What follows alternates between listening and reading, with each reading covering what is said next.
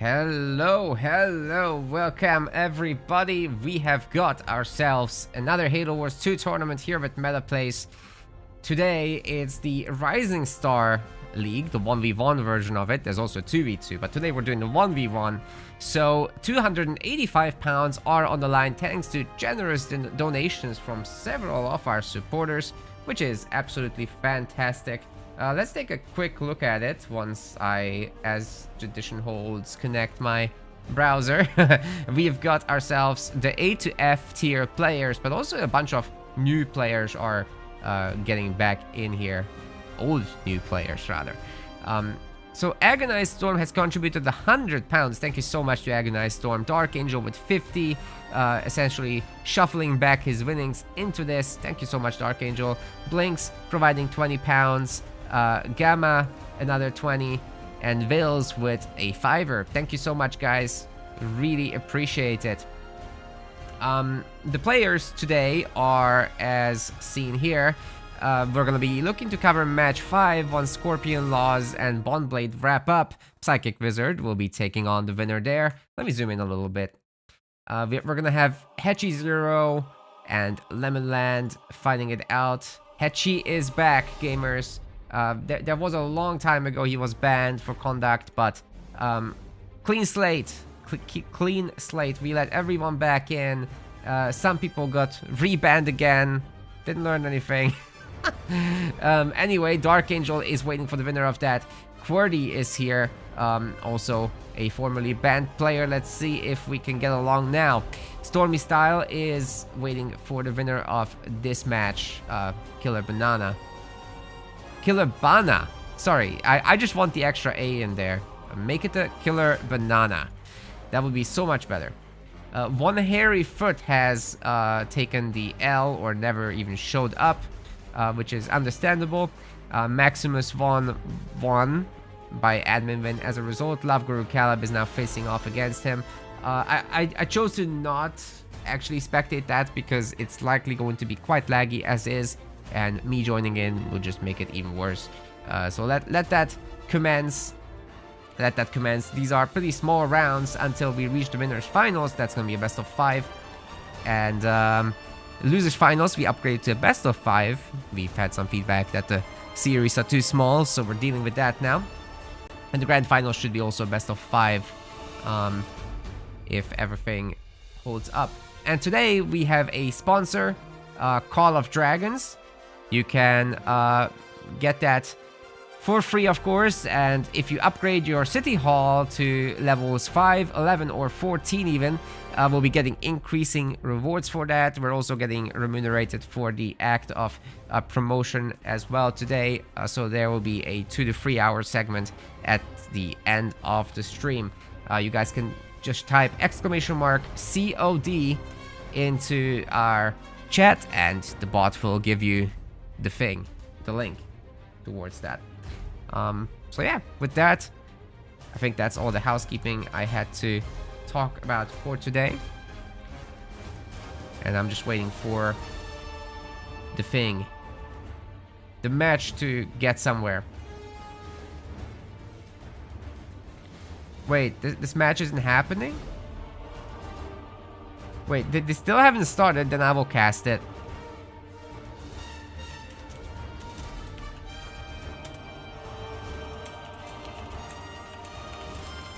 When is P2W coming back? I'm not sure, but he belongs in the Pro League. This is the Rising Star. So it's the guys below the pros, really, fighting today. Let me take a quick look at the current ladder while these guys respond to me. So the S tier players today are excluded. How do you rise in this? You basically defeat others in tournaments, and then that will define your access to the next tournament. So if you're S tier, then you have access to Pro League. If you're A tier, you still have access to Pro League, but also Rising Star. Whereas everyone else has access to Rising Star only, as well as Amateur if you're C or below. So Amateur, C or below. Rising Star, everybody except S. Pro League, only S and A, if that makes sense. And all you gotta do is beat someone in a tournament or in a show match, and you'll be moving up in the list to take their spot. Now, because Hechi, Maximus, and QWERTY are now joining our system, we moved them into B tier to start with. This doesn't mean that I necessarily believe that's where they should belong, but it's a start. And today in the tournament, if they beat any of these guys above them, they will naturally take their spot. So it's a self-balancing mechanism. And we've gotten a very nice little sub there from Captain Morgains. Thank you so much indeed.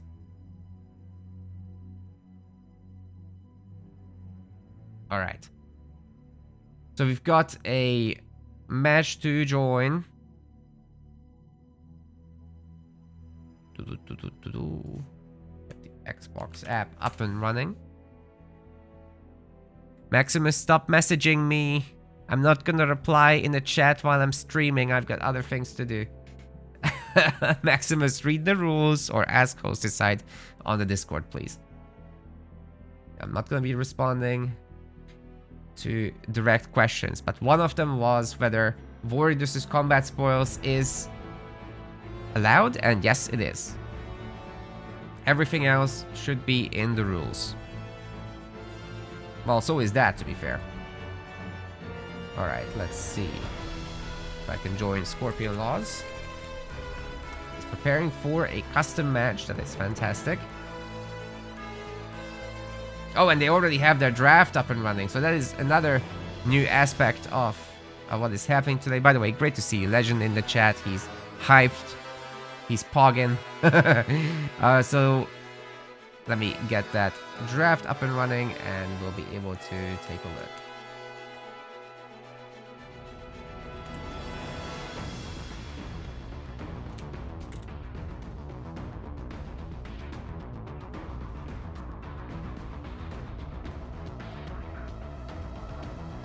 Best of one, you will only have 2 picks and you'll still have 2 bans, which basically limits the amount of leaders that you have access to.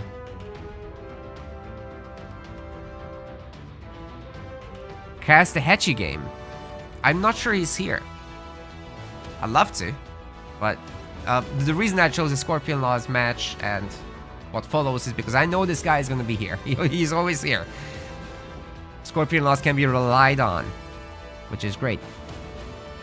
So we're still waiting for the other guy to show up here. Currently the whole thing is being explained, but it's been half an hour since the tournament should have started, so you know, guys, it's time to get the... Alright, I think Daylon wants to be banned. You may have free speech, but you don't have freedom from consequences, so there's your consequence.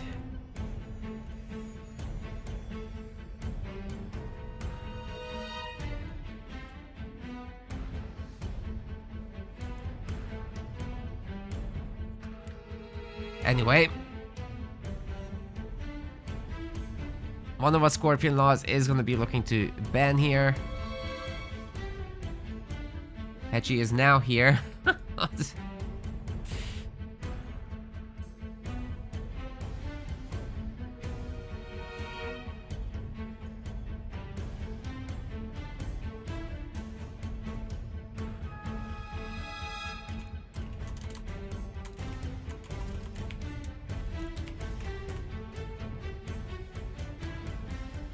What's the match number here? I think I'm gonna step in to allow Hechi to play because match 1 is not underway.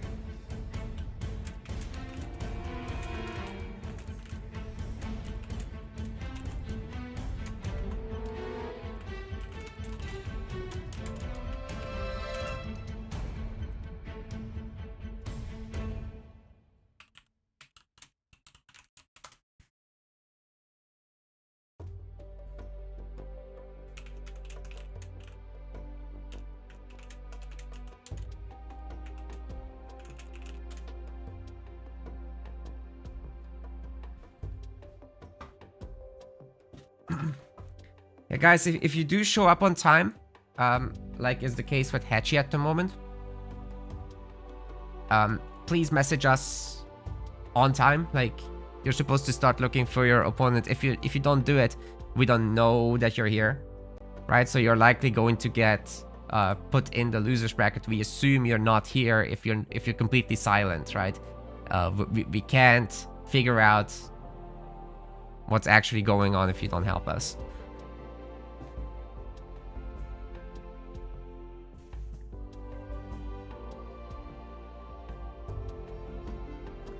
So basically, Hetchy and Lemonland will be going ahead.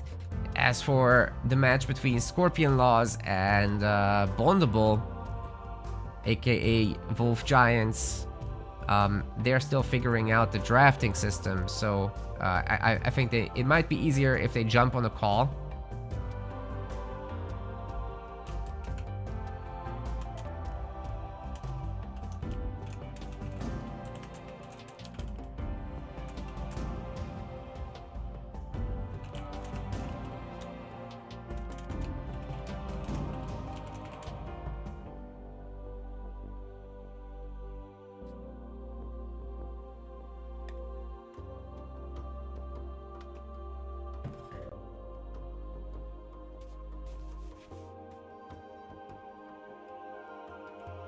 Hosticide is not a name you've heard in a long time. Hosticide has been here this whole time, actually.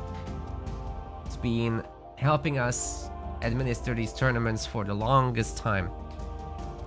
Unsupervised Goose, thank you so much for your subscription. Really appreciate you. Will this rule set be the same for the amateur league? I believe so. I'm not entirely sure about... let's take a look about the... We have the pick and ban system. We have a map difference. That's the difference that we have. But otherwise, everything is the same. So, Voridus is back, baby. But you do have Fishers in, whereas the Pro League doesn't. I think the Rising Star League does have Fishers in, however. I think there's Fishers here. Yes. But in the Pro League, we don't do it because it's too volatile. Like a Voridus Scarab. Alright, we're all in the lobby. Just waiting for the pick and ban system to kick off.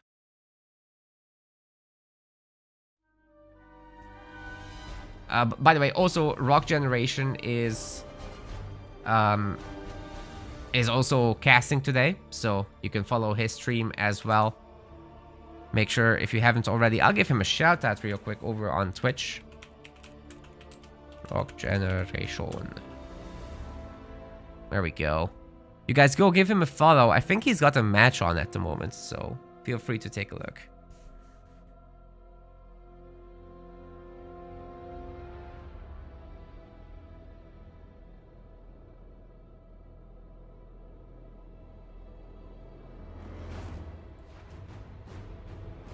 But as far as our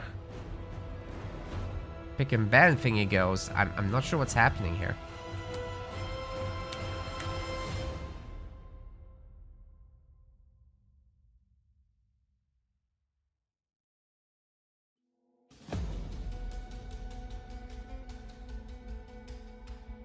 Maximum cheese incoming. Yeah, hosted side has been the only staff on all the MetaPlays tournaments, it's true.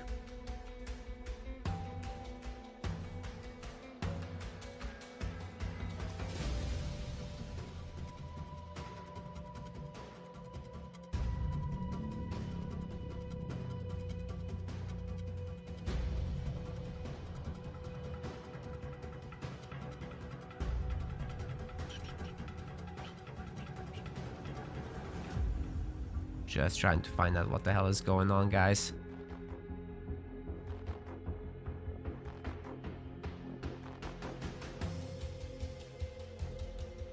I mean, we're half an hour in. Eventually, yeah, Daylon got banned. He kept, like, attacking Hosticide. We don't do that here.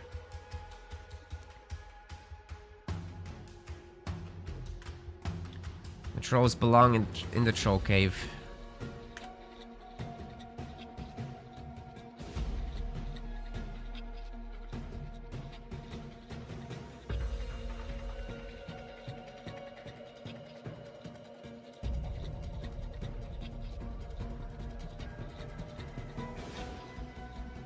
I mean, it's very simple. We just have a handful of rules based around basic decency and respect.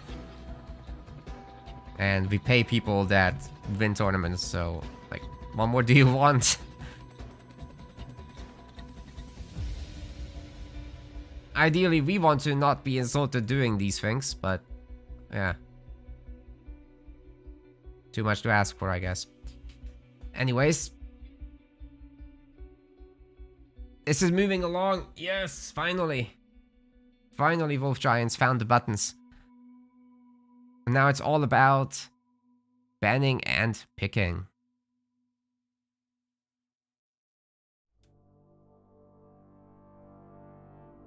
And this is also Daylon's second ban, so it is what it is.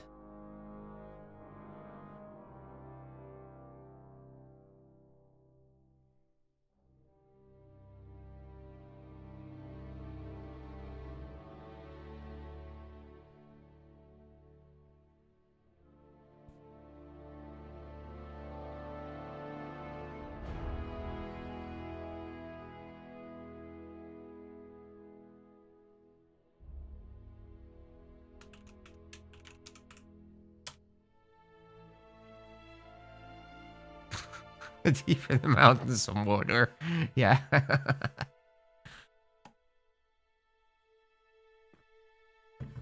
All right, they are doing it. They are doing it. Yeah, I'm in there now, but I won't be in there in the future, so they still need to know how it works, right? Would have loved to get started sooner. Scorpion Laws will be banning Yap Yap.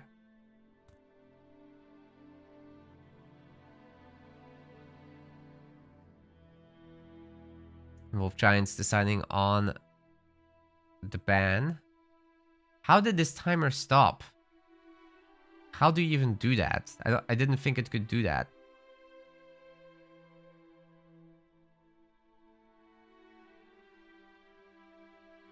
Wait a second. That's nonsense. Oh my god. He broke it somehow?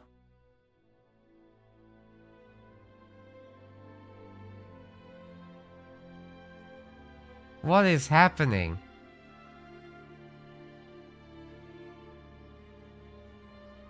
Oh.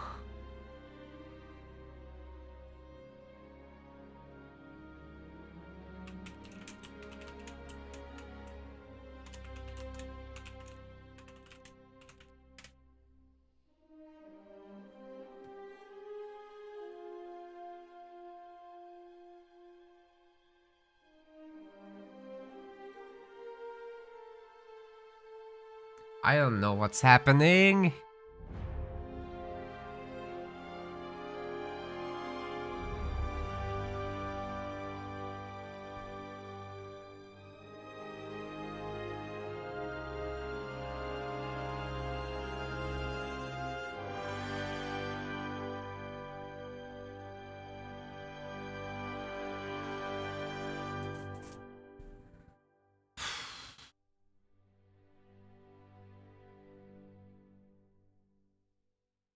All you have to do is press the leaders. Okay, Colony gets banned. Shipmaster gets banned. None of these leaders will be featured. Pavium and Scorpion is gonna have... This is gonna be just the best of one, by the way.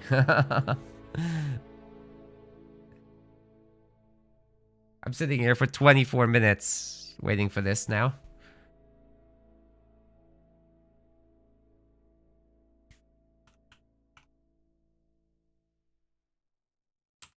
Forge is going to be available for Scorpion Raws. Wolf Giants is picking Vordus and Kinsano. Atriox also for Scorpion Laws. And one of these two will be picked in the lobby. So, yeah, let's get in there and see what the guys end up doing. The map pick. The map pick will be belonging to Scorpion Laws as the higher seed, I'm pretty sure. Yeah, Scorpion Laws picks the map. And then we'll be off to go. Next time we would get him on the mic, that's for sure. But I think Scorpion Laws and him were on there.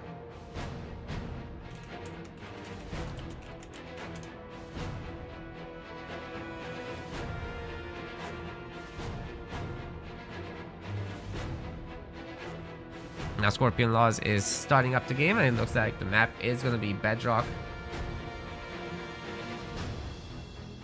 So we're off to the races. Let's do this.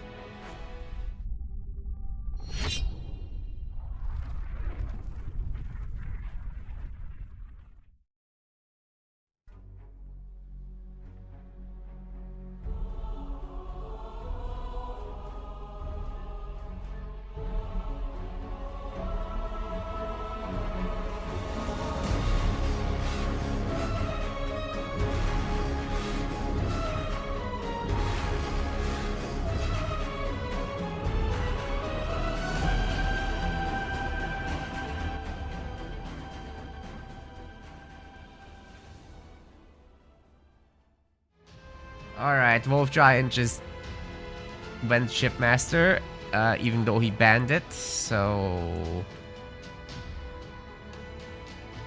I guess this match isn't happening. What's the penalty for picking the wrong leader?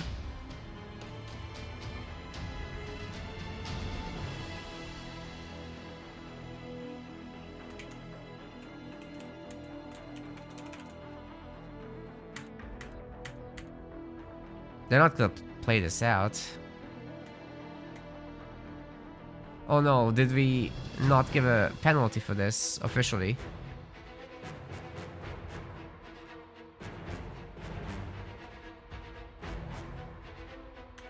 Scorpion Laws needs to get out of there.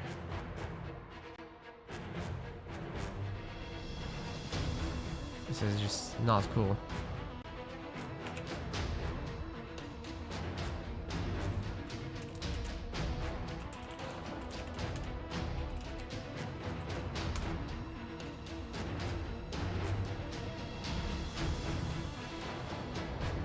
Yeah, that's gonna be just an admin win. This is just pure trolling.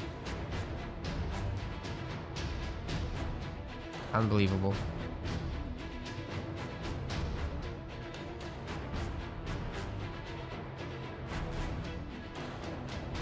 Unbelievable.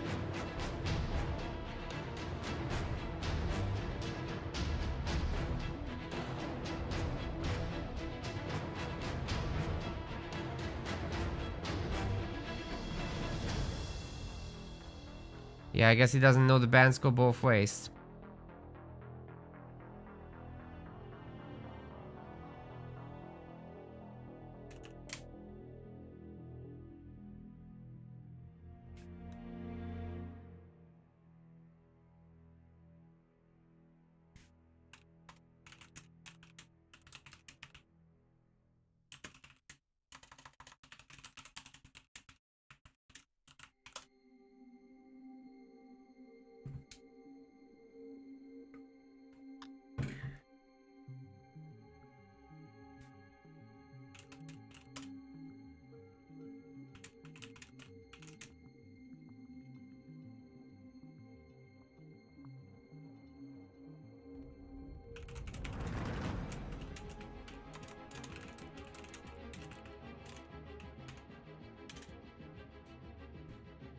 Yeah, so basically, we're going ahead with an admin win, and I've asked Wolf Giants to next time please read the rules and to practice the tools. Because this is just half an hour for nothing. And next up, we're gonna have Scorpion Laws going up against Psychic Wizard. That's right.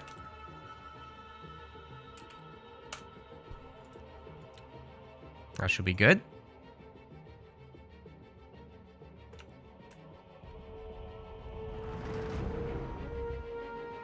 And we'll just need to make a clear rule again that when a band leader is picked or a used leader is picked, then, you know,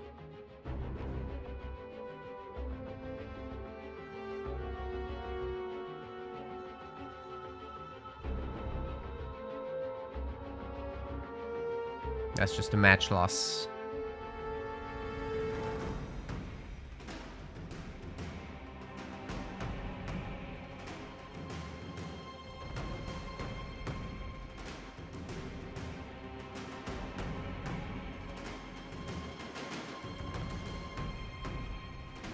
Yeah, Scorpion Laws will be ready momentarily, so...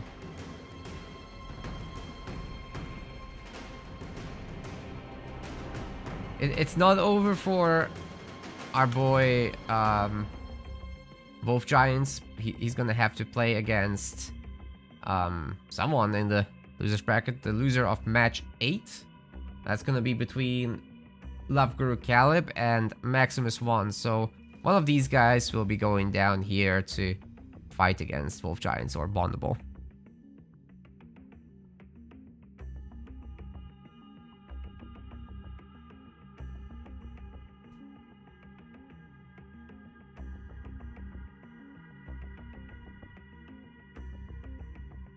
Wowzers.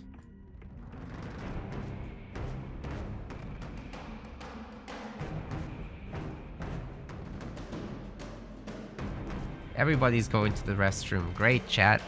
Great. I approve. Let's all go together, in fact. Jesus Christ.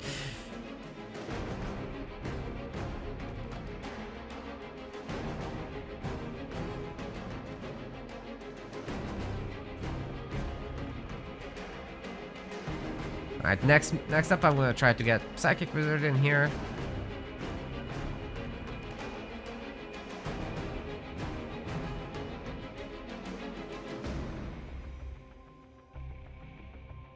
Apologies to everyone for this.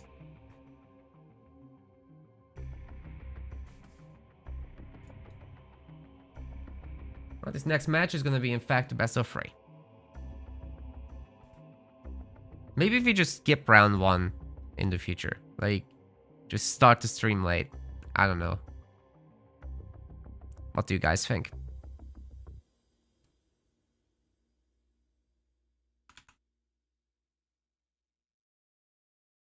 Because if, like, anybody is no-showing, then we'll know. And we'll know what to jump into for sure. Sure, sometimes round 1s are okay, but yeah.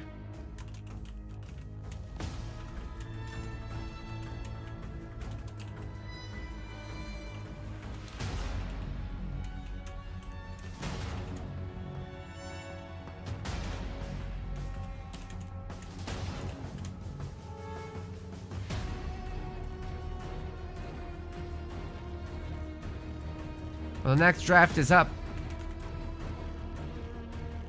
This is going to be between Scorpion Laws and Psychic Wizard. They are now starting the draft shortly.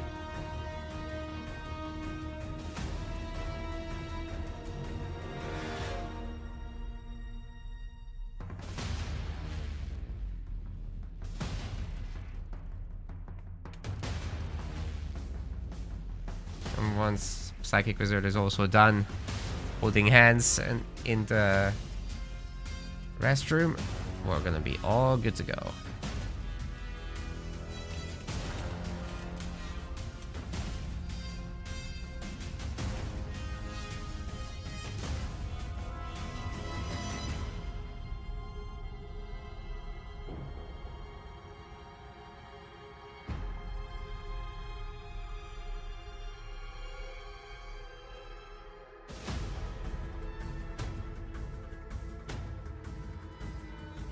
Be a good idea. I'm strongly considering it for next time. We're also talking with Hosticide about shifting forward the bracket closing time to 20 minutes before the event rather than 15, so that way we will just have a little bit more time for the initial setup anyhow. Make sure that everyone knows everything.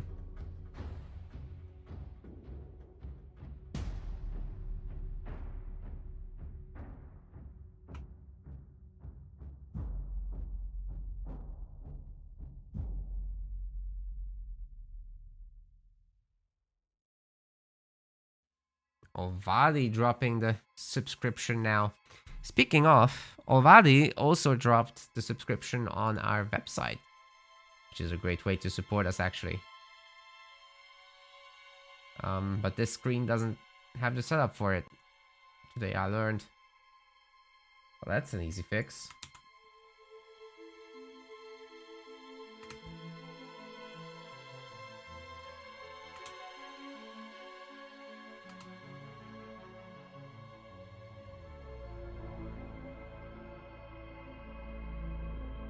Okay, now that should work. Hey, there we go. Very nice. Thanks, Olvadi. Morpstar in the chat. Good to see you, buddy. Hope you're hyped. We're just about to get started, really, so you haven't missed a thing. Perfectly on time.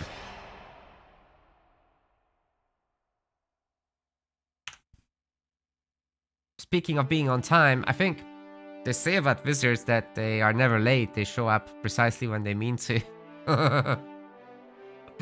If we're gonna continue with the Lord of the Rings quotes and references, then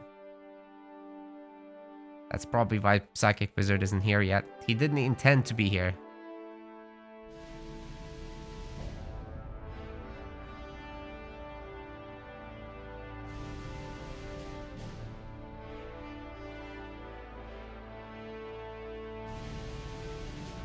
Zero matches missed, Morpsta.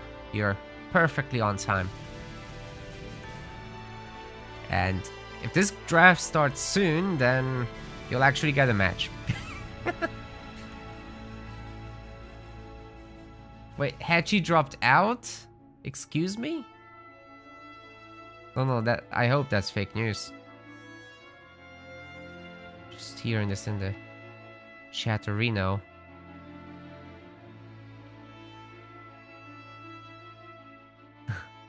Whole society is shocked.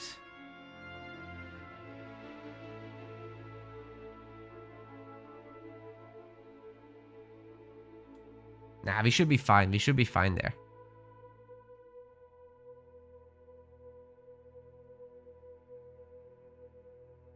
Psychic Wizard is in our lobby, which is great.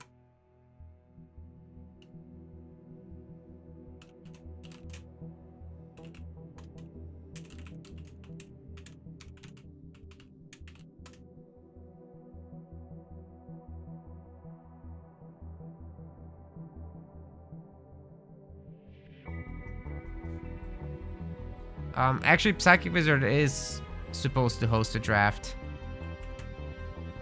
That's why he didn't join it. Makes sense.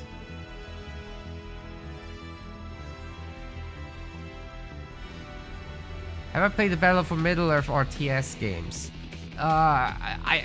Very briefly.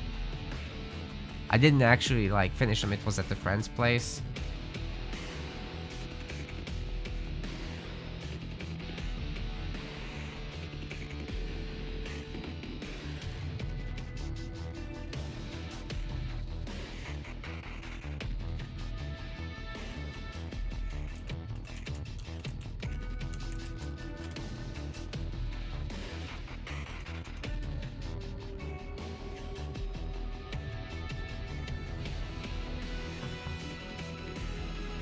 We got a new draft, gamers. A new draft.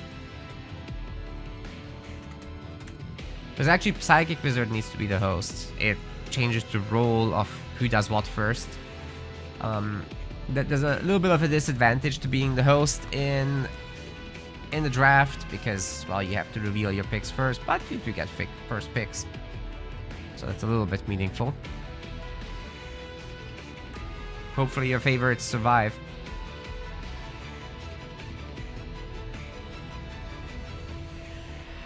But being second means that you can react a little bit better.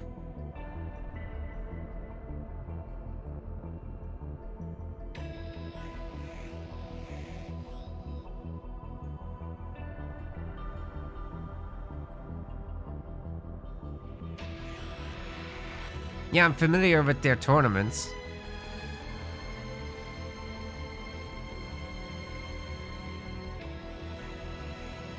It's very cool that such an old game still goes on.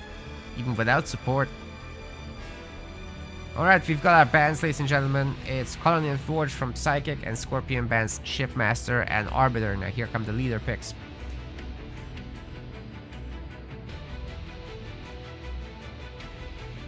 It's looking pretty solid, I think.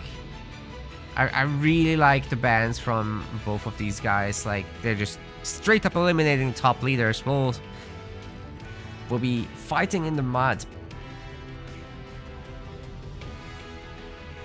with like the strong and the mid-tier leaders. Pretty much every tournament you would see is those band leaders duking it out, and I think this system really changes it up so that you get a lot more variety out of it. I love that personally. Wouldn't say they're odd matchups still, because they're commonly used leaders, right? Especially in the larger series that we often have. Or well, used to have. We don't much do the best of 7s in this season. But there is some conversation about maybe bringing that back and like going single elimination style in favor of longer series. So maybe we'll do something like that. Liam is here as well. Nice one.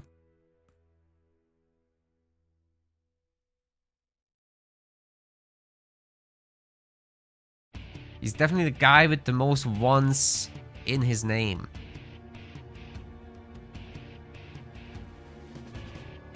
Okay, Scorpion's picks are complete. It's Atriox, Cutterge, Rome, and Voridus then.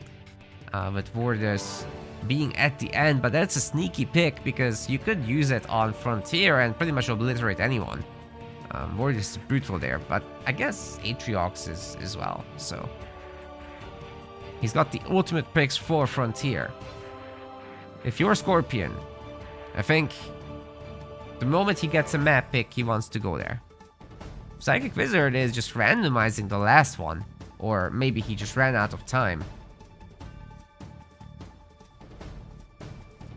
Decimus, Yap Yap, Isabel, and Anders are gonna be his picks.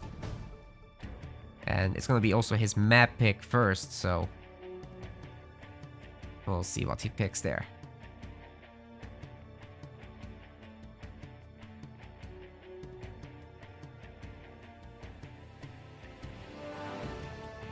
It's gonna be Bedrock, which will probably lead to the Decimus pick, I think, from Psychic Wizard. That's what I'm betting on.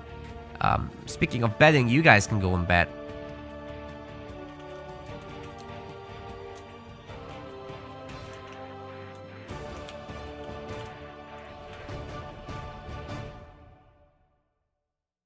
Do it. Alright, Bedrock it is. They're really doing it. We're going in.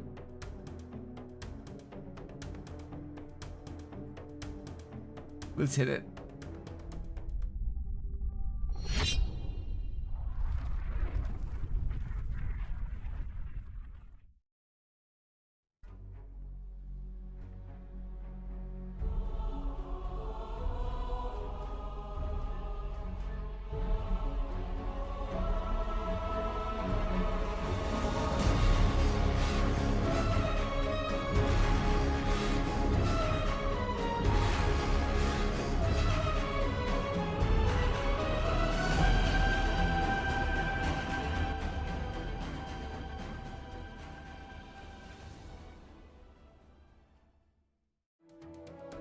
Being told that Wizard has not many leader picks in mind, actually. To be fair, when you ban 4 leaders, it's not entirely surprising that people would run low on their first picks. Or their practice leaders, so to say. God damn, dude. I just noticed all Vadi's subscriptions are for 26 months already. That is insane. Liam's pretty close with the 20. That's sick. Well done, boys. It is time. We've been here for 45 minutes. We're hitting this. Let's go.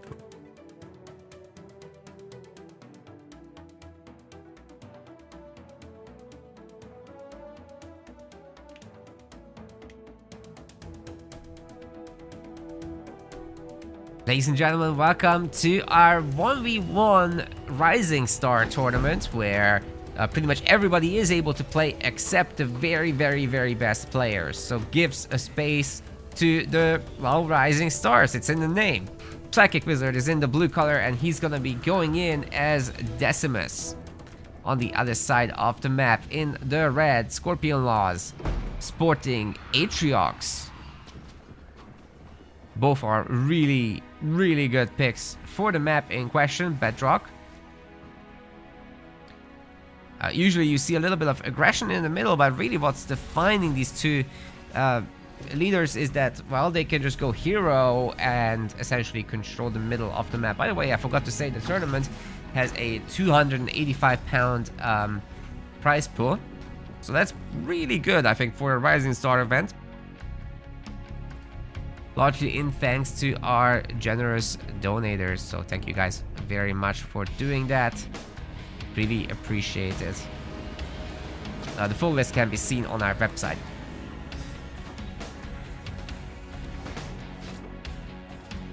Scorpion Laws going after the Sentinels. And then we'll be taking over the power node one by one. Now looking for mini bases after the fact. A double extractor opener, no hero business. And it's going to be the same for Psychic Wizards. So, yeah, I guess I'm a little bit off. But doesn't mean that they won't be going hero still. You can open like this and eventually just swap over. Nothing wrong with that.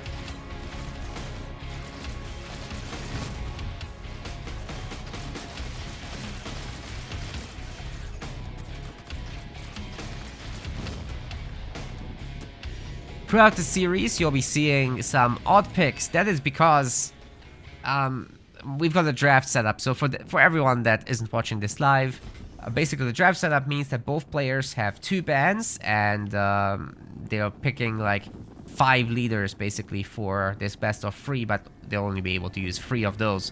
So it leaves some ambiguity about what leaders they could be picking, and there's a little bit of mind games about the picks.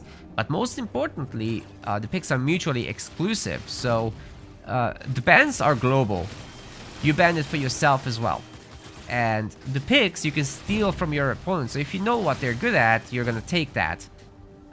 For example, Scorpion Laws picked a cutter in this series, and that means that Psychic Wizard, as has been pointed out by the chat, will now be sad not having access to his favorite UNSC.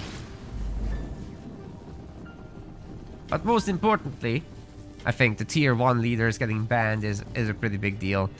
That would be Arbiter, Shipmaster, Colony, and Forge. All gone, leaving us the middle boys. Nothing wrong with an Atriox or Decimus, of course, but they're not necessarily great in every situation.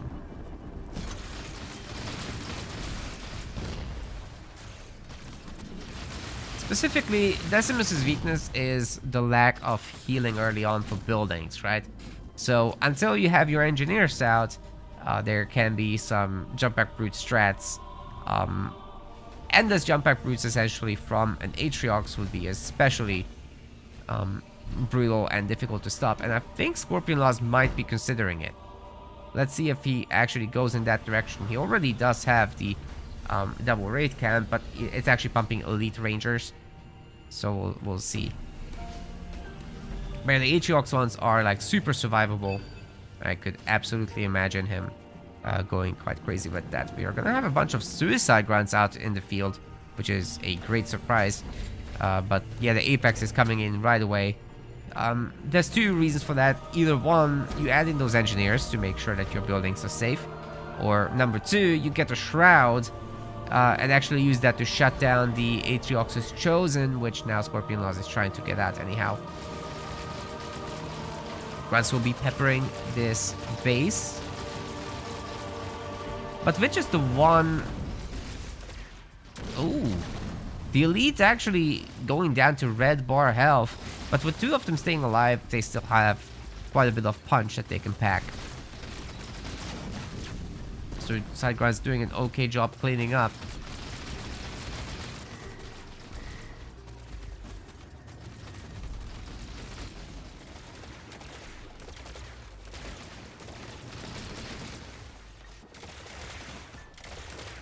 Very nice pump of elites. Here come the brutes now. If they can make it through this, it will take the elites some time to get there, and I think they might be able to get 1 or 2 hits off on this building, potentially destroying it. That would be huge if Scorpion Law's base is denied, but I'm not sure we'll be quite getting there. Maybe with the help of the engineer. The Scorpion Laws have a heal. Oh my goodness, the vortex! Scorpion Laws didn't have his heal ready. That would have also made the bulwark would have made the base invulnerable. So it's a huge loss, especially with Scorpion Laws being behind on the power nodes 4-1. This is a pain point, definitely.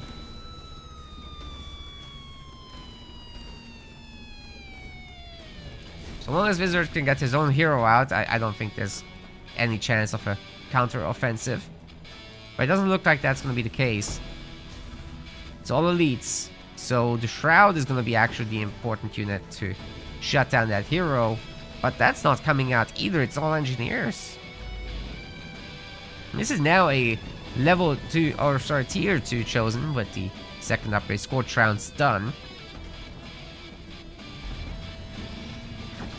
So you would be able to basically two-shot those Rangers if they're not careful.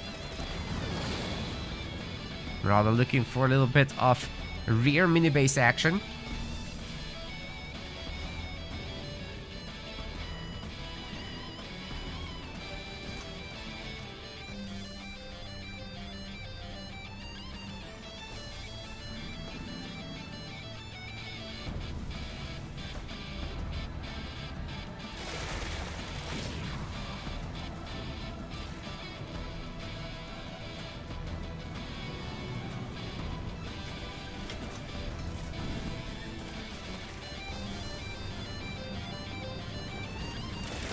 It's a lot of Rangers, guys, especially with the high ground spotting now available with the engineers.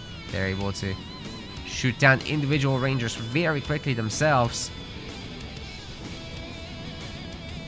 Scorpion Laws will have to put some serious damage out to take these down, but he does have Finkside Plasma Mines. He does have probably Beam ready now. He does have the 4th point, but so does Psychic Wizard, so you've got the healing on these boys. The Marauders are a very interesting touch. You don't typically see this in this matchup.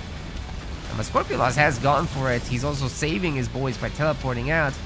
Still losing quite a bunch of Marauders. His hero is taking a beating, but with Bulwark, he might be able to save it. No, not happening. It just hasn't been enough firepower. And where's the beam of Scorpion Laws? It's like he went for teleport instead of beam himself. And we've not seen Bulwark even once. So with that, I have to assume that he went for fortifications to get his cheaper bases and Plasma Mine. Unless he surprises us with a beam. But no, it's the Bulwark that's missing. Sorry, the Bulwark is missing. And we've not seen that still. Throughout the beam, double the beam, super useful. I think he's about to be punished here. There's just very little ways to defend against that many Marauders. They're looking to take down the other base, but there's going to be 2 turrets, so easier said than done by far. Locust is coming out for some sieging action. The Hunter taking a lot of plasma damage there.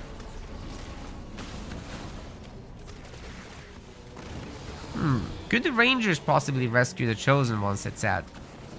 Should be out, right? There it is. You know what? One thing you can do is actually shoot the air units with the Chosen and then quickly swap over to shooting the ground units again. Oh, we've been here before. Oh no. But this time Scorpion Laws did sell the buildings. That's a little plus. Last time it didn't go through. You know, it doesn't give back the full value, but don't look a gift horse in the mouse? What? Anyway, moving on. That's an anti-vehicle turret. Neat. Will this be enough though to save the base? The engineer can be shot down easily. Base is at half health. Scorpion Laws does have an extra leader power point, so he could technically get the bulwark ready. Will he choose to do it? To save the base? Engineer's in, he might not bother. Psychic Wizard is very far away from being able to afford Decimus himself.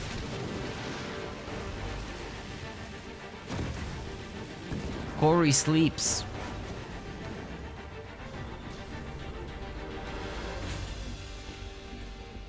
Ah, time for the Warlord. Now there's an idea. Pull the Chosen, slam the Chosen, kill the Chosen. That's the steps. I think I missed it, but Venoms has subscribed. Oh, it was 3 minutes ago. It's fine. 3 minutes is acceptable. Thank you so much. 26 months as well. I think that's basically when we started. Holy crap.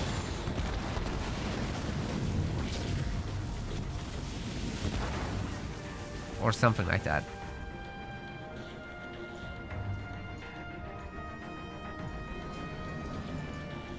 We did have some downtime, to be fair. Developing new website systems when we were at our lowest. Even this tournament only has 12 players, so we could certainly use more guys. If you're interested in playing, now's a great time as any to look for sign-up opportunities. We always have something open for the upcoming events. The amateur tournament, for example, is at the end of the month, but guess who's not an amateur? The Scorpion Laws guy. He's coming up here, showing Psychic Wizard who's boss potentially. He will have to deal with Decimus now. That's a good drop there. Comes from a long stun too. But hey, the engineers are fine for now. And with so much firepower coming in, it might be possible to get this boy down. Ooh, the zoning with the mines is actually fantastic there. The Chosen will slow this boy down so he can't run away. Vortex will buy a little bit of time. But will it be enough? He can't reasonably kill any of these units. The beam, however, is going to be a different story. Now he's down himself. Ultimately, the beam... I mean, that guy looks dead. But there is some health to it. Just a little bit. And with that, Scorpion Laws might be starting an upset here. Because he's technically the lower seed in this. But hey, if you can do it one more time, it's just a best of 3. Could be swapping places with Psychic Wizards on the tier ladder. Cool.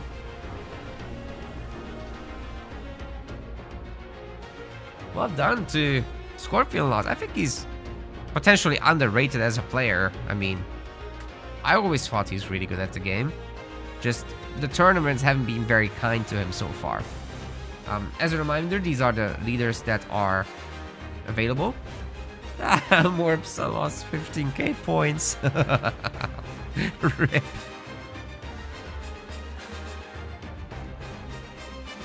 That is brutal, sir.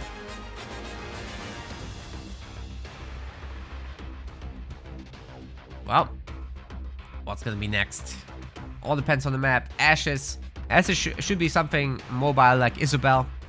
For Scorpion, he's probably gonna go with either Voidos or Cutter for that one. I wouldn't go Jerome, but you never know what's going on in young Scorpion's head. Let's find out.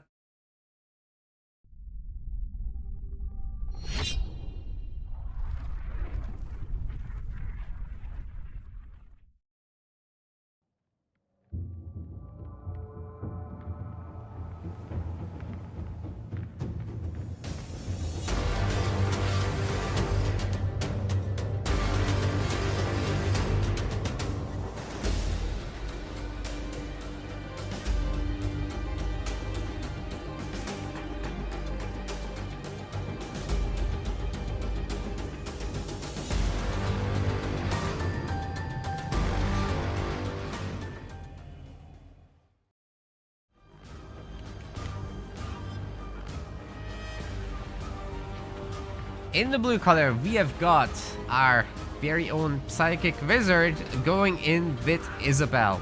As predicted, this map does require a mobile leader after all.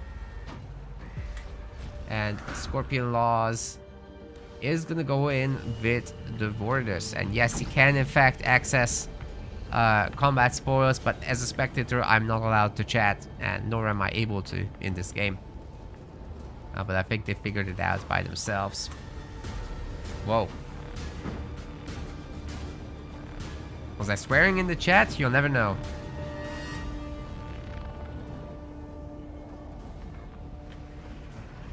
I'm on Team Spectator. That's gonna be fine.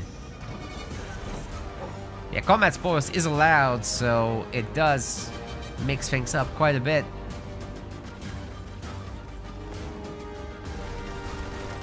Like, you still wouldn't want to rush into several turrets and whatnot, but doing this kind of play is sick. Because if the UNSC goes to mini-steal on your side, it's very easy to just put down one barracks and get a bunch of monkey out, and you're all good.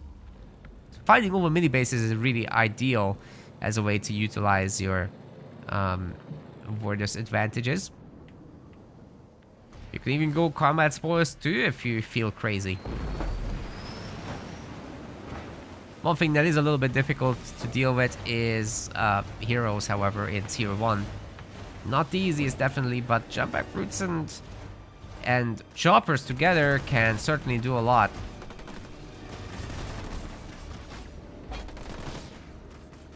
Boss's side is keeping track of the numbers, so he said we started on... we started in the middle of 2021, 3.5 years ago.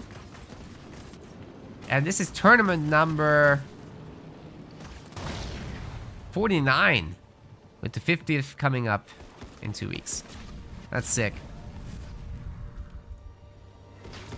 Ooh, was Scorpion Laws looking to be aggressive here? Maybe.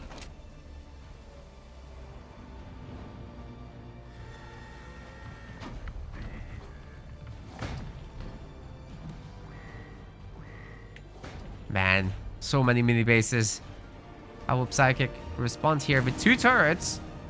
That normally wouldn't be the way to go. I think he canceled the Spartan there.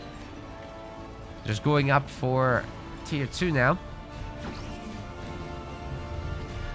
And at some point, Scorpion Laws will want to take some power nodes or something, because a second generator would just slow him down at this point.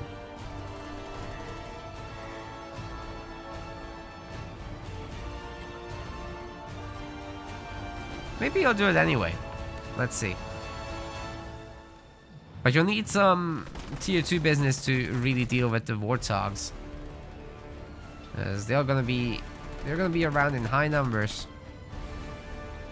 Individual Marine squads really not able to handle the mini-base situation. Certainly Psychic Wizard doesn't have many of them, but he has a lot of low health ones that would be ideal to pick off if possible.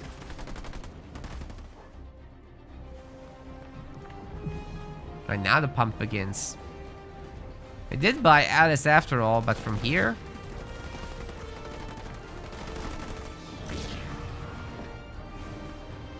As for Mr. Laws, he's going for Tier 2. Second generator is in, but unupgraded. Some power nodes will be had before that comes in.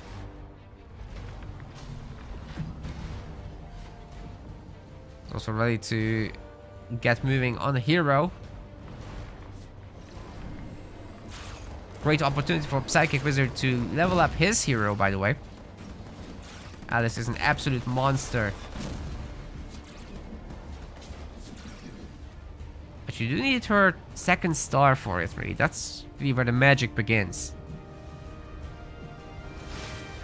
Chain gun upgrade and 2 stars. Super difficult to kill from there, and just absolutely wrecks infantry.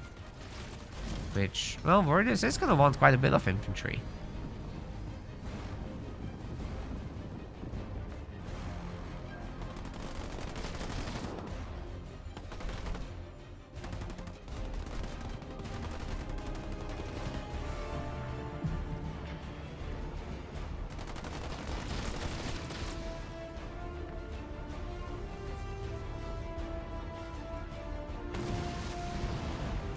Wait, weren't we making a Spartan from here? It's a garage now.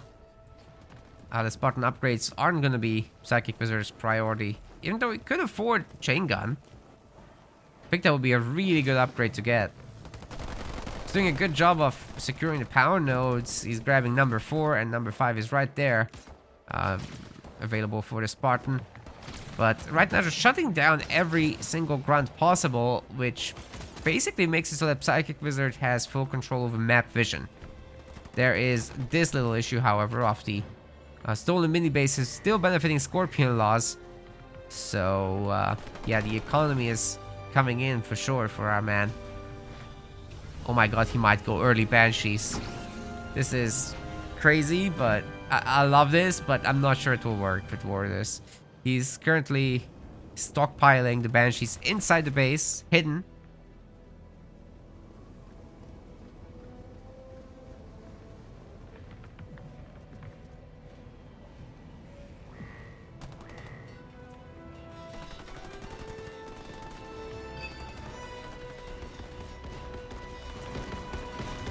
Can the hero actually smack that generator successfully? Let's see.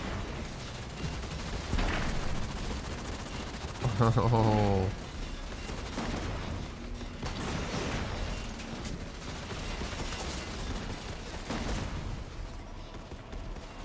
The second tier upgrade just came in. He's healing now. There's no Spartan to be seen anywhere. She's on the far side of the map. Scorpion Laws can do this all day. I'm not sure it will be enough to actually destroy the generator.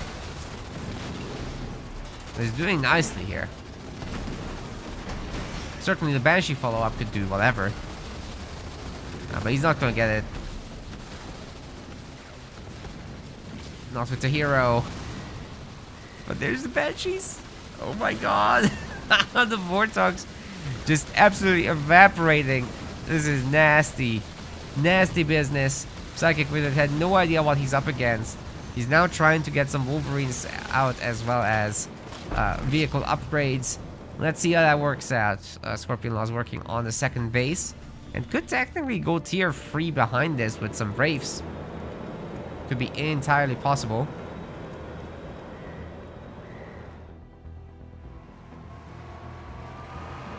There's finally the chain gun upgrade for Alice also. Should be super cool.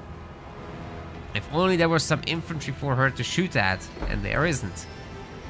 Psychic Wizard forced to make a supply pad because, well, he hasn't had the mini bases, right?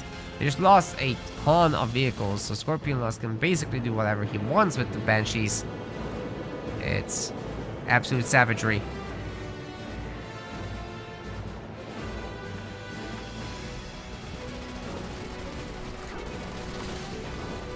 Man, Psychic Wizard had no idea those Banshees were coming. Like, we've seen it on the on the mini map, but he didn't. And now they're gonna hit the mini bases, which is a problem once again for Psychic Wizard because it's making Scorpion Laws richer. There are plenty of Wolverines chasing these though. Doesn't mean they can't destroy a garage and buy some time. So that was a great drop, further slowing down the Wolverines. That one might be destroyed over there. Trying to outwiggle it, but with Wolverines that's going to be hard. Marines can outwiggle it, not Wolverines.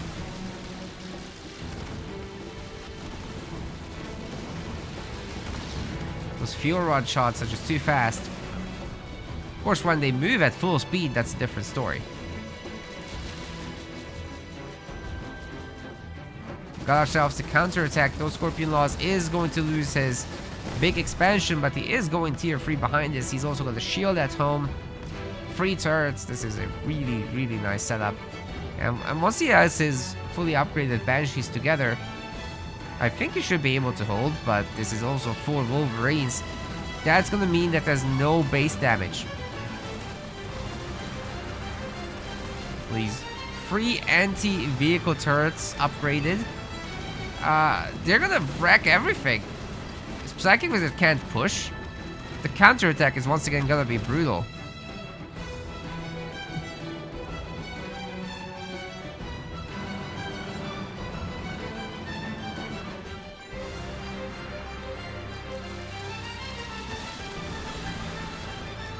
Oh man.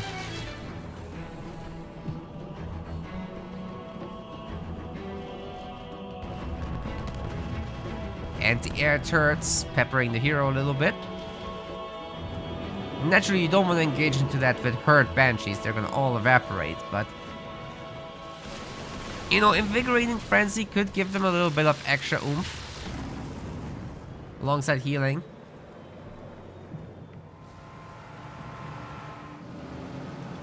So a lot of Wolverines though. You know, maybe, just maybe a handful of Wraiths are justified here. Scorpion Laws will have to figure out how to exactly do this. Ooh, this might be a case of catching the Warthogs there. He's not gonna do it, right? The Spartan is just too scary.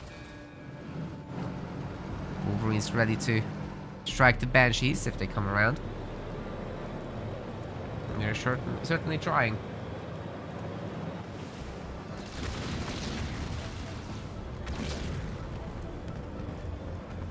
I mean, you're getting a little bit peppered, but it's okay.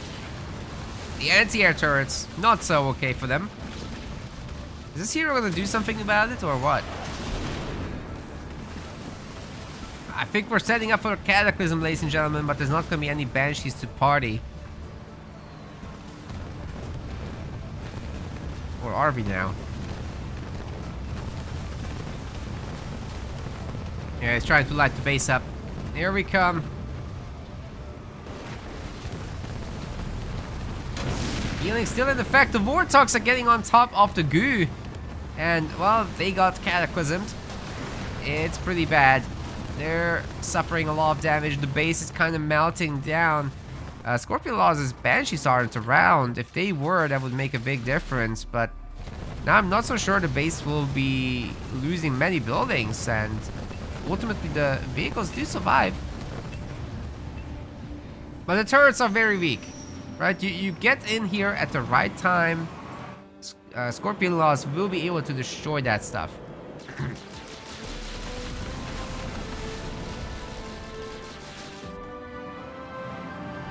Possible counterattack now.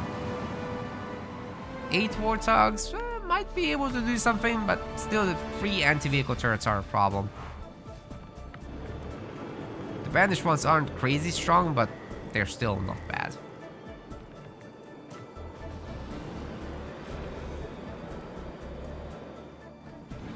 I gotta say, Psychic Wizard is handling this quite well, keeping Scorpion Laws on just one base. There were some problems early on with entire army getting caught in the mini base deals, but he's stabilizing. The Banshee flock is still under 80 population, so it's very manageable with Wolverines. After a while, though, it gets worse, so you gotta be careful with that. Also, there was no healing on the base still. Oh no. All these weak buildings are toast. There's no hope for them. None whatsoever. Oh my god. Oh my god. So many weak buildings. They're all dead. Yikes. Even if Scorpion Laws loses every single unit here, it's okay. This was a good trade. Mech Blast coming in, but seems to miss. I think the Banshees that blew up were a result of missiles targeting them. So one turret staying alive. Entire base is stripped, guys. It's terrible.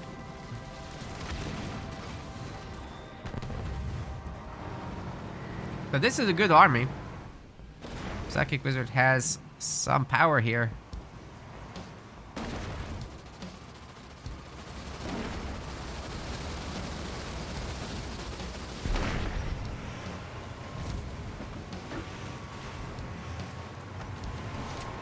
Bonk. And bonk. Target the weak ones. Oh my god, it doesn't even matter if you target the weak ones. They all go down anyway. 1500 power. Ready to go for Scorpion Laws. He's got plenty of Banshees at home again for next strike. They're setting up the blaster backs. Next question is, what does he do with all that power? Like, you can get population upgrades, you can get a ground army, you can do whatever you want. Hunters would be pretty sick at the moment.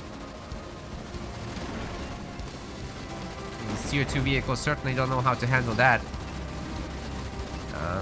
Good job weakening the base, by the way, but we'll need something more substantial to finish it off. Just a hero isn't gonna cut it. Also, a threat factor is that this 1-star Alice hero is probably getting dangerously close to the 2nd star. Once she reaches that, it's a huge power spike. You just can't kill her, really, without overwhelming firepower.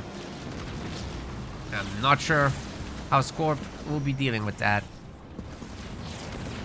The moment he has to pull back, maybe he can finish off the main by bringing around the Banshees once more. Got plenty of Banshees. He's finally working on population upgrades. But you know, with Psychic Wizard also having a 2nd base fully up and running, at least 1 mini base, it's not a terrible situation to be in. It's the 55 population that worries me. It actually freaks me out. We've got the drop, we've got the blaster backs that should once again defend this base location.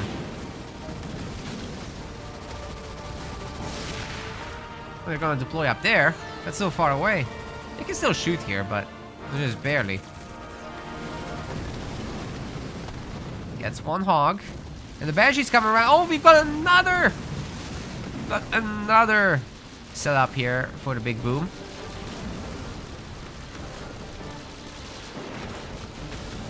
That's gonna be melting the buildings. Psychic Wizard can't actually afford a turret upgrade, and even if he could, there's still a hero here, so...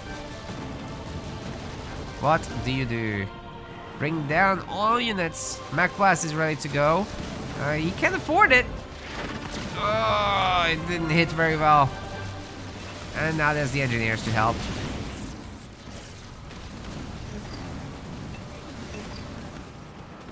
Turret's pretty weak once more, but yeah, it is time to leave here. The engineers being slower will be taking more shots. Woo! Nice catching the 1-star there. Scorpion Law is now working on his 3rd base. He's taking over the power nodes. He's still holding the mini bases. Oh my god, he's rich. He is rich.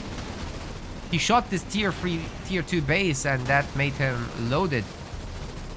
Should have been looking at that, but yeah, combat spoils is crazy the longer the game goes. You can just now buy all the bases, spend all your resources, get the 120 population, get all the unit upgrades, get more leader powers. Bam, bam, bam, bam, bam, bam, bam, bam. Like that. One thing leads to another.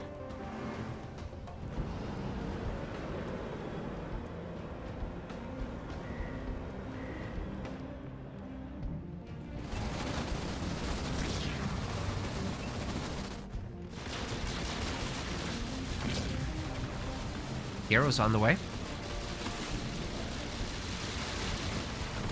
And this is a very unupgraded base indeed.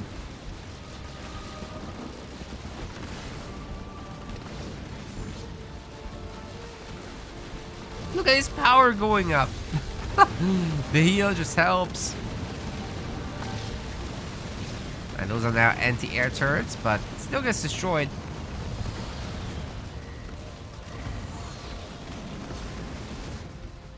The back now in here to help as well.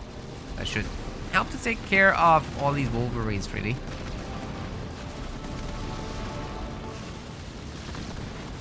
We've also got the goo upgrade. So the blaster back is now creating goo. Wow, all these Wolverines are about to be roasted.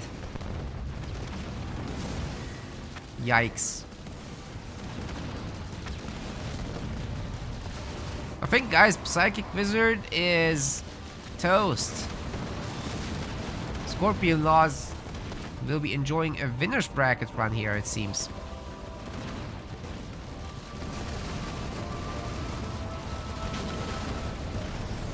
Should be just a matter of moments until he cranks out a Scarab as a surprise.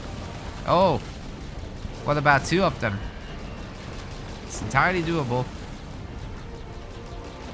Yeah, you're not gonna stop a Scarab with Warthogs.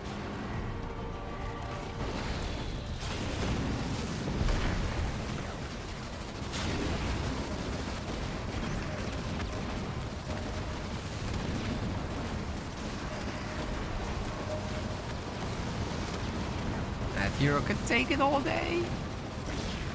What a Chad.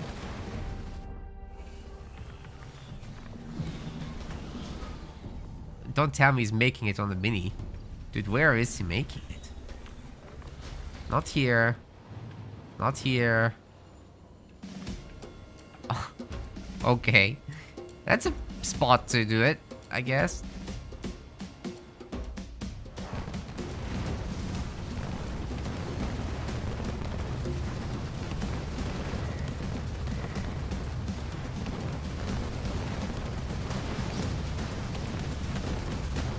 Now, Wardus isn't particularly great against buildings, right? But he does siphon some resources out of it, I guess. Got the scrap. All it's gonna do is waddle over to the base and shoot it. There is gonna be a need for detection, though. If the Nightingale count rises further as well, it's gonna make it even more necessary. Capture Blisterback, helping out Psychic Wizard as much as possible.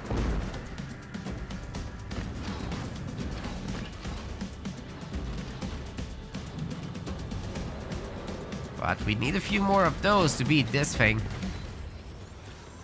Yikes. There goes the base.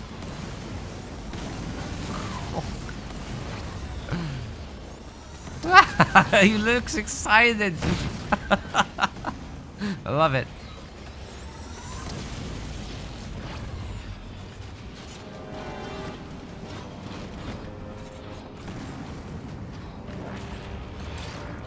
Holmes, Scarab, you're drunk.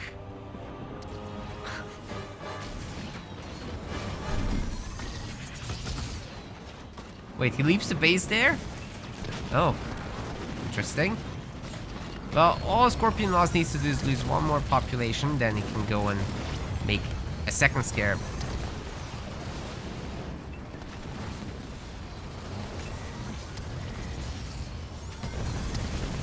Are we gonna have another boomer power? Where's Cataclysm?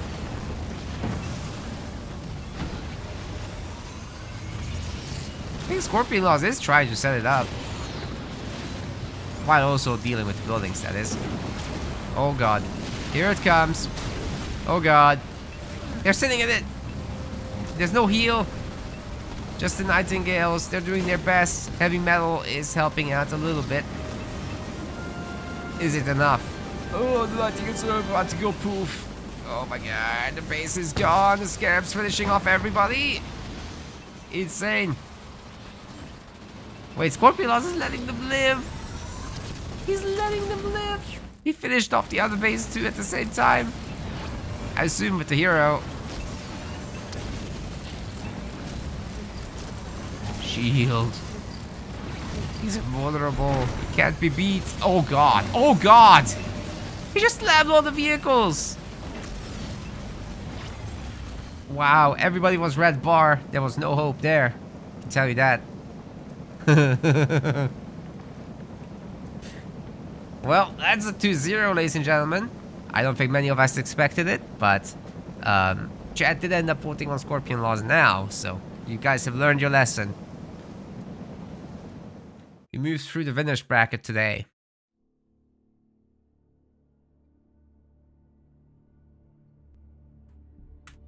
Let's see if we have an opponent for him already.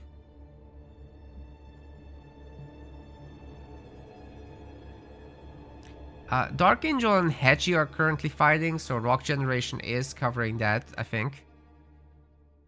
Let's take a look at his stream.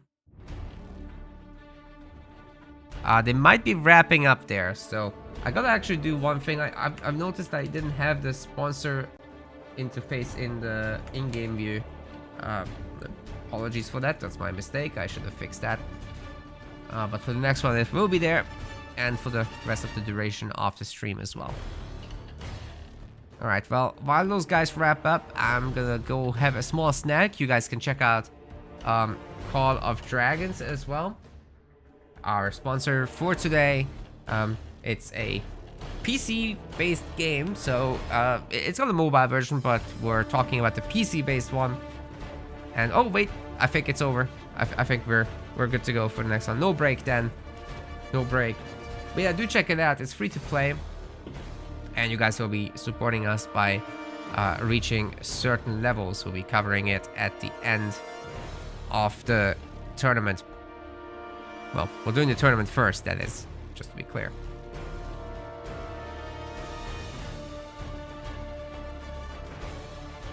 But it looks like it's a 2-0. Oh, no, sorry, Wait, did Dark win?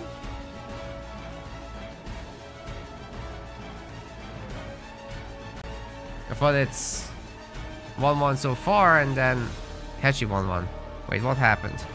No, they're playing another game. Sorry, I misread the situation. Because ads were up and I looked at the small window. Okay, we do need a break after all.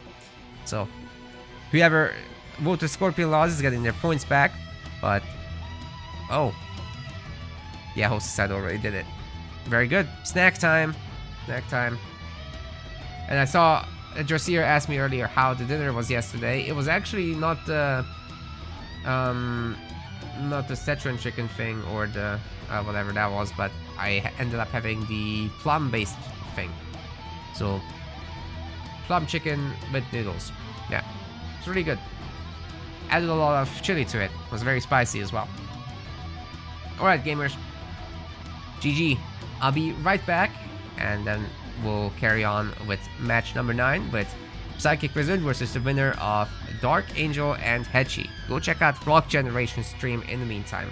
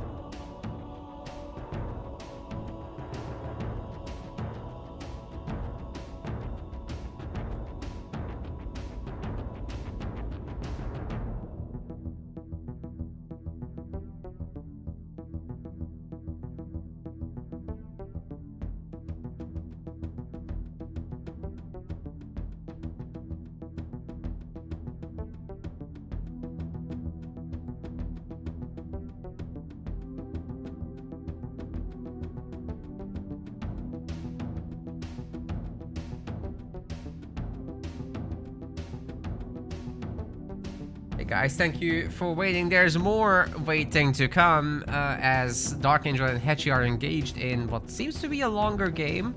I think it will go longer, so I was thinking, what if we do part of our sponsored segment at this moment? Probably makes sense to do at least some of it, right? So I'll do a quick reaction to the cinematics that they have to offer in Call of Dragons. Let's just check the whole playlist.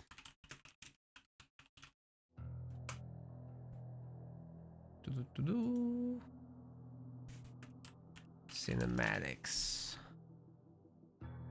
I already did them, so...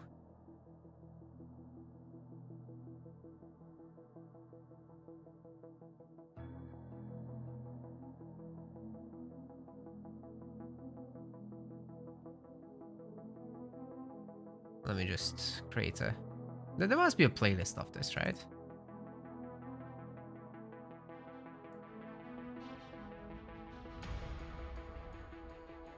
Maybe not.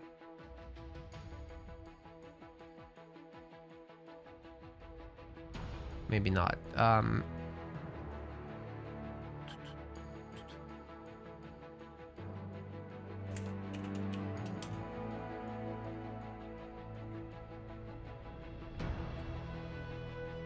Trying to find stuff. I don't want to quite jump into the game right now because I'm not sure how long this Hechi and Dark match will take. Actually, maybe Dark is winning that, so I'm not sure.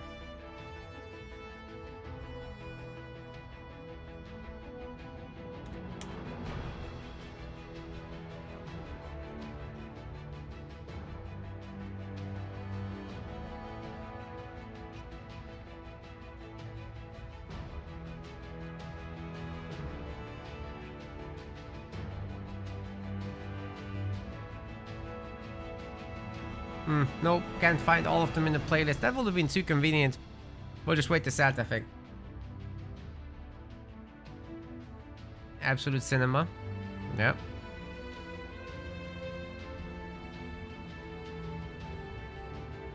It does look to me like Hechi might be on the struggle bus, guys, so he might be moving to the next match very quickly. Oh god. Just taking a look at what's going on here. Hero's finally out. Yeah, I think what we'll do... this is Rock's stream, by the way.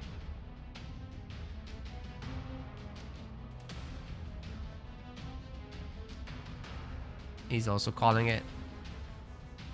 Oh wait, Spartan might make it out. Just barely. Ah, never mind. Oh! Locust. Alright. So, actually a good call not to do the sponsor segment right now, because I would have gotten started and would have had to swap back. So that was indeed the right call not to do it. Well, with that, we know what's coming up next. Dark Angel will be facing off against Scorpion Laws.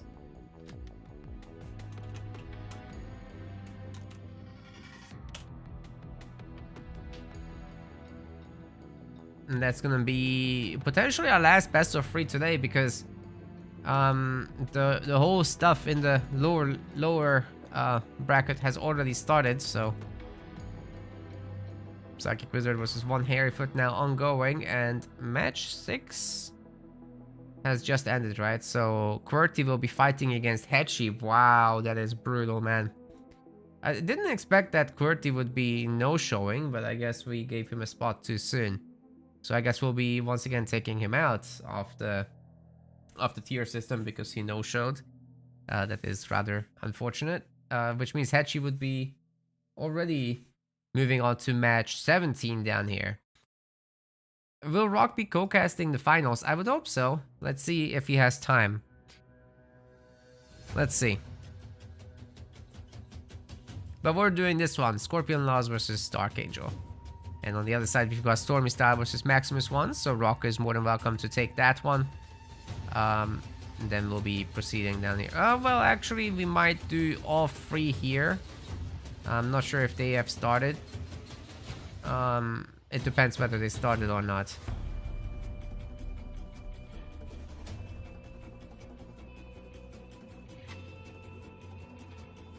What?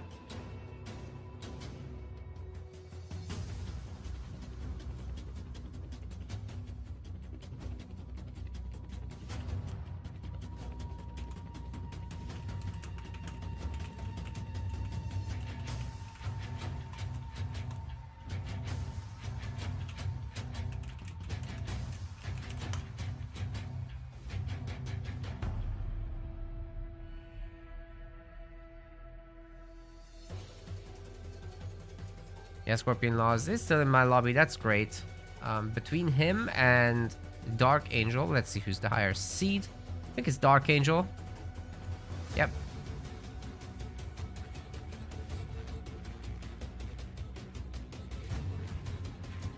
So let's get our boy in here.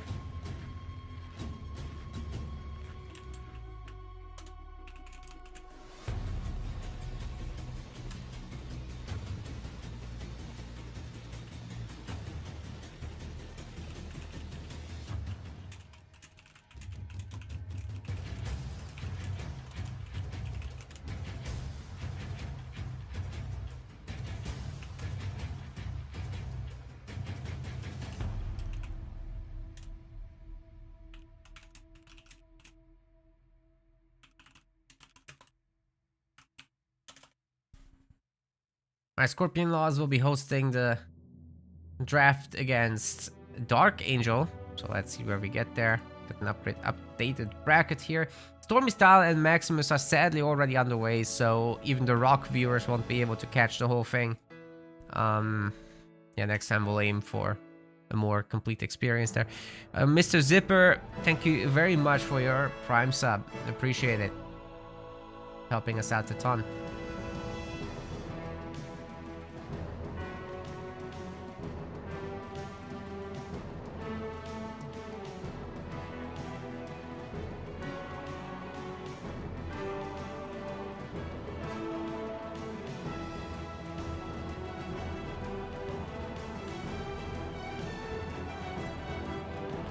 Just waiting for that little draft.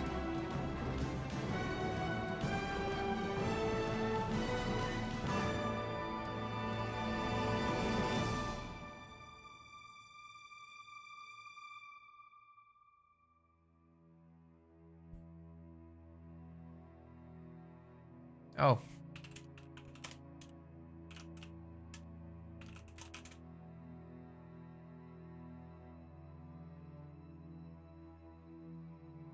Yeah, I mixed that up. Dark Angel is the higher seed. He should be hosting. Sorry, not Scorpion Laws. Whoops. My bad, guys. My bad.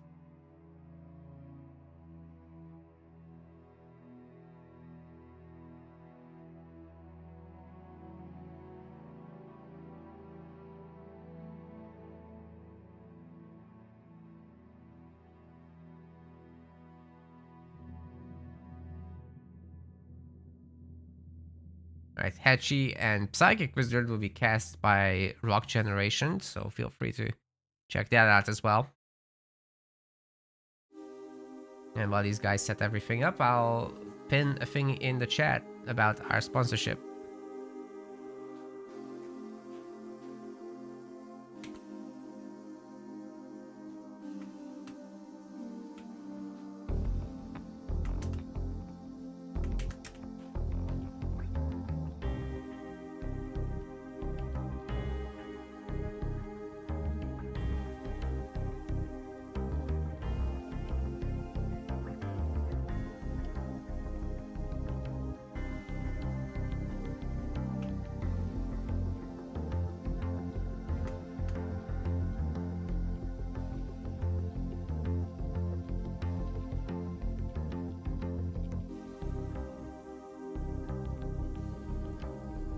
So that's now done.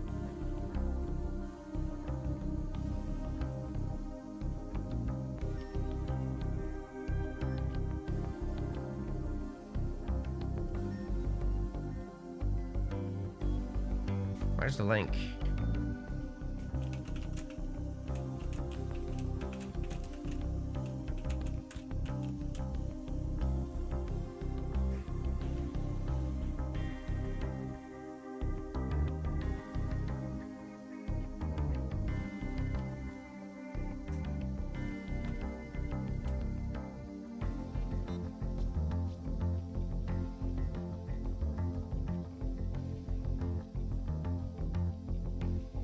Depending on how fast we're moving, this might not be the last best of 3 of today. I think we might cover the loser semifinals. We'll see how that goes. But with Rock going through the best of 1s down there, I would say it should be possible for Rock to cover these and then join us for the loser final, grand final set, if he's available. Very good. We've got our thingy.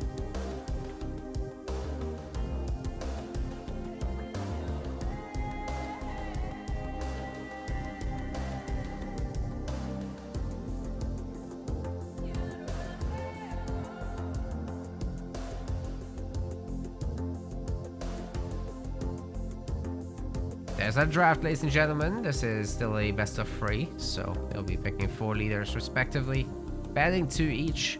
And it's all global and mutually exclusive for the picks. So if I'm picking Cutter as Dark Angel, then Scorpion can't have Cutter. And the bans affect both players as well.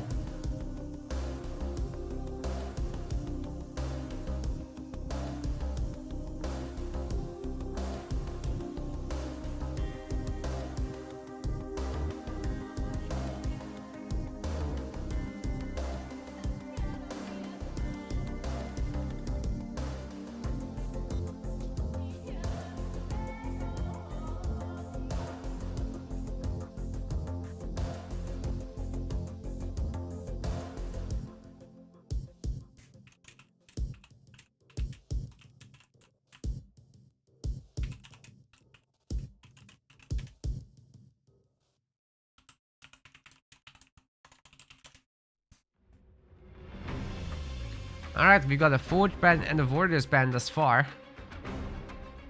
Cutter ban as well, so the good UNSC is gone.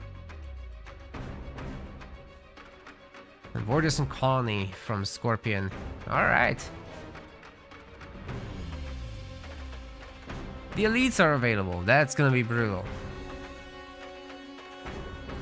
Don't expect to see much UNSC here.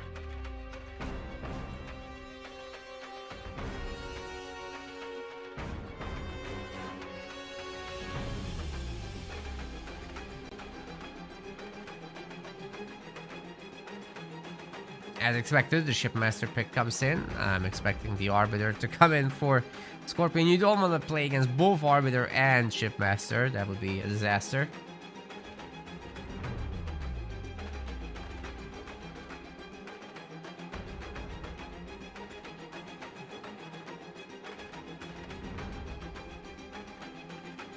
Atriox and Decimus. Interesting.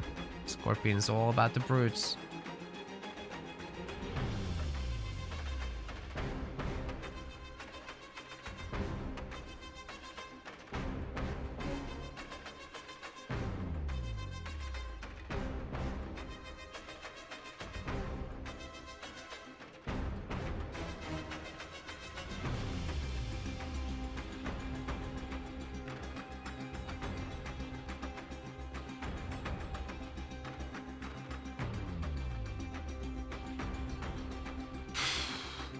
Yap and Arbiter for Dark Angel is completely nuts. Scorpion adding in the Herum. Bit of a surprise, that one.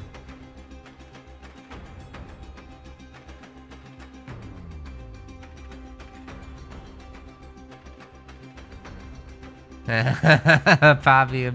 Yeah, this is not a serious pick, I think, from Scorpion, that Pavium one. But Dark Angel loves Pavium, so stealing it from him is huge. Adding in Kinsano might be rather good against Pavium, but let's see. how that ends up working out. It's not the easiest thing to make work.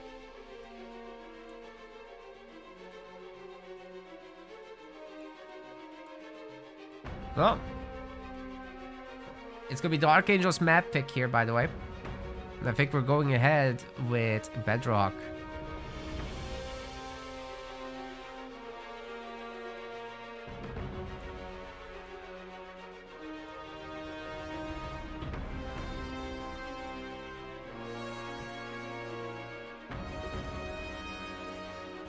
And I will create a vote for you guys. Huh? A network error. What the hell? Disconnected from these guys. Well, hopefully I can rejoin real quick before the match starts.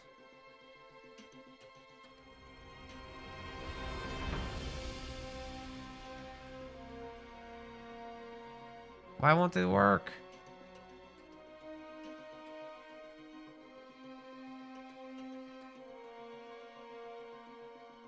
Unable to join? Bro. Oh no, my game is just...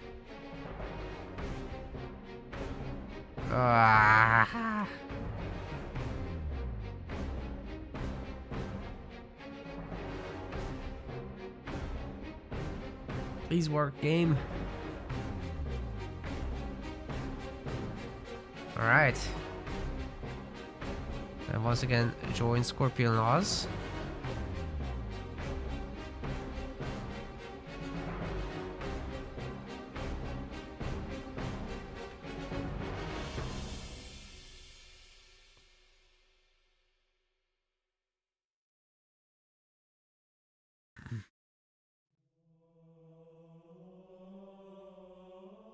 And Dark Angel's just gonna restart his game.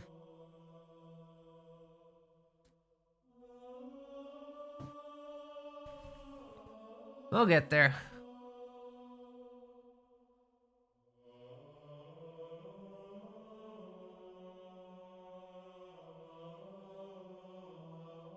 We will get there eventually.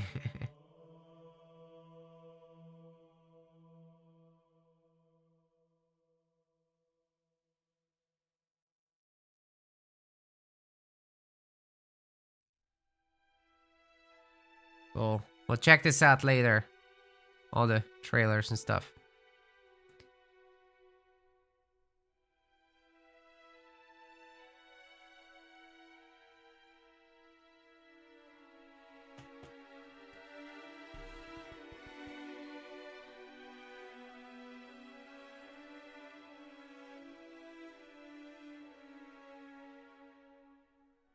Shouldn't be playing Constant unless it goes to the 4th game. I tend to agree.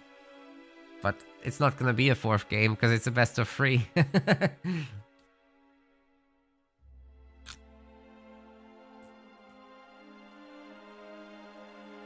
You just put in an extra leader to create some confusion.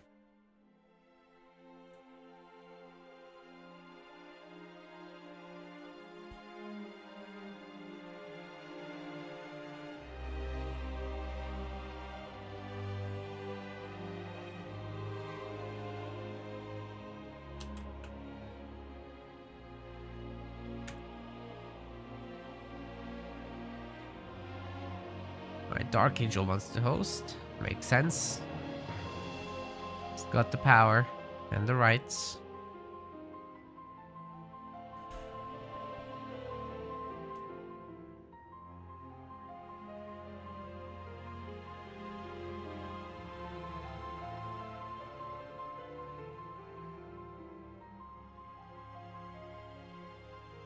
And he's the one picking the maps. Kinda needs to be the host.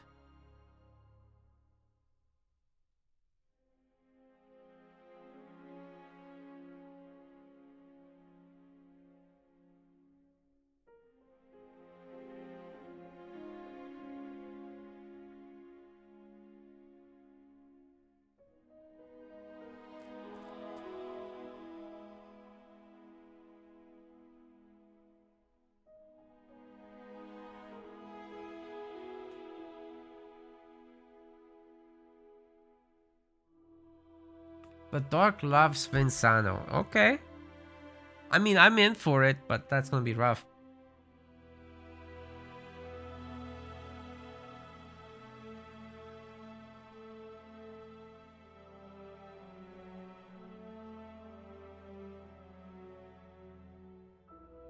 No point in burning leaders until best of 9.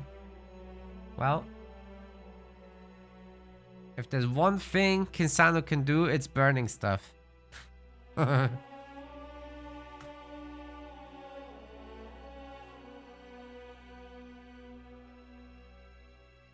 So, what's happening here? Can't predict. What happened to the visceral? Oh no.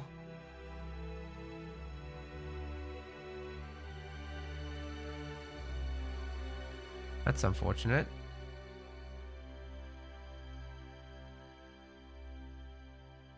Well, it will have expired by the time you hear this, but next time try and refresh.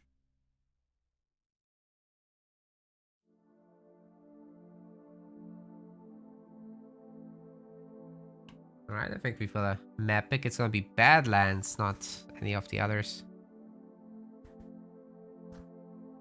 Interesting.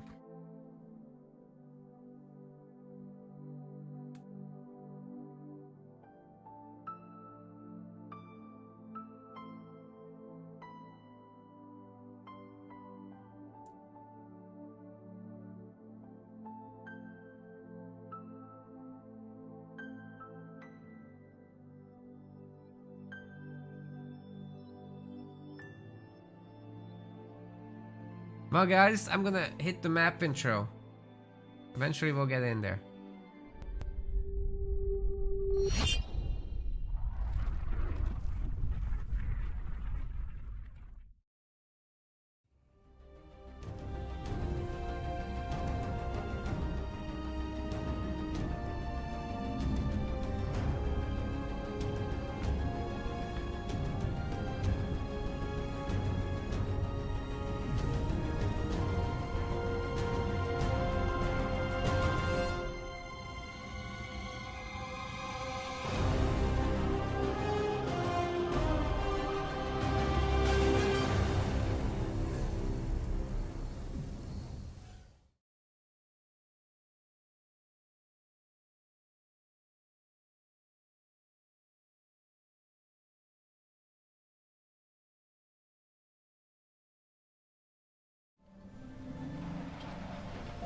Ladies and gentlemen, we've got ourselves our round 3 match here.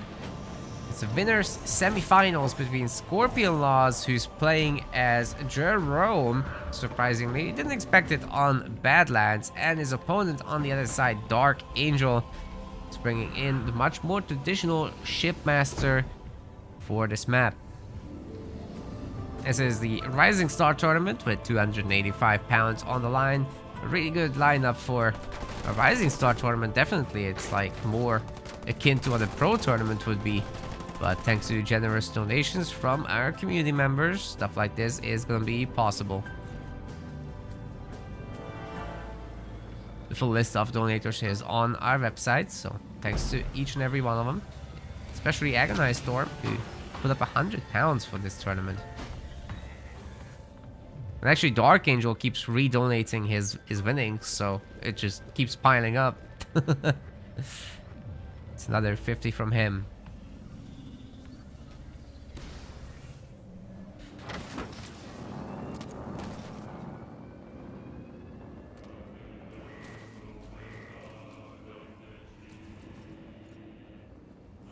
Nice little battle for the power, but ultimately the mines are in a real weird spot here for Scorpion Laws.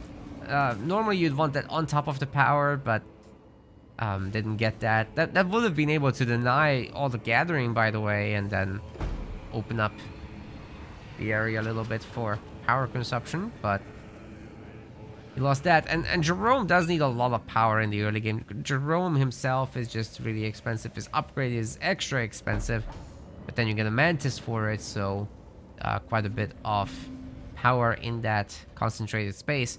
Problem is, if the Shipmaster player has 3 mini bases, he's going to be able to pump 4 ghosts at you at a time. And the shielding upgrade is not too far off thanks to all the power that has been picked up by Dark Angel. So because of that, it's been easily possible to upgrade the harvesters, and now the shielding next, and then the quad pump of ghosts will be coming next, which is pretty brutal to try and stop, even with the hero, and they can just go and attack your main base, where your one generator may or may not be safe. The options for Jerome are limited because you just don't have the mobility. You're gonna have to go for time for heroes, jackrabbits, but again, a certain population count is gonna be your limit, and that's 60 with time for heroes level 2, and then you're skipping on your damaging point. You can't get the trash drop if you do that. There's the ghost shielding done. Totally as expected. And 1 jackrabbit's already toast. Brutal. See if the Marines can capture these power nodes real quick.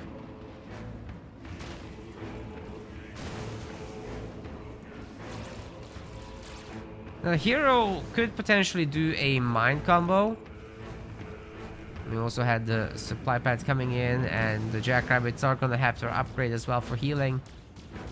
But with the mines, like, you really gotta hit a stun combo, otherwise it's just not happening. And these are raid ghosts, right? So they move fast, they capture fast. Being able to capture in the first place comes from raid.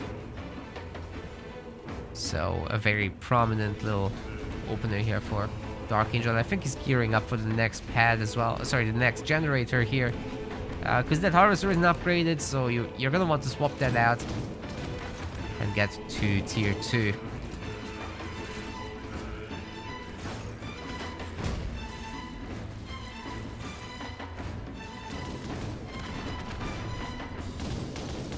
Seems to me the Marine will be surviving there. No issue. Wow, sneaky ghost coming over to steal. Are we gonna see a reaction from Scorpion Laws? Might be able to prevent it. No, too late, too late. He will kill the ghost though. Ooh, setting up the mines now, but Dark Angel doesn't care. He's just gonna hit the main. And the turret is very, very late. Not that Scorpion Laws could have afforded it much sooner, but probably won't play a big role. That Jerome doesn't have access to the Mantis. It's not upgraded, and he's got a star. That's nice, but his firepower by itself is just not too crazy. It's enough though, it looks like. One dangerous part is what would happen if Dark Angel gets to his third point, glassing beam, and starts beaming these jackrabbits. Well, they're fast enough to escape, right? But if they're very caught in a particular way, then you can definitely kill them all. Ooh, that Jerome might actually get more kills. It's been a fairly even fight, but then the jump pack fruits are wrecking everything. The reproduction of the jackrabbits is not going to be rabbit-like at all. Oh, I can't believe I just said that. Okay, anyway, moving on. Oh, the hero's getting beamed and rammed. That's brutal. Very beautifully queued up rams from far away ghosts so that they are timed nicely with the beam, and taking out the start hero is a huge deal actually. Ghost survives the mine explosion and takes over all the 5 power nodes. Dark Angel is king at the moment on this map.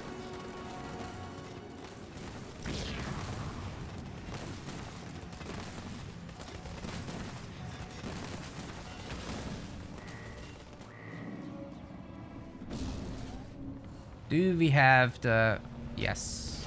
Extractor done. Tier 2 almost done. The only thing missing for Dark Angel is the second base time.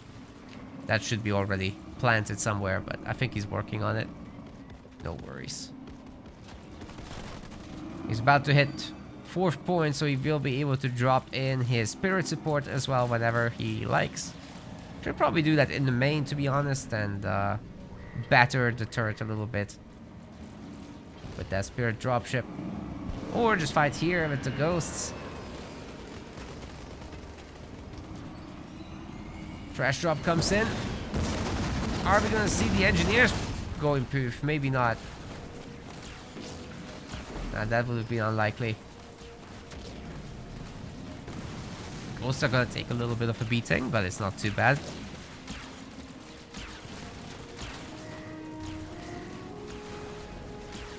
The Scorpion Laws looks to be losing the base. That's rough, man. That is rough.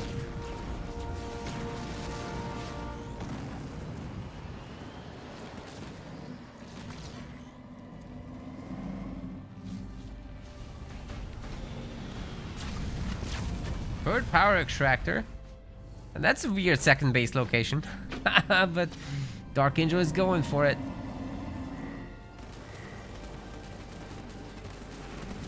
Rabbits are looking for the counter-offensive. Are we able to remove the sponsor window in the game? No. No, it's a requirement. However, I might be able to move it down here. That would be good. I think we're allowed to do this. It's hopefully the right sizing.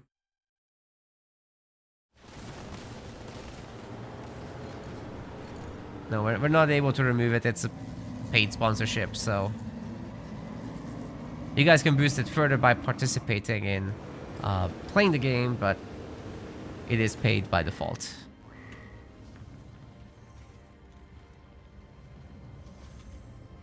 Yeah, that's a less intrusive spot, I would say.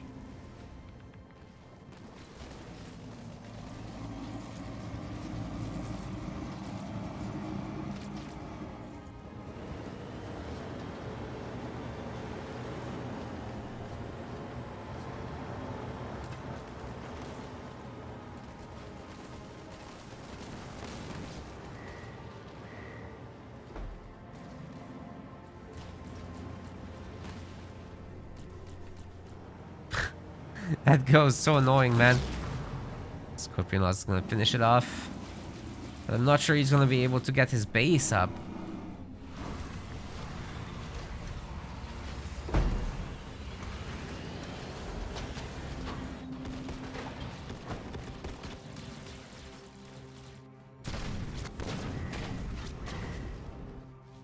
You know, Scorpion Loss has one major opportunity. It's taking back those mini bases. I like the Hornet idea, to be honest, just to beat this back. And then basically just transition right away into Omega Team. That's his hope. Because these locals certainly can't deal with Hornets, but you add a bunch of anti-air in there. Oh my god, Dark Angel has 2,000. Yeah, Scorpion's gonna give up. Those were gonna be the first Hornets anyhow, so never gonna happen. Well, Shipmaster's out of the equation. Let's see what Scorpion Loss can put together next.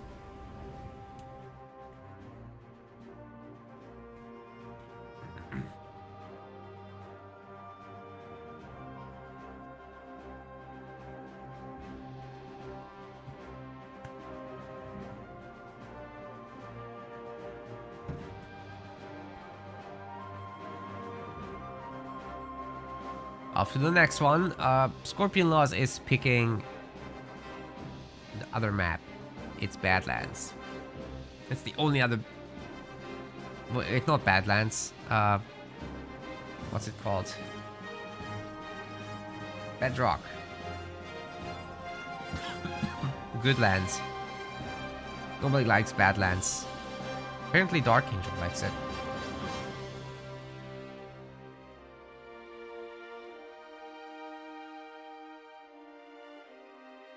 I think we're good to go. Let's do this.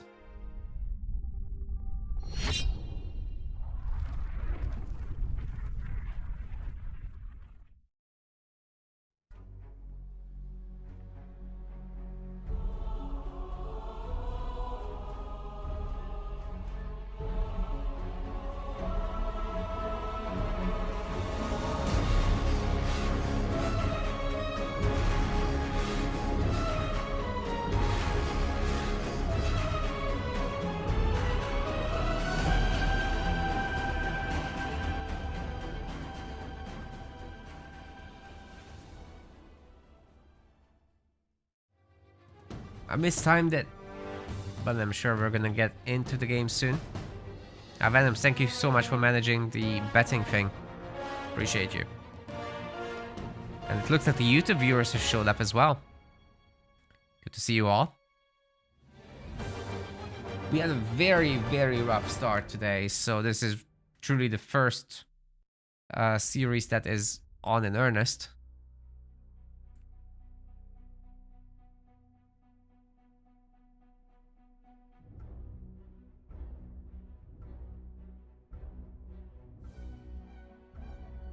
I mean, Psychic Wizard and Scorpion Lost was good too, but it was really short. And before that, we actually just had a half hour of nothing. My god. Okay, we're in the next one. Let me set up the leaders and we'll jump in.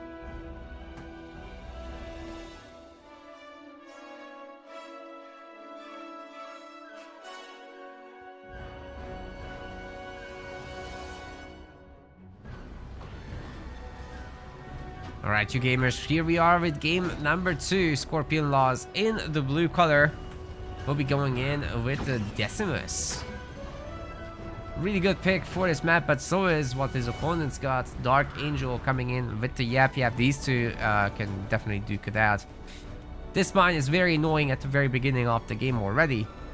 Just completely denying that little resource point, and then we've got, of course, the Cannon Father looking for the mini base steals. Easier said than done, as Scorpion Laws will be just focusing on triple pad. That means a lot of economy is going right into this. Oh, wait a second. He canceled his building to make sure no stealing happens. Wow. My goodness. I'm not sure you'll be able to save the back, but he's certainly trying hard. He's making sure that Dark Angel doesn't get anything. That's huge. And I think a grunt has already been killed, so this chopper is an absolute menace right now. Scorpion Laws is next to the garrison, however, so sometimes having an idle unit is actually useful, because now the chopper won't be killing it out there. It'll be good for later. This one, however, is not so safe, and Dark Angel sharking. I have to take his own mini bases, but not before having a second generator out. You're Yap Yap, so you might as well. In the meantime, you're pumping Cannon Fodder anyway. They're pretty crap, but they're free. A lot of free crap can do a lot.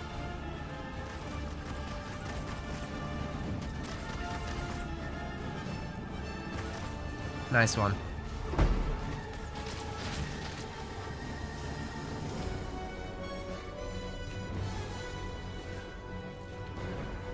Scorpion Lost can't really afford the slots anyway. He just bought the mini bases for safety. Actually could have afforded it. He's making a second extractor. Now it's time to take some power nodes if possible. It's also a good way to keep away the chopper anyhow. Haha, another mine. Very good, very good. See how many Grand Scorpion Lost sends at it. But he supposedly can see it. I mean, it's got a shimmer, even if you are Scorpion Lost. Unfortunately, as the spectator, it gets revealed at all times. We can't see just his perspective, even with the fog of war.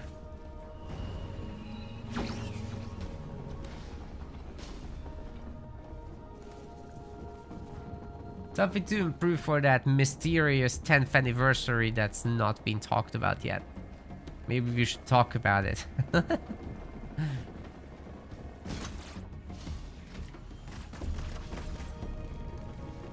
Hey man, if Microsoft's ever gonna do anything, it's for the 10th anniversary. But I don't know about anything, so.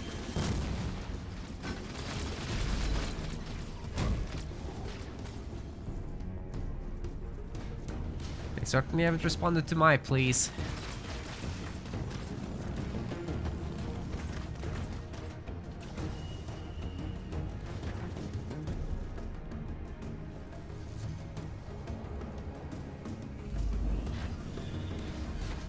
Dark Age is doing a pretty good job powering up his economy. He's not been able to take any power nodes. That's a little bit unfortunate for him, but hey, he's going tier 2 this way anyhow. not much slower than Scorpion Laws.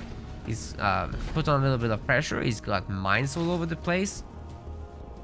As long as he keeps the base alive, it's all good, right?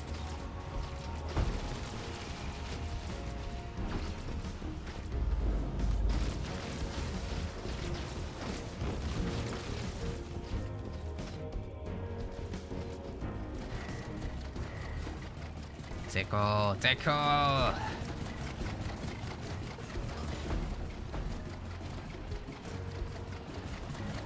You know, this might actually be a problem long term.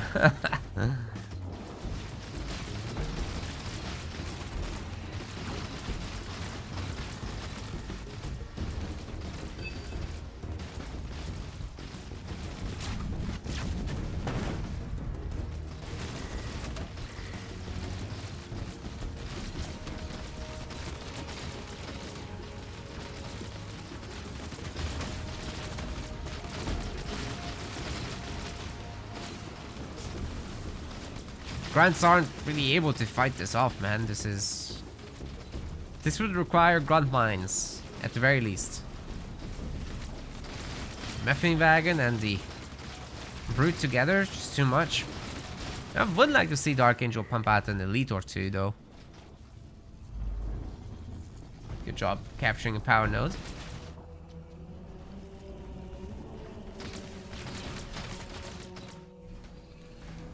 Wow, look at that. That's three units doing that. Eventually, the Archangel will be dropping in a Yap Yap drop with the Brute, with a Methane Wagon, Grunts. That will take this Extractor down for sure if Scorpion Loss doesn't repair it. But, you know, he's Decimus. He doesn't have easy access to healing. He will need to make Engineers. Does have the economy for it after this base is sorted out, but not until then. And in the meantime, he has to deal with losing Grunts.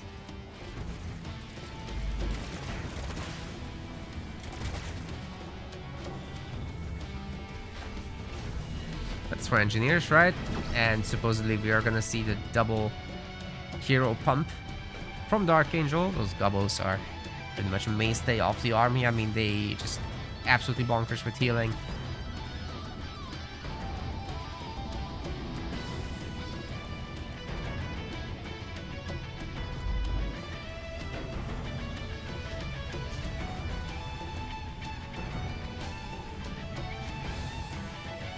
Oh no, oh no. Option A, run into my army. Option B, get glassed. Option C, both. Holy shit. Scorpion Laws just got beaten up real bad there. That was a pain point.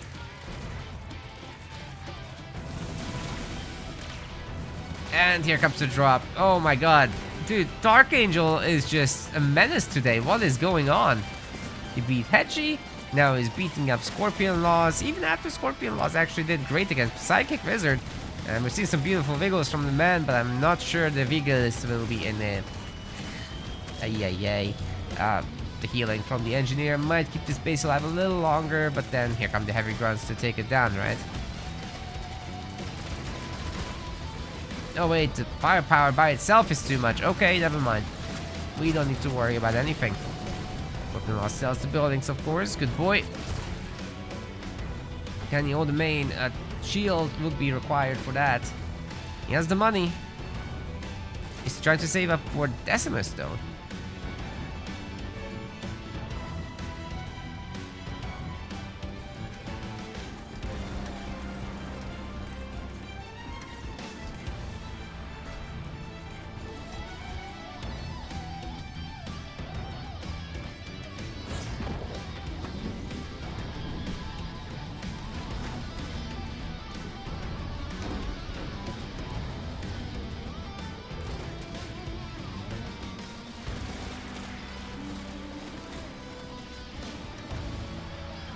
Halo 2 soundtrack is just ridiculous, isn't it? I love it. It's so good.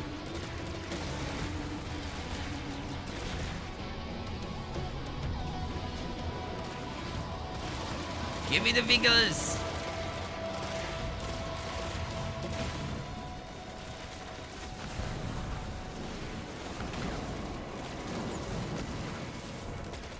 With so much methane, it might actually be very difficult to engage all this. But it's all gone now, so now's the opportunity.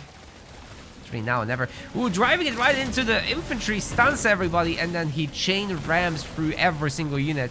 That was some great use of that line AoE, but oh. Please don't die, game. Thank you. So there's 3 heroes here. I'm not so sure that Dark Angel is in any form of trouble at all. He's nearly ready to go tier 3. He's got the double foundry already set up. Just add some marauders really and you're good to go, right? That's exactly what he's gonna do.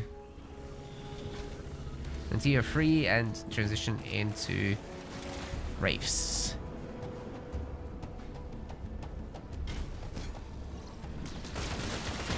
It's not completely over, guys. Like, it's super rough that Scorpion lost his base, but you get together a very nice Decimus drop, wipe this army if you can. Tall order, I know, but if you can do it, there's momentum in that. I definitely think he can make a comeback happen like that, but it needs to be soon.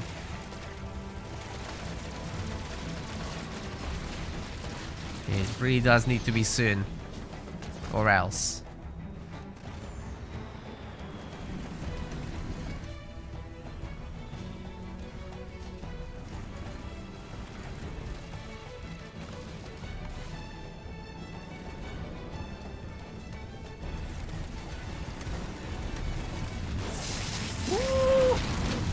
Good Vortex, but you know what's better than that? A Grunt Dome.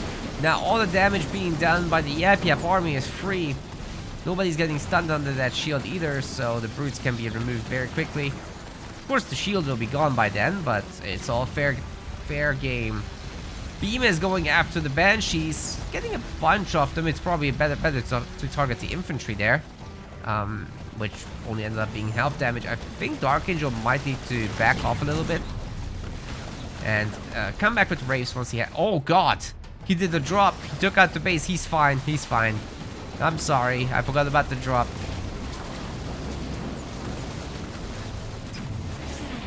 Ooh, the Decimus, though, stuns everybody alongside the Brutes. And the Beam is an absolute menace also. But with enough healing here from the Gubbos, it should be possible to fight this off and pick off the infantry around Decimus.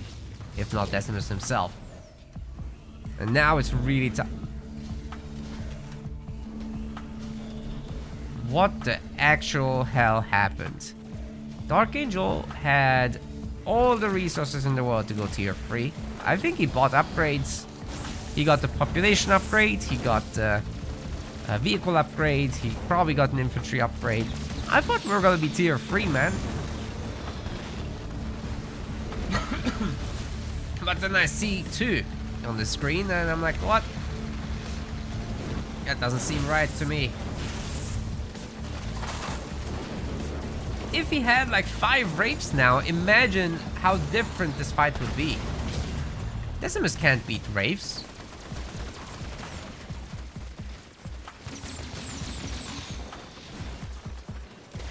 He can certainly beat a Reaver.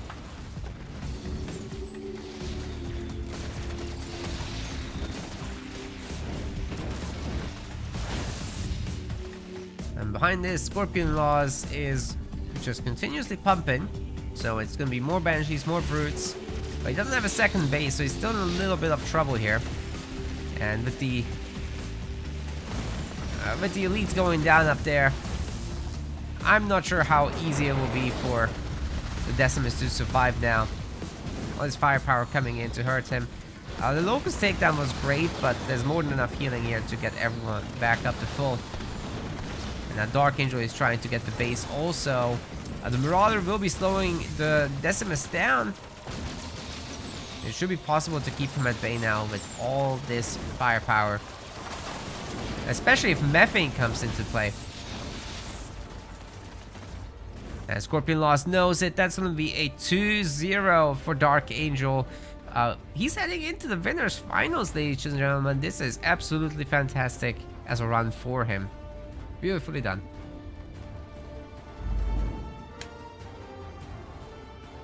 Super sick.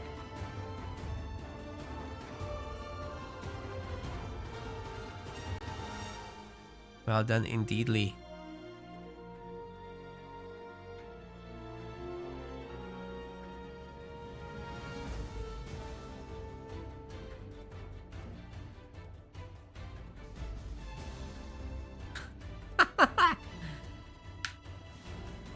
I didn't give the Yodesla shout out this time, that's true.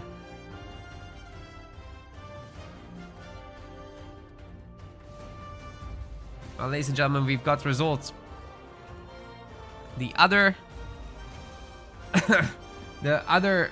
winner semifinals has been won by Stormy Style 2-0 against Maximus 1, and he's gonna be fighting Dark Angel now, so everyone gear up for that.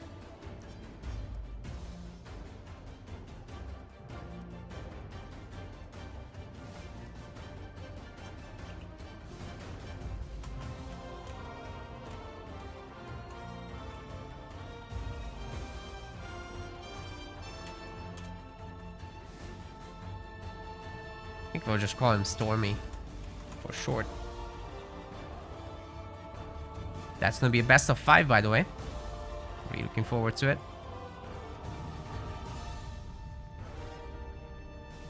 Dark is OP, true.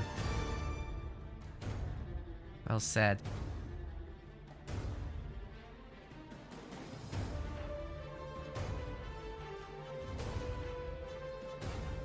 Yeah, this is where we are, gamers. This is where we are. The winners finals coming up already. In the losers bracket, it's a little bit different. Maximus 1 now going up against Hedgie 0 on Rock's stream. So yeah, we didn't get to cover much Hedgie today, but at least Rock did. That's good. And in the losers semifinals, Rock will probably cover that as well, because this is just the best of 1. Should be about the same, and then we'll meet in the losers finals. Should be good. 2-1. Did I say 0? I meant to say 2-1. Sorry.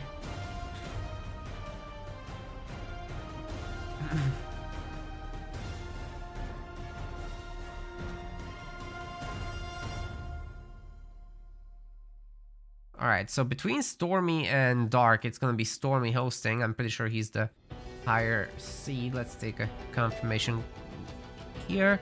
Yeah, he's 11, Dark is 14. It's all good. Let's get it.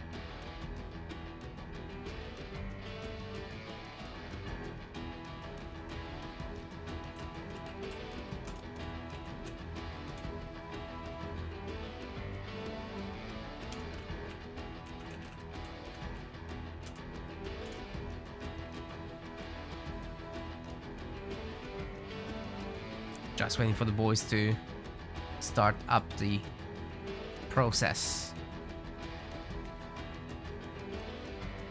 No worries, Scorpio and Laws can still fight in the losers bracket, so his journey is not over. He's fighting against Love Guru Caleb now. In the best of 1, it's gonna be brutal.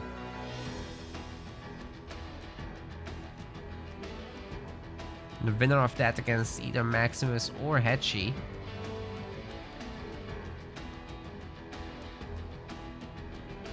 By the way, guys, we almost have 3,000 followers on Twitch. Need just 4 more.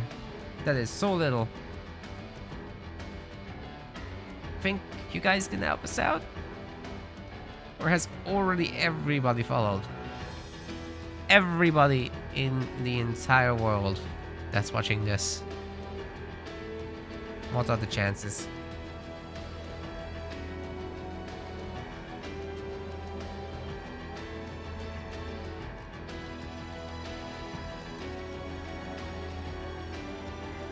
Okay.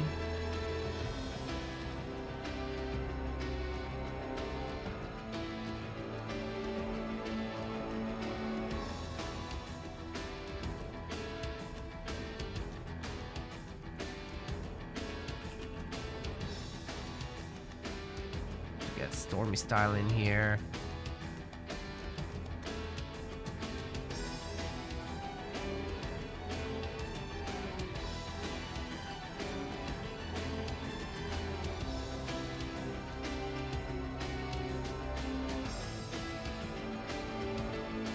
Oh, they're doing it. We're on.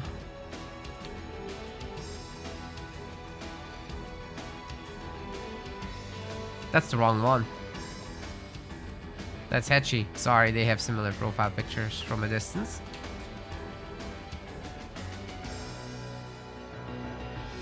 Best of fives are a little bit more complicated with our drafting system, so you've got yourself 5 picks, obviously.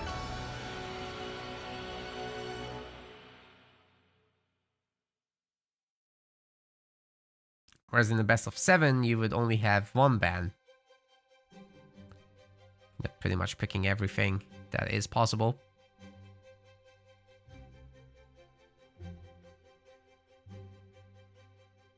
Come on, guys. We got 1 more follow, thank you. I like round numbers.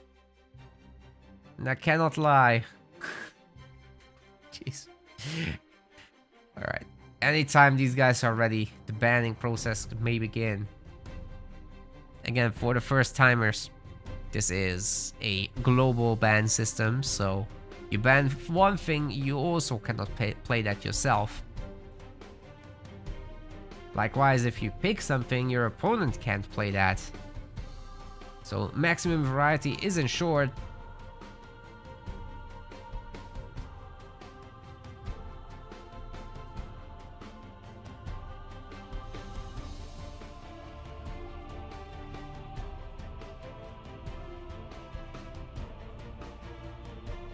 No mirror matches.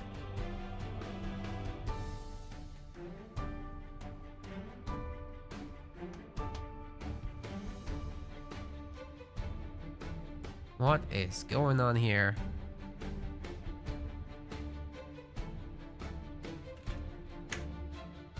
Oh, they were waiting for me, bro. Just...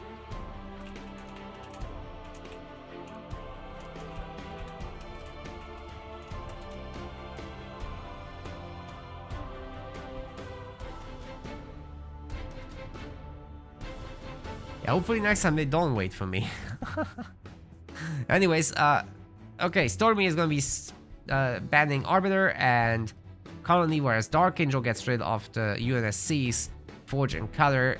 I do think Stormy is pretty good with UNSC, right? So, a little sad to almost definitely not see that now. Some UNSC will be picked, however. Only they are left after all this. As Dark Angel very quickly picks up Vordis and Pavium. And now we're entering the edgy territory. Anders is not that edgy, to be honest.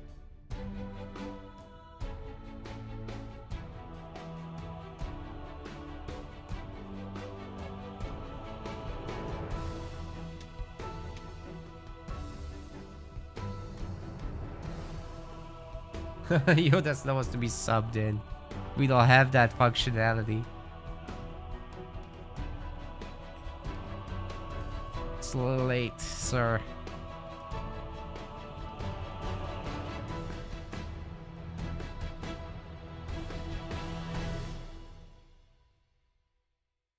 Yodesla beats. I mean, Yodesla fights the winner. Double or nothing. Just kidding.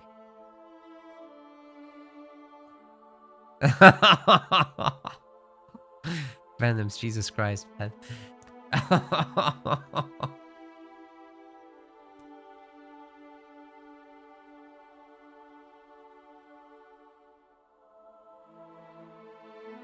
Well, those are our leaders, ladies and gentlemen. We've got Jerome Johnson, Decimus Atriox, Shipmaster. We'll see some UNSC today.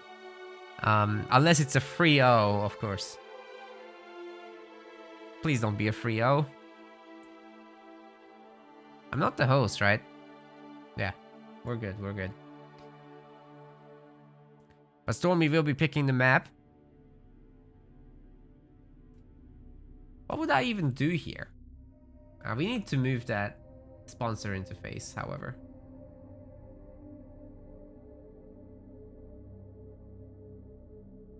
Pick in this view, or I'm gonna put it to the bottom. Yeah, that works for me.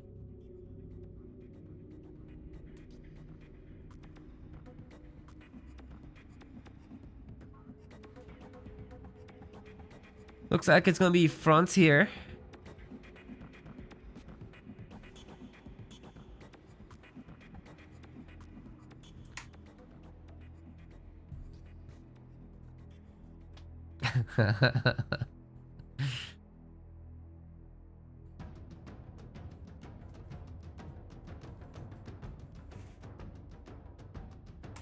Well, we're going ahead, gamers. Frontier, let's do this.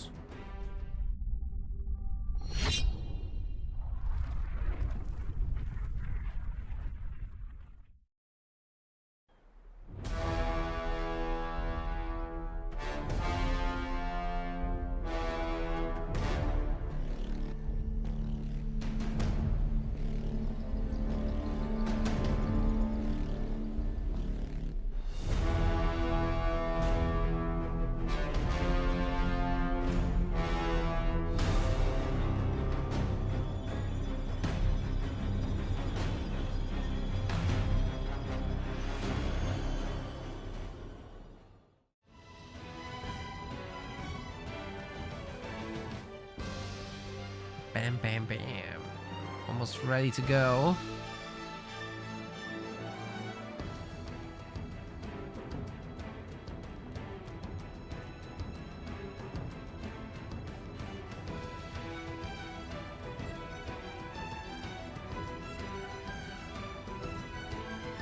Loading in now, guys. Loading in.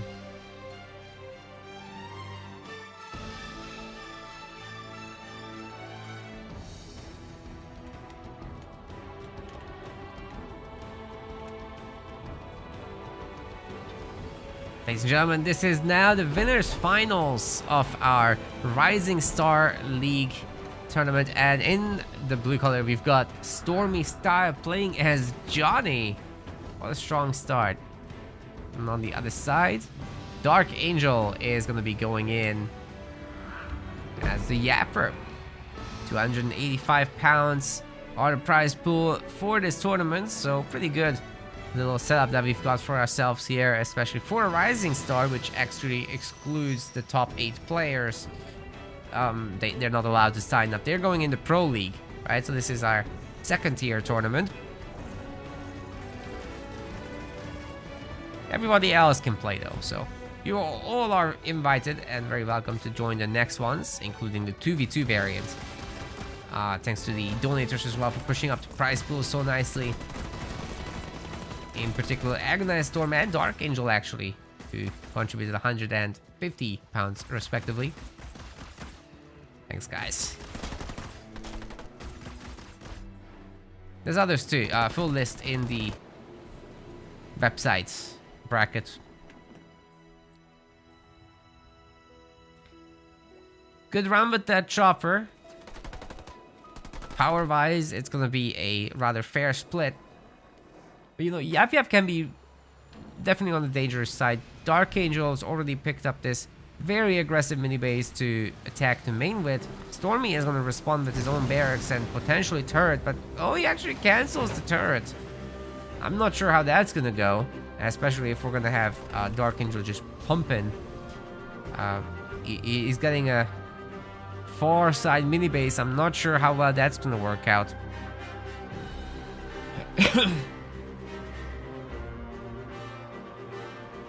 Put the sponsor in the upper left. I might. Although I'd figure you guys would want to see who I'm having selected. Yeah. Let's try this here. Yeah, it's probably the best spot. Now it's hanging off. Great. Shouldn't figure this out mid-tournament.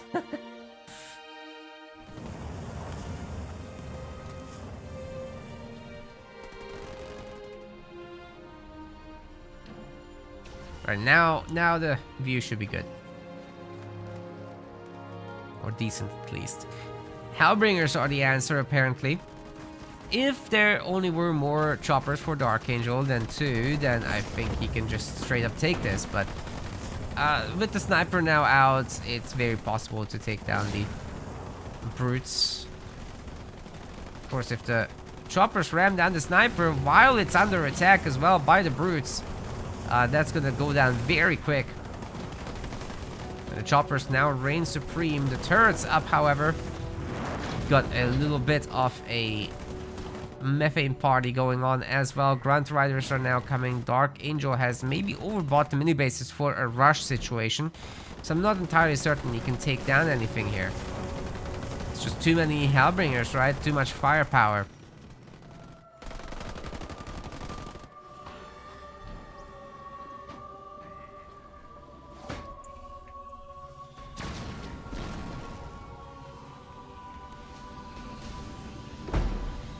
Second extractor coming up.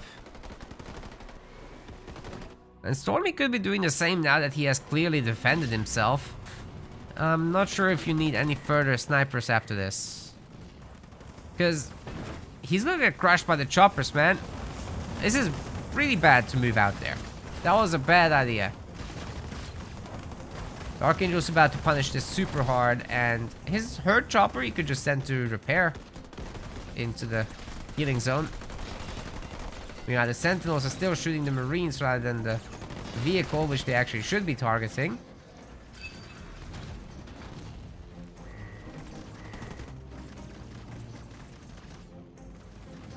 Now the bunker gets called down. There's plenty of units here for the Archangel to beat this back with. I kind of think he should even consider a third extractor at this point. He has so many mini bases, he can do it. Oh my god, he's just making mass chopper now. Wow. Gonna max out on high quality yap business. And then Stormy will actually have to rely on his triple turret to just survive. Never mind actually going tier 2. How is he gonna do that? Well, if all those snipers wouldn't be remade, but they were still the first ones just hanging out in the bunker, he could have potentially gone tier 2 much faster. It seems to me Dark Angel is in the driving seat for this game. He's even getting another base. He's gonna be going tier 2. It's all very good.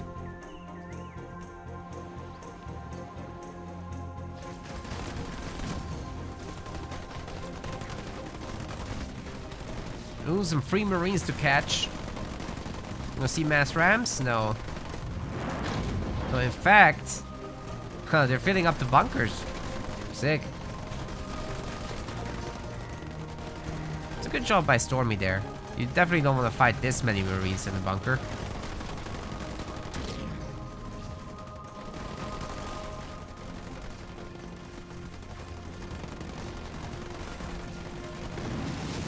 And they're gonna get out. Wow. Yeah, nicely done there. Second gen is up and running.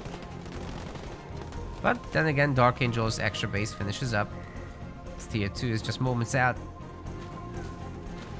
Like to Jackrabbit to try and defend against the brute counterattack, keeping that much needed second mini base alive.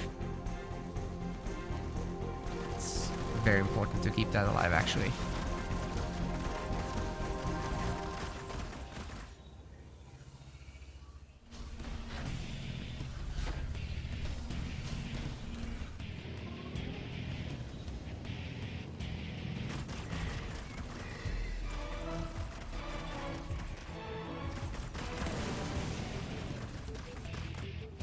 Well, with Dark now being tier 2, and the third generator being up, and definitely that mini base getting wrecked,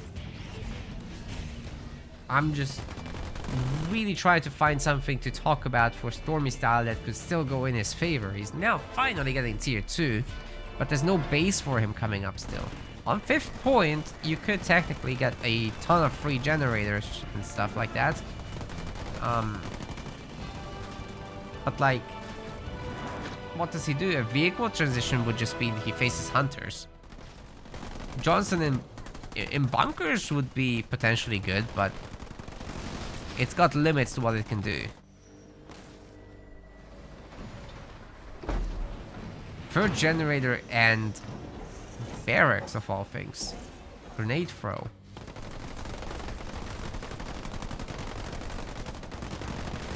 That's gonna be a lot of bunker level 2s. Just littering the field with these things. That's one thing elites can't do. Break these.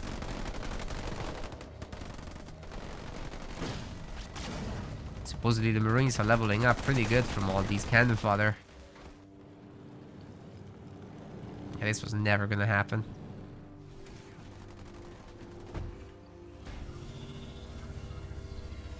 Oh, short-storm launchers coming in. Base should be getting upgraded, and honestly, Dark should think about his third base as well.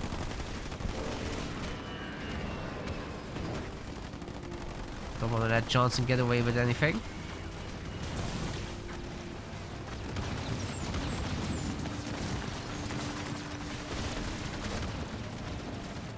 Marines doing their little best, but I mean, it's overwhelming odds. They're gonna have to keep retreating, and what are they gonna find? Choppers. Brutal.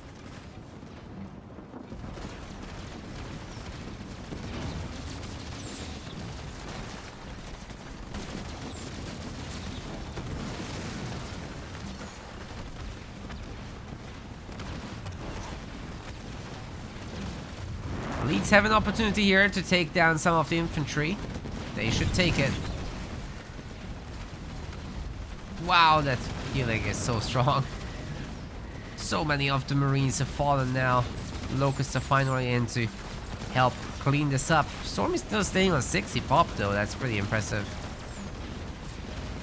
Just that he can manage that is crazy. Two of the snipers joining. The generator never got upgraded? What? Okay, that's a surprise.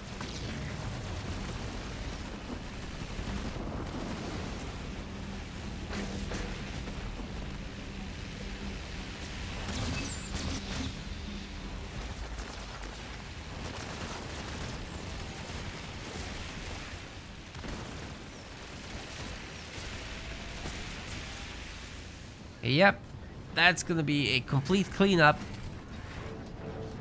Nobody can stop the Archangel, it would seem. Stormy Style will have to figure out something out for the next game. Certainly, Johnson wasn't the bestest of picks here. But maybe it would have been possible. Who knows? It does require some work to not lose out early on. And especially if you try to steal minis on the other side, you're gonna have a tougher time defending yourself at home.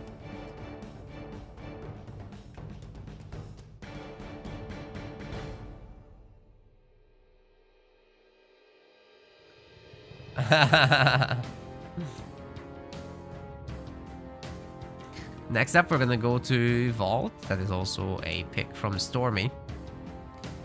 So something more mobile will be coming up here. As a reminder, these are the leaders. So now that Johnny is dead. Yep has been used up. On Vault, I would expect Decimus or Shipmaster versus Kinsano or Anders. Let's see what happens.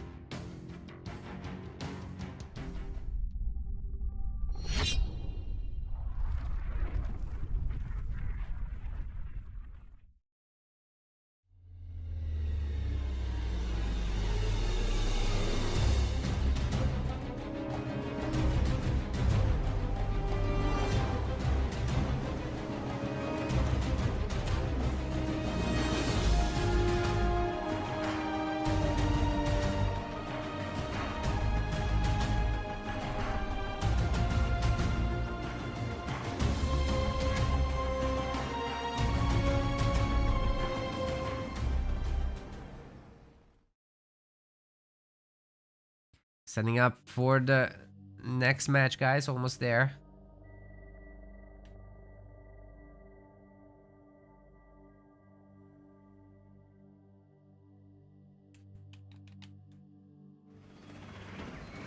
Here's game number 2, ladies and gentlemen. In the blue color, Stormy Style will be bringing the Jerome. A little bit of a surprising pick for Vault. We'll see how well that goes. Dark Angel has got Voridus planned.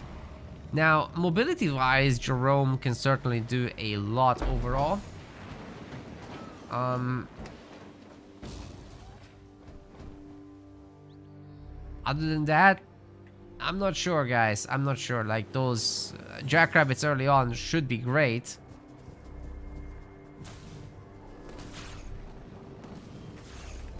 What can you really do until Omega team is reached? Stun and mines? That's about it. Victory turret's pretty good, I guess.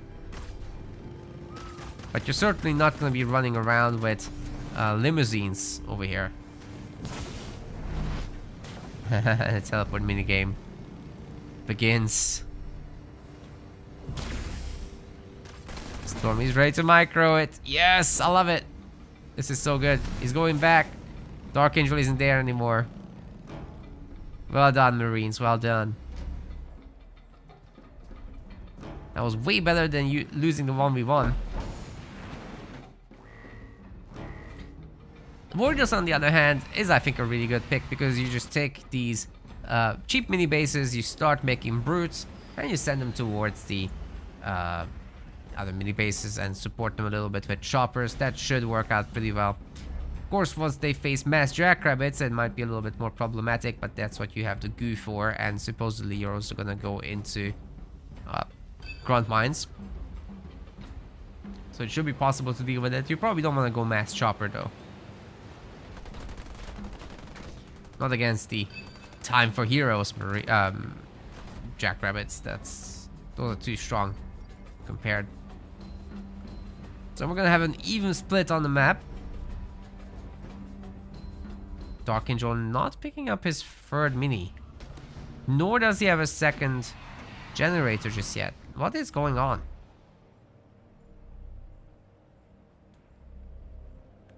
I don't think he's thinking about it. He just looked and still not. Dark? We're getting this, right?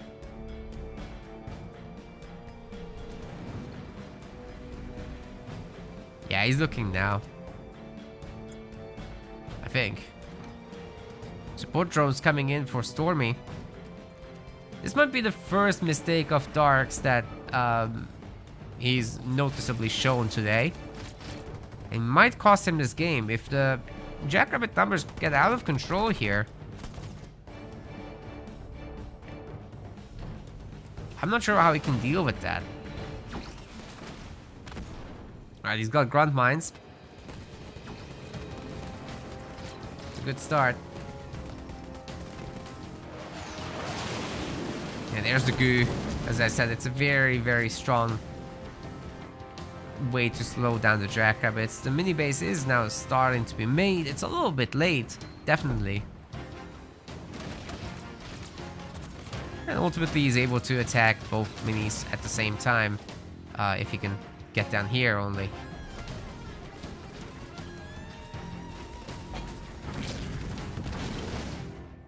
Yeah, the brutes are heading there now.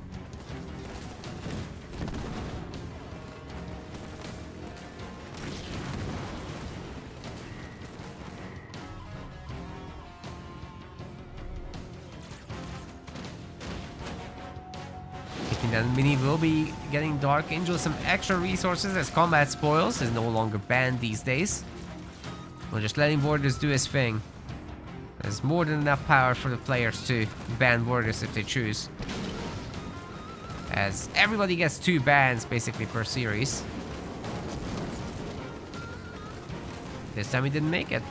People generally think that like Forge or Shipmaster and Arbiter are the better leaders. Colony, they'd rather ban that most of the time.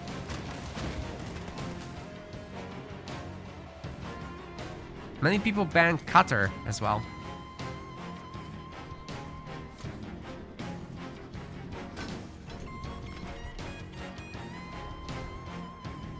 Now, these guys certainly can't beat up Jerome.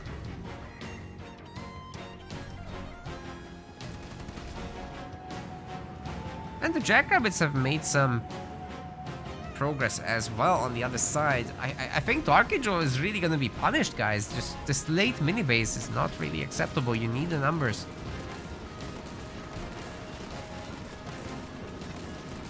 It's going to be an ouchie. Ooh, that's a really good goo bomb. How many Jackrabbits will pay the price for that? Quite a bunch, but they are also healing. So unless there's a follow-up, they're gonna go up to full health. And Dark still losing buildings. That's rough, man. Good micro as well by Stormy. Ensures that the weak ones are in the back. Harder to reach. The others can just shoot down whatever comes their way. Ending up with a pretty good number of Jackrabbits to destroy mini bases, and Dark Angel only now able to go to tier 2. Stormy is quite behind in that, but he should be able to take a base at the same time. And he's got a hero out, so he doesn't need to pay for that later. One thing he didn't do yet, though, is take power nodes. Stormy certainly had the opportunity, but didn't go with it. Yeah, Dark did. Great pickoffs against those grunts, by the way. What little can be done about this hero is being done by Dark. The two brutes certainly are very annoying, and if the third one can land on it too, he's actually in a little bit of trouble as he's getting staggered by this. This is not an upgraded one, right? Oh, it is, it is! It gets into the Mantis, just barely, as everyone is stunned here. And Jerome will pick off everybody. Brutal.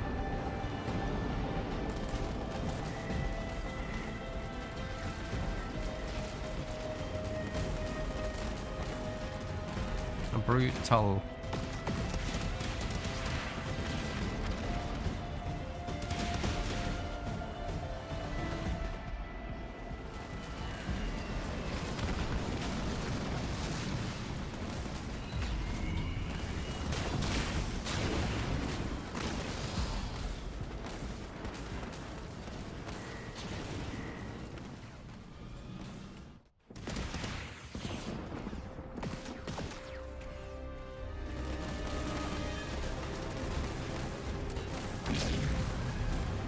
Mini base is being blasted to smithereens.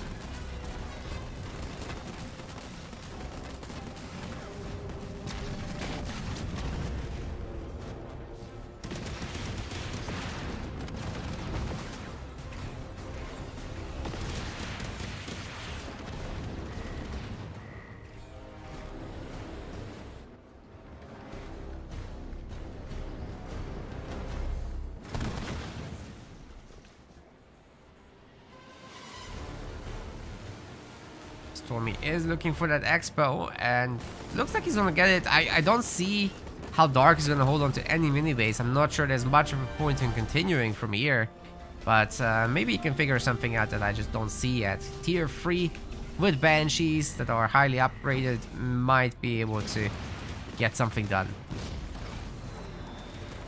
But I'm doubtful personally. That's usually not something that works very well, especially if you show your hand so early on. It's very easy to just pump some Marines out, and the Nightingale fully defends this. The hero is getting upgraded also. Dark is going up to 2000 power here. Not great. Wait, where is he heading? To the main? He's got 2 turrets. Dark? What's the plan here?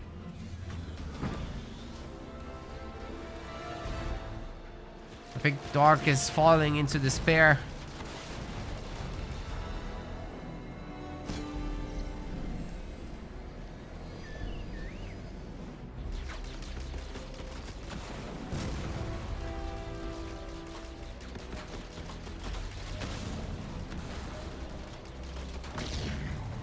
Finally spent the resources, but it's still just one Banshee at a time getting made. Gonna be very easy to shut down this base. Spartan and Mantis together have so much firepower here as well.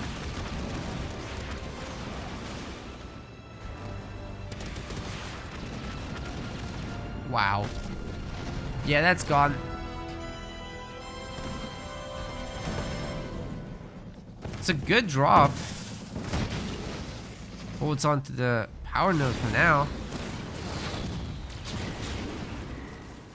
And this is a good drop actually dealing with the jackrabbits, but the jackrabbits don't matter. They're just leftover units now from tier 1. Really all Stormy Style wants to do is spend them wisely and you know, get a little bit more damage out of them, or just control the power nodes or whatever. Dark Angel in tier 3, potentially thinking about the Scarab at this point. That could be a really good way to move into the later stages of the game, and potentially is his only hope as well, especially if he's going up against Marines. Great use of the drops, making sure that he doesn't need as many buildings. And he's getting some harassment damage done, which is great. Ooh, that's nice. Lots of damage to the rabbits. And linking up with the other Marauder, also a really good idea. Gets access to one more of these goo bombs from the engineers. But now dealing with the Spartan is a different story entirely. One Marauder blows up. It's a good takedown on the mini base, but I don't think the Banshee can hold this location. Not against all these rabbits, it's too many. No takedown, one with it though. Cost effectively, that's okay. And it's time. Here it comes. Here comes the scrap. Especially if Dark can do an upgrade for training speed. But logistics does cost like 500 power. You'll have access to it in the other War Council. Doesn't look like Stormy is looking for it right now. He is going tier 3 himself. So he might have a bunch of vultures waiting for this.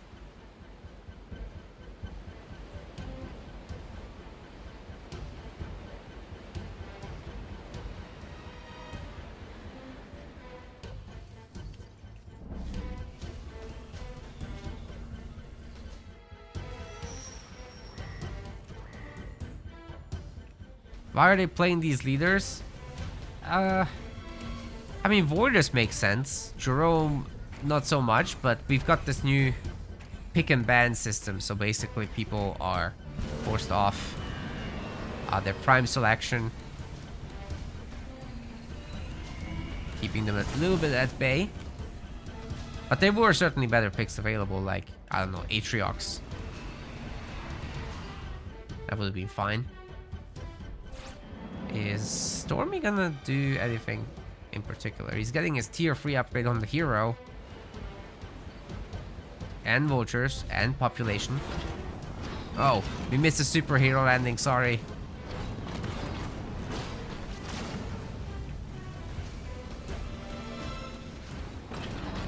Foundry will be pumped out as well. Well, Warriors' Scarab is gonna be a little bit more vulnerable to damage from like the hero and stuff like that, because there's no engineer bubbles. He's still getting his own shields, but the engineer bubbles are usually an important part of this equation. Might be killing Jerome here. Just can't really get out of this. Try to get the engineer kill as quickly as possible. But Dark Angel with some nice pullback macro saving it.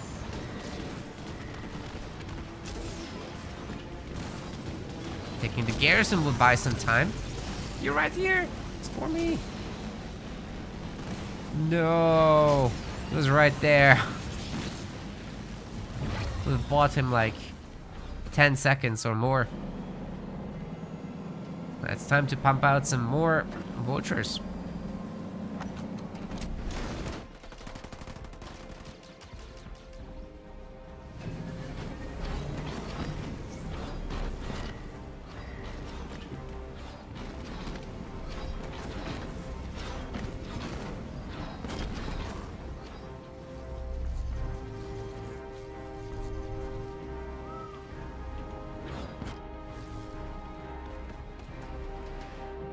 Are they now?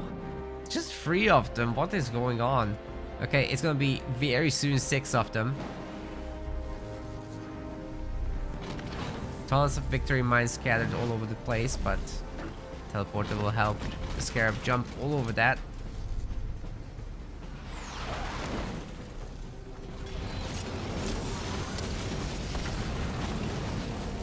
Got 1 Reaver.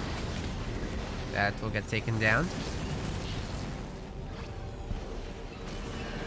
The scarab ends up getting nuked. Oh god! Where's the shield? No shield! Haha! He didn't have the shield ready. The nuke just took it down. Brutal. 1-1. Yeah, not having the engineer shields, like I said, makes a very big difference there. So, Dark Angel basically just would have had to grab that early mini base. Missing out on that was a big problem. The spending went way up, and I mean, the bank went way up, not the spending. The spending didn't happen. So not having the units to beat the rabbits just led to his downfall. It's nice to steal the resources with combat spoils, but you still need to make stuff. So next up, it's gonna be Dark Angel's map pick. He's still got a bunch of leaders available, of course. Sword is now dead. Jerome victorious. Might be seeing a little bit more UNSC going forward from Dark Angel, unless he picks Pavium. Good old Rift with Pavium wouldn't be the worst.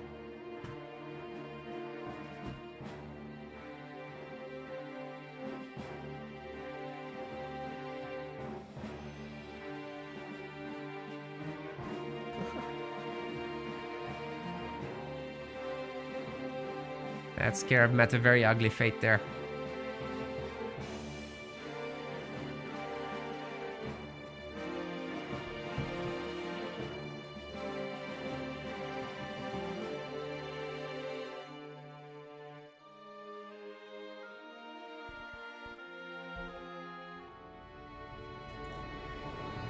Dark Angel does need a moment here to gather himself.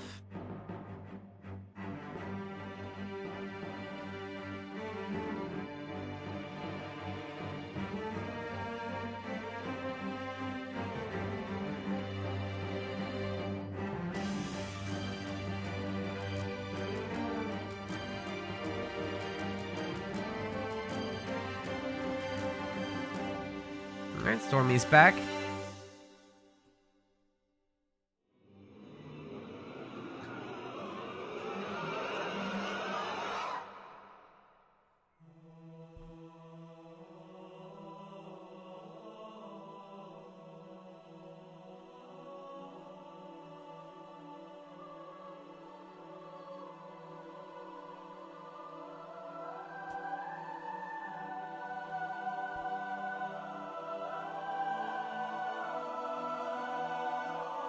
Where is Dark? Bro.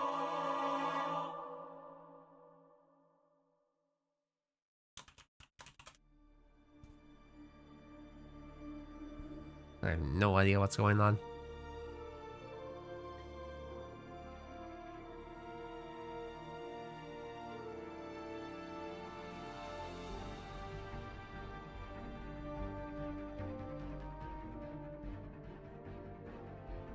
Any results from the bottom? Let's see. Oh! Love Guru Caleb does defeat Scorpion Laws there in the best of 1. That's rough. And then Hetchy defeats Maximus as well. Losers semifinals coming up on Rock Generation stream between Love Guru Caleb and Hetchy. One of them will be 4th place today. Let's see how that works out. As for ourselves here, Dark Angel is figuring out his leader and map combination. We're gonna go to Rift. And off we go then. Oh, my prediction about the leader picks would be Shipmaster. We're probably going to see a Shipmaster into Pavium here. Let's go.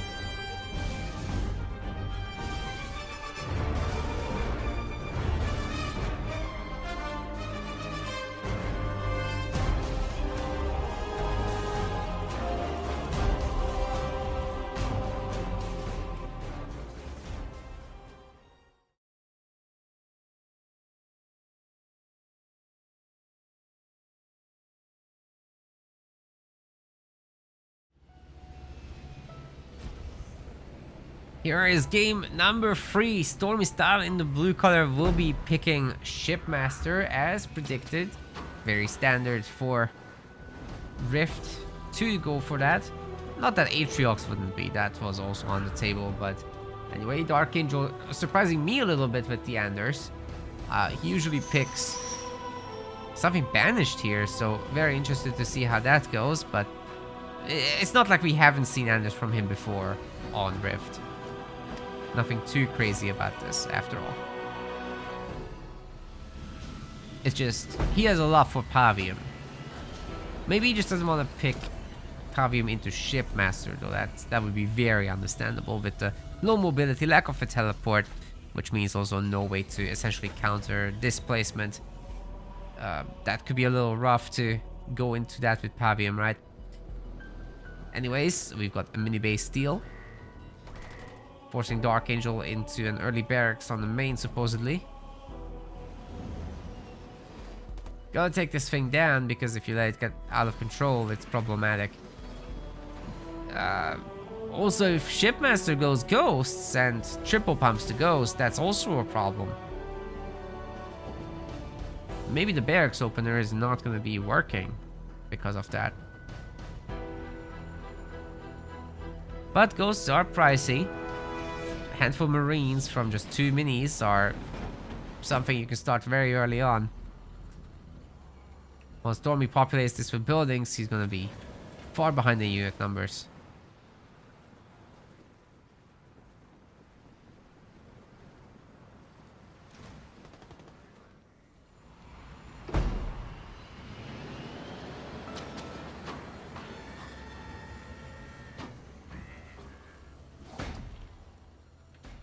Just gonna be a pad. Snipers for Dark Angel. He's worried about the hero opener, but Stormy is just gonna go Ghosts. Can already queue the shields.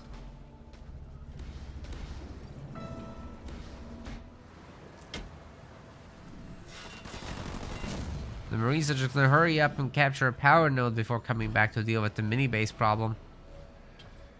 I'm not sure these Hellbringers can actually go there and do anything, to be honest. The Marines might just be best off going after power.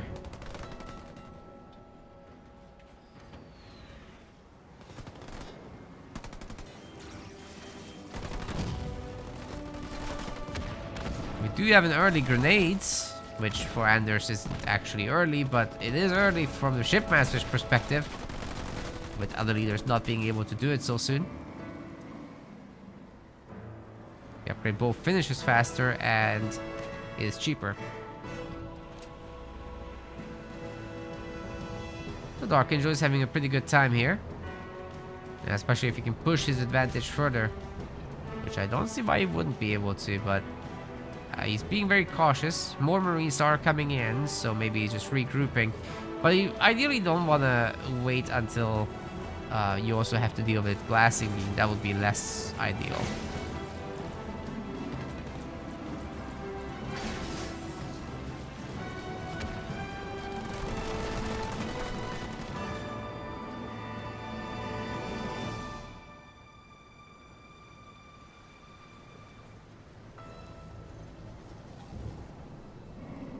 Wow, he's even buying a base right in front of the ghost. I didn't expect that.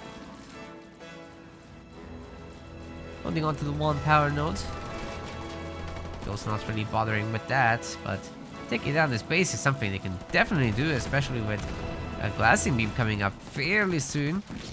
Might be able to outskirt the Marines for a long enough time, but that grenade hitting also is painful. Got the base down to half health already, so you know, with a little bit of extra numbers, this looks doable.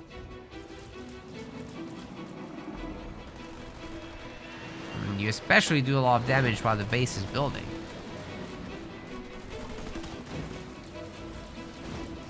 Yeah, definitely good job by Stormy Style there. Ooh, that's a lot of Marines. Here come the mass rams, and the AoE they do is insane. Great catch by the ghosts. Definitely the Archangel clumped up way too much there. Got the ghost down to like no health, but they're gonna get shielded, and I think they're gonna get the base kill, maybe. Wait. He's not gonna leave that. Surely not. Oh my god, that's a great grenade. That Marine is a hero. Just killed 3 units. Sick. But the remaining ghosts will take care of this. Base is toast. And Stormy is getting his own base, as well as tier 2 behind this. Wow. Trading the ghost for denying the base and killing that many Marines? It's good. That's actually decent. The Archangel now left with nothing, essentially.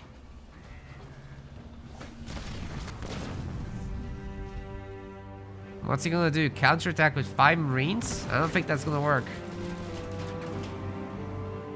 Even with combat tech now done.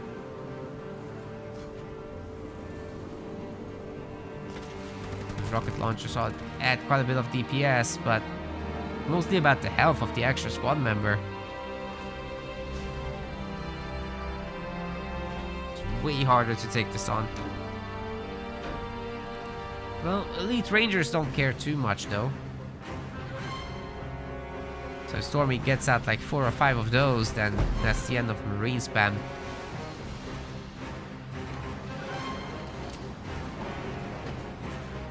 Wonder whether the garage is gonna be for Warthogs or Kodiaks. We're about to find out. Base is coming back, and this time it's here to stay, I think.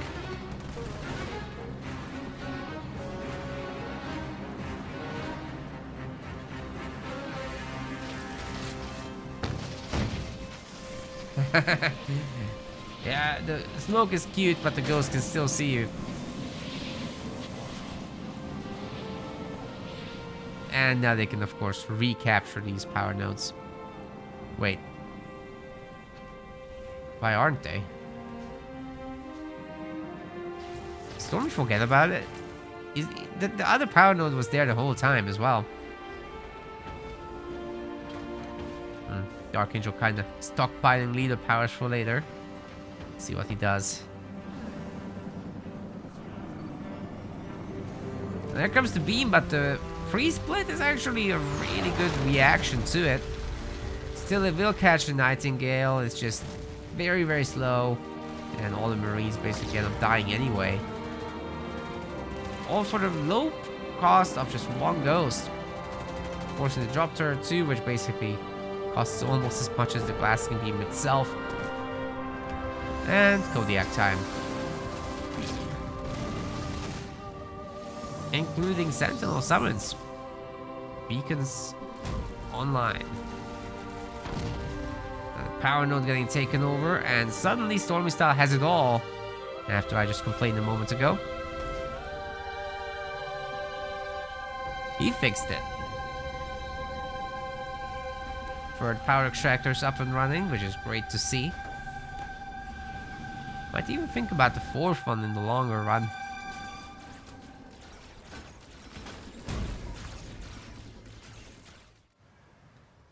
That's power node number 5, but this is getting taken back by Dark, which is good to see. unupgraded hero, ladies and gentlemen. He's getting his upgrades though, it's okay.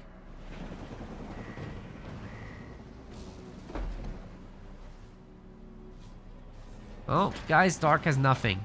He has Kodiaks, that's it. A rough position to be in. Against Shipmaster, you never want to be behind, really.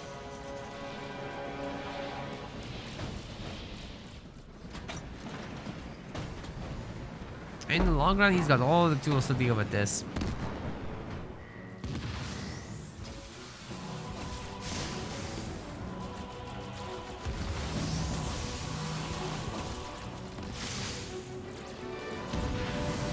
It might be possible to keep the mini base alive, though. Can the Kodiaks actually shoot that far? No, they can't. It's too far. So great positioning here by Stormy with the ghosts. Making sure that they can just take down the mini.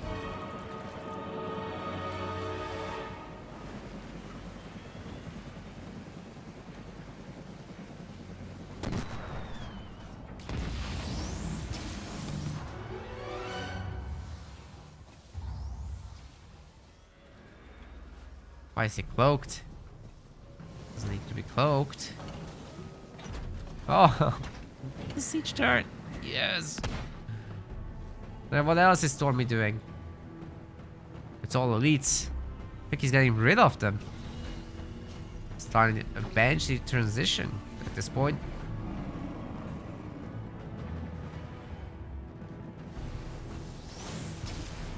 Oh boy. They might get the Spartan picked off, but maybe not. Turret comes in to help out. There's an engineer here to help also. Tell you what, the Kodiaks might wreck this.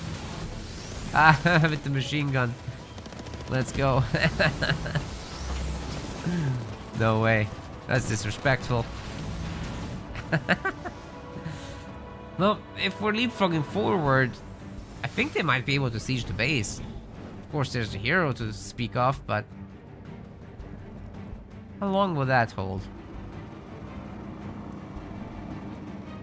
Goes here to pick off the Nightingale and then the mini. They are visible though for the Kodiak and the siege turret, so. Well, not this Kodiak, it's too far. Just the siege turret. Is Dark rich enough to call in the Super Sentinel? I thought I heard it, but no. No Super Sentinel just yet. We're upgrading the Spartan, and that's very energy intensive. Meanwhile, the Honor Guard will just take down these guys one by one. Destroy the turret so far, but that's about it. Oh god. I think Stormy has got a nasty surprise for our Dark Angel today.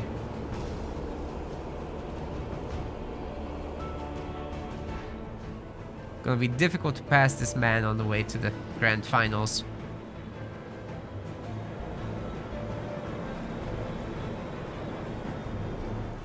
Dark's trying to get out some extra bases, but doesn't have the anti-air to really deal with this. And Douglas is really out of position. He's got the rocket launcher, which would be great right now, but no, he's not here, is he? Ooh, the Nightingale shutting this down is great. Maybe we can see a anti-air turret in the back. That would have been great, but I'm not sure we're seeing it. Nah, these turrets are toast. There are 3 Wolverines, however. That's pretty good. Might need like 4 or 5, though, to actually deal with this. Oh god, here they come. The drop adding in a lot of firepower to this, and of course the security from the engineers also. But now the Kodiaks can open up, and the Sentinels are helping out. 5 Wolverines. Magic number is up. Oh god, they're invisible, they're healing, they're destroying faster. Brutal. Dark Angel lost the base and the game. Several Wolverines went down as well. Yikes. Stormy. With the Banshee swap. Brutal. A really good response, by the way, to the Kodiaks. That's exactly what he should be doing.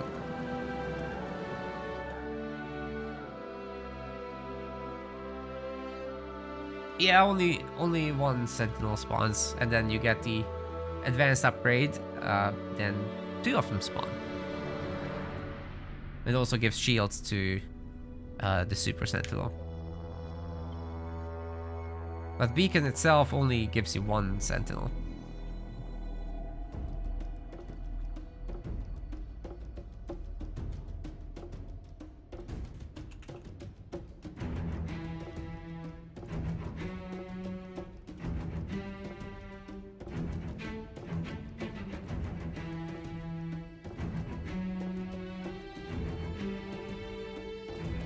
Okay, we've got Anders dead, Shipmaster victorious. Puts us in this particular position.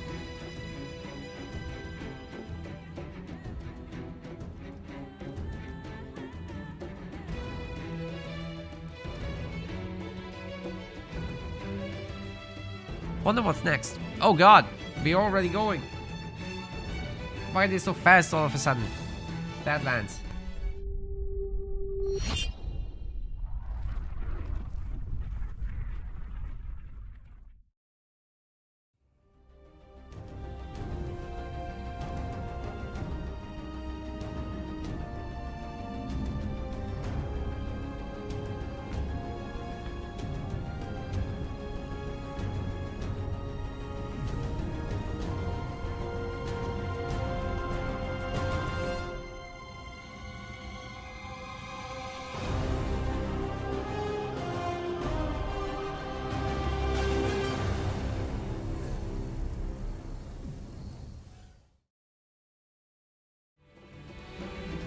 Alright, ladies and gentlemen, we've got ourselves in the blue color.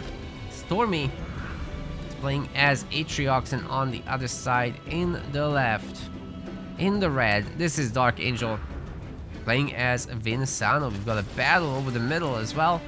The Jackrabbit is getting owned. There's no Marine to support, and that means a dead Jackrabbit. Oh, absolutely brutal. That's not how you want to open up on Badlands. You either go together or you lose. I think the Marine is down here, yeah. Not great. Stormy's gonna get all the minis now. Safe with this one. And another Marine should be going down here. There's no way it gets away from that.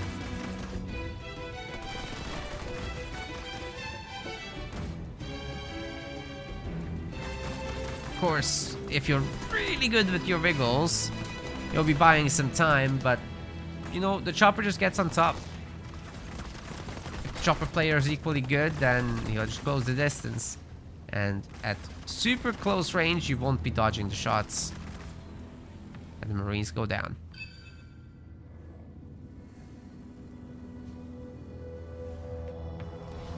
Three minis in the middle already belong to Stormy, and he's looking for the next one. Without the fast unit, the UNSC has no way to get up there. Now the Jackrabbit would cost a fortune.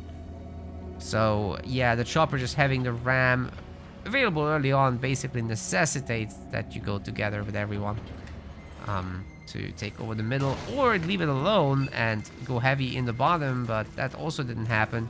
And now the chopper dodging the Jackrabbit shots very nicely there. Great job by Stormy. Controlling that chopper there. Will he get the kill? Maybe not. The Jackrabbit is faster, so usually is able to get away. Shrapnel routes is coming in. With more choppers being made, it doesn't matter if the Jackrabbits are gonna be buffed or not. And these Consano ones are supposed to be pretty good with redline, but well, only the new ones will be affected by it. And as you can see, Dark Angel is floating a lot of resources because he's never had another mini base, so only double pumping rabbits is going to be measly compared to what the choppers can do if quad pumped.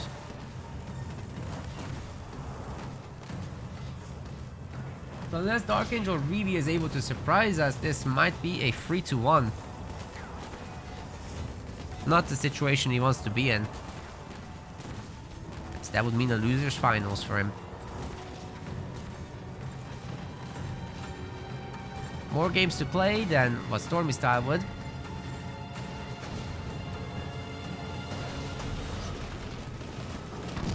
Great pickoffs on the rabbits. Healing comes in, but I mean, they're dead. Overwhelmed, outnumbered, outgunned. Even one more chopper joins in, as if this hadn't been hard enough already.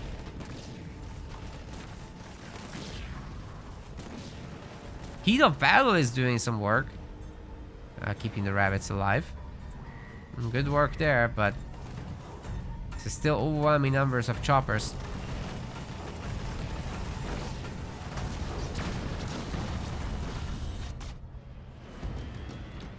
Dark Angel is trying to get to a generator, maybe 2 turrets or so. And eventually the base is destroyed, or Stormy recycled it, I'm not sure which. But he's getting it back.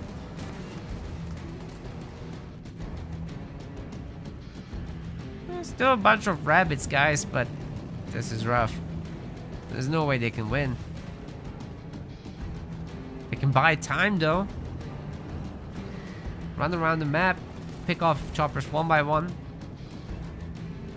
Force these guys to chase them around. Yeah, like this. This is great. They have the mobility lead. They have nothing else. Second and third turrets are coming. Oh, that's a watchtower.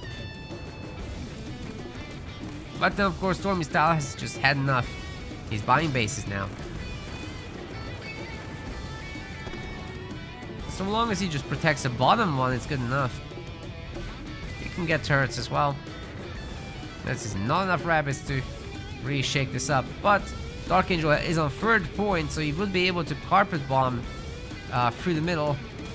And napalm missiles, well, fire from them would be able to wreck these buildings long term, and especially if he focus fires individual ones and repeats. If he does the repeat micro for animation canceling. No. There it is. Maybe it's enough, but oh, I don't think it is actually. The 2 turrets too good. Stormy's so confident he's made another power extractor right there. And Bulwark essentially out-healed all this. Well, mostly anyway. He's found a way to dodge the shots.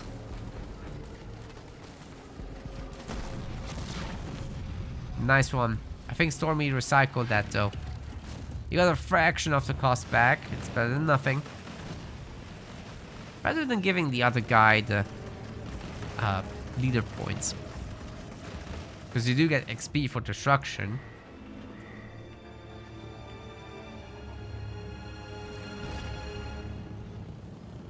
Plenty of choppers still around. And Stormy has the extra base as we discussed. Dark now heading to tier 2. We'll be losing that mini base. And all his rabbits are toast except these. But once he has a second base, it's fine. Like, honestly, it's possible to come back from there. Especially later on with a big drop.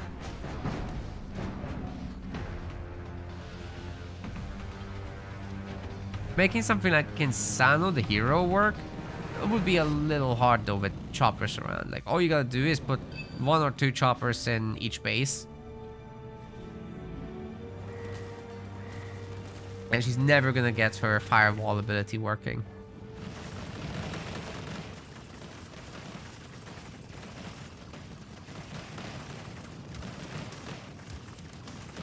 Hell, I'm not even sure Dark Angel is gonna be able to hold on to this base. These choppers are absolutely blasting it.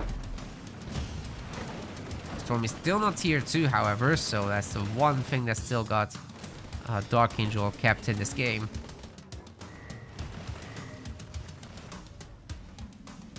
Second air pad. That's always a desperate play. If you see it on the defensive, it's just the least potent play you can do.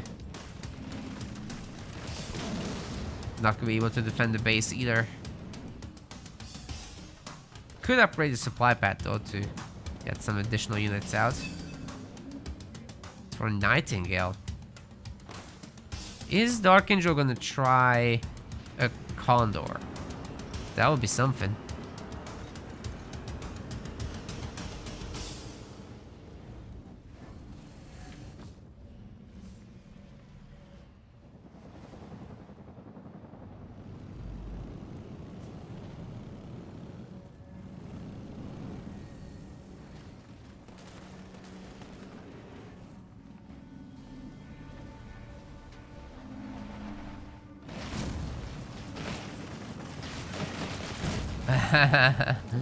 What is this Nightingale doing out here?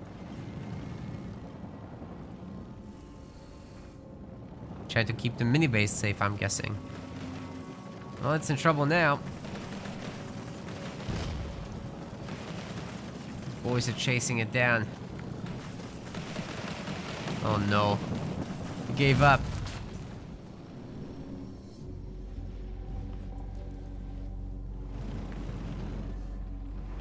Yeah, I'm not sure the Nightingale pilot is okay, to be honest. Have you heard the quotes before? Yeah, poor guy. He cranky. He cranky. Are we gonna go tier 3 here? And if so, for what reason? Whoa, napalm missiles on this base. Fire is doing some damage, but it's a pretty tanky base at the same time. We've had Flamehawk drop as well. Obviously, you don't want to drop them on top of the choppers. That would be too overwhelming. But so far, Dark Angel hasn't pumped out too many air units at all. You want double air pad, and it's like, nah, not gonna do it after all. It's not a very good army from Stormy style just yet, right? So like I said, the big drop is definitely a threat, but there's all these banshees now, and the big drop definitely can't deal with that easily.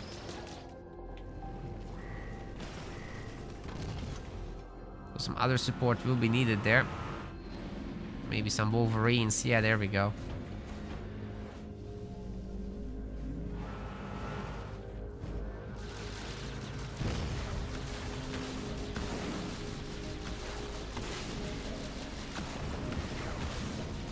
Dark Angel's base is gonna be destroyed. There's no way to save this. Recycling the pads would give back at least something, and you know, Dark Angel, I guess, could do the big drop at some point. It's his only hope here. Getting close resource-wise. Third base now. That's adventurous.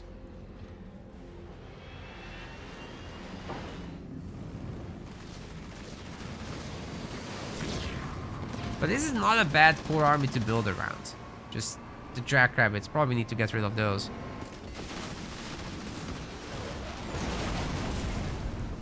But hey, while you have them, you might as well keep them. Even in this fight, they would be able to do at least something.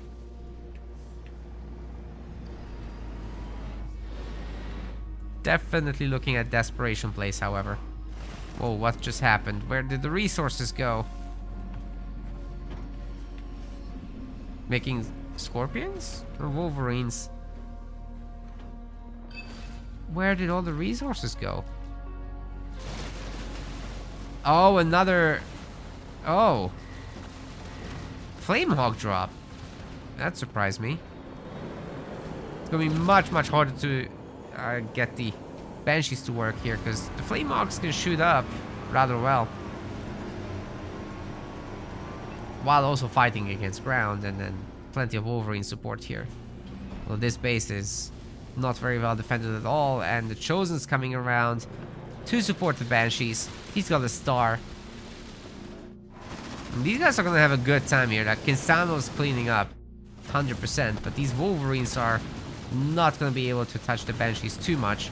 Not with the Chosen blasting them. They'll get some kills, but It's really this army that was needed here to make sure not too much goes down. Could have kept the Chosen at bay with all that. Now the Wolverines are trying their absolute best to take down all these air units, but it's just so many of them. Are we gonna have a heal available for Dark Angel or Big Drop or anything at all?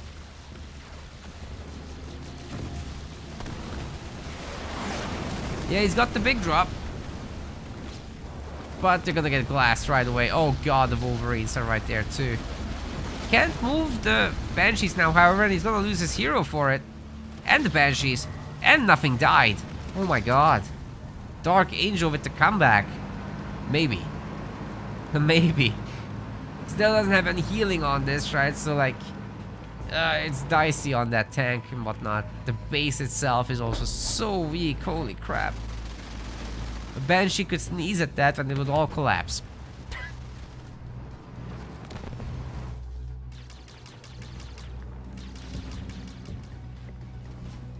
But Stormy Star is on 22 population. He's certainly not in a sneezing position right now. Oh wait, he's sending in a... Oh my god, he's not gonna eradicate that.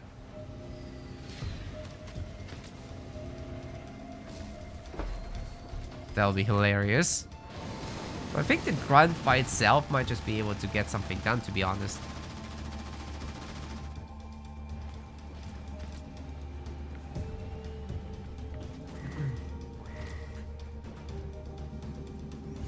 One day. He's not letting... Holy crap! Dude!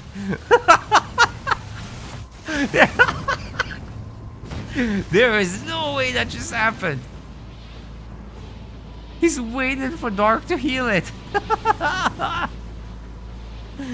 The master strategy worked. Unbelievable. Wow. Well done, Stormy. Well freaking done. That was insane.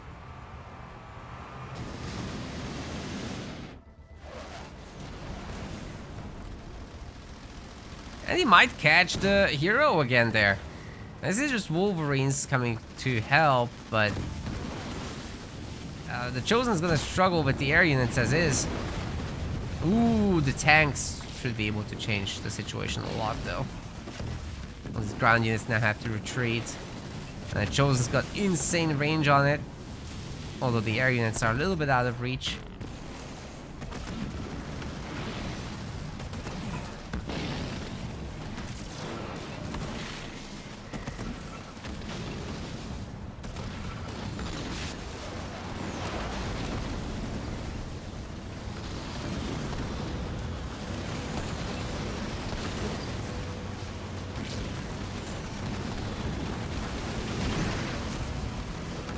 Is that enough flame hogs? Maybe not.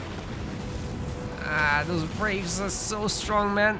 I don't think that Dark can make it, guys, honestly. He's really giving this a shot, but that Chosen should be able to kill the tank now. Goodness me, it slowed it down so much. Oh, it's going down, isn't it? Oh, it's going away. What the hell? No health, it's getting away.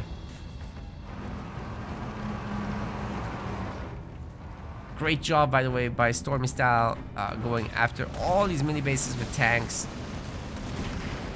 And you're getting some more value by getting Warthogs killed as well. Why does it keep changing targets? That's unfortunate. Oh, the mines! The mines! That wasn't full detonation, it's just a plasma finishing them off.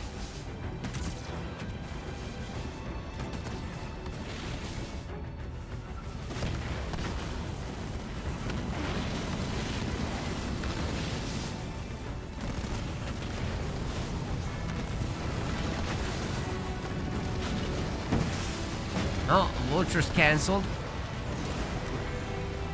And the Nightingales aren't having a great time either.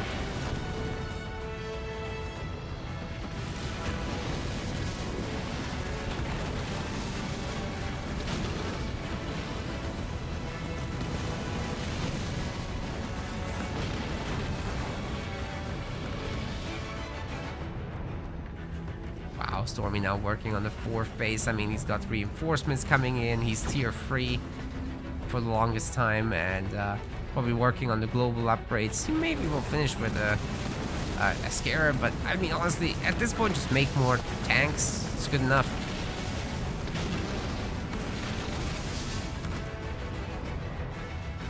I think Dark's going into the loser's bracket, guys. There's just no way out.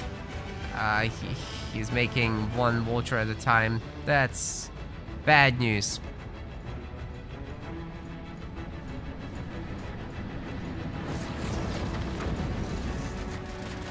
Great moves, however, by Stormy Style in general, just absolutely choking Dark Angel out. All the drops will be thrown at him now for certain, and will be needed, because that's the only way to survive, but there's no more drops. Where's the big one? No big one. Oh wait, big one! Beams coming in to counter the nukes, the napalm missiles, everything is getting thrown at Stormy Style, and actually with this great split, they might be able to take down the hero. That's crazy. Oh my god. Dark Angel's back at 47 pop. He's working on his bottom base as well. This is not too bad.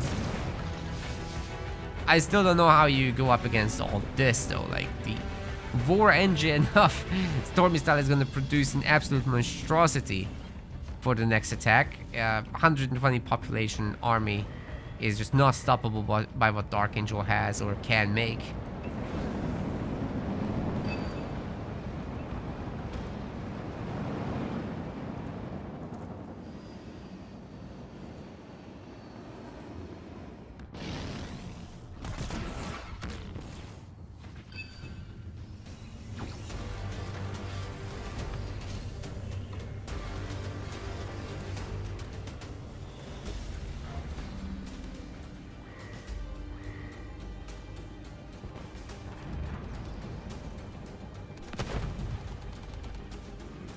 Yeah, this next attack is just going to be devastating. It's already 75 population to 46. The 2-star tanks are getting wrecked one after the other. I just don't know what Dark Angel can realistically do to hold on to the alive. This time he's not going to have massive leader powers available. He's going to have the turrets, but I'm sure Stormy Style is going to have eradication. That's what I worry about.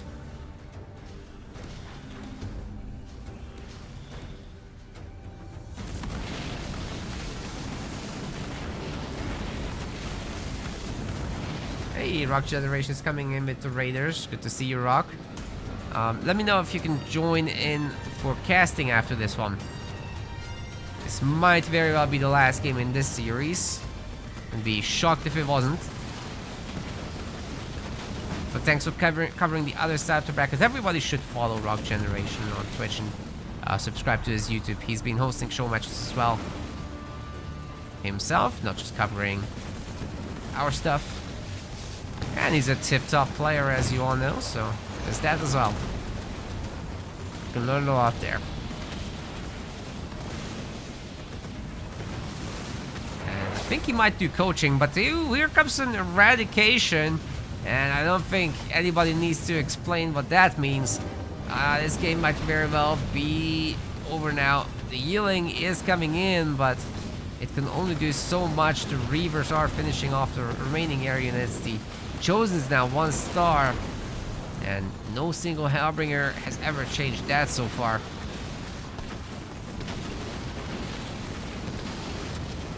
Even the nuke misses. That's a disaster. GG. Well played. Good series. But it is time to move on to the losers finals. Stormy with 3-1 will be waiting now in the grand finals for whoever wins the losers finals. Well done. Yeah, great series. Great series, methinks. But certainly the leader picks of Dark Angel were just a little bit weaker in this one. Just kind of fell apart. The Yap Yap was really well played though. It's just, I don't know what happened after that. It's all the good leaders were gone, and then he just did the weird picks. Oh well. Still not bad at all. Not bad at all. But where are we now?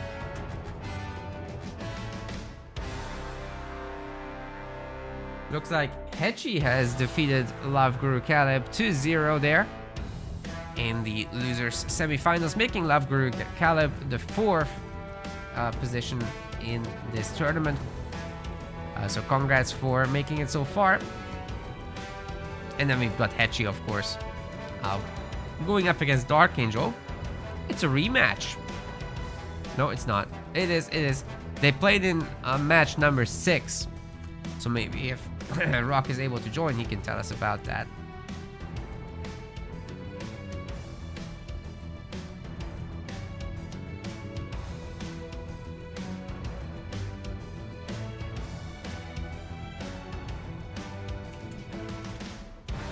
Yeah, Rock is not going to be able to join, unfortunately. No worries. He says he's dead.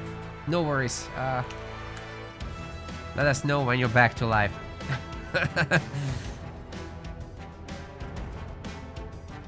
Alright, so let's see if we can set up this Hechi versus Dark Angel thing.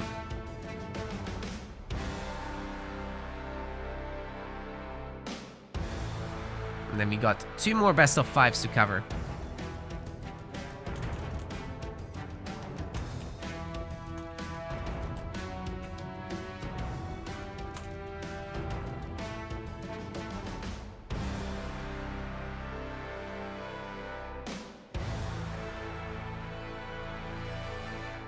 Hope you're all having a great time.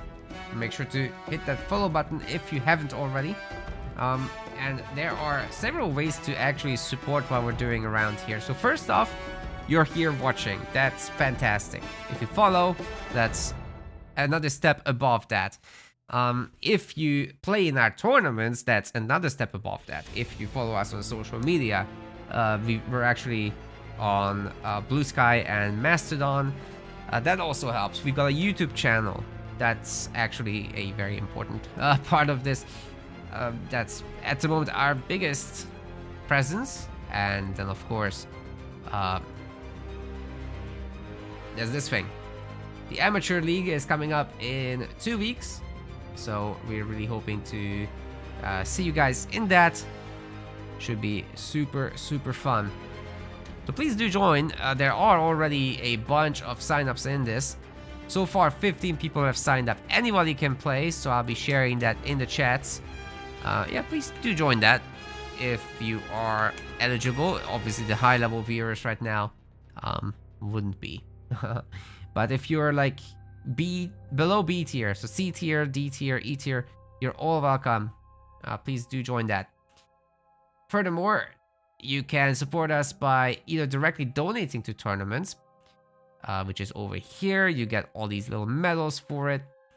And yeah, at the moment, we are looking for donations towards the Pro League, the Rising Star 1v1, the next one, as well as the 2v2 one that's coming up as well. You can tip our staff directly, or you can subscribe as well to our website directly, which is essentially our Patreon-like page, but with our own website solution. And you'll be getting all sorts of perks for that, as is usual. So feel free to follow up on that as well. This is going towards directly supporting our project by basically helping us to make sure to maintain all the software and server stuff required and maintenance of it. And then our video editor getting properly compensated as well, and so on and so forth. And you get exclusive news as well every now and then. Yep, that's about it. Then you can of course subscribe on Twitch or become a member on YouTube. That's also all options. And for today in particular, for the next week, you can check out our sponsor, Call of Dragons. That's gonna be also pinned on our website, the chats, as well as I'll have a several hour session at the end of this stream. So by playing that and reaching higher levels for your city hall, you'll be supporting us some extra. Alright, these boys are now setting up. And we'll be able to take a look. All these links you'll be able to access as well.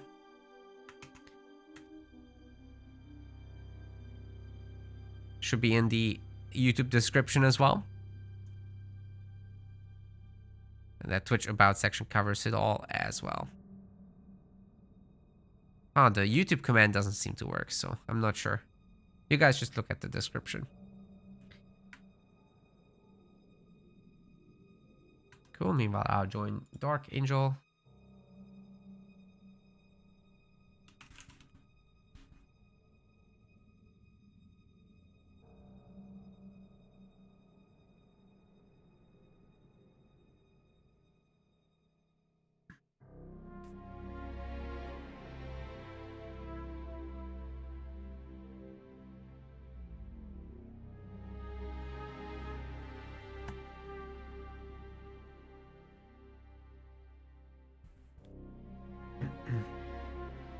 The seer is a dragon, today I learned.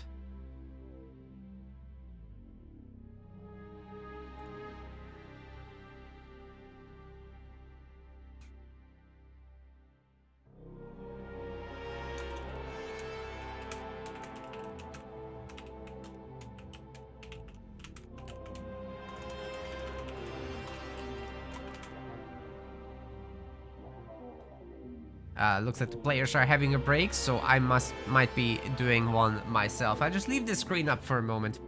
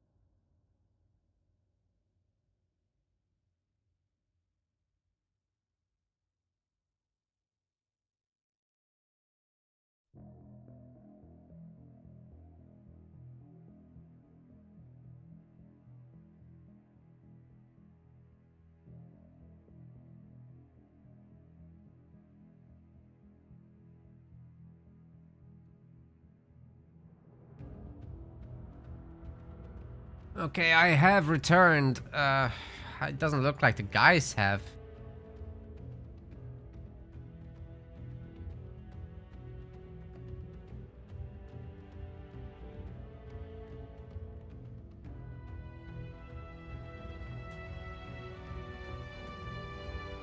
We got Rock Generation has reported that he's defeated Course in a Deku show match, so he's moving up a spot as a result in the provisional rankings by 2 actually. So once after the tournament this is open, we'll be able to move Rock up. Not until then. Because basically, while there's an active running tournament, we are not able to manually do it. Although we could post a show match in the interface. Yeah, we'll do that. But later. But now we have this. Where are the gamers? Edgy. It's been 7 minutes.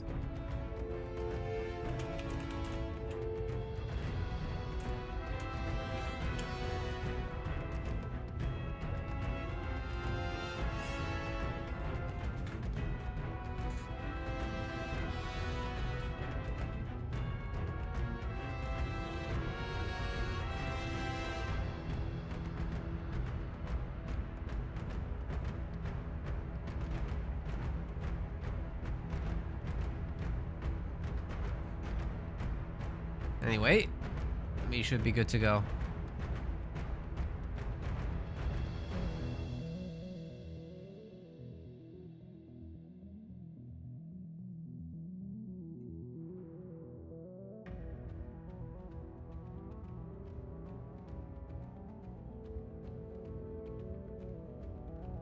Well, hopefully we can get this draft started now.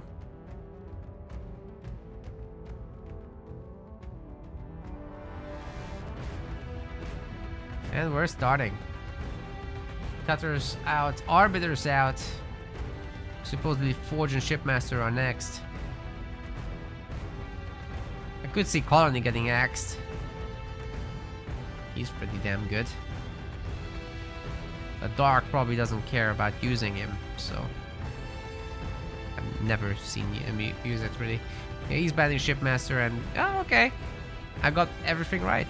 Wait, he's going Colony? What the hell? I guess he just really doesn't want to deal with Hedgie's Colony. Can leave it for later. It's best of 5 though, so he might have to use it.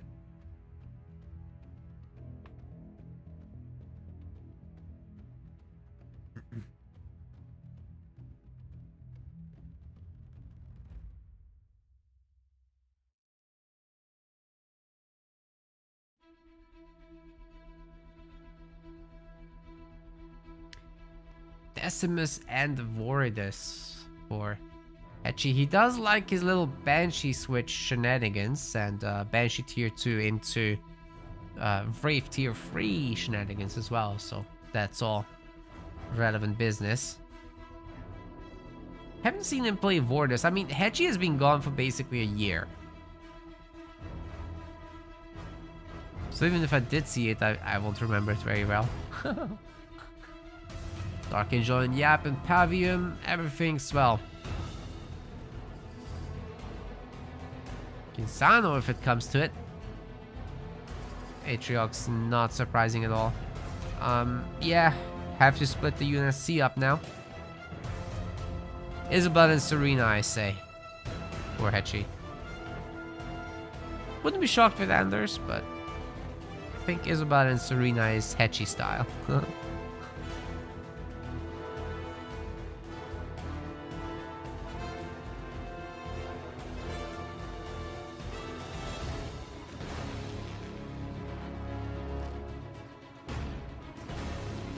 One of those. Oh, Anders, come on. Alright, Hetchy's here to win. He's not messing around. I need to get him into our lobby now.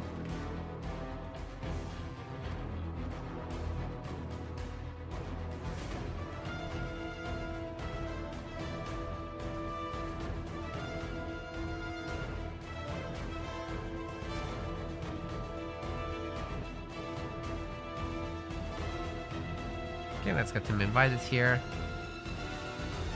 We should be ready to go pretty much whenever.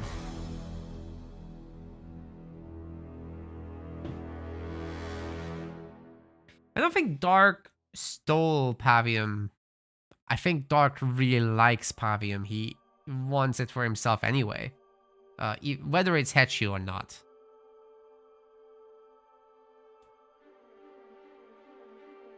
Just here once Warhammer 40k Total War and Dawn of War 4 at the same time. That's great.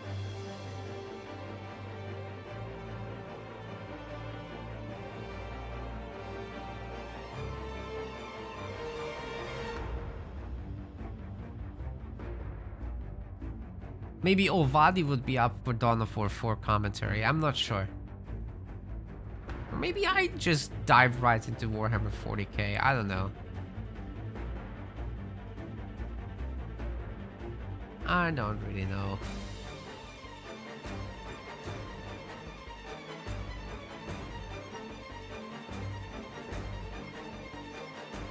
Well, certainly with the current state of Age of Mythology, I'm not very enthusiastic, so... if something new and cool comes, I'm here. I'm right here.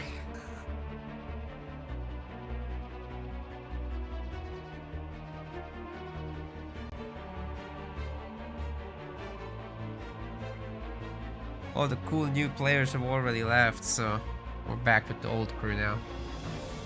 And many of them aren't playing, so not great. We're starting with Rift. Let's do Rift.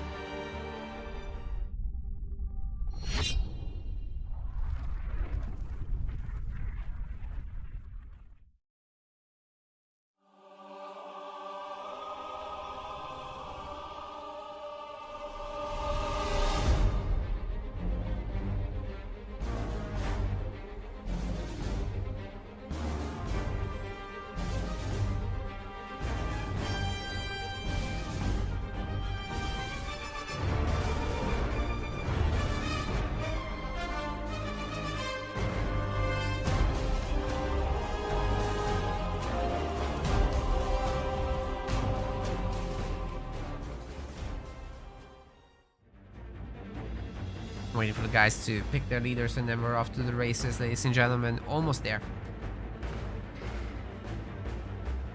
Ooh. Okay. What the hell?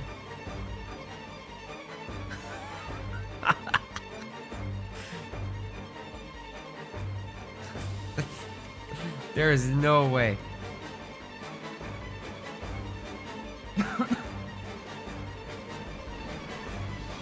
Ladies and gentlemen, you're not gonna believe this. We're in the losers finals of the Rising Star League.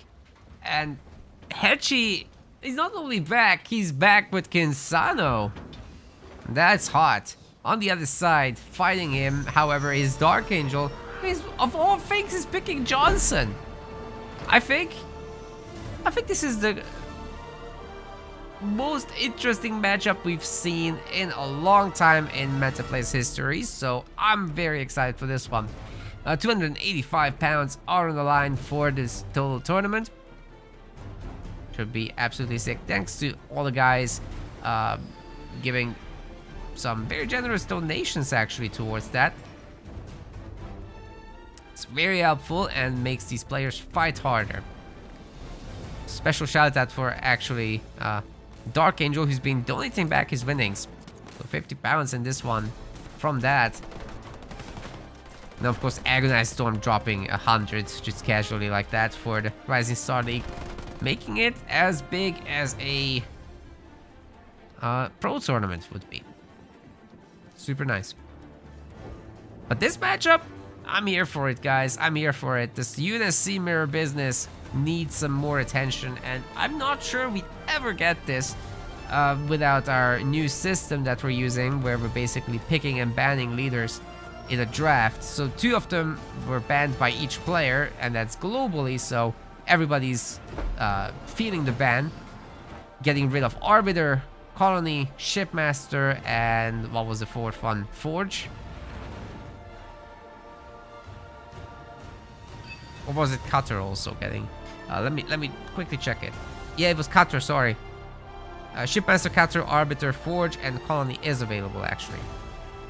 But the picks that the players are doing themselves also block mirror matchups, because if Dark Angel picks Colony, then Hedgie doesn't have access to it, right?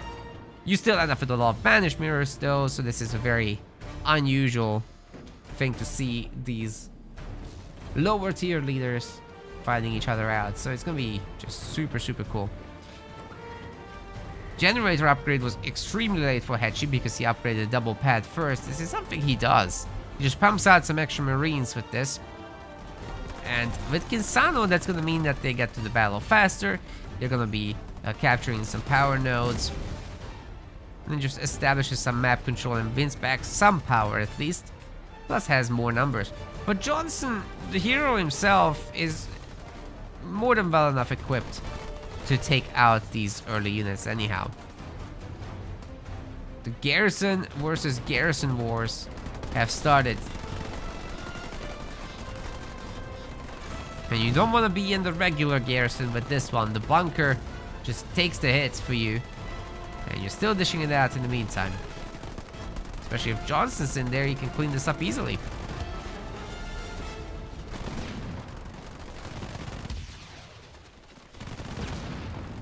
Wow, those Marines didn't last very long at all. It's picking off some more. Now Johnson's upgraded. He's got some more firepower. Smart Missile is also doing its thing.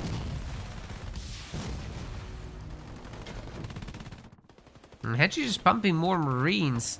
I'm not sure how much longer he can keep that up. Like, snipers will need to be added or something. But, well, that's his extra generator. Oh my god, the Mexican gen. You can't make this up, guys. Mexican players are gonna do the Mexican gen things.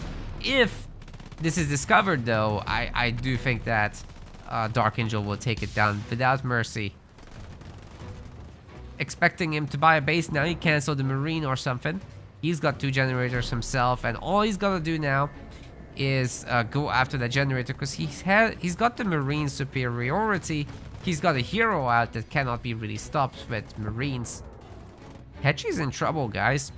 He's upgraded all the buildings except this, these 2 pads, but there's still no bunker, I mean barracks. And Dark Angel is just taking complete map control. He's got 3 of them locked down. Hedgie's Marines are scattered. Will Johnson reach his first star? Think the opportunity is there. And you know, as you go into tier 2, which is being clicked right now, Johnson's gonna have access to the Mantis, which is just a fantastic and super powerful vehicle against any potential Marine aggression. It's just gonna mow them down. If we're talking about tier 2 and there's, let's say, Flame Logs, that's also not really gonna work against Mantis. They just shred them. But Kinsano has drops, Kinsano has mobility, and with that you should be able to get something done. And you know, all these Marines just standing around, it's not for nothing. Hedgie is going to want to upgrade combat tech. That's the first thing he does, and that's going to re-trigger Redline, and these Marines are going to be fast, they're going to shoot harder. Become a really damaging unit. They can hit the main, which he's hoping that Johnson won't be around for to defend it. If Johnson is around, he can just throw down the heel though. Gonna be some Hellbringers with dispersion nozzles. Did not expect that. But timing attack from Hedgie is looking pretty decent. He's accidentally clicked on the crates.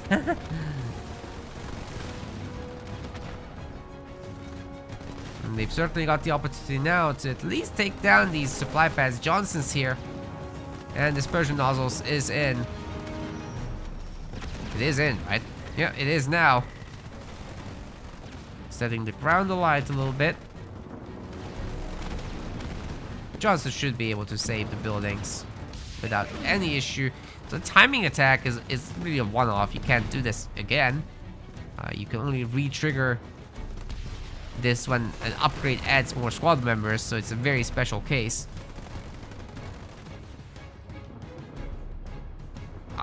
Did Hedgie feed Dark Angel a little bit too much now? I think that might be the case, guys. These turrets are also regenning, so they get hit, no problem, they heal back. But they're life stealing technically.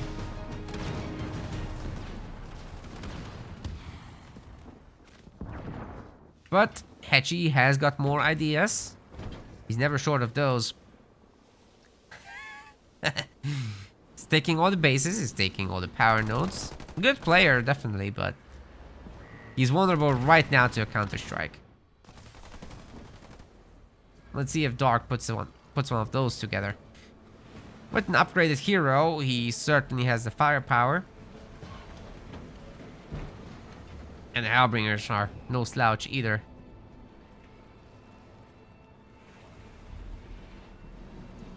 Good control over the power nodes as well. Beautifully done. Hey, Kimber with the gifted sub. Thank you very much.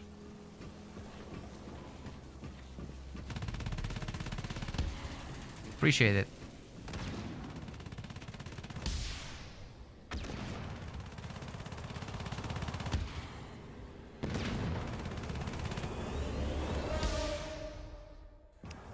Let's reduce the sub goal today to 30. We're almost there anyway.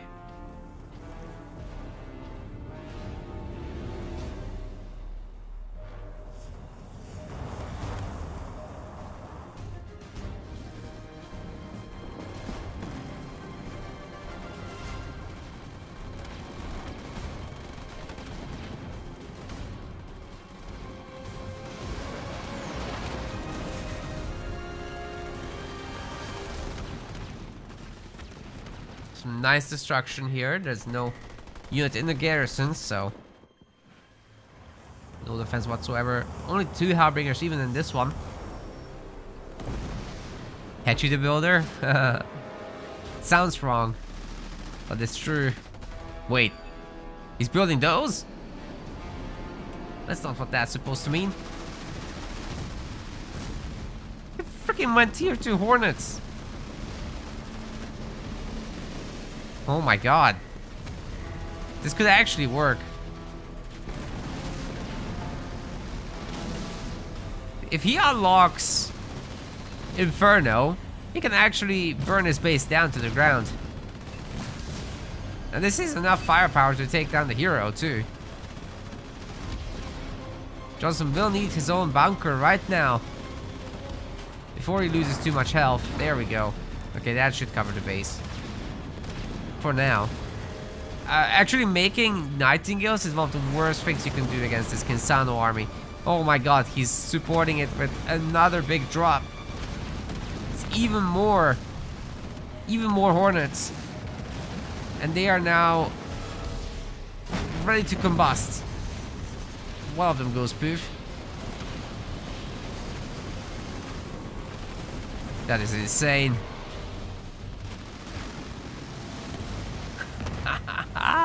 This tank is so fast.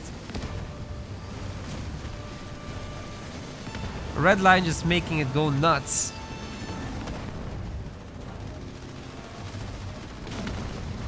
Although Hell Charge has expired by now, but that also is such a good effect on this drop. Well, I think, guys, Hedgie's gonna be fine. The Hornet can't be shot down by the Hellbringers. His entire base has been stripped without the use of Inferno even. And Hedgie's getting really close to having Inferno for this other base, that is. Which is going to be a 7 slot, so it's a perfect place to use it. Only thing that Hedgie needs is some healing. So if he added a Nightingale or 2 to this, that would be actually great. He might actually pick heal instead of a... Oh my god! That was such a good EMP Mac blast. But of course it gets followed up by another Warthog drop, and Dark Angel is not saved.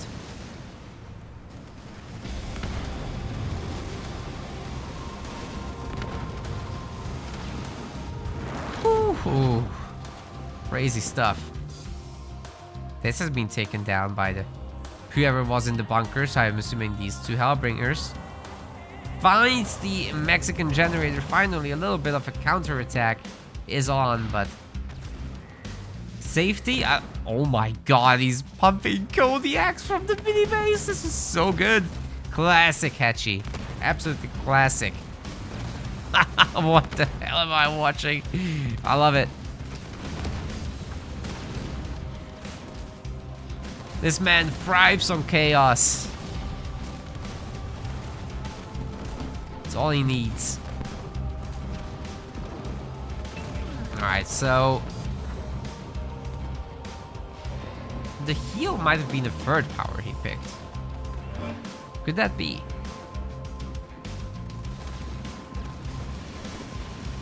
Could he still get Infernal now?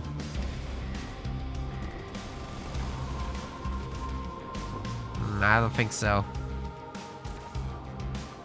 What's this Jackrabbit for? What the hell? For defending the mini base? I guess so. Hellbringer's coming around to finish this off at the first opportunity. Ooh, catching that tank would be sick. Oh, it's not gonna go down. Oh my god. Oh, it's got like no health. Come on, man. No way.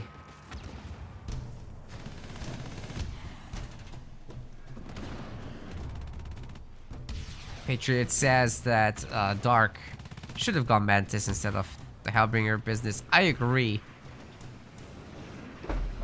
That would be way stronger than whatever he's doing now. And you know what? Kinsano is a really good answer to the Hellbringers as well. Just very, very difficult to stop that. And actually, Kinsano, the hero, you don't have a ram ability with Johnson, so you can't really shut her down without dropping a bunker on her. It's the only thing. You could drop a siege turret on her, I guess. And there's Nightingale smokes. But that's way slower.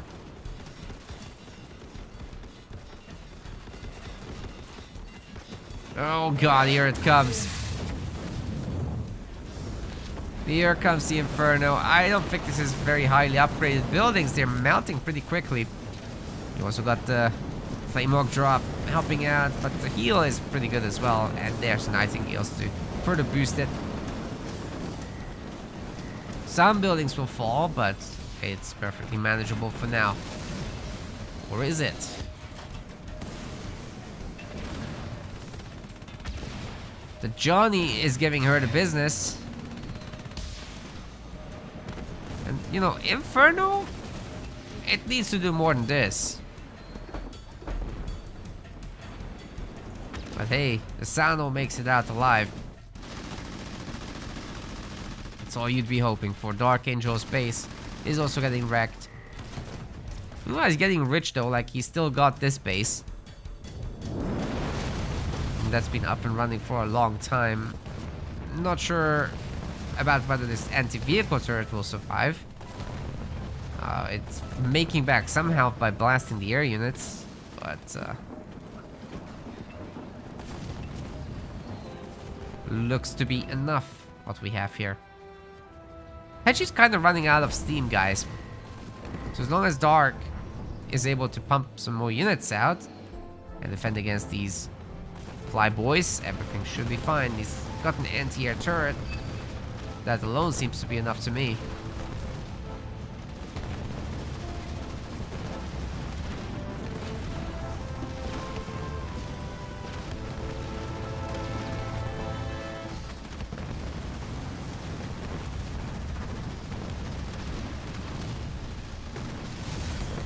Oh no. Wait, yeah, it's Hetchy's seal. It's Hetchy's seal. I thought Dark was trying to save the turret. I'm like, why? But no, it's for the air units. Got a big drop coming in as well. That's gonna get the generator, except it's getting shut down so hard by this Mac Blast. That was very nice, but Still, Dark doesn't have enough units here. That's a problem. And those 3-star Hellbringers are certainly a menace. But they don't have dispersion nozzles, making this bunker super useful here.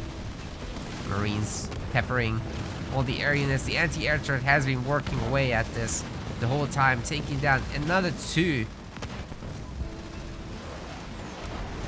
No more drops are coming in. There's a Johnny here. And he can take some shield damage, that's okay. After which he can just go into the garrison, really. That's exactly what we're gonna see. Dark has 2,000 power, so he really does need to spend that soon. Oh, gotta be careful with that Johnny, because he's getting very low. Doesn't have the biggest of health bars, considering that you got all these bunkers anyway.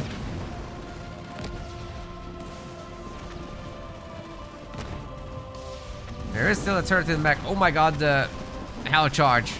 The Hell Charge will be doing so much damage here. Whatever healing can be had, Dark Angel is trying to get it. And it's a beautiful smoke as well that he got off before his Nightingale went poof. His base is still being assaulted. Fire is damaging the advanced generator. And that's now going down also. But the entire army of Hedgies has been essentially yeeted out of this. It's got the base stolen, however. That's a pretty big deal. And more Hornets are coming in.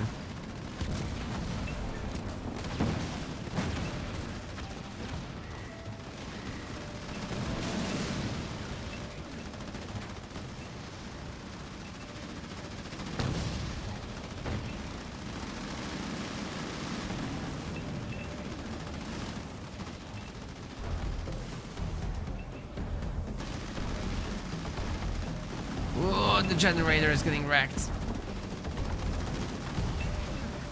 That'd be rough.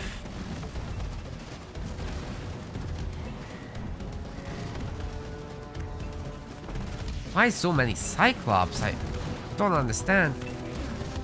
Was that for the Warthogs earlier, I guess? They had a pretty high number, but now they don't look so good. Dark Angel is losing way too many buildings. Oh my god, he's getting infernoed here. Was not ready for that. Certainly doesn't have a heal ready. I don't think his buildings are upgraded. And they're going kaboom.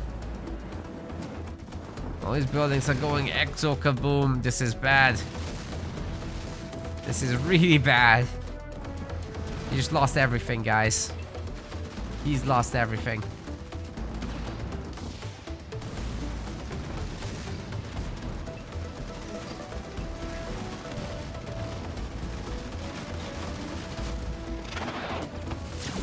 EMP mech comes down with some good micro on the hero. It should be possible to take down several of these, but then what? She's just gonna heal them back up. Oh man, that's rough.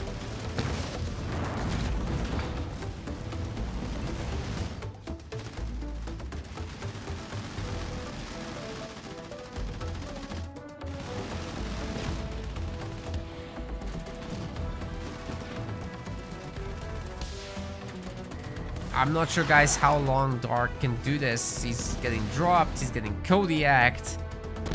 There's no siege turret, but there's 2 Kodiaks here. And his base has got nothing left to save. There's nothing to save.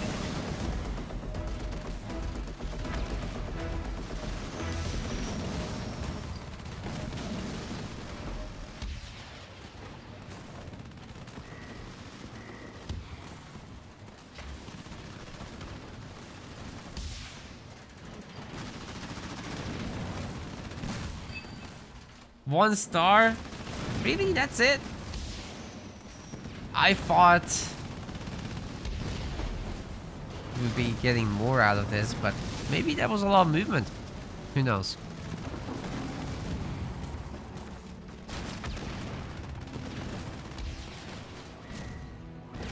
Oh man. Yeah, that was a rough one for Dark Angel. He's been kind of picked apart at every angle, but very entertaining game from Hechi.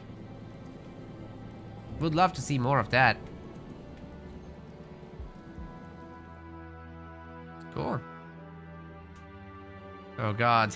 Hoju's in the chat, oh god.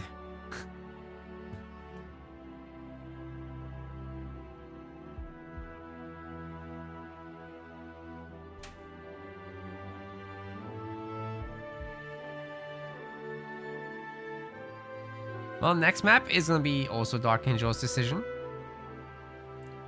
This is really Heji's opportunity to jump up a lot in our tier list and next time make it into the Pro League, which I'm sure he'd love to play as well.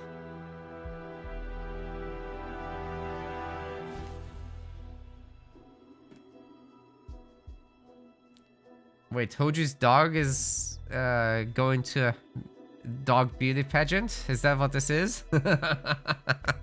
Not bad.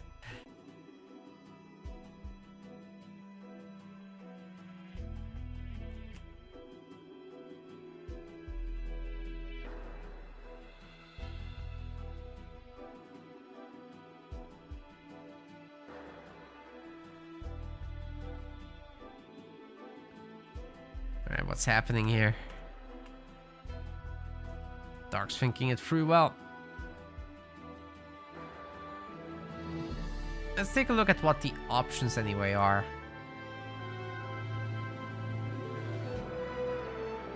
So, Johnson's gone, obviously.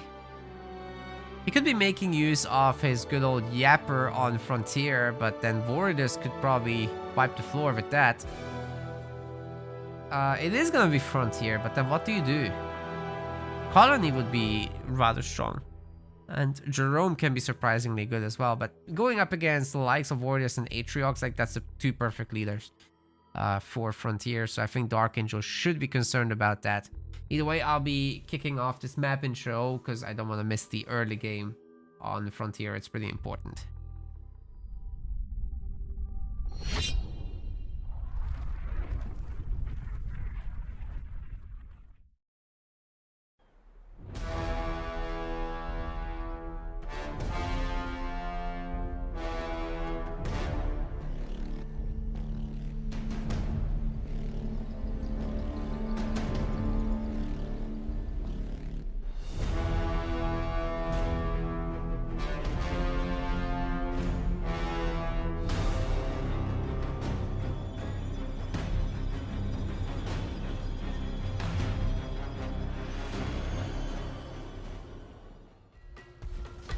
Here we are on Frontier, and El Hechi Zero is going into this with Voridus on the other side of the map in the red. Dark Angels bringing Colony to the table.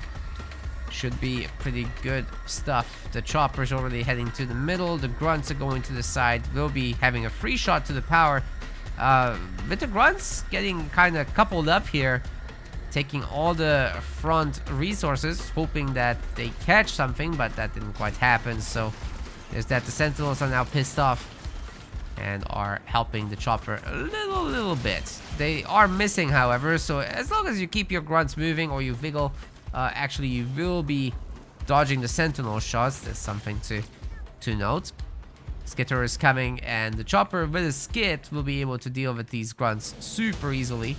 Hechi only on his third building because he went for double harvester with upgrades and I don't know what else. Like, he made a bunch of extra Grunts, but he's definitely far behind where he should be by more than an entire building. This is not good. What happened? The mini bases, I see. Is that worth it? Because he's not siphoning extra resources, he's not capturing extra resources on the map. It's kind of not great.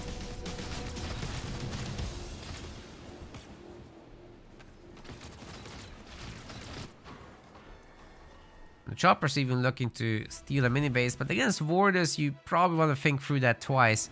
Well, if anybody can deal with it, it is Colony. Skitters and Goliaths together can do a lot of work here.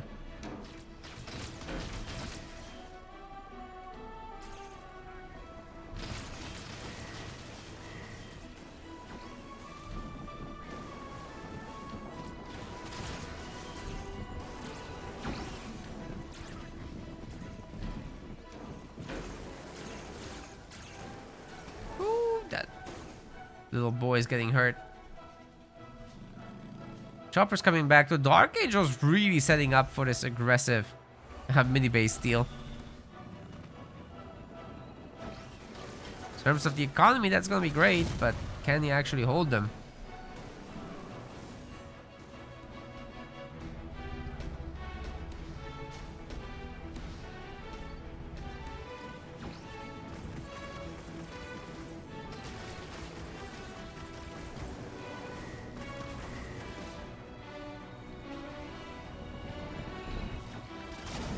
Suicide Grunt's getting picked off very nicely by that Chopper.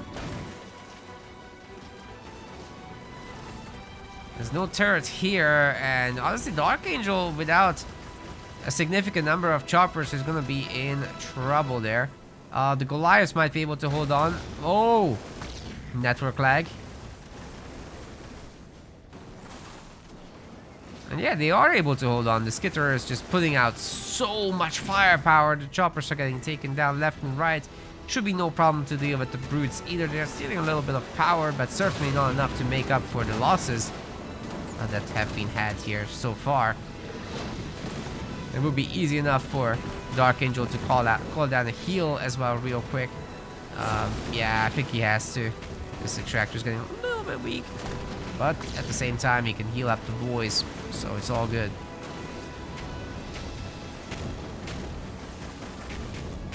Yeah, nicely done.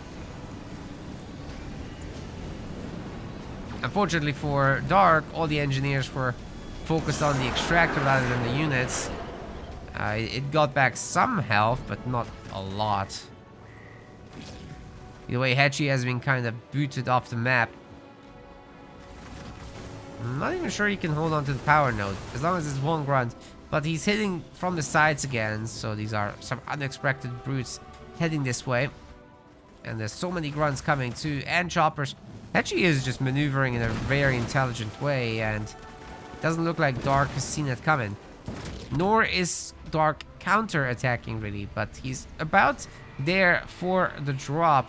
And the big drop, the Goliath drop, should be able to wipe out that enemy main base. If these two guys just came down here and straight up attacked the main alongside the drop, that would take this down. But I think Dark Angel is falling for the fallacy of defending here. He's gonna attack.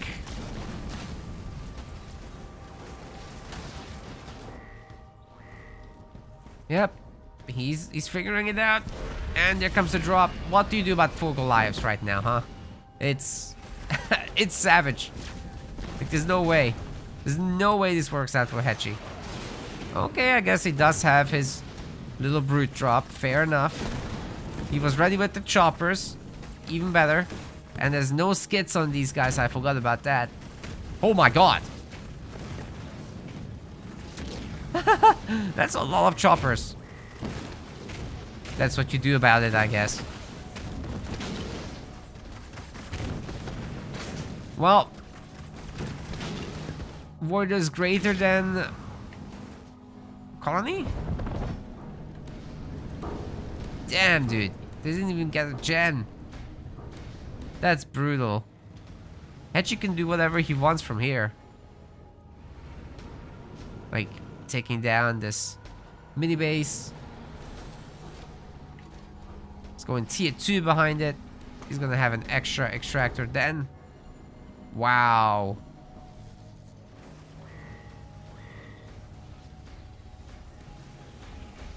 That's crazy.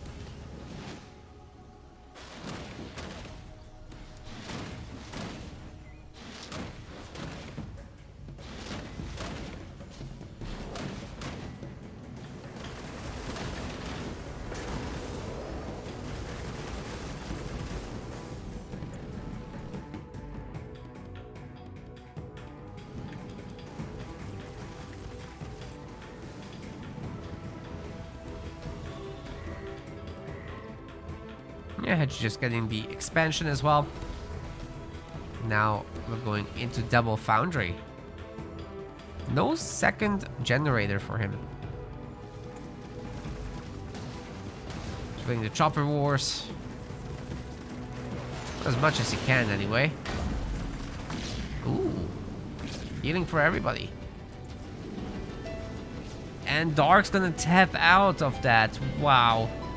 He didn't even want to get the big drop ready. That would have been one way to play this. You don't have to go tier 2, right? Like, you just keep making chopper with skits. Hope for the best, but no. Interesting. Didn't expect that. Like, usually you'd at least try your big drop. This might be a swift 3-0 if Hetchy keeps his momentum going. Crazy. Crazy business.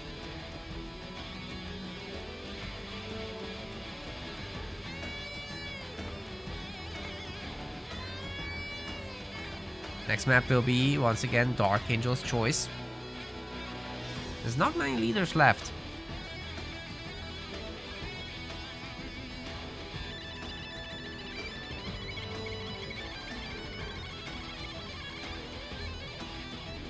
Map pick will be Mirage, so I think Hetchy should be going Atriox there.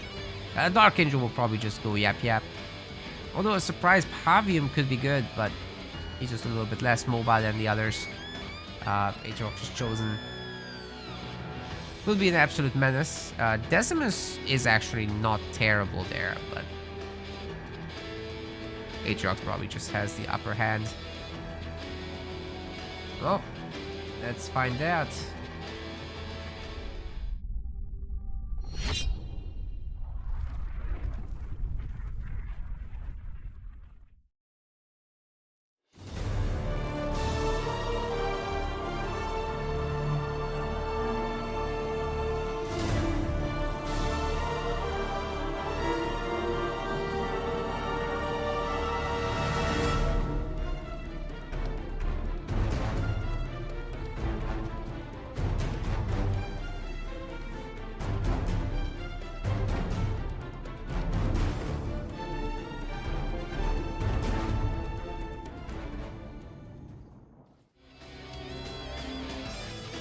Cool.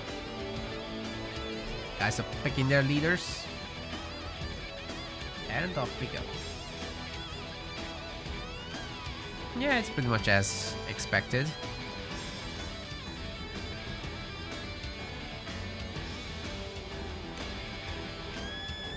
Got slightly wrong, but still.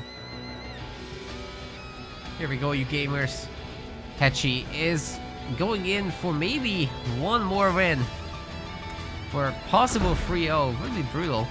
Picking Atriox certainly is a good way to go about it, though that's a big advantage going into Yap Yap, in my opinion at least. These early game opportunities that you get with the Chosen, as well as the Jump Pack Brutes, are just really potent.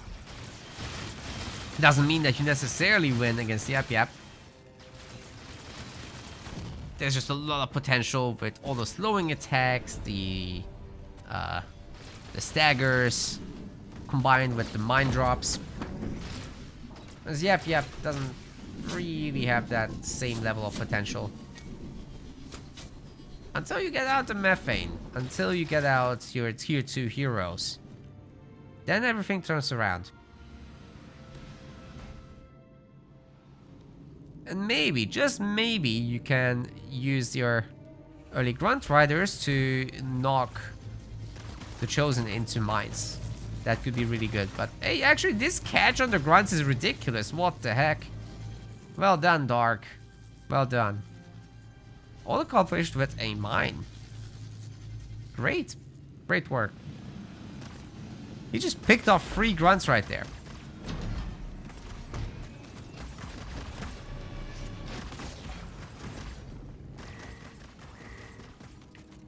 Not bad at all. You know what? Hetchy behind this is trying to go double gen. Dark has all the mini bases. If he rushes him with the... Okay. Yeah, raid camp. Up on the proxy minis. Send down the brutes. This base is toast. There's no way, Hetchy, that you survive with with double gen right now. Ay, ay, ay.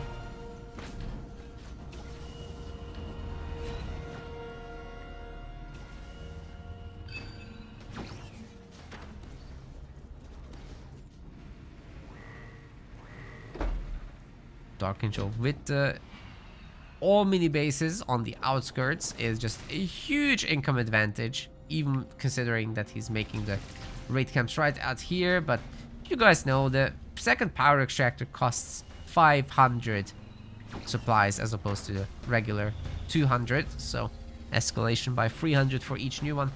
It's how do you justify that in this situation? You're so far behind already, having lost 3 grunts and all the power, all the mini bases. Holding this will be very difficult.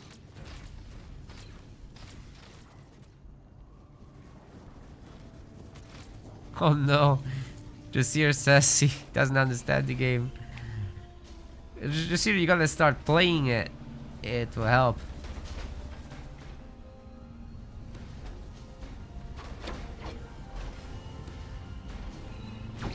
Maybe I don't explain it very well. That's probably it. I didn't ever make guides for Halo Wars, so maybe now I start 10 years in. Oh my god. That would be something.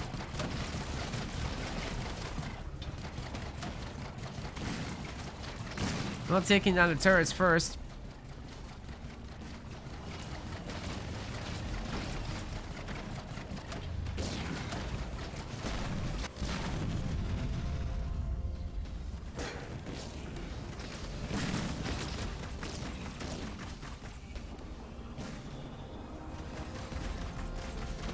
Now 2 brutes, which is better than 1. And there will be more. There will be many more.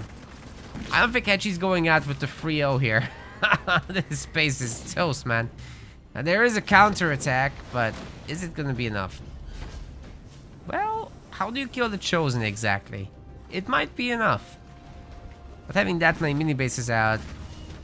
Eh.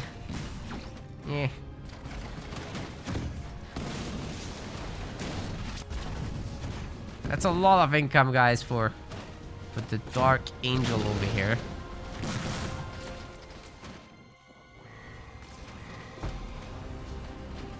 And this base is already half dead. He should be able to make it home in order to defend there. Chosen's creating some trouble here for the... Oh, that glassing beam is brutal. It will actually kill the Chosen. He runs into the mine as well. Okay. Well, the chopper's coming home. I'm more than enough to deal with all this. And meanwhile, the infantry attacking the base is actually not gonna make it. Where are the brutes gone? They're gone. So, okay, this is now defended. Then the extractor goes down, I guess. Wow. Not a bad counterattack at all by Hetchy. But now, what if the choppers come over? Hetchy must heal this base. He needs to use his bulwark. He's also getting engineers out, so he really wants that fixed. So destroying another mini base is actually Dark Angel falling apart a little bit here. Because Hetchy maintained all his buildings meanwhile. Holy crap, guys. I think Hetchy might save the base. You are shitting me. This is no way. It's a lot of choppers, but they're very weak. They're taking out the middle mini. Not a bad idea, but at the same time... It's right here! Oh my god, the engineer is saving it.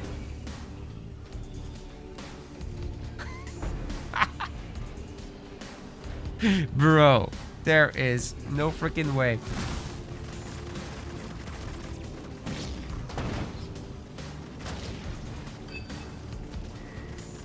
What can Dark Angel do? Big drop. Second turret. Second engineer. Surely you have your next drop lined up, right? At this point, if you're Dark.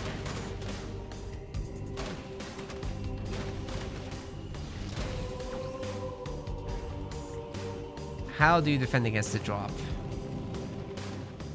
It's coming up. We're not quite there yet, but it's coming up. Oh, oh! Look at that grunt. Doing the job. Big job right there.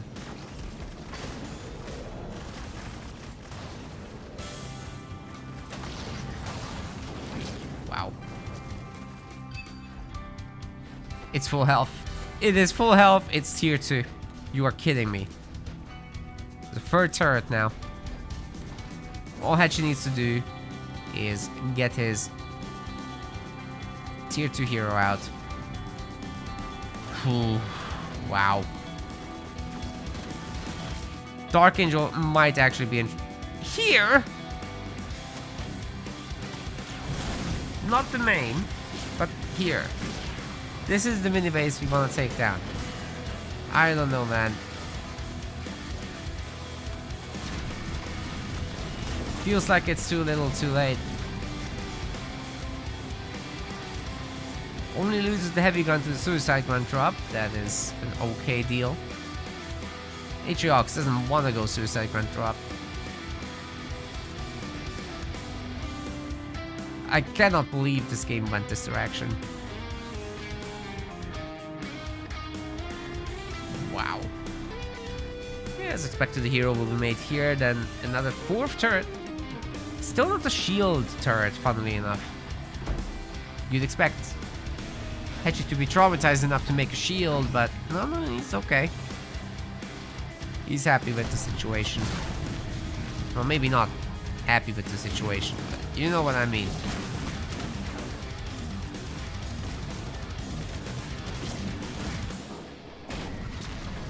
Four brutes.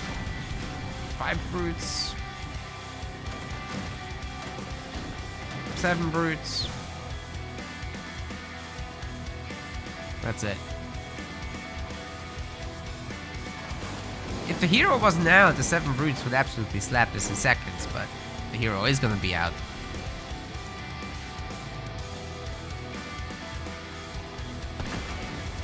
And there's gonna be plenty of turret support, but if they stick together with the methane wagon and the choppers join for a ramming session, this boy is gonna be in big trouble. Which is also why we're seeing things like anti-vehicle turrets.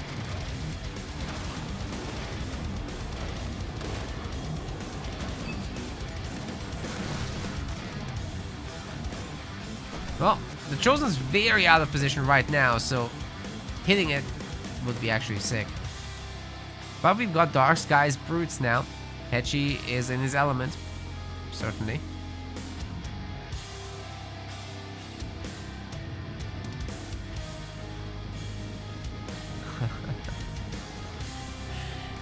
Oh boy.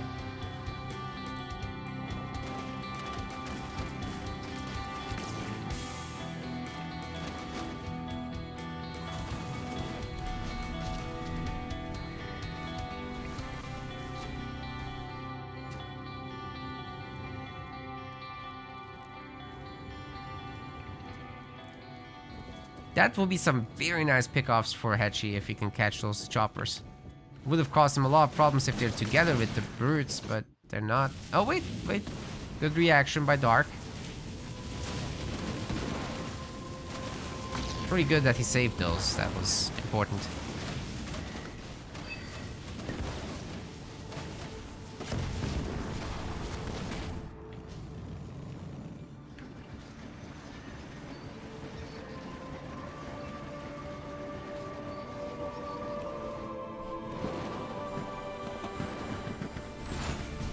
Getting these heroes out will be also very nice, but they're unupgraded for now.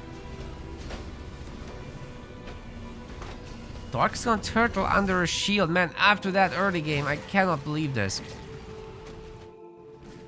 He's had such a good run until now. And it's falling apart. His main is under attack now. Has more than enough stuff here to defend it, but this is not how this was supposed to go. Gonna have to beam a bunch of jump back brutes. That's never great. And they still get away. Bruh.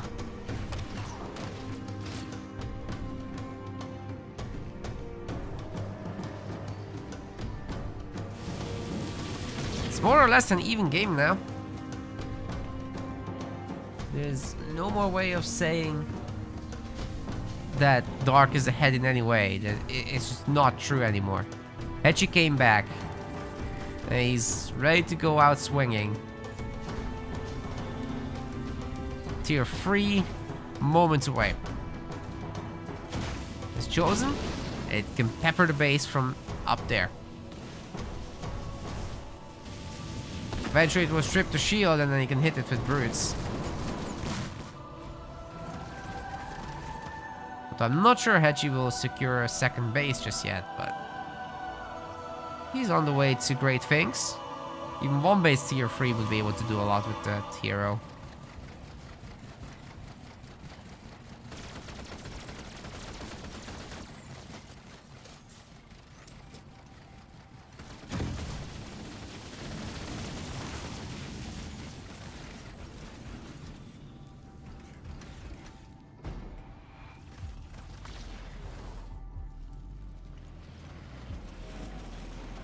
Not many brutes left now. Not sure what happened to them in the first place. At some point there were 7 squads.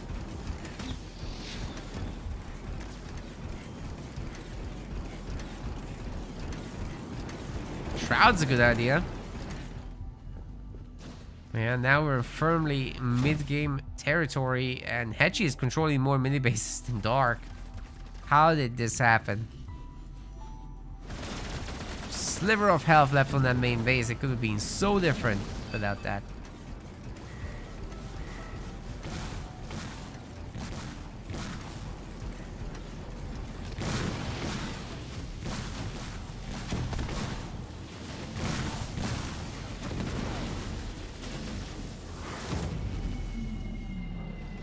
Please don't shoot me. Saves the mini.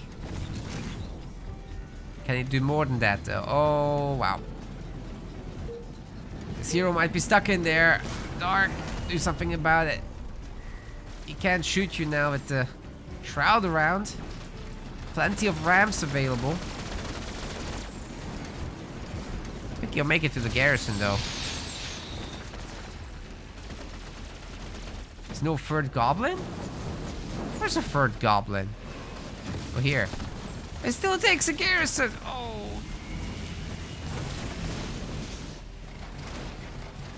Could imagine this base getting eradicated too. There we go with the shroud shooting this down now. Chosen's no longer able to do anything and he's gone. Wait. Did he die? Oh.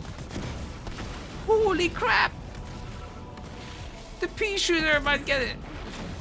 Oh my god, the pea shooter. It's not targeting him. Oh my god, he's invulnerable and he's getting healed. But it's not enough. How did they make it out up there? That's crazy. Got a beam coming in, but it's countered by the grunt dome as well.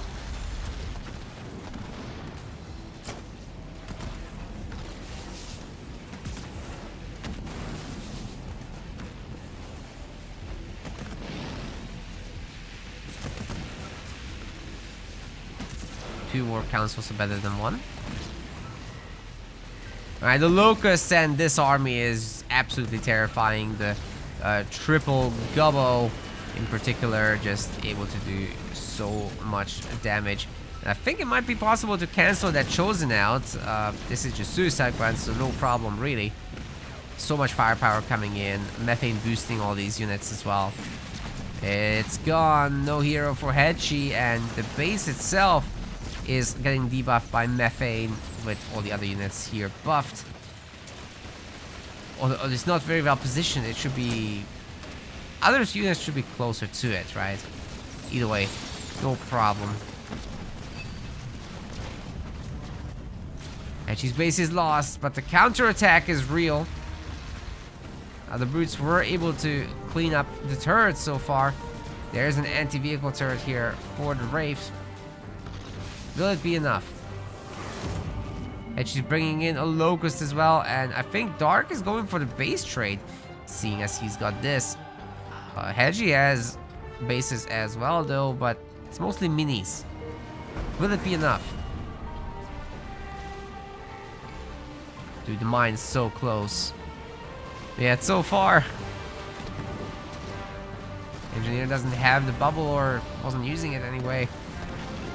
And she's coming in with so many units while with a full counterattack on his base as well. The Locust, however, is getting invulnerable. Very sick, very nice. And tons of firepower hitting this base now.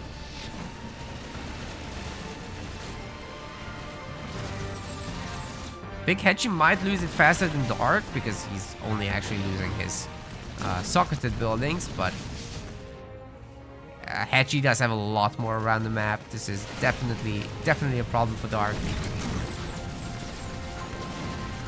Hechi loses the main, recycles some of the buildings, but not all.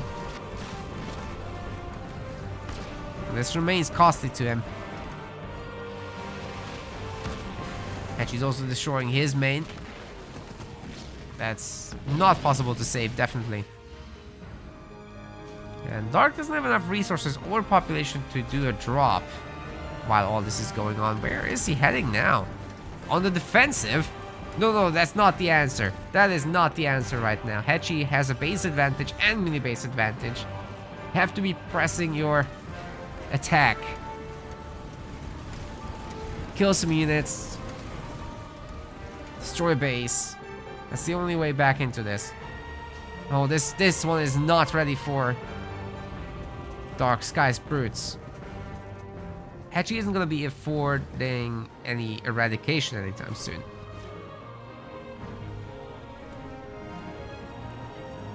But this is still scary. What a crazy game.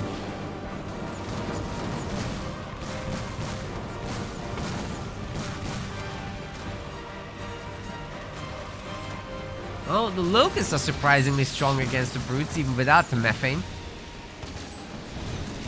Not an interaction you see a lot.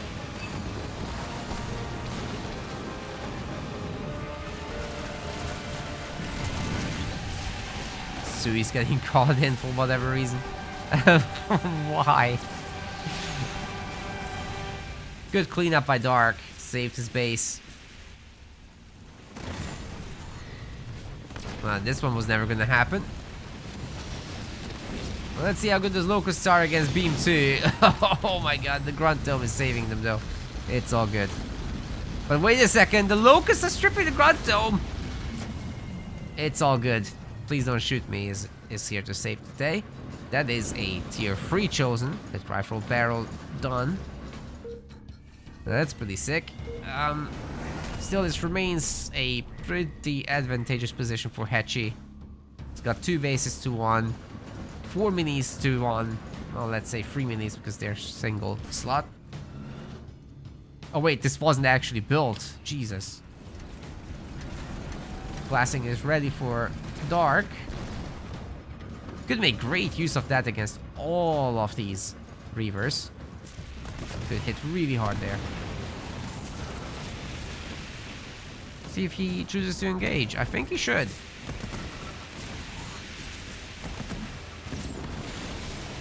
Gonna use this to charge in.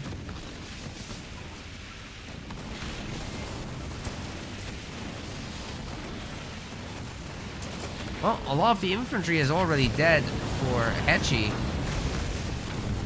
Tries to jump in with the mines. They didn't do much of a muchness. And the Shroud's down, so finally the hero can start shooting as well. But we've got the big drop in for our Yap Yap. The Methane's debuffing the hero. It's so much damage coming in from one of these buff units as well. And hero is toast. But meanwhile, the Locust is holding its own. Beam level 2 comes down, and Hedgie didn't pre-split enough. Or any split for that matter. Everything's dead, basically. Manages to take down the Gobbo with him, but that's about it.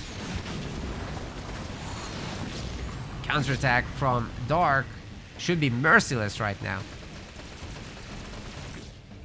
And being Yap Yap, you gotta pump out the cannon fodder when you're broke and, you know, you have 40 population space available. You gotta pump those boys out. There's no excuse not to. It will help. Every little bit helps at this point. Hopefully he doesn't slow siege this. Because that's just not gonna work. Yeah, the brutes are once again ready for some action. He's running from 2 Suis. Why?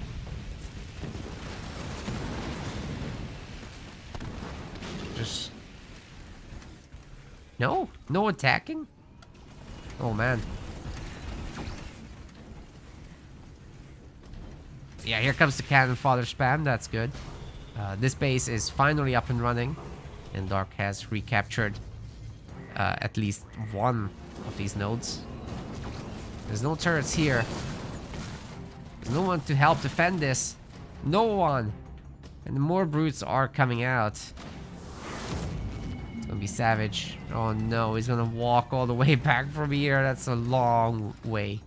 That's a very long way to go.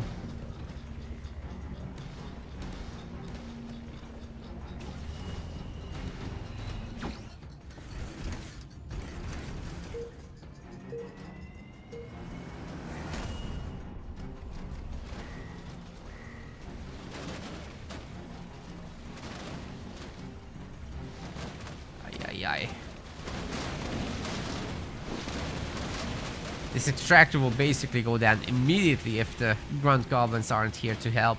They need to heal there. Oh no, no, no, no, no. You can't let those guys destroy this. Oh. He just recycled the shield? No way. Why? Wait, why did he recycle the shield? He doesn't have another one coming.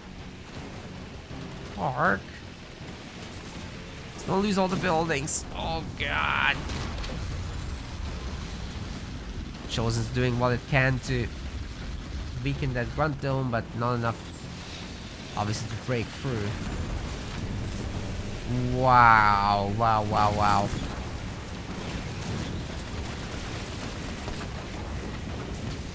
Yeah, the brutes are gonna get every single building here, aren't they? Looks like it to me. Looks like it. Chosen from the high ground, just sieging these units. And we've got an attack on the bottom as well. Now it banishes support. And even the engineers are around. That should be a dead gobbo. Unless... heal now or go down.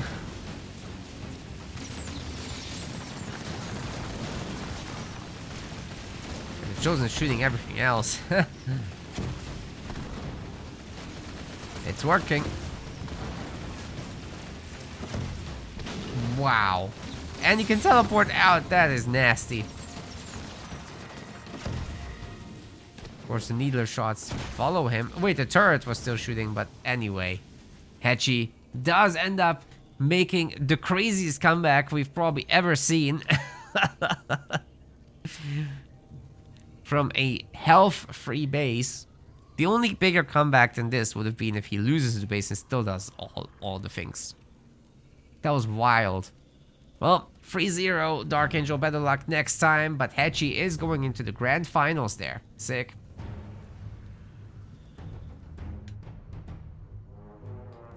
Where, of course, Stormy Style is waiting.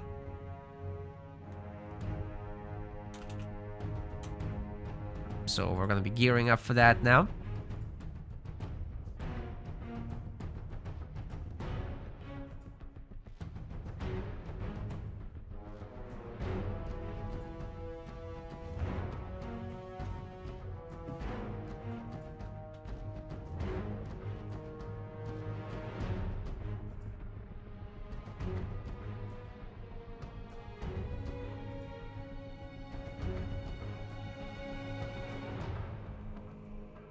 Let's inform Stormy.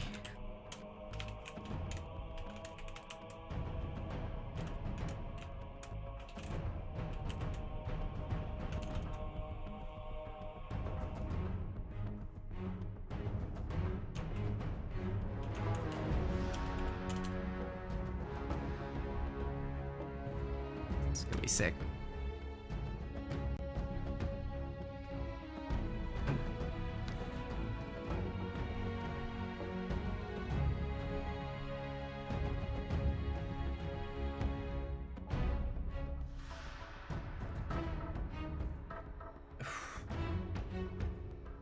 Harry Tuna, you missed this? Oh no.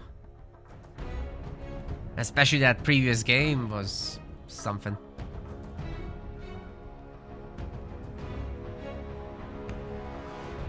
Should have played Pavimon Rift. That's always a good idea for Dark Angel. I think he's really good with it.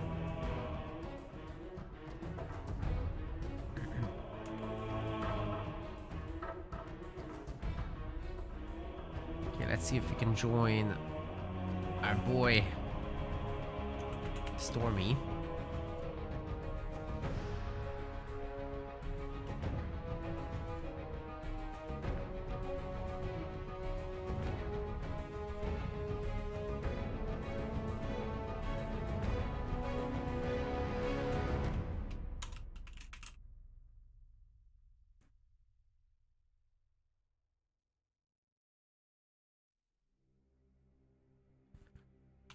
I will also need his invite.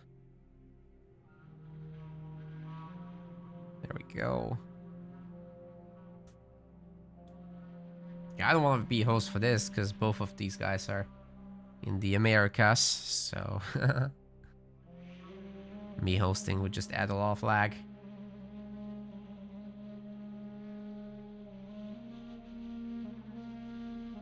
Let's keep it local.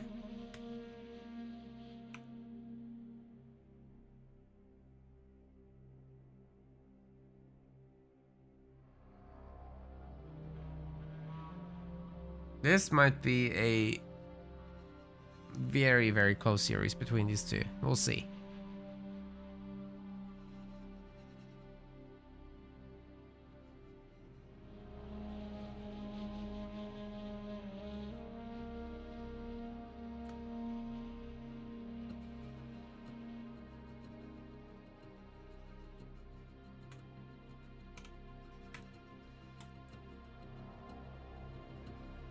It's not gonna be a best of 5, by the way. Dark Angel taking home the 3rd place prize, which is £50.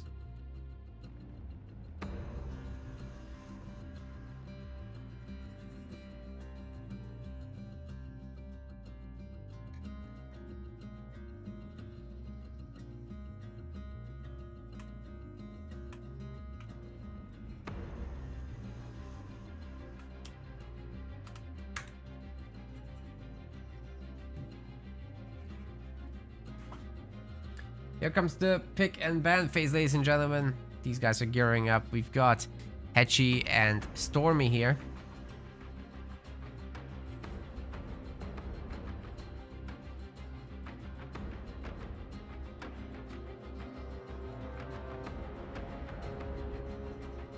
Warriors and Shipmaster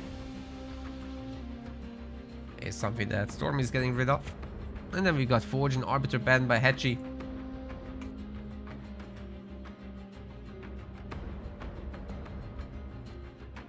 Cutter pick as the first.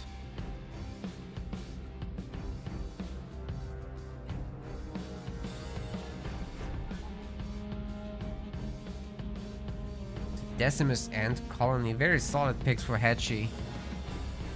Yap Yap and Atriox going to Stormy. Then Pavium and Kinsano for Hetchy. Kinsano, so early pick for Kinsano there. Anders up on the table, Isabel up on the table, but no, we're picking Kinsano and Jerome. That's super fascinating. These guys just seem to really prefer these. Anders and Isabel are next. No Johnny, no Serena in this one.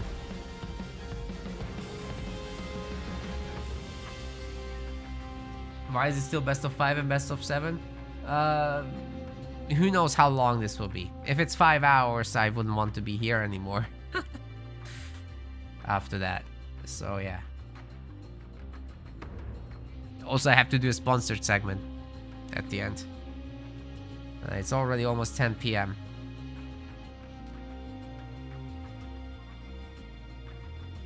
Yeah, so I think you'll understand why I get annoyed when people are slow. What is gonna be our first map of this series?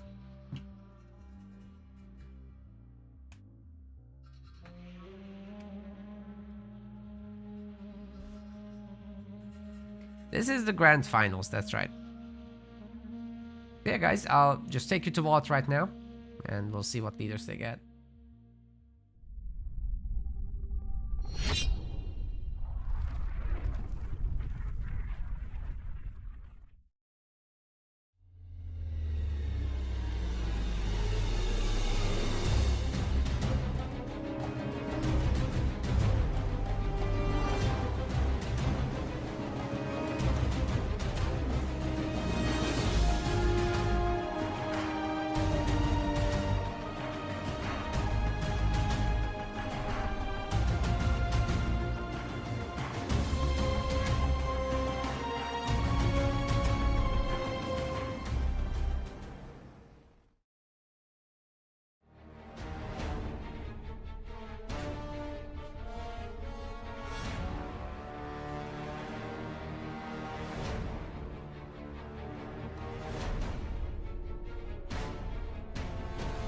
We're not gonna change the series size.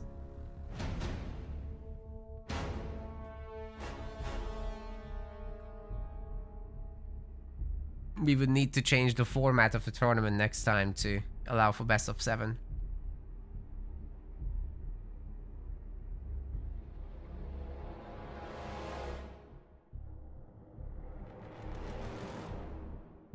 Basically, single elim would work great.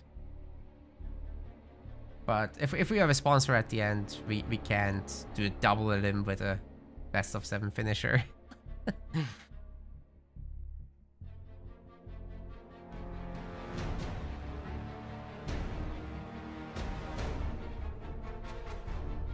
Oh, come on, guys. This is the second time you cancel the game.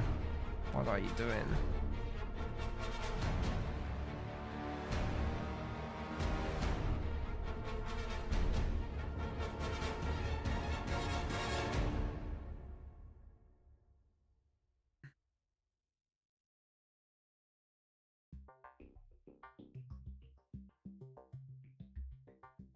Okay, we need a restart. No worries, I'll do it as well.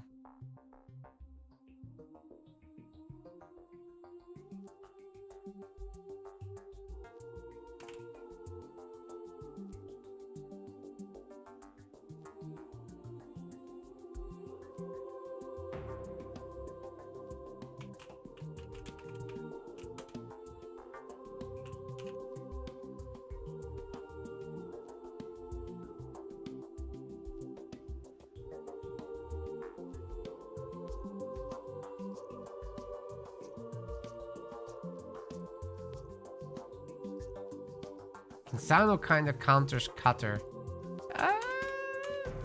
Cutter can still go Warthogs. You should be fine. But yeah, the drops are better for Kinsano. Like, those ODSC drops just don't do much.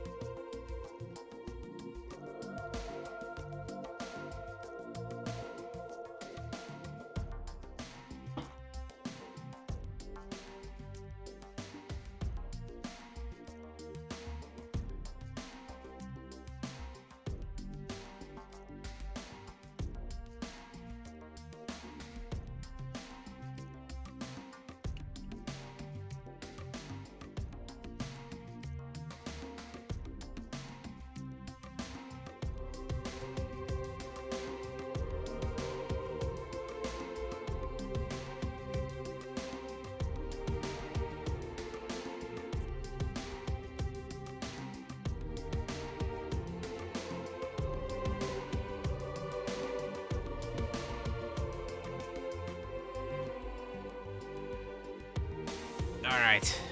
We're back, and hopefully this time it will just function. We weren't able to get into the game before. There's Halo Wars 2 things.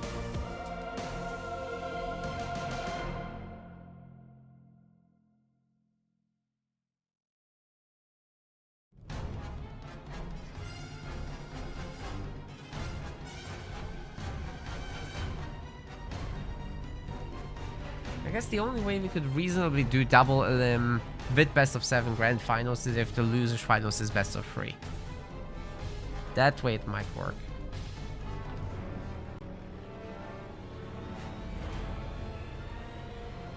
But that's also not good.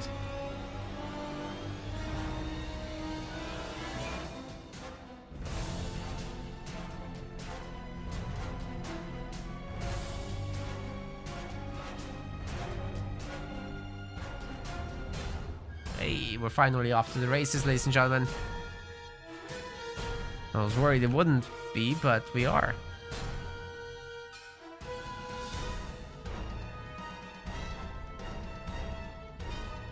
Just 1 second.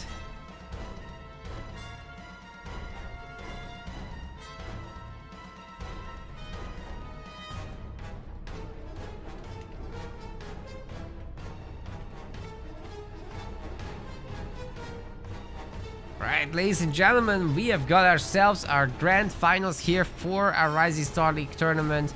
And the man coming back from the ashes, this is Hetchy. He made it here. Playing as Anders now. And on the other side, his opponent, it's Stormy Style. He's been here before many times. He's basically your Rising Star champ. And he's going in with Atriox.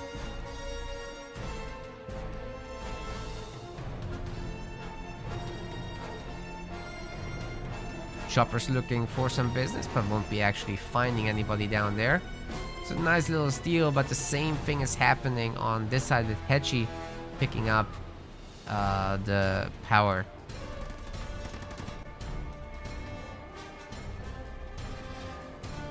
Guys, in this tournament, there's a 285 pound prize pool.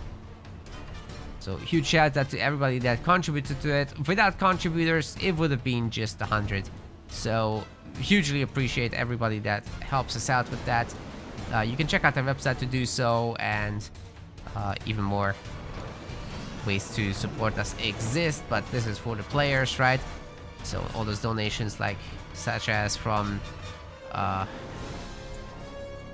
Agonized Storm, he was a 100 pound donator to this, and then Dark Angel did 50, as I recall, and then some others as well. Everyone's listed on the webpage of the tournament. Now, Hetchy being here is just so cool. He's been gone for 2 years. Literally 2 years. I haven't seen him play. And he's finally woken up. I think he was cruising around the world. Like, he was actually working on the cruise ship, as I recall. Or was that Almirante? I think it was Hetchy. I'm not sure what Almirante is doing. But either way, he's back. Let's see what he can do about Stormy Style. He just had a great series against Dark Angel. And that will put him immediately into A tier. So next time we might see him in the Pro League also.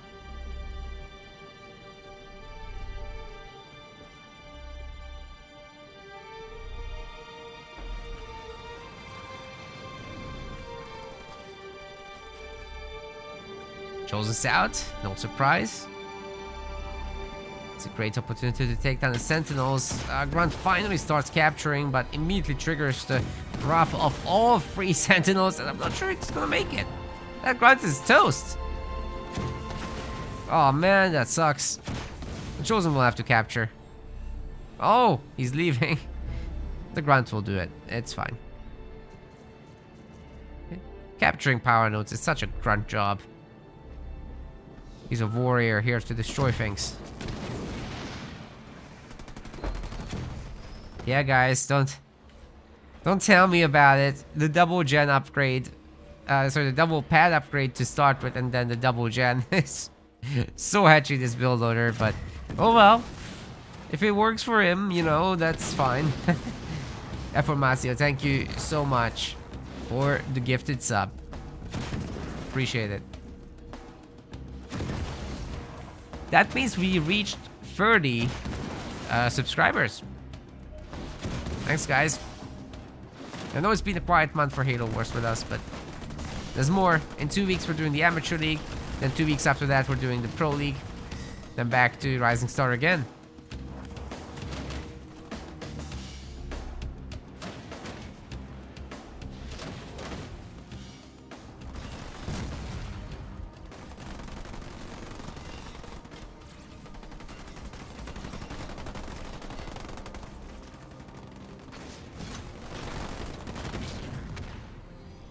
So a lot of infantry by Hetchy. His economy is certainly paying off, and he's getting rich in power as well, dropping mines all around his base. The snipers are getting very weak though, and I think we're gonna see pickoffs there. The Chosen then can do whatever the hell he wants. Stormy is in a great position now to put away all of this infantry with the snipers down. There's just great usage of the chopper in general, but okay, now the turret drop is completely changing everything up here. The turret keeps targeting the Chosen. It's super weak now, but a lot of the Marines are actually dying to the suicide grunt drop. It was great. Chosen will have to get back his shields. Nobody's chasing him, so you could technically like stop and pick up some resources, but you never want to risk it with a hero, I don't think. And Crucix also subscribed, thank you.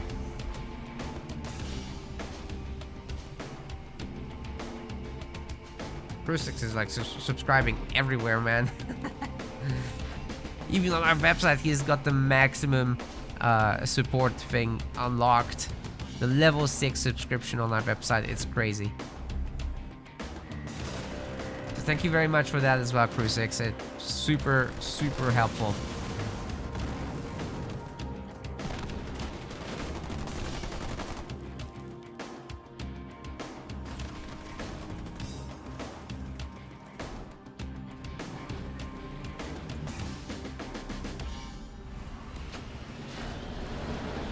Third power extractor coming in.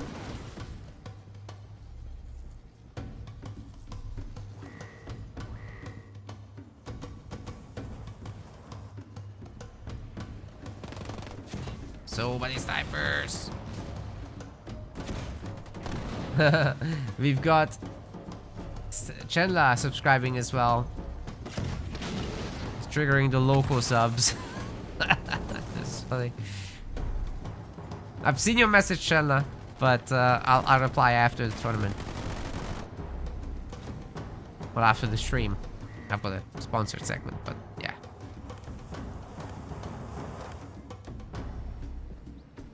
And we're in hype train mode as well.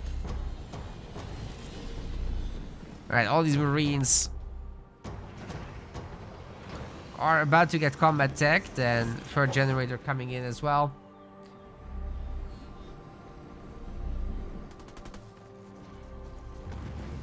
Not entirely sure what Hetchy's plan is. He's got himself a nice economy. He's got himself his next base coming up. He's not too far behind in mini bases. With this taken down now, it's kind of okay. But Stormy is ahead. Visibly so.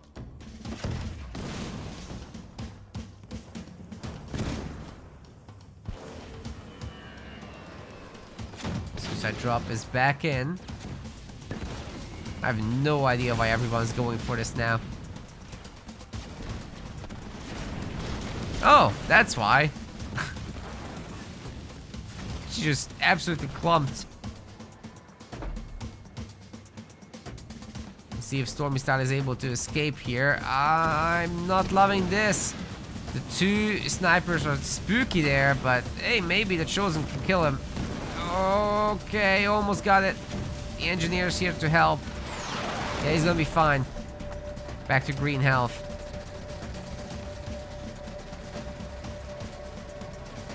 He's gonna out heal. Well done. Picked off all the snipers, killed a ton of Marines. This was great. And we've got the counterattack with the jump routes. More gift subs for Mazio, thank you. The 20th gift sub total. Sick.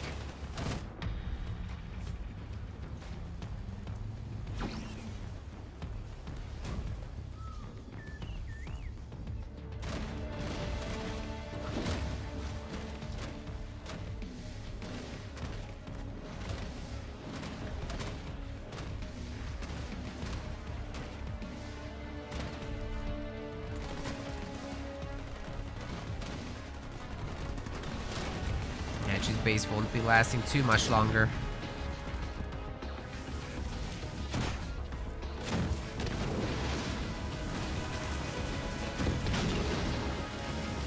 Hetchy's base? Yeah, Hetchy's base. Marines will keep it alive for now, but I feel like there's a reckoning coming. This is only Marines. Stormy is cleaning up super nicely here.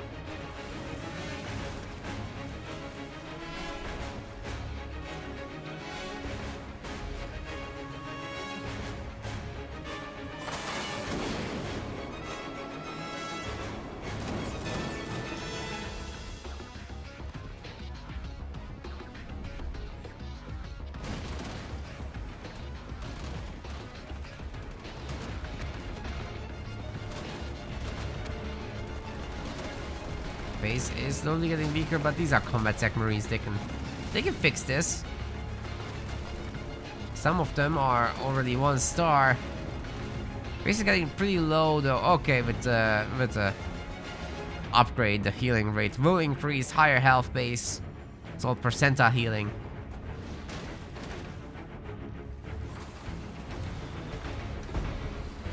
Reaver's getting made. This time. He's worried that Hetchy's gearing up for the Super Sentinel drop, but it's not time yet. Doesn't have the resources, but he does have the point.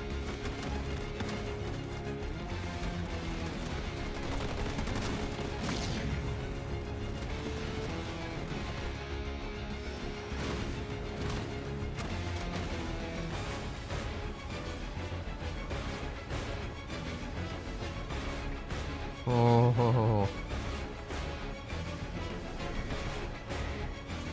He's full health. He's going home for a reason. You guys know that. He's on the defensive now. Which may have dispersion also flamers. I'm not sure Stormy cares anymore. This is a full health base again. Nice. Good save. Great save indeed.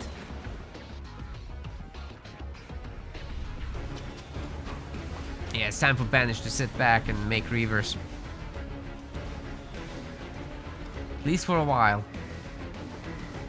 Another great mini base destruction there.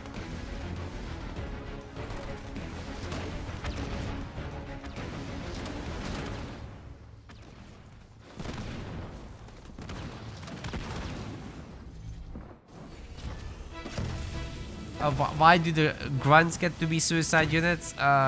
Because they're not very strong individually, so they kind of get desperate.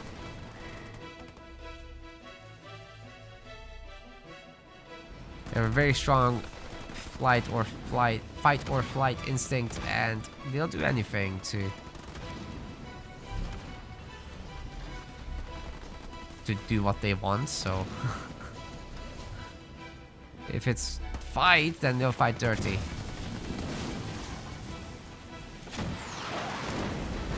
If they're outmatched, they'll definitely run.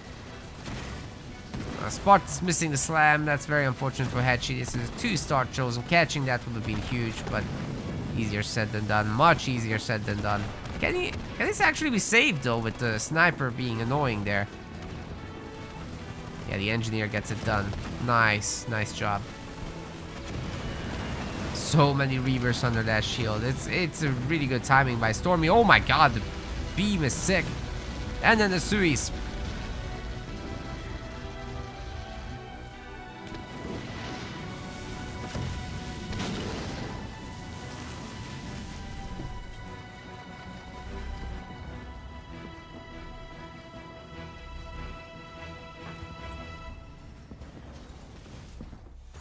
There's a Super Sentinel. I didn't hear it,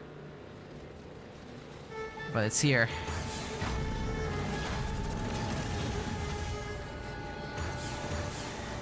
Stormy does have high ground vision, but the shield for now is saving him partially. He might be able to buy himself some more time as well with the bulwark.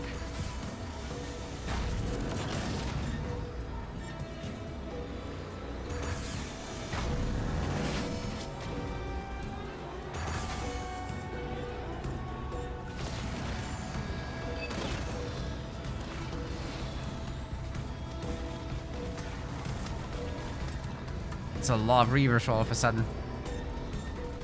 Especially if the Marauder missile actually hits this thing and slows it down. Or the Chosen Shot for that matter. Which, it's a 2-star Chosen. As you guys are saying in the chat, that's pretty wild. Not something you want to face.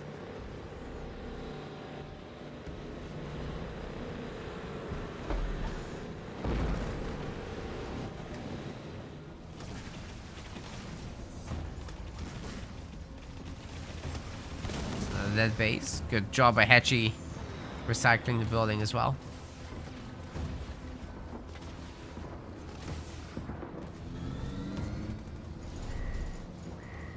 Yeah, once you have like 5 or 6 Reavers, this thing isn't gonna do anything.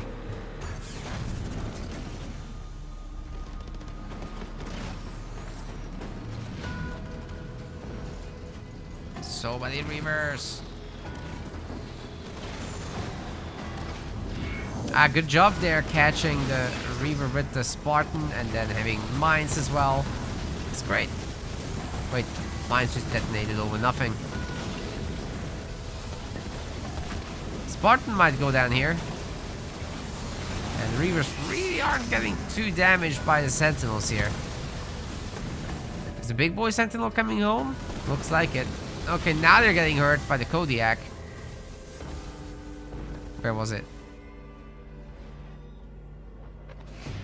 I heard a Kodiak, but now there's one.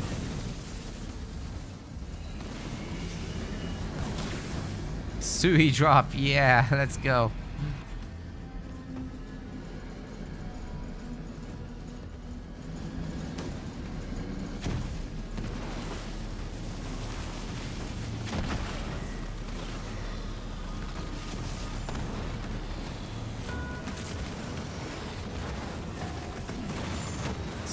Reavers. It's gonna be actually really difficult to get use of the Super Sentinel, other than picking off minis on the sides. Because that's very doable. Great crash on the infantry there. But with Stormy now in tier 3 and getting further upgrades, getting reinforcements as well. That's a rifle barrel Chosen, by the way. Insane range on that thing.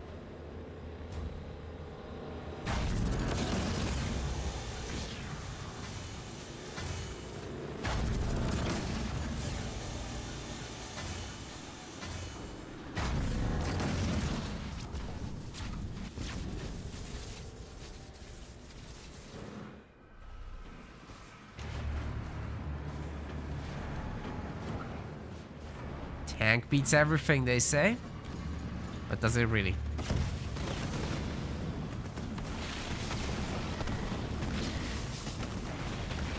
What about this counterattack, though? Hetchy's like, oh, units! Sending everything back.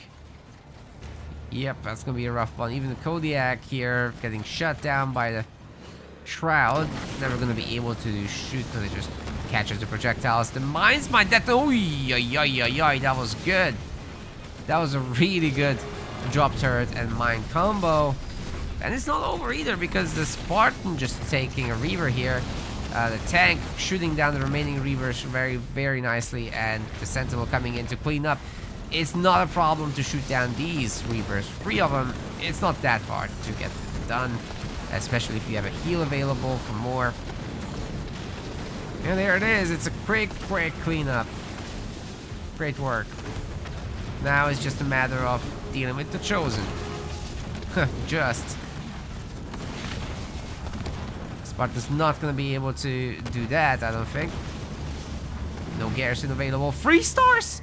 3 stars! And he's out of here. Jesus, dude. Jesus. No freaking way. How do you deal with this thing? Oh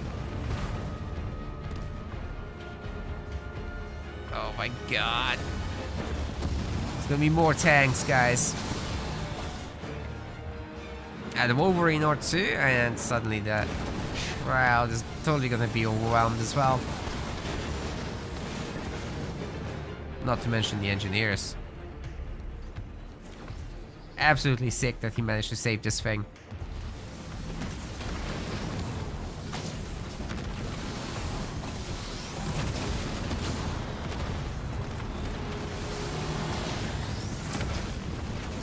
Tanks are good against one thing, it's Reavers, that's for sure.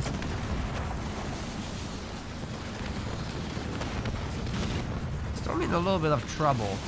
Etchy just outnumbering him pretty big time. And this push is looking potent to me.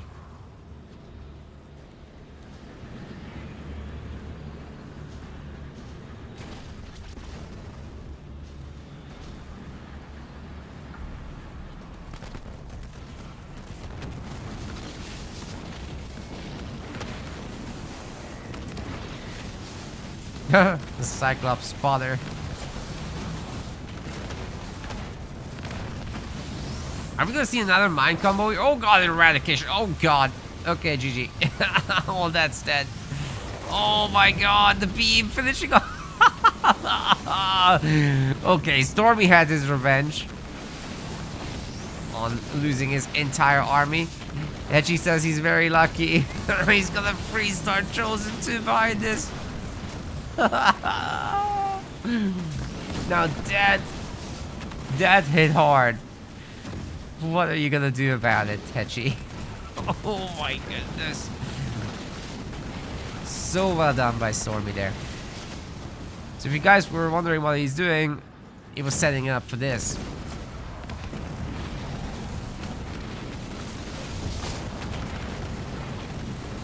This counterattack, I think that's just gonna be game. Most likely. I do think the Sentinel will come back. But can it defend against all this? Everything's invisible. Just need to take down the watchtower. Oh, there's 2 of them. That's nice. Nice little heal coming in from Stormy though. This time he's not gonna have a beam to get rid of the big boy. And the Spartan's working on the tanks. Also, the anti-vehicle turret helping a lot. Tank of his own. And not to mention the Sentinel's making a mess. When's the big boy Sentinel coming? Oh, he's just using max range on that thing. Here comes the big boom. Oh, good hit, but the engineer absorbed most of the damage.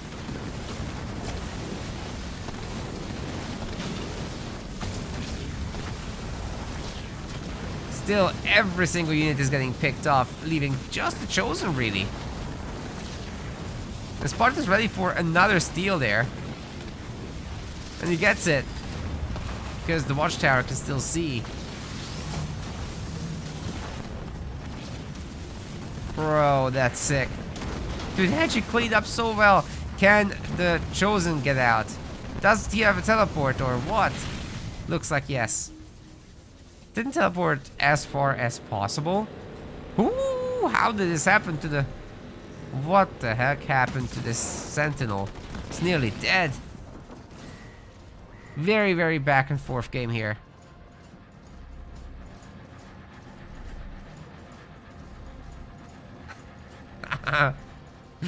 Back to where we were. But this time, Stormy has some very, very well-developed bases, right? So it should be no problem to remake all those units. He's also not really particularly working on upgrades this time. So yeah, the Chosen just peppering people from far away is already pretty savage. And this thing isn't very healthy. There's that too.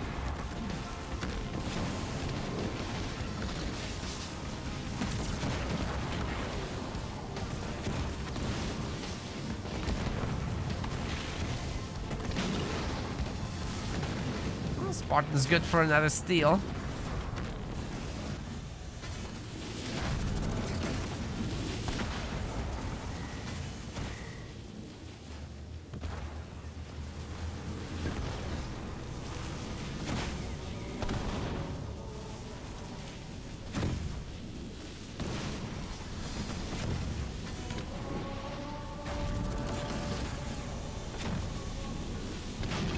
Oh my god! Here comes the beam too! Bye bye, bye bye. Oh, this hero is insane, man. Oh, and the drop turret misses this time as well. Too late for the mines. The counter attack will be devastating once more. And this time, Angie is not going to be ready with any leader powers to counter. Certainly isn't going to have the Sentinel ready.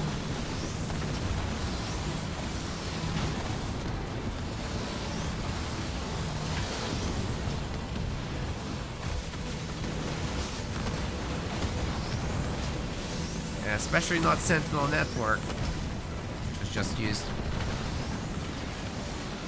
But he's got Kodiaks. That's also pretty good. Kodiaks are a leader power now. Look how many Sentinels they're calling. Oh my god. We might need to see Banshees here to finish this. Because this ground army business, it just doesn't work. My god. Both players are bruised and battered. I'm gonna walk away from this, I think.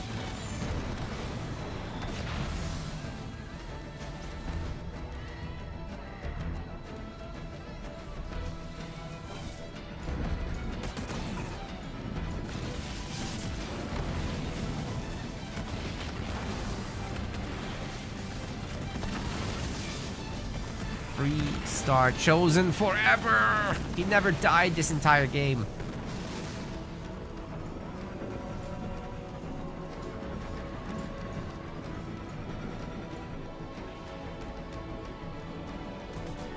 Yeah, this is a good idea here to take down these minis. So easy to get. And then this base is not very well developed actually. It's got a weak turret. It's a good target to go after. And the Chosen can bombard from up here as well. Targeting the weak turret too. Could even call eradication on it. But he doesn't have money. All these dead units are costly to replace.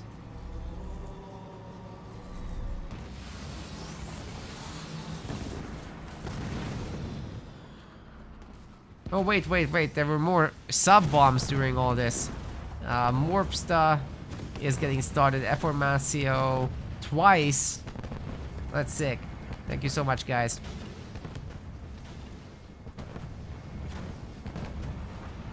Really appreciate it. You guys pumped up the numbers hard today.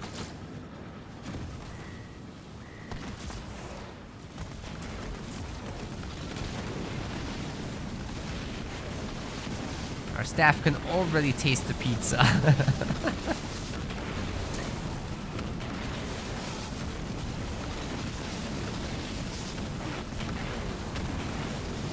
Also, good news, chat. I haven't eaten a single pineapple pizza in years. Are you proud of me?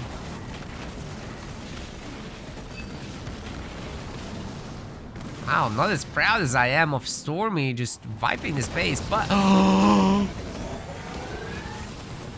Where did this come from? Holy crap! We've got a Condor! What is this game? This is the best game we've seen all year! He's made a condor! You might be wondering why I'm surprised. It's because this laser thing can't hit anything that moves. It's good against buildings.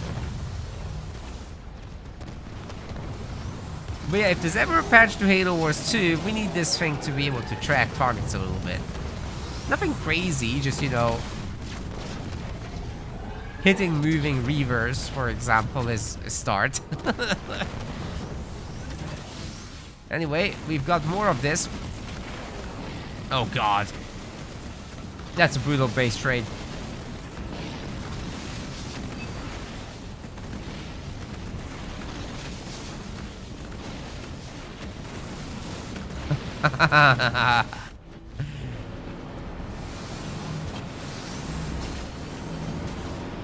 Let's go.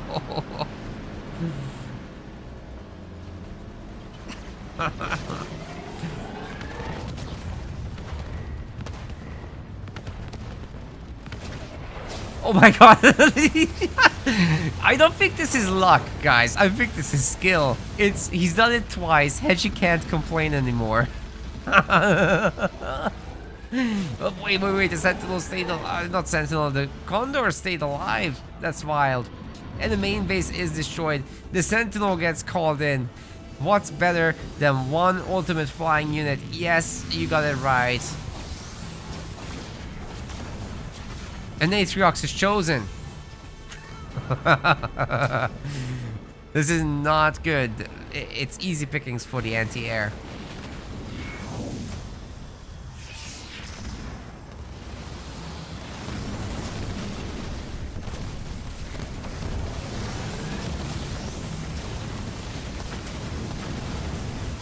Where the hell did all this come from? Oh my god, the ultimate unit is lost as he sent it back to die to the Reavers. No heal, no nothing. All the units coming out. Kodiak, not the best option to make right into the enemy, but hey, all these Sentinels are certainly cleaning up. There's some Reavers coming, but this is going to be a difficult base to enter with the anti-vehicle turret peppering these. They're invulnerable now.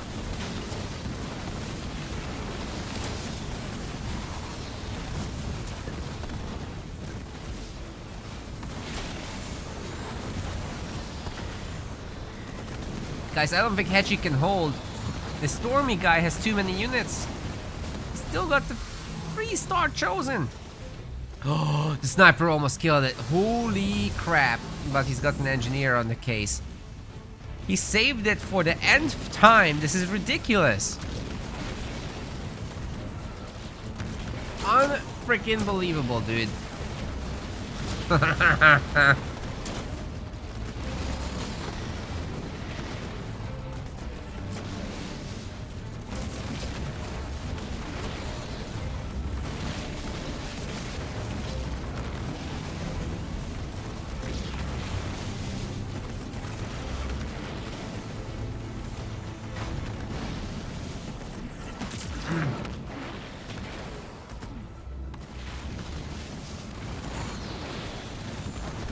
Wow. So lucky.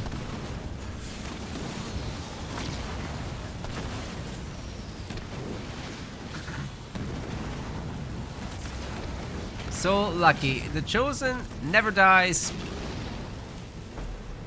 Hedgie's army keeps getting caught by eradication. This is certainly not going Hedgie's way, I can tell you that. Wow. Oh, this base is not... Oh, God. Good catch. Stormy doesn't have time to chat. He's destroying bases.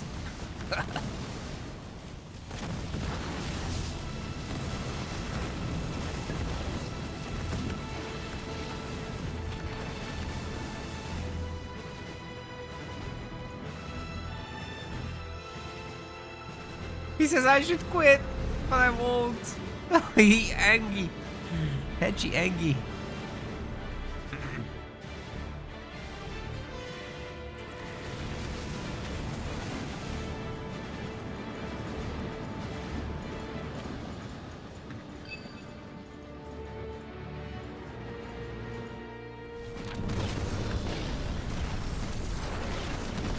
comes the beam level 2 once again on the Sentinel. It will tear down the health quite badly. In fact, it will do it so badly it will be dead.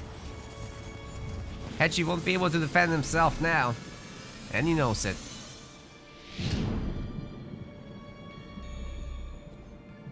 What a game. Stormy Style did a fantastic job here. Crazy amount of pickoffs with the hero. Great lethal power usage and great positioning. Not to say that Hechi didn't strike back. He hit back hard, but he just got caught a little bit too many times.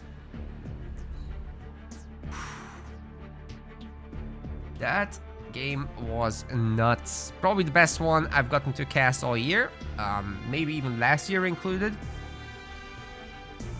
Can't say I've seen a better one in a while. Certainly had big moments.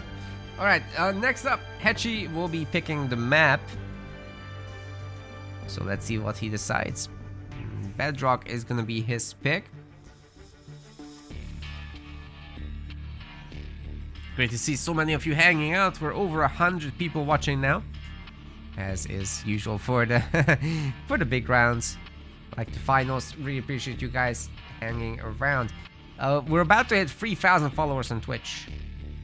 We were for the whole stream, but we only need 3 more people to follow, and then we have the nice big number. How about it? Think you guys can help? I hope so.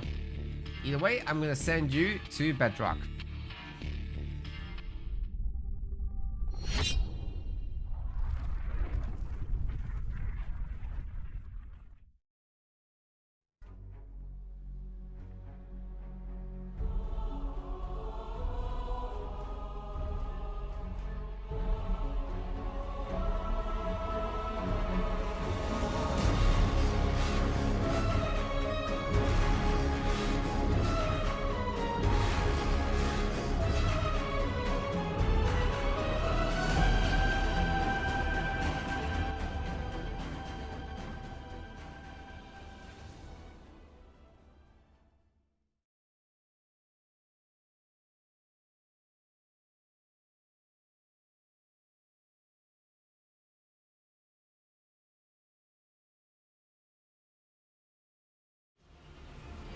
Alright, ladies and gentlemen, here we are with game 2 now on Bedrock. Hechi going with the Pavium, and all 3 grunts are heading to the Marines, but it looks like Stormy expected it, and he's put the Marines together. He's going with Cutter here, so they are able to move pretty quickly as well.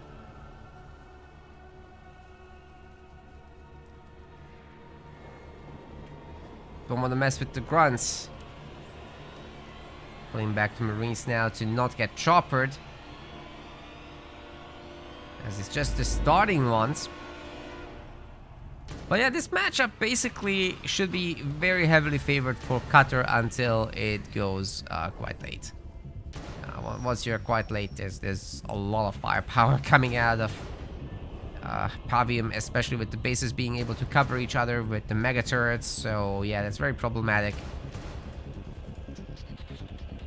There's invulnerabilities, tons of healing. Got to be careful.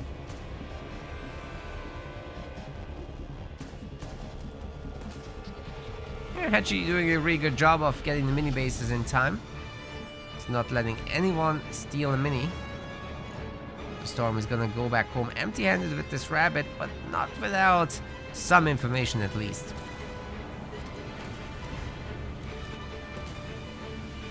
Second power extractor coming in. So slightly delay the buildings, but not by much. Ends up still being a good builder despite having to react to steals. Stormy's is similar, but no second gen just yet. He's gonna go Spartan, and I'm assuming a bunch of Marines. Would be great to see a sniper or two though, just in case there's an early hero from Hechi as well, but I don't think he's going that direction. However, because he went for double harvester and then double extractor that are not upgraded, he is not able to make great use of his burnout. that should be targeting the generators ideally, and they're not going to be upgraded, so yeah.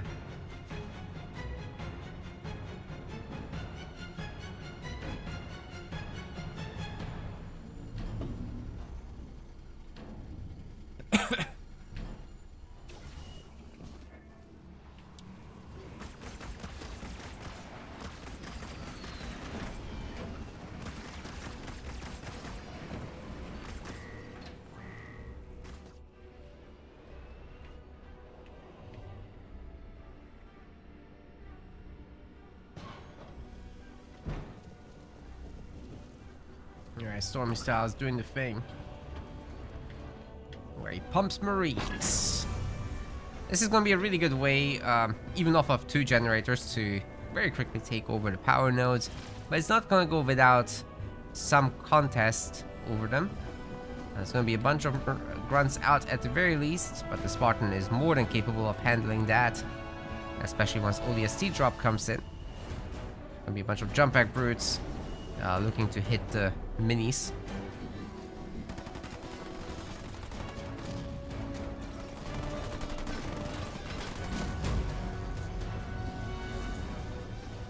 But it looks like it's a barracks less cutter play. And now that the Spartan is sorted, it's gonna be a supply pad there.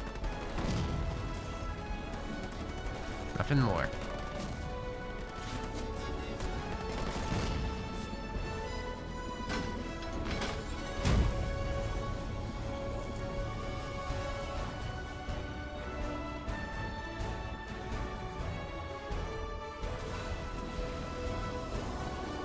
Great job sitting around the Marines. It's sometimes idols are just a really good idea because you end up defending yourself against nonsense like this.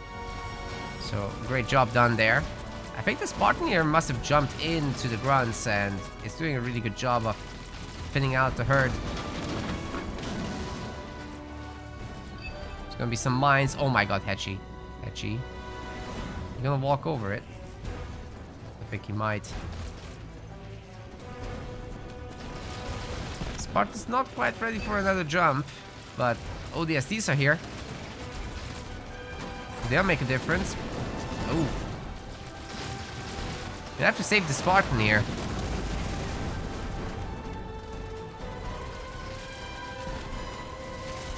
Wow, that mine hit all 3 squads. That's wild. Of course, the brutes very effective against other infantry units. Oh, they just smacked away the satchel. That's brutal.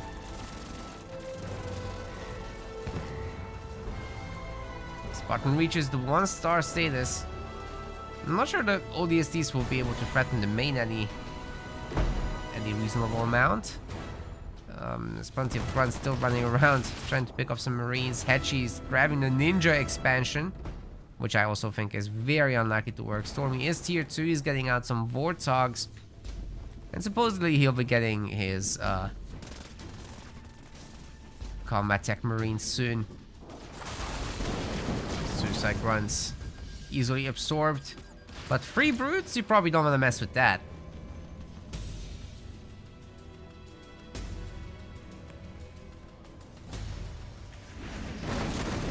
Oh my god, that's sick! The brutes are able to do the jump, but still, so many of them get hurt. Wait, there's so many more grunts. What the hell? Where did they come from? I guess Pavium economy showing its power. This is tier 2. This is Pack Brother grunts. So many of them here. Spartan is able to escape ultimately. If he can get the shields back, even better. Just really gonna keep that 1-star state. Oh my god. That might have bought enough time for the grunts to catch up. And the shields are now knocked back, right? So they're not regenerating. Is he gonna catch him? The upgrade's through. The Spartan A's are now able to shoot. And even if they don't catch him, at the very least the mini base is under threat. And that's a heavy supply pad up there. That said, the Marines are very nicely cleaning up. They're controlling the power nodes. The ODSTs have been picking off stragglers that are passing through as well. though, these units are getting a big heal from Hechi. I'm not sure they can deal with the Spartan. That's just a little bit too much. He did use the slam. He's finally getting overwhelmed though with all these pack brothers.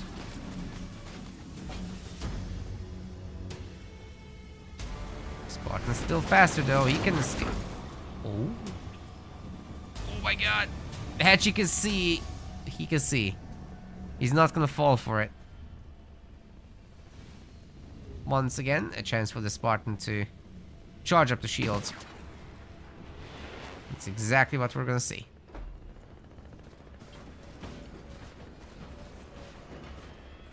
Still not a single turret here, but the Warthog's cleaning up in the back. The mini base did get destroyed, so that's a little bit unfortunate there. Not a great slam by this Spartan. I think 2-star is not too far away now.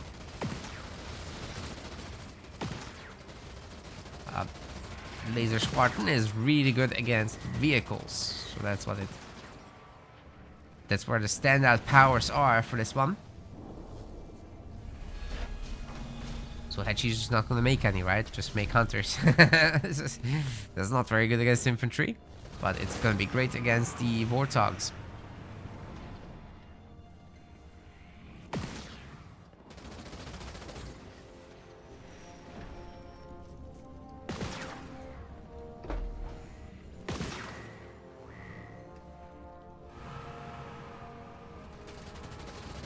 I love it. This is like, I don't know if Stormy actually had practice against Hechi or if he studied him, but he's countering exactly the kind of playstyle that Hechi does. So I do think at some point Stormy would have been just sat around watching exactly how Hechi plays.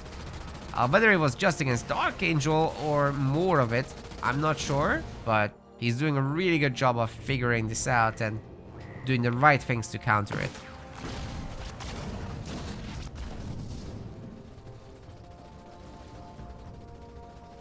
I'm not just talking about this hero saving itself continuously, but like having idols around, catching these bases off guard, capturing the power nodes. Hechi's apparently tapping out, but I don't believe it, and neither should Stormy.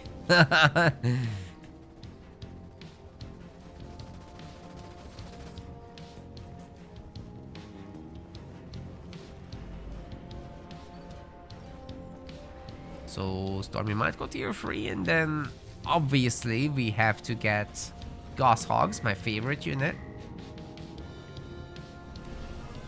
Otherwise, we will know that the guys aren't following the script, and that will make me very upset.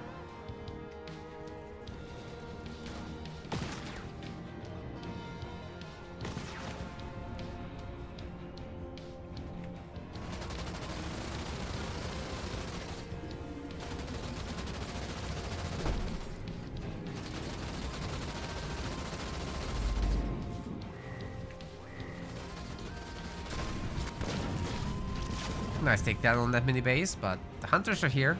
Gotta move. Oh, wrong direction, but hey, maybe the ground pickoffs are worth it.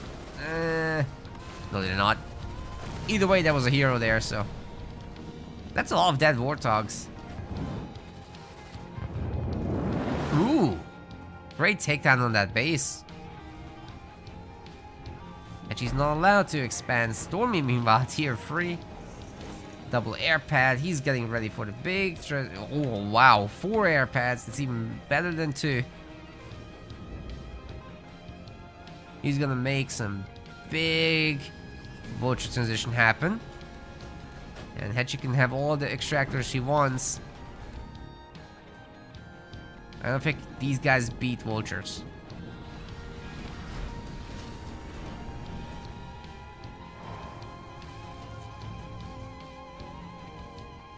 Just one thing, because Pavim has this invulnerability thing.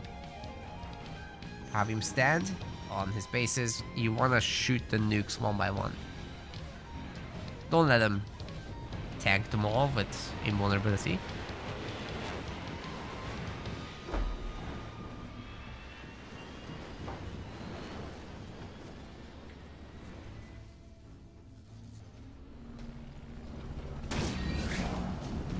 Well, eventually that will heal everybody, but Pavium's kill zone is very, very slow. It lasts a long time though.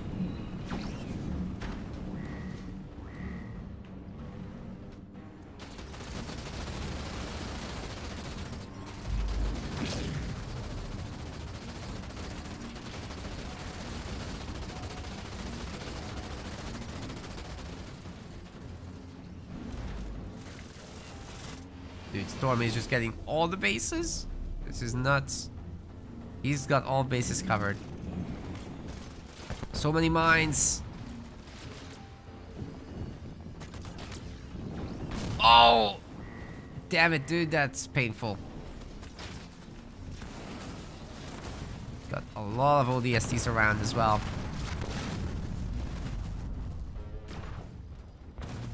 Pavium's here. It's not the right opponent for ODSTs. But the ODSTs will be taken down. Good news for Hedgie. He needs a little victory here.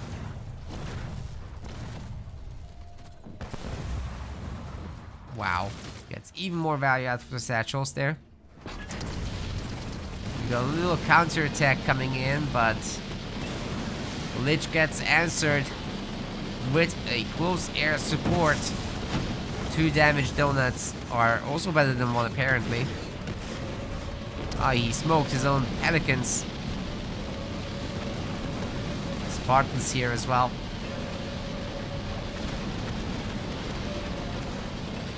It's a 2-star Spartan, holy crap, he can take it all day long.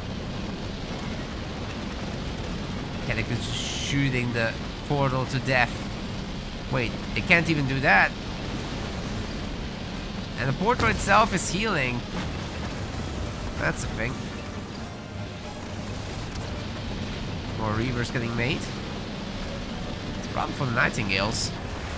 As is that. Rain of Fire clipping the base nicely, but ultimately isn't much of a problem. The Lich is toast and Pavium overextended a little bit. Now he's gonna be wrecked by this ODST assault group. Eventually. He's a tanky boy. Not before it takes an ODST squad with him though. Spartan takes a Reaver with him. For a walk. Spartan's not going down. Wait, Stormy Star is on 37 pop. What the heck? I guess he just spent everything on building these bases. Maybe that wasn't the best idea. He's like, all pads, and then he can just make vultures. This is gone.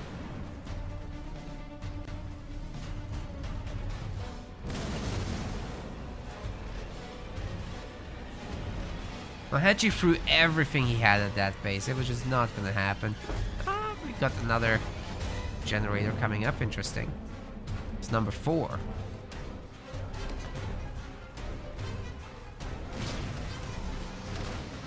When's Stormy gonna make vultures, man? Can we start soon?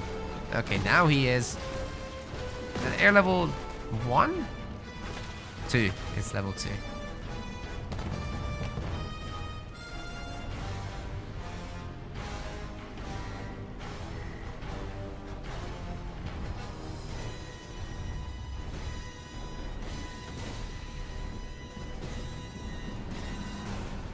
And this is just game 2, by the way.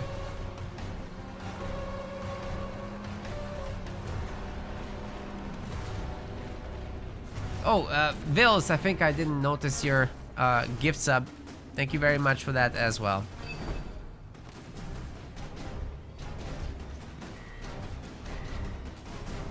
Not sure why it's not showing up on my other feed.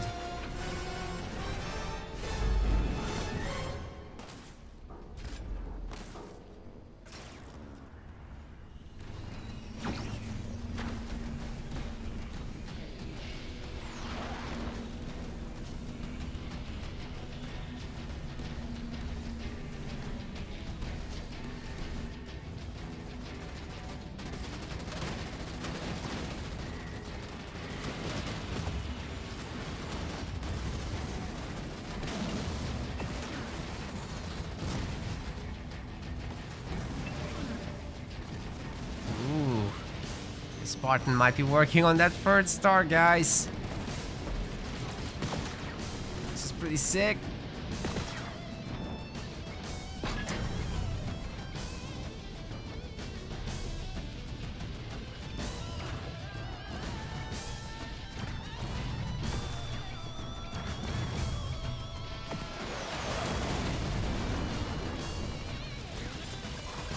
Got a drop here on the hero, but it's a tier 3 hero. It's a little bit harder to take down, especially with the reflective shield. Helping out. The ODSTs just tickle. They don't do much of anything, but the Spartan might be able to handle it. Not with all these support units around, though. You'll need the vultures. Excuse me.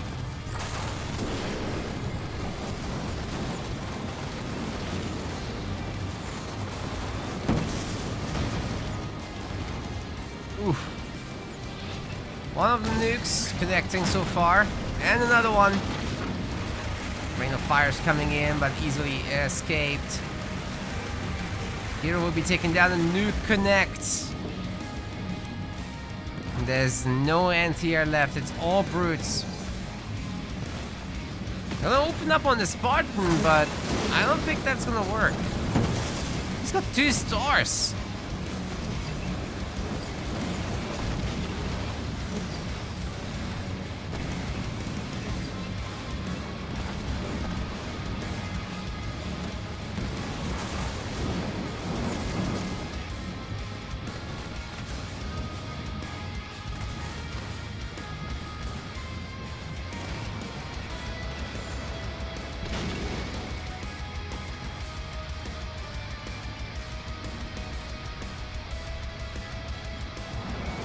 Those air support is ready once again.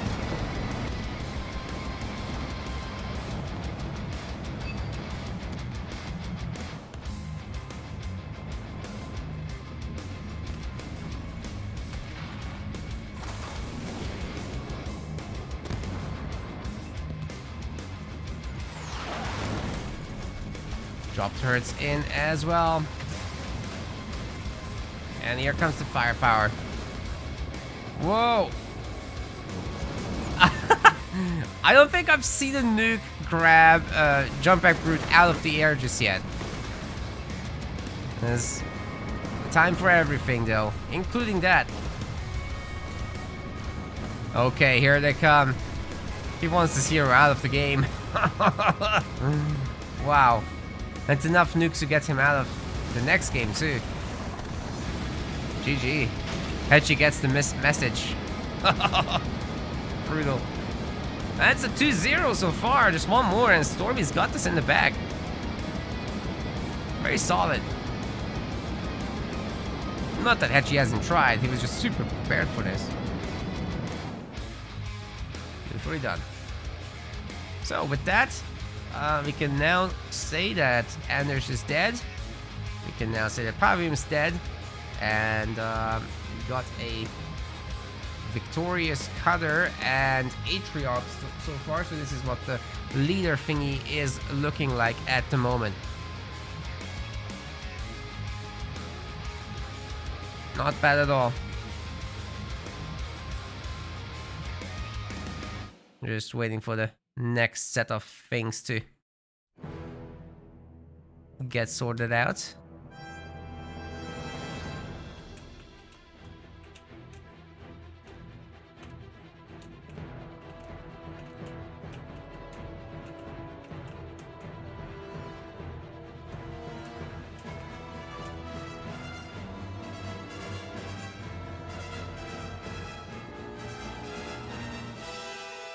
Oh, we're already in the game. What the heck? Why are they so quick? When I do some, when I respond to the message, they're always so quick. When I'm ready, they make me wait 10 minutes. It's always like this.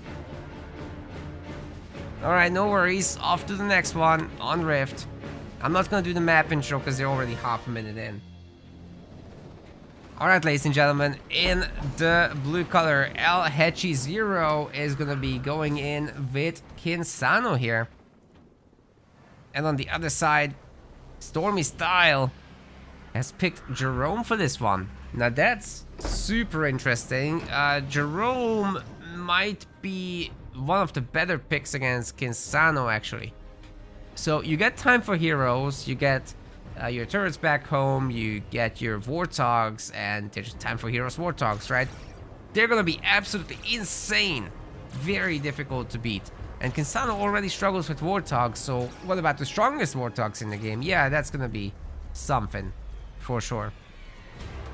So I'm really looking forward to how this is gonna go.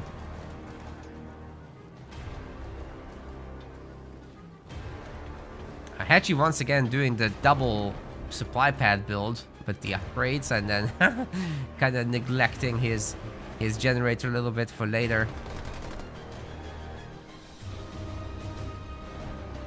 Stormy's going a much more normal build.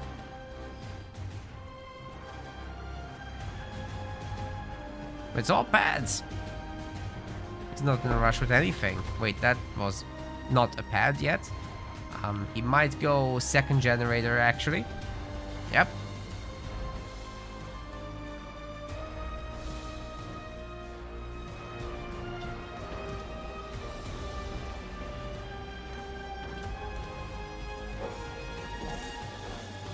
Oh my god. He's doing this again? Well, here's the thing. Stormy's gonna spot this right away. If Warthogs find this, this is toast. And he's gonna know. From the get-go.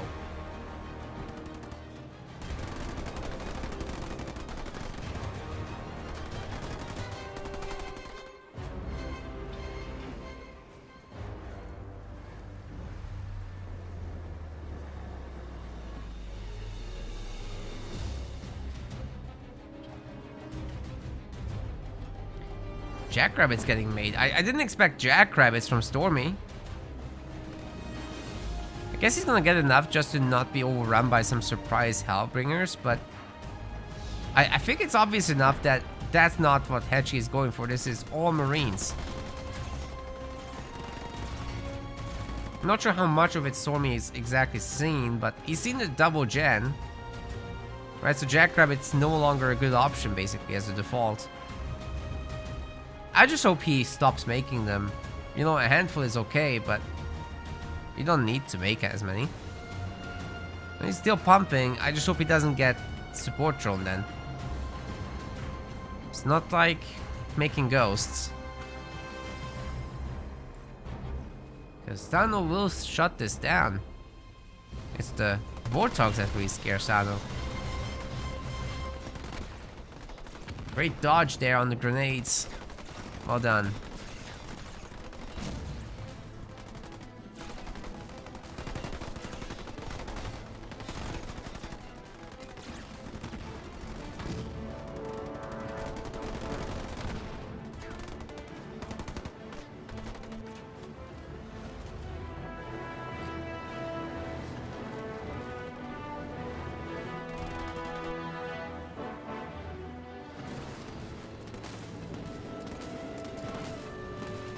Alright, Hachi will be blasted here.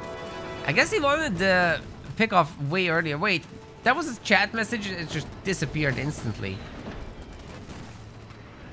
And we will never know.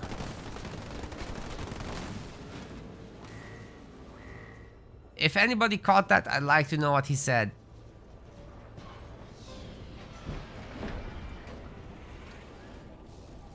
Tier 2's in.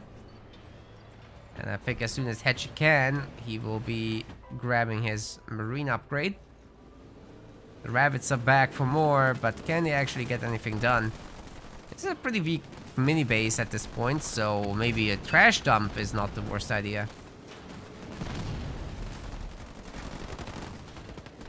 I'm not sure it would kill it. It probably wouldn't kill it, to be fair.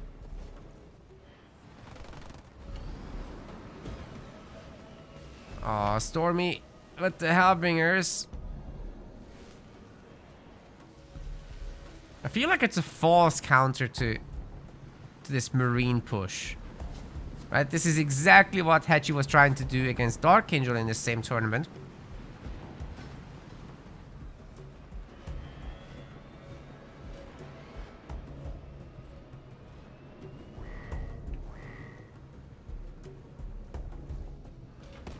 But if this was met with Warthogs, Jerome Warthogs, I think that would do great.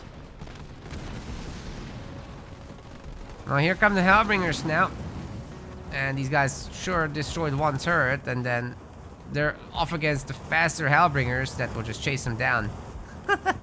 It is still a time for heroes, Hellbringers, right? So they're faster anyway.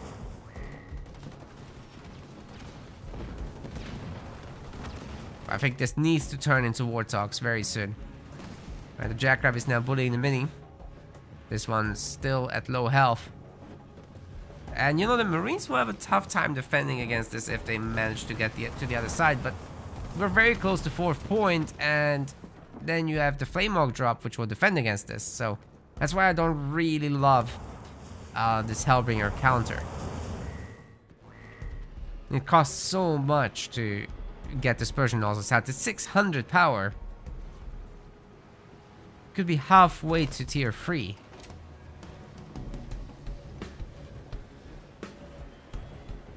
By just going hogs.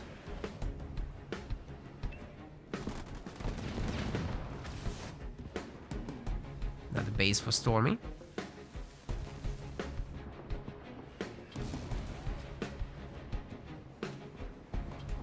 Actually starting to go air here. A surprising move.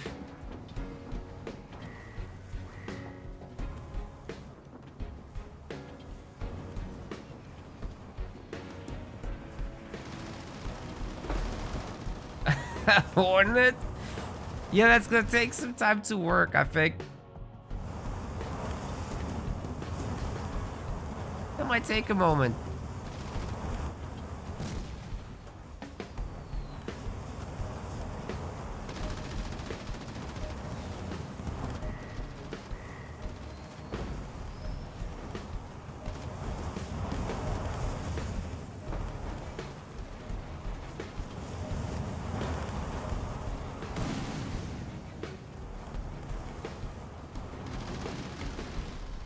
More Hornets, but will the base make it? If the second base is destroyed, that's a disaster. Right, Stormy can take this, but Hetchy, I don't think he can take it. He spent all his resources on a handful of Hornets and all this infrastructure. It's gone now. At least there's the one turret to help defend the home base, but Flame Mob drop, I guess, will clean up as predicted, but it's a little late. If that had been earlier, then you know, maybe it's fine, but yeah, this is tough. Mini base is gonna be at risk still later. But I think Stormy really has to stop this. Time for Hogs. Hogs and Wolverines, that's the way to go.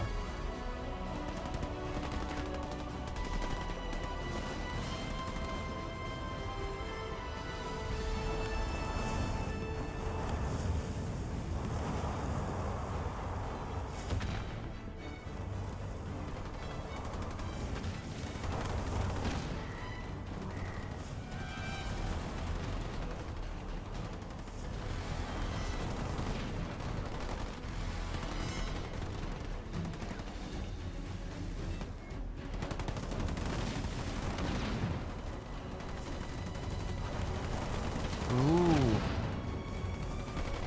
Very nice. That's crazy. This attack is wild.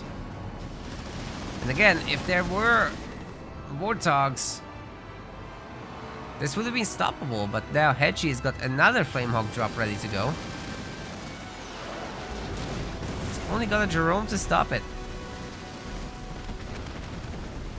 Maybe there's an opportunity here. So we better upgrade these turrets. It might be hit by, actually, Inferno.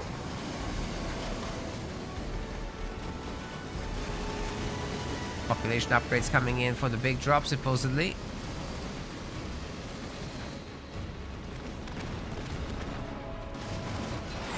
Rome's dead. We've got a victory turret now.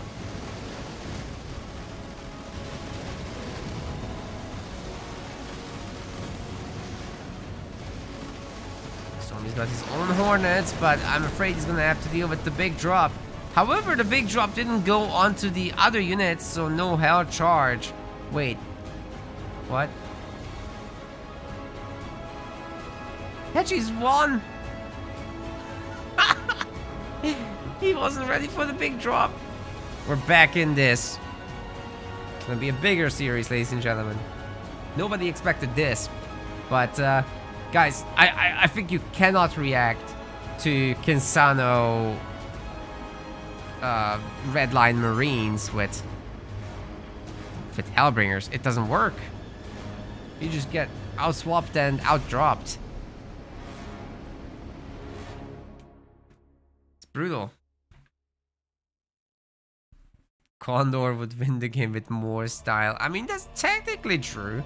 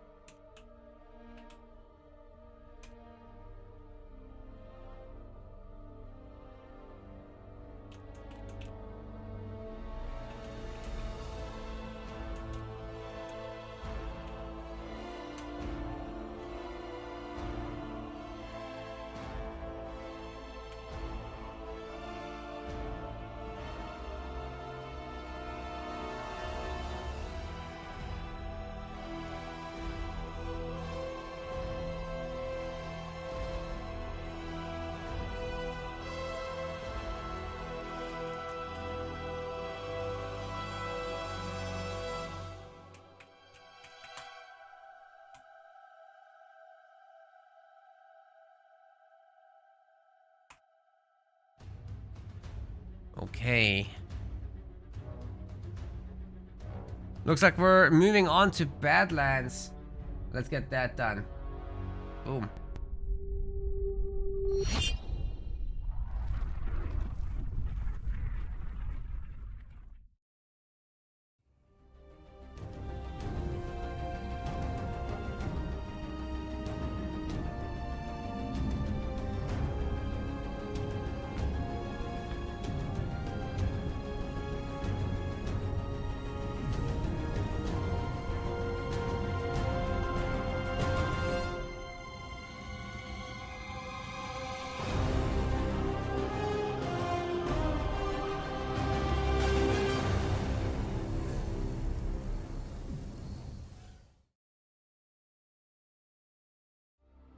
See, this time I'm ready. They're not ready now. That's how it works. So these are the leaders that are still available. It's between Colony and Decimus for Hetchy. I would say this is a great map for Decimus and Colonies, so it really doesn't matter which one he picks. But going up against Isabel, you'd probably not want to be Decimus, honestly. Those tanks are a monstrous unit. And having the access to teleport and taunt, I think is just a fantastic mix to have, whereas your two Decimus heroes can't really deal with the tanks. He's still going into it, so we'll see how that goes.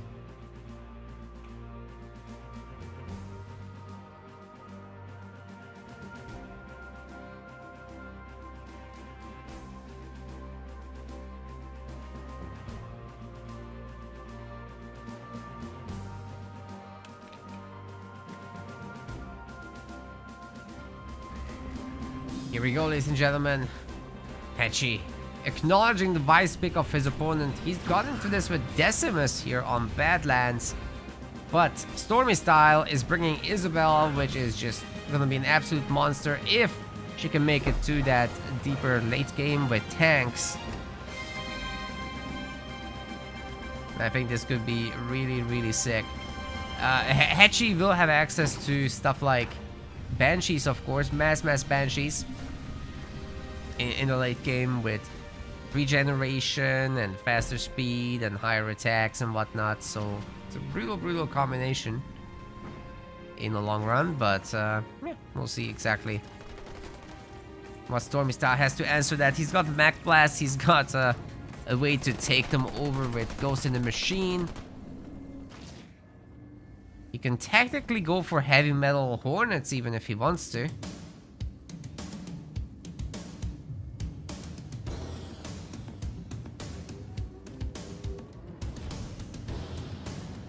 But capturing the middle is the hardest part. Getting away with the bottom and the back up top mini base is still good though. This could be so much worse.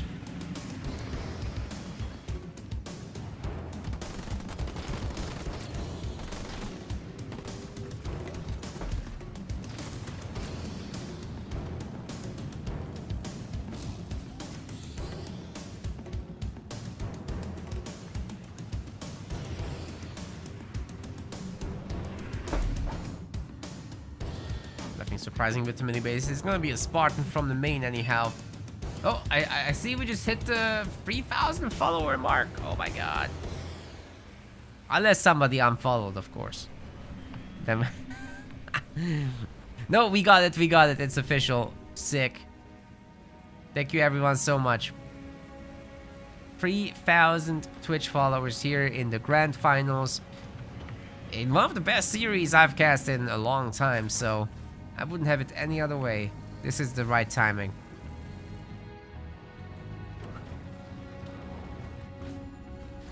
Hugely appreciated, everyone. We've been doing this for over 3 years now.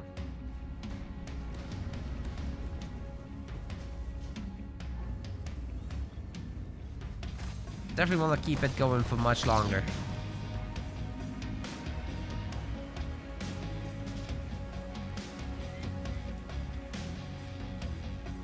See you at 4K.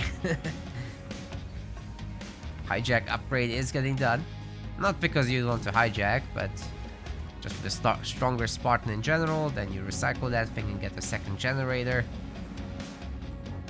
It works out very nicely timing wise.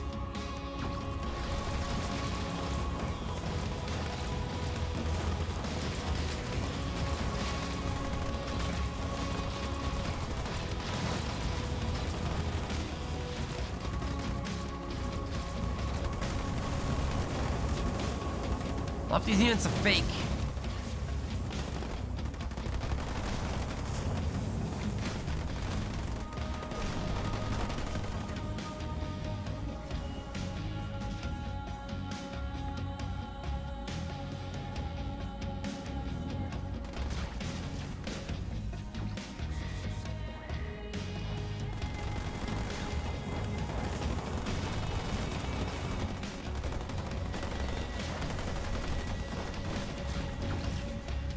I don't know what that jump was.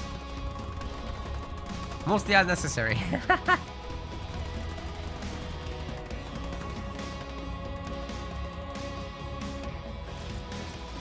Uh-oh.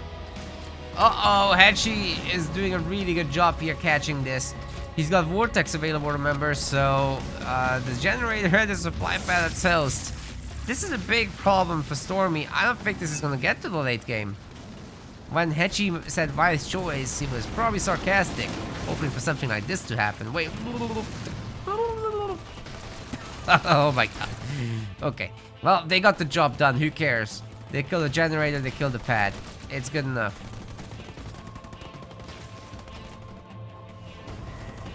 But what about the counterattack? This is looking pretty solid. Hachi's already like grabbing the ninja base here. But can he actually hold against a real counterattack with all those things?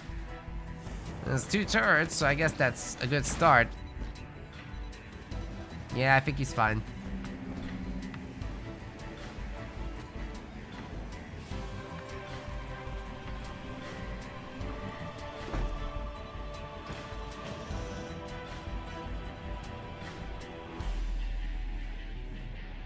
Stormy getting rich off of mini bases soon. Got himself at least 1 power node and working on the second one as well. Affording the generator upgrade won't be the easiest thing, but I'm sure he'll get there eventually. Hachi's definitely overbuying these bases. Trying to get a hero out. That's not happening.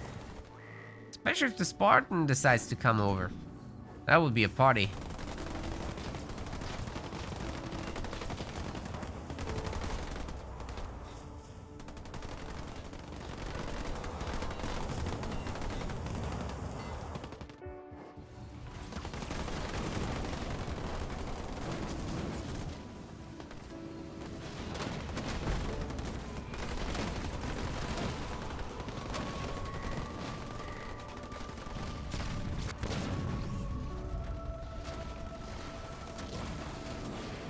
Ah, these guys can still jump fast down. How crazy is that? Oh, these jumpy units don't care about stunts.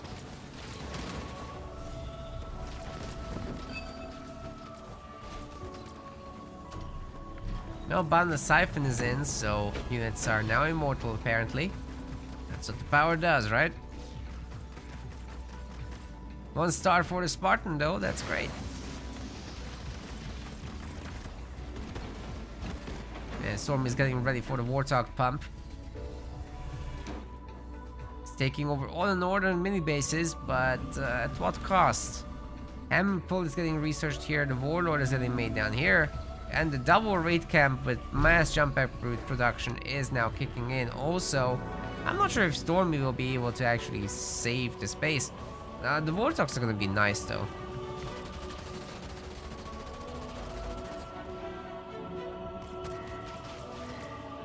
Coming over to heal up on this base, of course. I got a bunch of mines. Eventually they'll destroy it. Suicide grunt drop? What the hell? Instead of beam. Instead of literally anything else. It kills 1 marine squad. What's the point?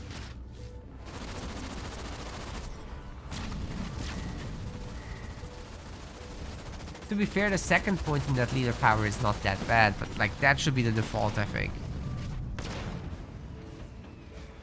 Just remove level 2, make level 1 like level 2 is. Then it's good.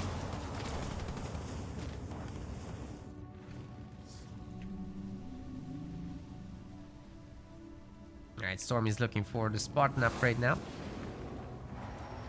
And with 4 hogs, that might actually work. But if the Warlord pulls in this Spartan is gonna disappear. Very quickly, too.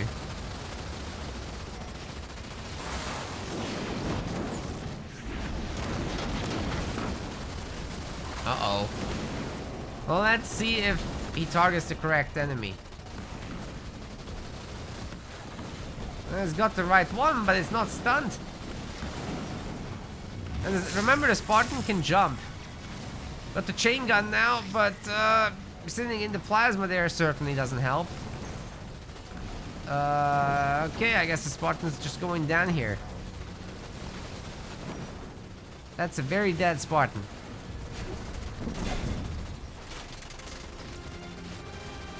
Oof.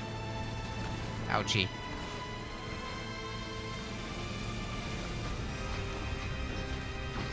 Betted up Alice, like you guys are saying, would be insane. Especially because she's good against infantry, right? So, what's all this? Infantry. You get her to level 2.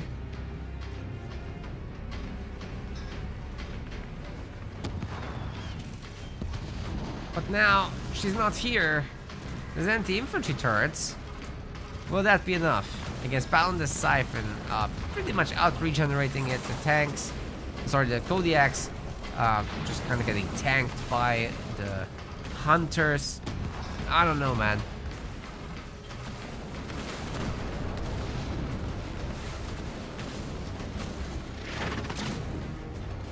Oh.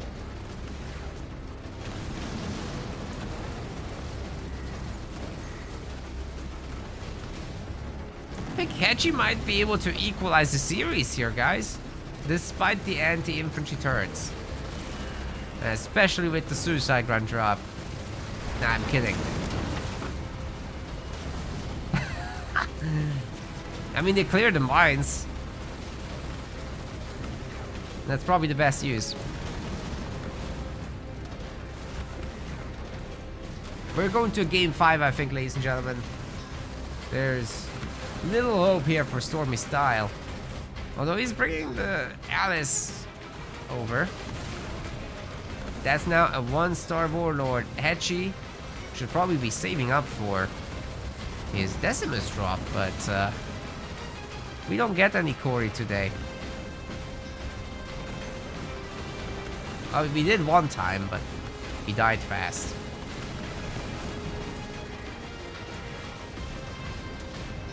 Ooh. Spartan can fight back, apparently. Wait a second. Is this a kill? Holy shit. Ooh, that was a huge slam. Mordor's getting back a little bit of health. The vehicles were all destroyed by the hunters. Why so many hunters? I don't understand. But either way, the Spartan did kill the hero. That 1-star chosen is now gone. Will there be some sort of answer to this? It doesn't look like it. The vortex is insane. It's so good. The Spartan's dead again. These 2 poor Warthogs won't be able to save the day. Now I think we're going to game 5. That's it. Ashy's doing a real good job here, making a fight of this. Love it.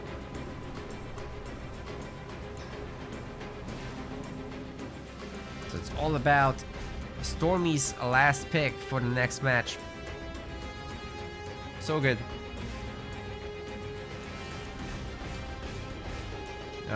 Mirage is left, and there's other maps. I mean, it's just best of 5 so far.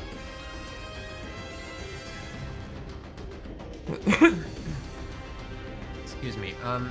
So we got Mirage, we got Ashes,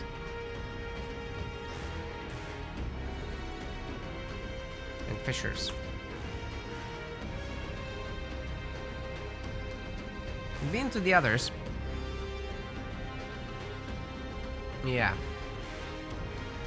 That's the 3 left.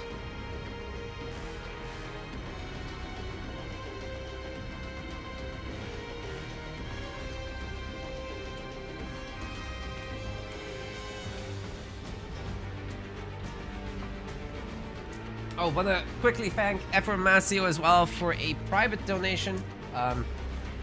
Didn't go through the website, but we've received it anyway, so thank you very much for the pizza donation of 74 pounds. Thank you. That is hugely appreciated. That will make a big difference to our team. It's a lot of pizzas. We'll be fat.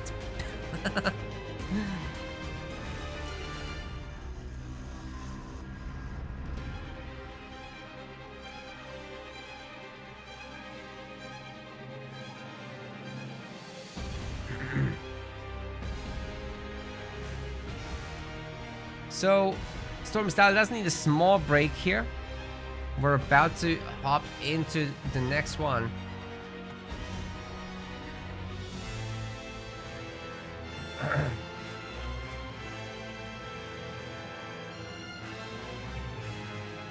But he still needs to pick a map. And I'm out of water, so... Fishers is in this map pool, actually. It's just this Pro League that doesn't have it. So the... I'll share. Share it in the chat. But it's Ashes, Badlands, Bedrock, Fissures, Frontier, Mirage, Rift, and Vault. Whereas the Pro League doesn't have Fissures.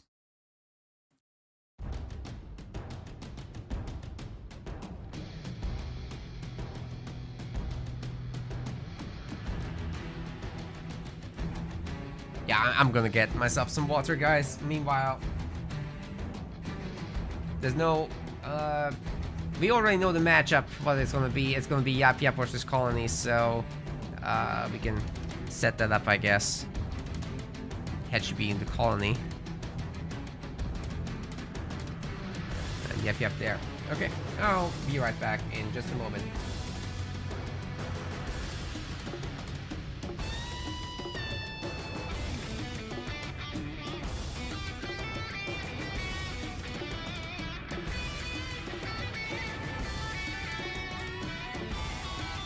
Never mind, no time, they're starting. I should have gotten my water while I could. Anyways, ashes, let's go.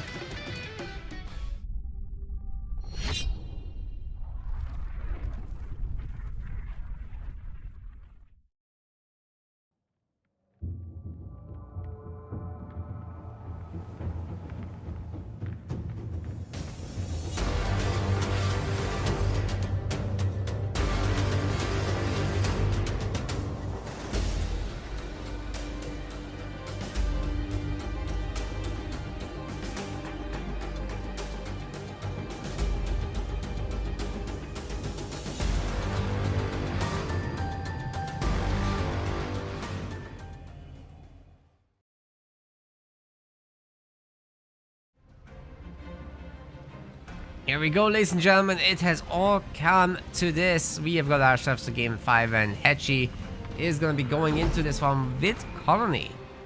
On the other side, challenging this situation, Stormy style, is now Yap Yap, but he needs to turn this around. He's lost 2 in a row. That's not a good mental place to be in, right?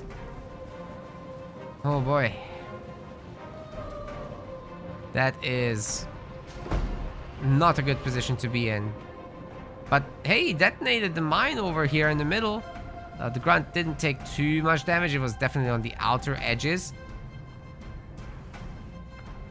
We've got the little grunts going all over the place. Not worrying too much about the mini bases, but just picking up the power as much as possible. And meanwhile, the chopper of Stormies will be picking up as many grunts as it can. There's no chopper from Hetchy, interestingly. It's all grunts. And he's making an extractor 4th. Double upgraded harvester opener once more. Seems to be the thing that he likes the most.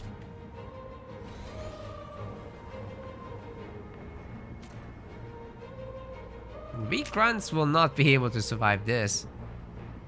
Just gotta slap him a bit.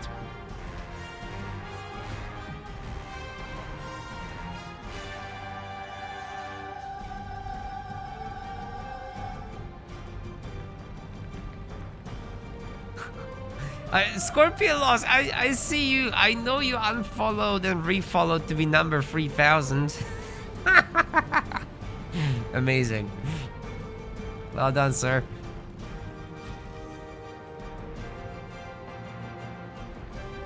You figured out the exploit. Anybody can beat you, though. That's the thing. They just have to do it as well. Anyways, we've got the mini bases finally coming in.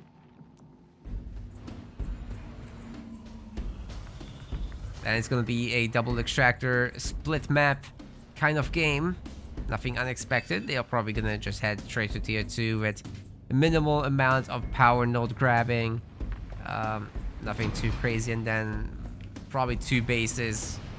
Typical banished business, but Edgy is a little bit behind in power, so that's something to go in favor of Stormies. And actually, he's got the power upgrades already. This extractor needs to be upgraded, so Hedgy's build is a lot worse in terms of getting to tier 2.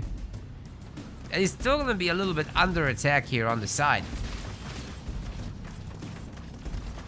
I think. There's a raid camp here.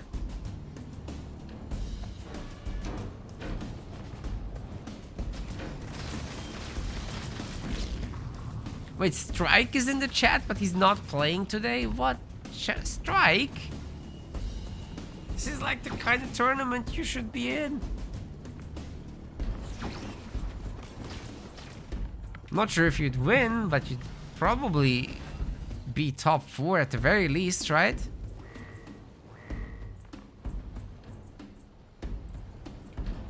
I would love to see it next time.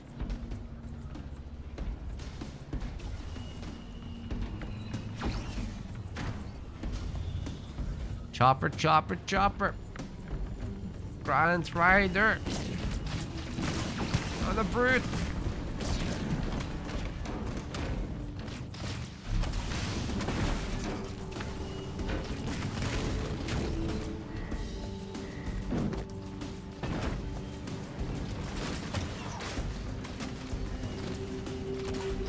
No, next week is there's no tournament, and in 2 weeks we're gonna have an amateur league, and then 2 weeks after that the pros are on. And then I don't remember when the 2v2 Rising Star is exactly. That's what will be next.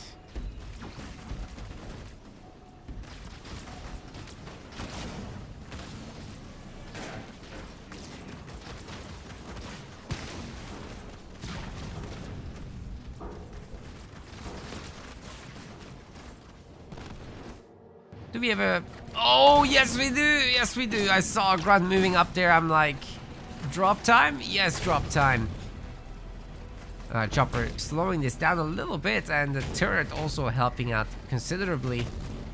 Can Stormy Style keep the extractor alive though? It doesn't look like it, and Hedgie isn't even microing this very much. Read at all. Choppers are here now, but too late. Extractor has to be remade, and there's more coming.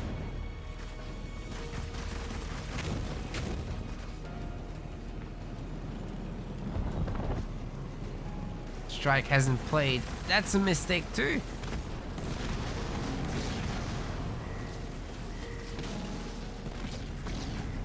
Oh my god. Is Hedgie in trouble? Is Stormy in trouble? Because this power extractor, with some healing, it might go down. And once again, Hedgie is going for the proxy base. He's gonna want to make a hero right there. We've got our methane wagon. That's gonna be nerfing down Hedgie's mini. This one's already taken over, then this is next. The counter attack needs to do some work for sure.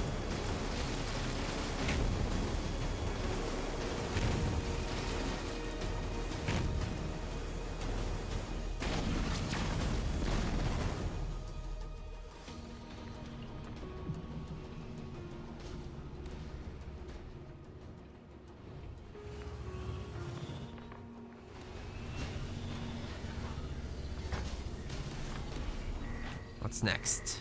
Turtle with a hero? Because this base, I'm not sure if it's staying up, guys. Hedgie can try to make a Capitano here, but keeping it going will be something. It's a job right there.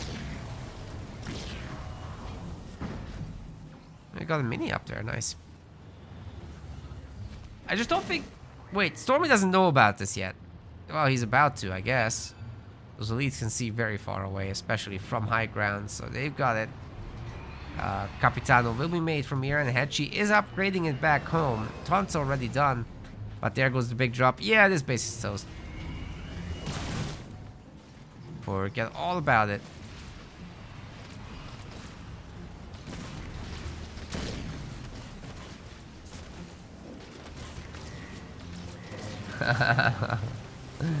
Yeah, guys, don't worry. This base is never a good idea against anything, really. But especially when there's drops.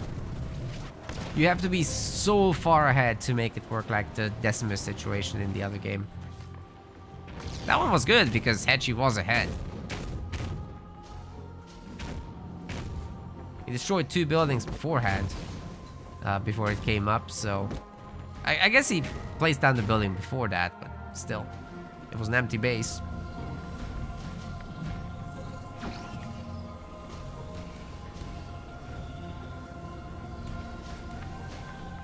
Got the Capitano. Now it's Skits. And soon with a Siphon Beam. Stormy's gonna have a more reasonable base there, but oh my god, this leader power is good. Nearly denied the whole thing.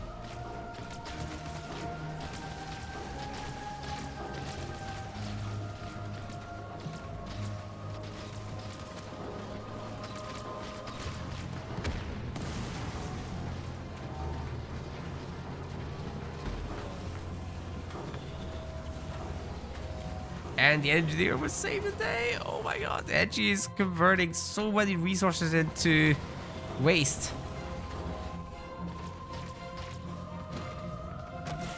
very efficient machine at doing so.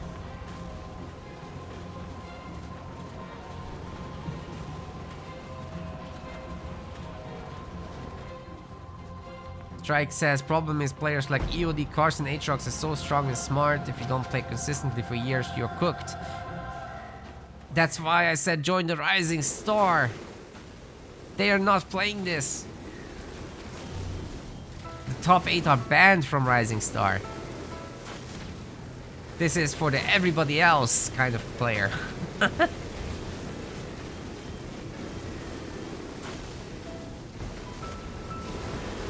I think there's a lot of players like you, Strike, that want what Rising Star is, but don't know about it or didn't read it. And then we are here talking about it and nobody joins.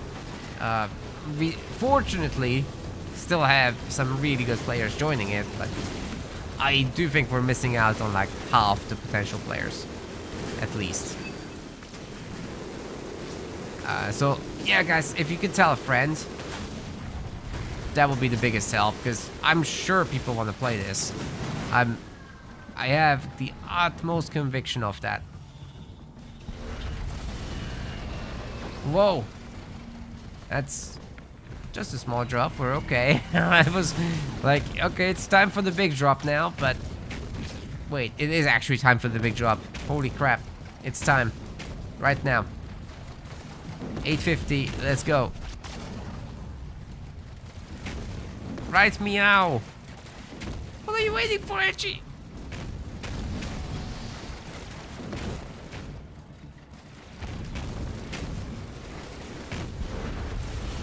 There we go. Well, that could have been done sooner.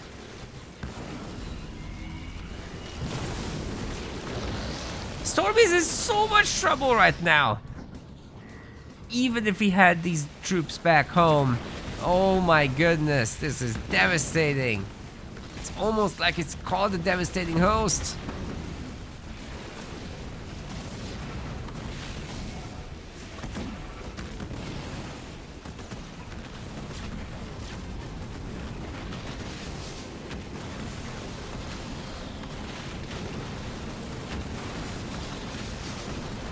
The entire base is gone. What are these guys gonna do here? It's 3 turrets. Veteran chopper. I mean, we've seen everything today, I guess.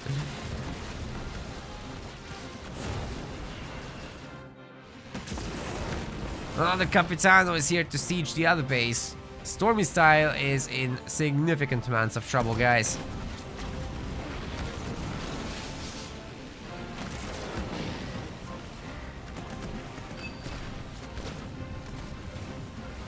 Locust will be stripping that shield down pretty quick, and then these guys can come down too. Will Hetchy be able to hold this base though? I mean, there was another yap drop here. And there's no engineers, as far as I can tell. Hetchy might be able to bring one in though in time. There it is. If he pops the shield and heals the base, it's fine. What? Wait, what? He got taken down?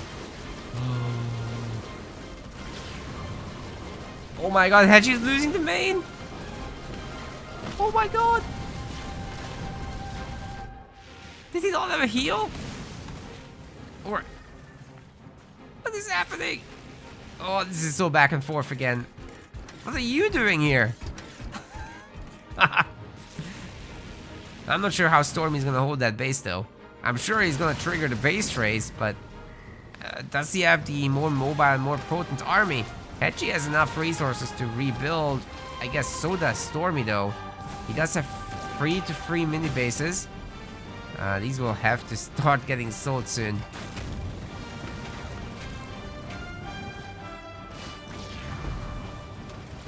Hedgie's base is not gonna last long at all. Look at these brutes just slapping it out of the universe.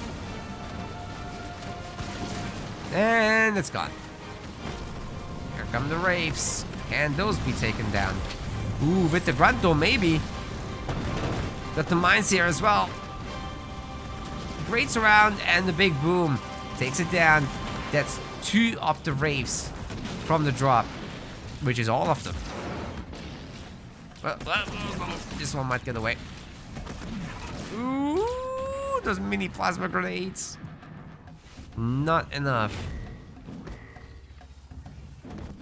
Stormy Style won't be able to save the base, but it certainly bought him some time.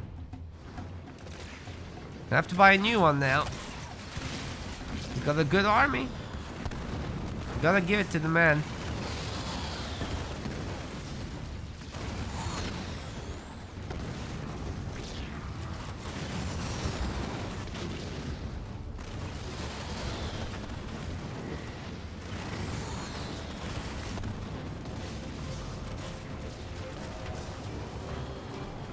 What is going on in this base trade? This is crazy.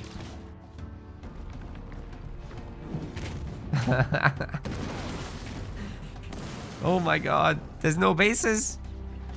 Actually doesn't have a base. Well, he does. One in progress. Stormy has 2 in progress. The Capitano is coming over to be a bully.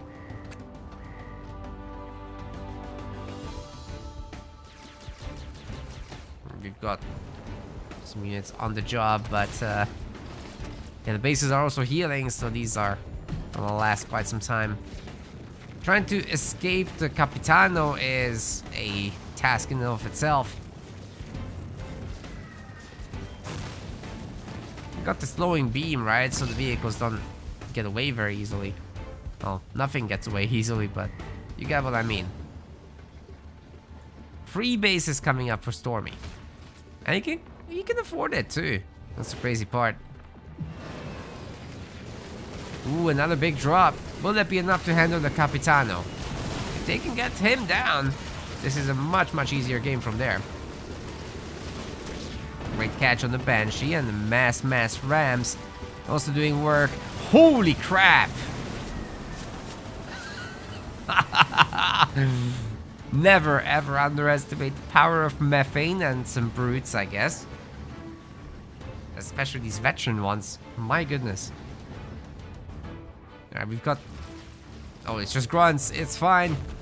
This is less fine, but Devastating Host is ready to go. Hedgie doesn't have the power for it.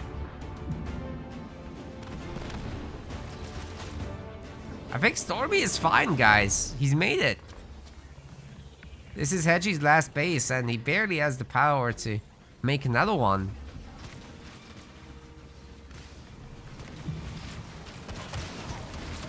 Holy moly. Hedgie's base is toast. He's got the mini base advantage, though. He's got all the mini bases. Game is not over by any means. Beam. Man, Stormy really wanted to keep that. These boys are toast. But there's still money coming in for Hedgie, for now. It's just enough. But can you hold the base? With what?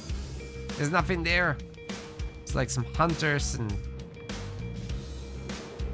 handful Banshee squads. This is not much. I think they can destroy this. Oh wait, Stormy might be in trouble. Oh my god. Holy crap. He's gonna lose his bases. Where's his... He lost his hero too, didn't he? Oh man. This game isn't over yet. Hedgie's making back his base, ladies and gentlemen. Stormy's gonna be forced to make an Apex and some engineers, of course. But at some point, Hedgie could just come in here and do a Hunter's Brand on this. Some point being soon. This is the best series I've gotten to cast in forever. Holy shit. Yeah, Stormy's just getting rid of all the buildings. Who cares? Try again. Engineers happening at least.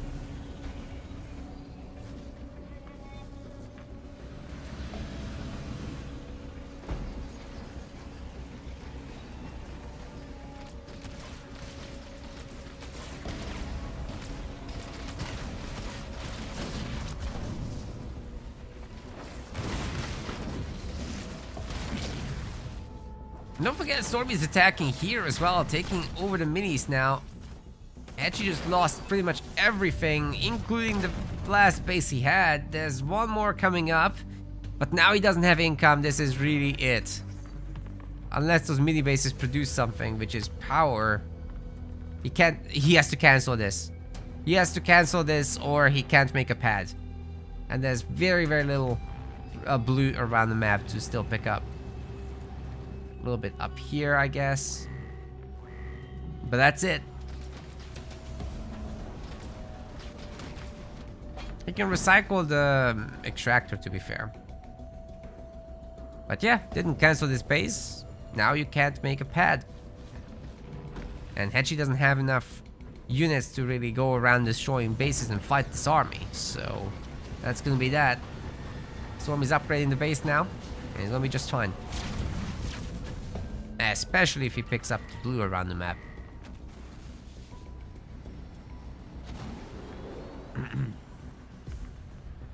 Hechi is broke, ladies and gentlemen. Hechi is broke. The next base destruction is the last one. Someone managed to get a pad. Where?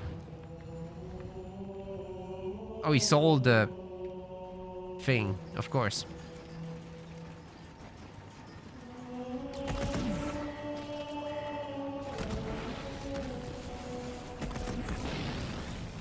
Unfortunate about that thing.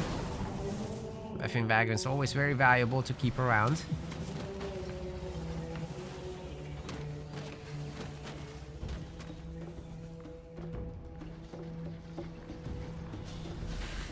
So many heavy grunts here. I said you are lucky. 3 games in this series. Each time he's lucky, apparently. Edgy. All of Edgy's bases are destroyed. It's gonna be another stormy victory. He just seems to rule these parts around the Rising Star League. Now, I'm not sure what Hedgie can do about it just yet. Go back to train more. Still, second place for a comeback is fantastic. I'm sure next time he can maybe take it. This was super close as is.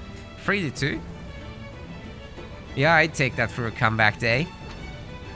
Congratulations to Stormy. Super, super great series. I love this so much.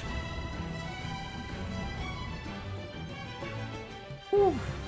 That was absolutely sick.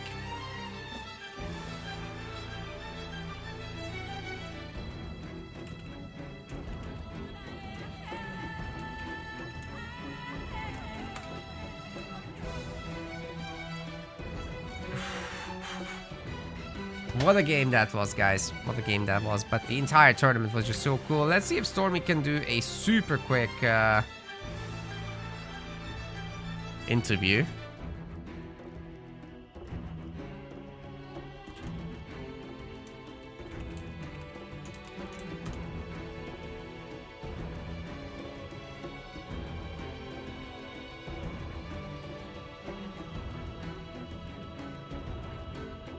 That was super sick. And then we'll swap to the sponsored segment.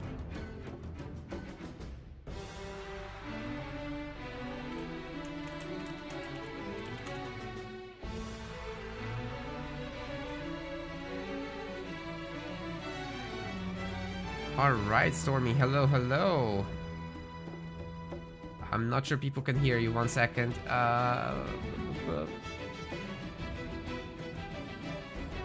It should be that. Could you try something now? Wow, it doesn't work. That's crazy. Okay, it should work now. Testing. Yeah, there we go. So, how are you feeling now? You've won. You've made it. That was a crazy series. I'm turtle heading it after that last game. God. You've tried everything in that one. Well, in the entire series, really. Just walk me through this. About the series? Mm-hmm. I think that the second seed getting to pick the second and third leader is actually better than getting to pick the first leader. Right. So, I think he had a slightly better draft not like by a whole lot, but by a bit. And I kind of used my better leaders a little bit faster than he did, so that's why it went 2-0 and then 2-2. Mm-hmm. Let's see. I should have just closed it out on 3-0, but I did something weird with Jerome, so that was not good. Yeah, game 3 was rough because of the Hellbringers, right? Like you go Hellbringers, sure you beat the Marines real hard, but then they drop 2 sets of Flame Hogs on you, and then you get melted. So that's a rough one. Yeah, drops are pretty good. I should have just made the hero a little bit sooner, I think. Yeah, but what about playing Hetchies? Or go ahead. What about that Atriox game? Like, Hetchi kept saying, you're so lucky, right? But then you actually eradicated his entire army, not once, but twice, followed up with a beam to wreck his ultimates. He kept... Yeah, people don't realize how good Beam 2 is. Specifically Beam 2, not 1 or 3, but 2 versus the Super Sentinel and even the Condor. You can basically kill like 40% of its health just with that, so... And it gives vision for the Reavers. That's right. So it's nice. But that was a game that I feel like I was losing, but not. I don't know. It's weird. Like every time I'd push, I'd just get crapped on. That's just and a really good Anders I felt player, like, right? yeah, I felt like I should be able to do more, but her turrets are pretty good, and Kodiak's on defense. Also in that game, you actually kept your hero alive forever. I don't think he died. No, he was the true Atriox. For the gamers that want to do this at home, what advice do you have to, keep control of your hero that closely? Get the level 3 and then keep going forever.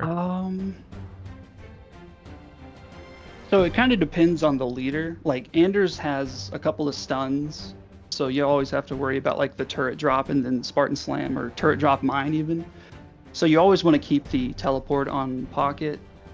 But even that, it's just you have to figure out where you can be and where you can't be. Like he's pretty fast, so you have to just figure out your escape plan, I guess. I don't know, it's kind of hard to explain. Yeah, think ahead. Certain parts of the map. Key part. Yeah, like certain parts of the map, you can't overextend or you're dead. Other parts you can, so it depends, I guess. It's complicated. And question from the chat, actually. In the Yap Yap game, this last one, did you get Guild Trip? Did I what? Did you get Guild Trip, the leader power? No, I did not. I did not. To be fair, you didn't have to worry about the Capitano just yet. He died pretty quickly every time. Yeah. He didn't get T3, did he? No. Yeah. Until T3, the Hunter Captain just explodes to methane, so you don't really have to worry about him. Yeah, we caught one of those cases, like just getting surrounded by, what was it, 5 or 6 brutes, and it's like, okay, goodbye. Yeah. He's just not very good until T3, really. I mean, he can like tank a lot of damage on T2, but he really starts to become a unit, kind of like Jerome. Like once you hit T3, that's when he really shines. But Methane's super good versus combat repair, stuff like that. Mm-hmm. Super good. Yeah, for sure. Engineer bubbles, veterancy, that kind of stuff. Just stacking him is where he really shines. Yeah. If you've got a bunch of Vet 2 stacked, obviously. All right, cool. I think that's all the questions I have for you. Any closing thoughts you want to share with the chat? I'm sad Dark didn't win. I wanted to play him again. Oh. Me and him are buddies, so. Well, maybe sad. next time. He keeps getting closer and closer, right? I think the last time he got third as well. Yeah. I think so. Yeah, he does pretty good every time. So. For sure, he's getting stronger. All right, Stormy. Thank you very much for playing today, and congratulations on your win. Hope to see you Thank you next very time much. as well. All right, see ya. See ya. Alright, cool. We did an interview. Now with that, gamers, I think we'll be closing up shop for the tournament for today. And we'll be swapping over to our sponsored segments. So we're gonna start by looking at Call of Dragons, but just as a closing thingy, please make sure to hit that follow button and subscribe on Twitch. If you want to support us further, you can check out our website's subscription and donation pages. Subscriptions are basically just like a Patreon. You get all sorts of perks. Donations, you can contribute to every individual tournament that you wish to choose. And you can also already sign up to the next Amateur League event, which is in 2 weeks. So do check out our sets of links that I'm popping in the chat. And yeah, feel free to take a look at all these options. Community support, obviously, always super helpful. And we've got a longer sponsored segment today with Call of Dragons coming up. So why don't we start that off with a quick cinematic here. We've got a 3-minute cinematic trailer that we can take a look at, but also I need to swap games actually to Call of Dragons.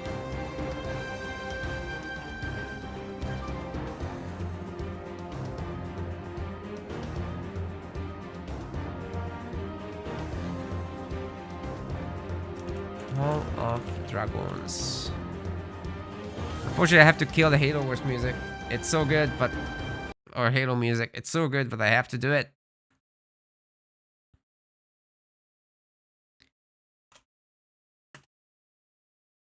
I'm gonna title it, Oh My God. There we go. 10-hour stream. It's gonna be a 10-hour stream, unfortunately. Unfortunately for my sleep schedule, it's gonna be a 10-hour stream, but that's okay. Either way, gamers, here is the trailer thingy. I need to set up the audio, don't I? Browser audio where?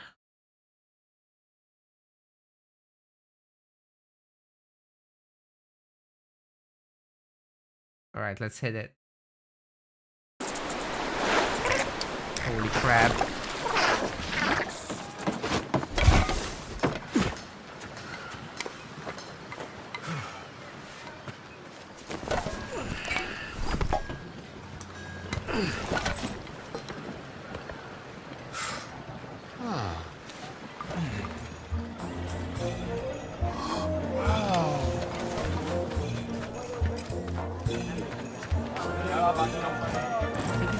Launch trailer? We'll take a look at all of them.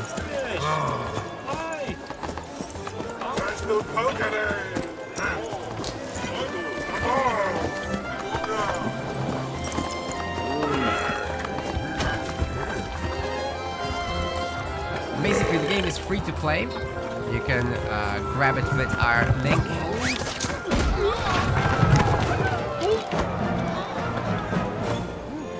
All good, guys. Glad you had fun with the Halo Wars bit.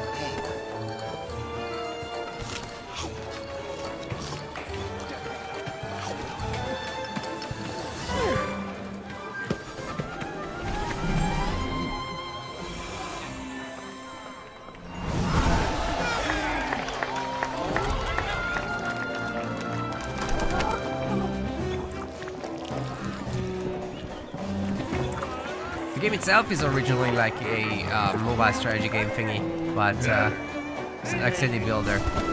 But we're actually playing on PC today, and the whole promotion is for PC. And apparently they've added a new action RPG element as well, with the where you can control the hero a little bit more in real time. Hans from Frozen. Yeah, they're actually pretty good with the cinematics, I have to say. Maybe not quite my thing with the art style, but they're good at it.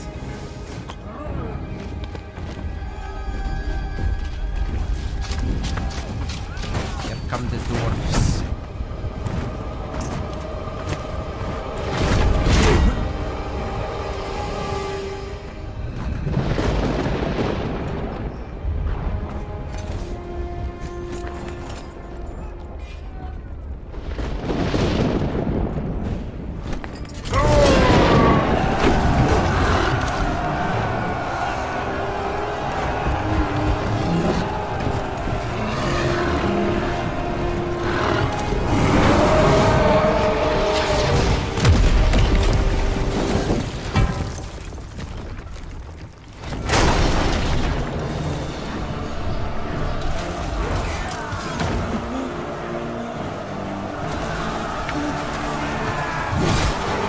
came here just for war.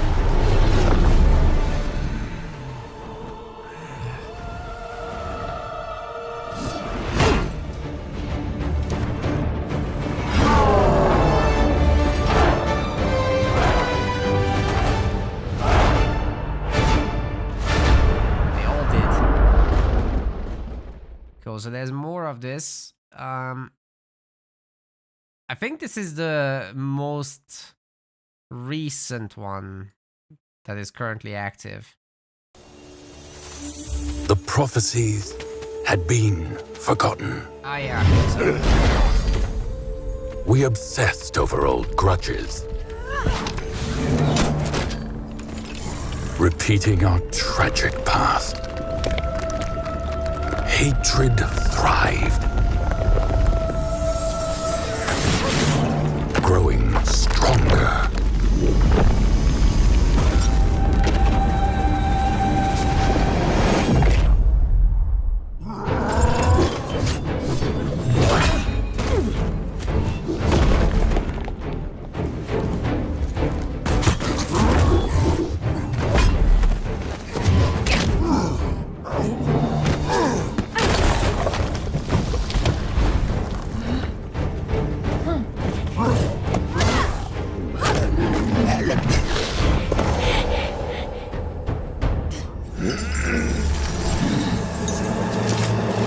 Watching that. That's brutal.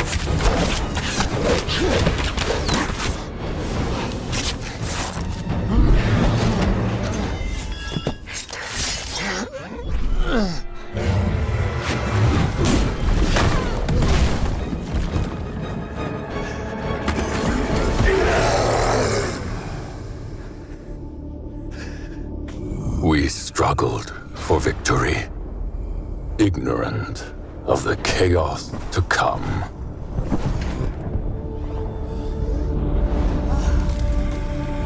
It's a lot like Warcraft 3's intro. Darkness has fallen. The end is nigh.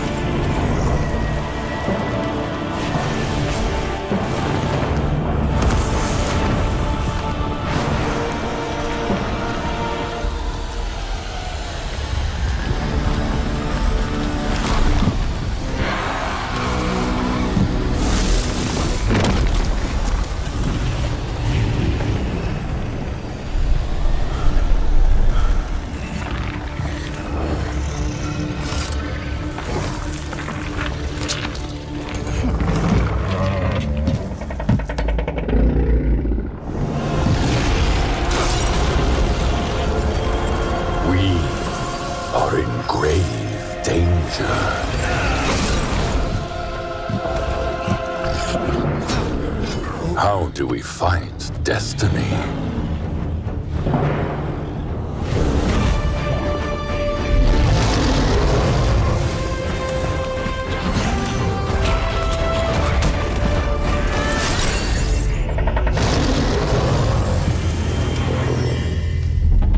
I think there might be one more. Yeah, like I said, I think they're pretty good at these trailer thingies. Is that a separate one that we... it's a gameplay trailer. Well, we can take a look at that as well. And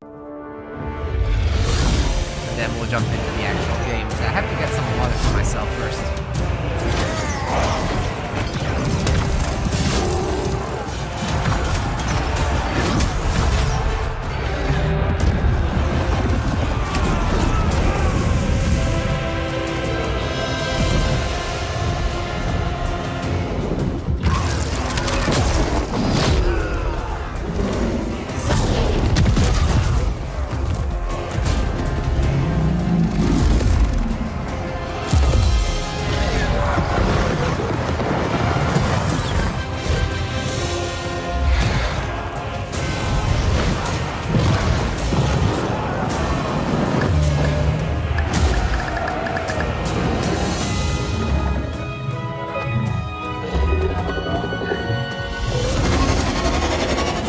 chin.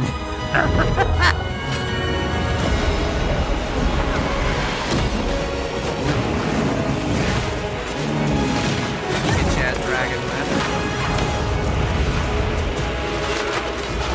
Or key the door. Never know.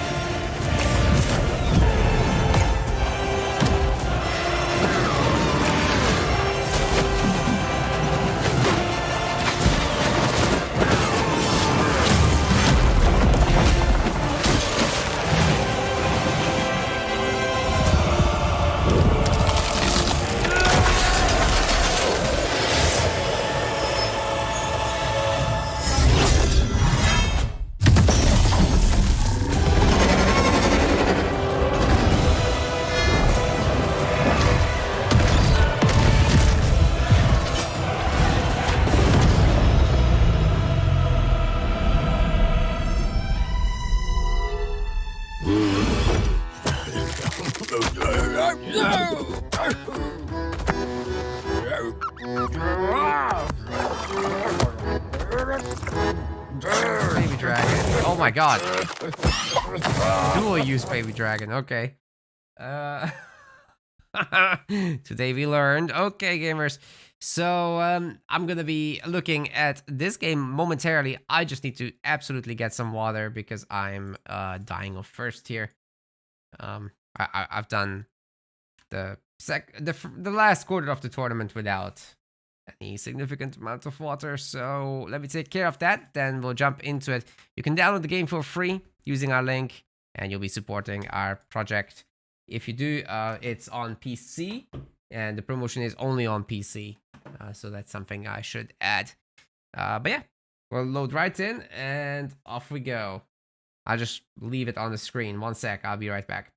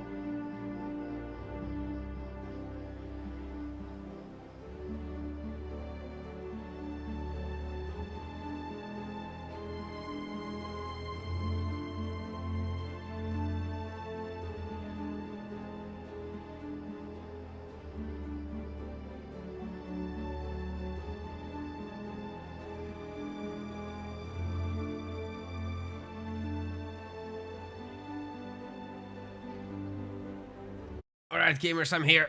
Okay, thank you very much for waiting. So, is it like Halo Wars? Well, not quite, no. It's, originally, I think it was a mobile game, right?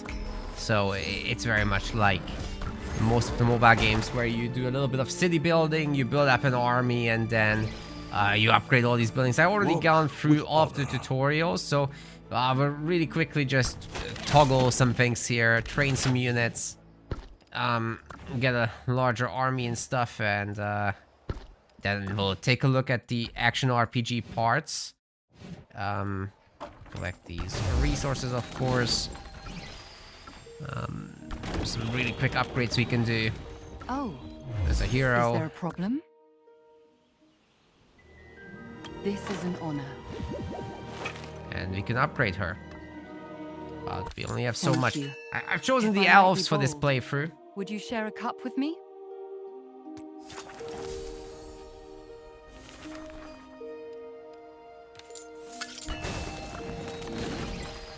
Quick 1-minute upgrades.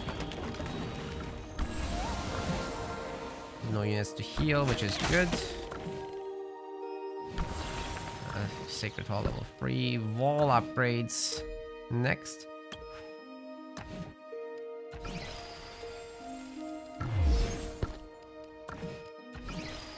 And for those of you looking to support our project again with the sponsorship, we're basically looking at Sacred Hall upgrades. That's your main building.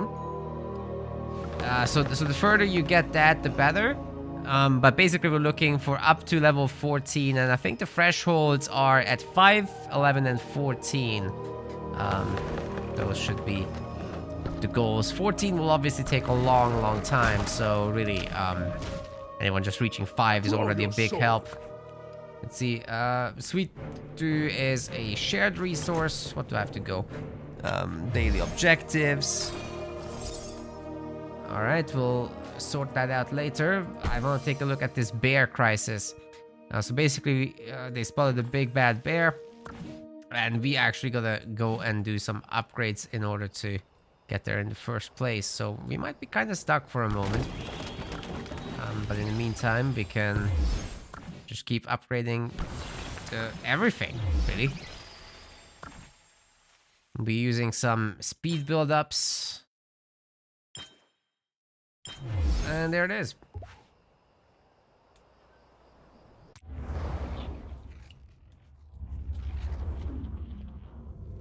And these higher levels obviously are bigger thresholds. That will unlock more stuff. Make everything look fancier.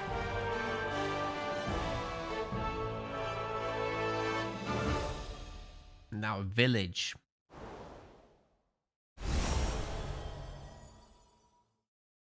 Can do side quests now.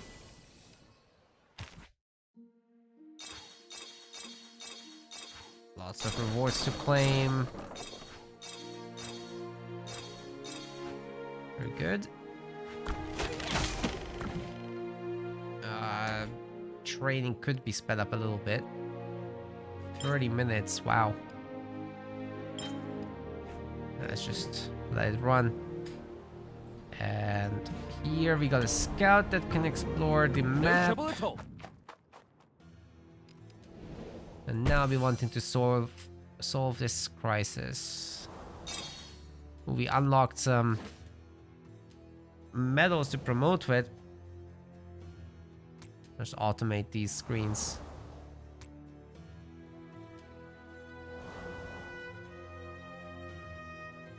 Isn't it supposed to automate it? Alright, I guess not.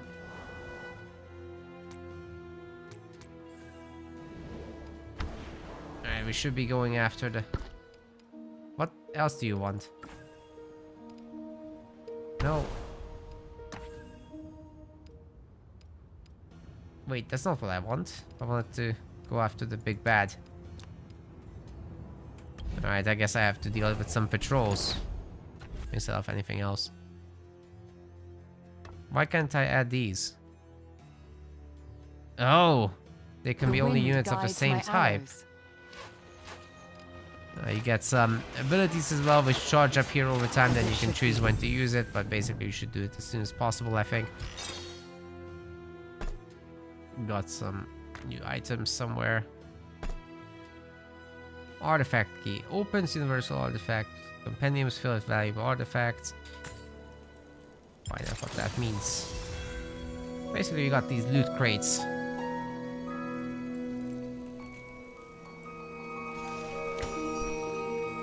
Which is blade, which we could equip on our melee dude, I guess. And then you can further upgrade that. Cool. I'm stronger now. Yes. The moon watches over us. And then we can do 2 more of these.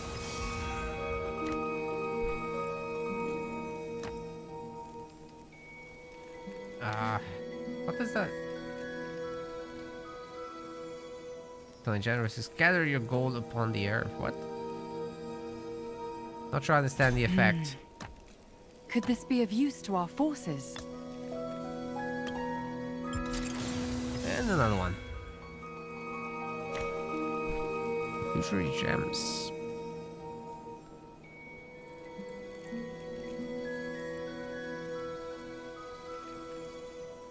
Is this actually useful? I'm not sure I understand. Could this be of use to our forces? Alright, that's it. We're out of these keys. But there's other stuff. Promotes a legendary hero. Grants a small number of star points. Gold key. Use it here. We can do a free draw and then actually use up our keys. To unlock some heroes, maybe.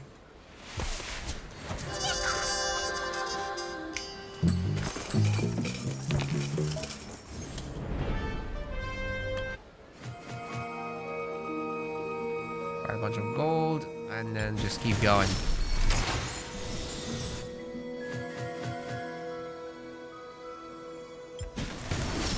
Lucky with that one, just resources.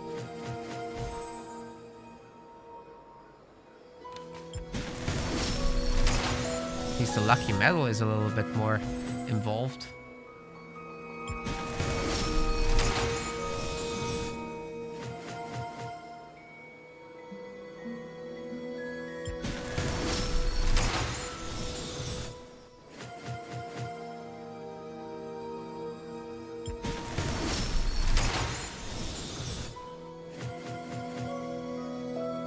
And we got 2 more. Not getting lucky with this. Maybe that counts as lucky. And that's the last one. Research speed up shouldn't be too bad. That's still very helpful.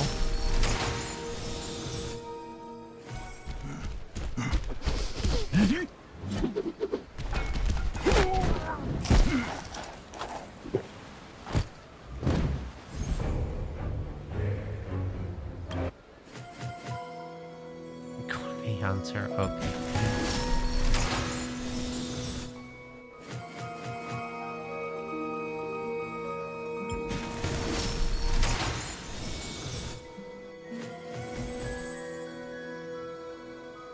Oh, you got the tokens as well to unlock the heroes, I see.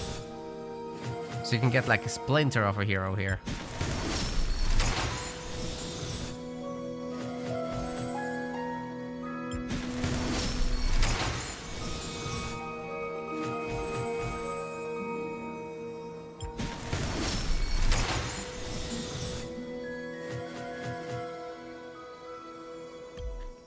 Okay. We opened everything. Then time to accept some mission completion bonuses. And then we're supposed to create an alliance or join one. I'm not sure we can create one, to be honest. Need the level 4 wall. We can speed that up.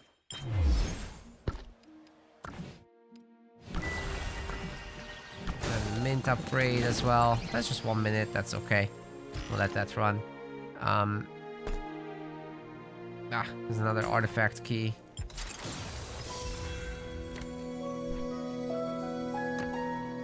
Put that on our main hero. Could this be of use to our forces?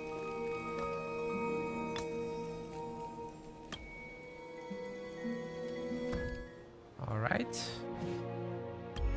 Heal our remaining archers. Get more archer training done.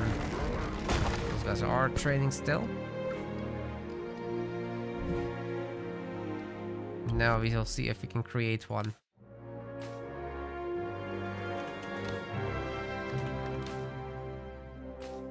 Can't do that?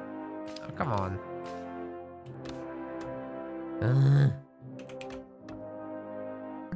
I'm in use. There.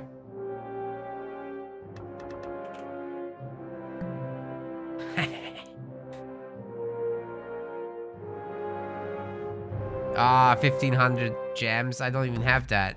Okay, sorry. I have to join one. Nobody can join this. Cool. Anyone can join that? Let's go. My lord, you have joined an alliance. This is our first step towards fighting back against the darkness. Cool, cool, cool.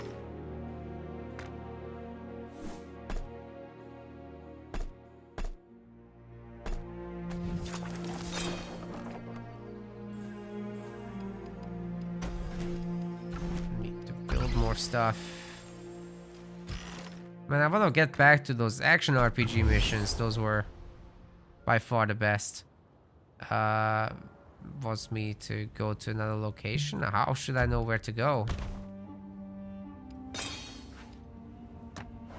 I don't want to go anywhere. I'm okay here.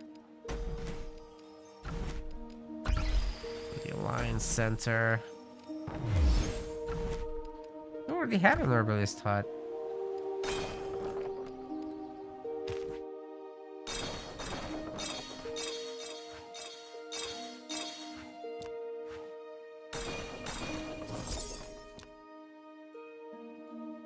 Then I guess we have to do these missions, don't we?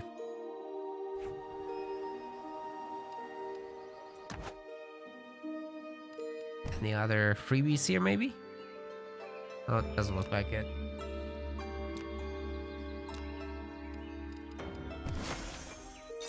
Oh, there is actually.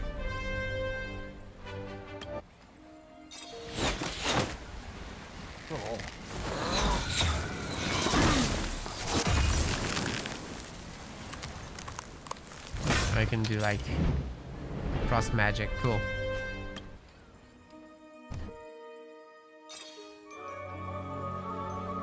And him as well.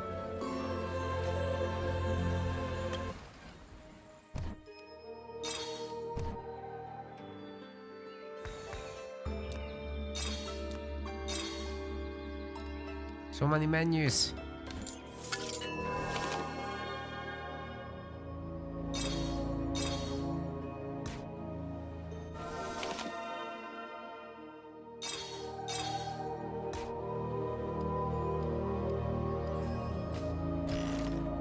And we still have more stuff to claim and use. Oh god, later. Much to build we still have. Don't know why it wants me to build that again.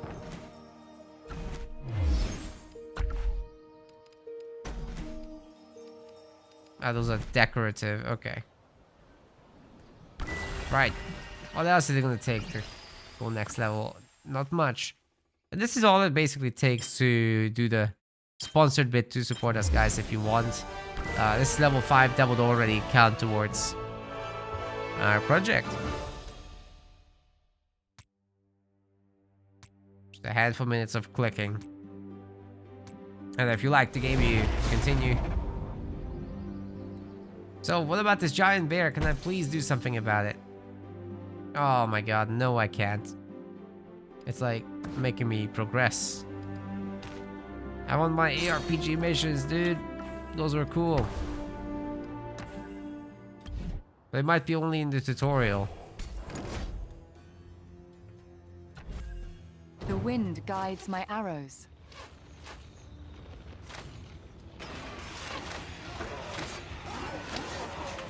Just aim. Draw the I hope we won't have to face a behemoth.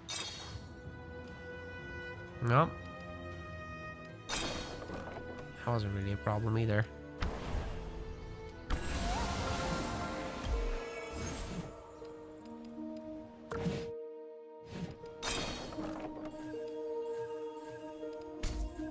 Can upgrade the heroes here.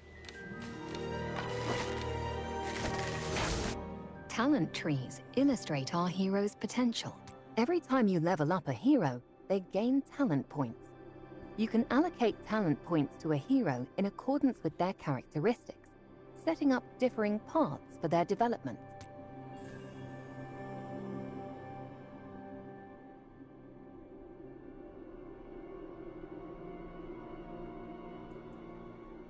Okay.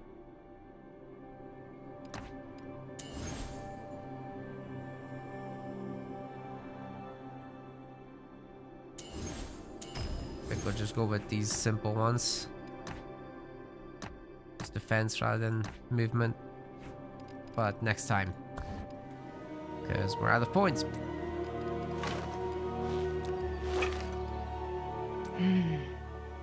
Could this be of use to our...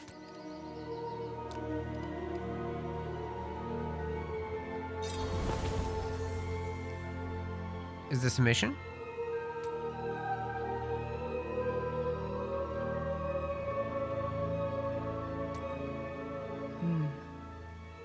Looking at them reminds me of something that happened long ago. It was after the humans had gone through the Twilight Revolution. I accompanied my father on a visit to their new king. I met a mage in the capital. She'd been sent to act as my guide. She knew a lot about archery, so we got on quite well. But it wasn't to last. Actually, she used me to escape the city. She even stole my bow. I never got the chance to ask her why. Maybe she's embarrassed by the whole thing too. Maybe if she told me her reasons at the time, we could have come up with a better plan together. Your Grace, I don't know if I can accept such praise. To be honest, the reason I brought it up is I saw her amongst our armies yesterday. If I'm to accept your praise, perhaps I should start by talking to her.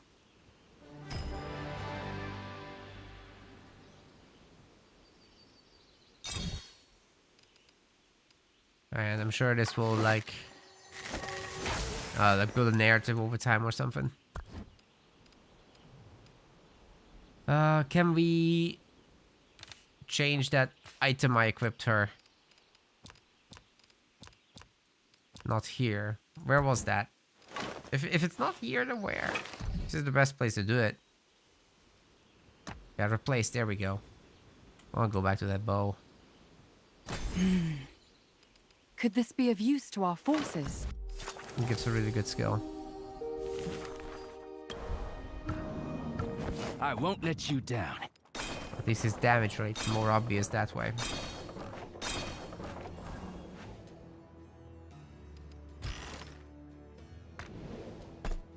That's a lot of keys. I'm not opening all those now. Season adventures. What do I gotta do for that?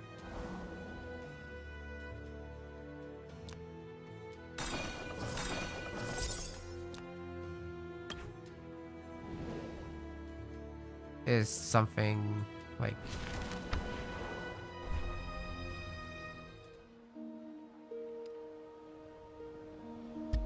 I'm already in alliance. Don't need a new one.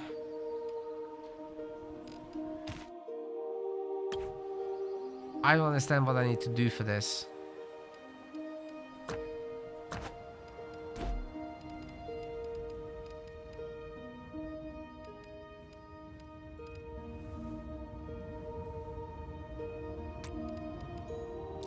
Or you can like choose your own thing as well. Okay. But I think I like what I've got.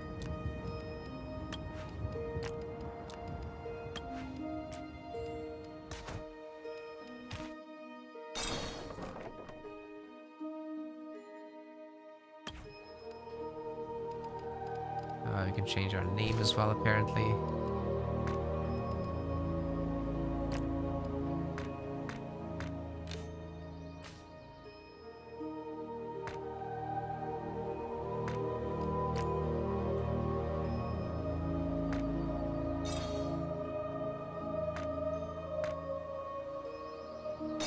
So I need rewards.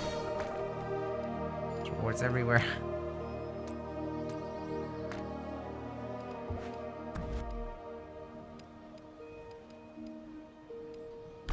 Okay, I guess we just continue upgrading everything.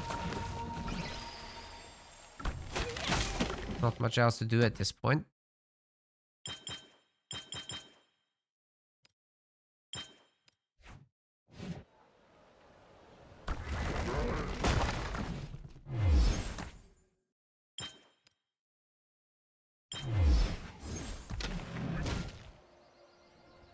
Okay, I need to set up a second squad now. I have to do something with those guys. I think this season adventure is supposed to relate to completing everything within here. Right? Is that what this is?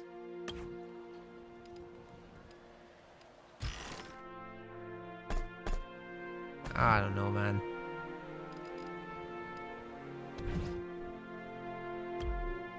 What? Oh, I only now managed to join the alliance. I see.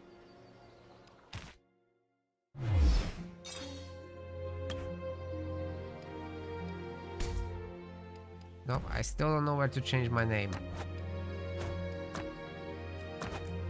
Ah, here!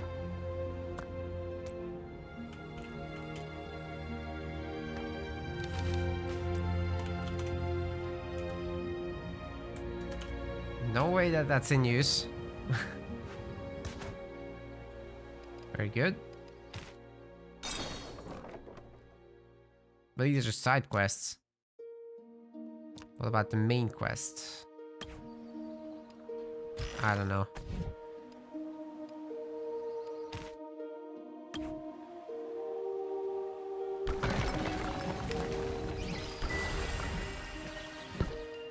Wall needs level 5.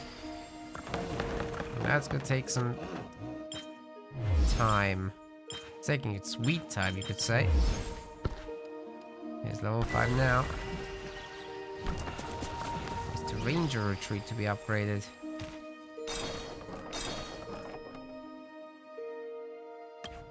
Rip and tear.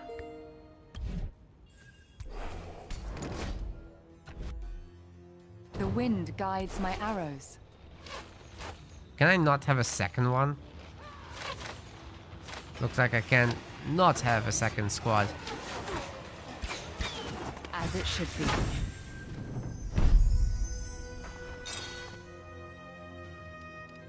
Yeah, we didn't really lose anything to this either.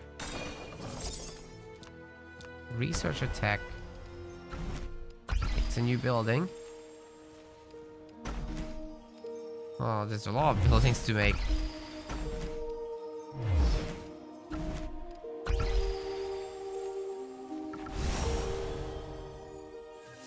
Now we can do attacks. So let's get ore processing. Which takes some time, and we can't just speed it up. Are there no more games? No, we've entered the sponsored segment of the stream now. So we're doing like a handful of hours of this. Like 2.5 hours more of this for today. It's helping us power these tournaments that we do, right? So happy to take them. We only got more sponsored offers like this, I'd be very, very relaxed about the heavy spending we do with MetaPlays, but unfortunately it's pretty rare to get decent offers. Usually it's just refer people for like $5 at a time. It's like, okay. This one is way generous though. Because with this one we're getting paid for our time.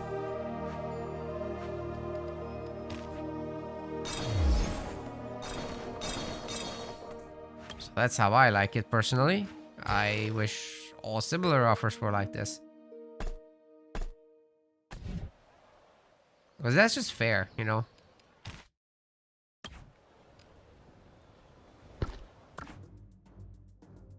Aha! This is the part I wanted to do. Oh yeah. Always be prepared. Replace you. Get out of here. Why do I have to go with him? I'll go with this guy.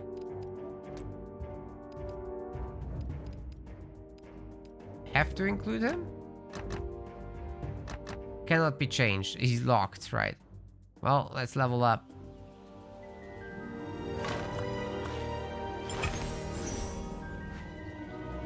Max this out.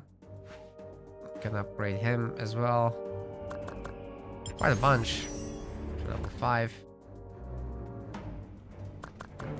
And at least to level 3. It's something. What about the pet?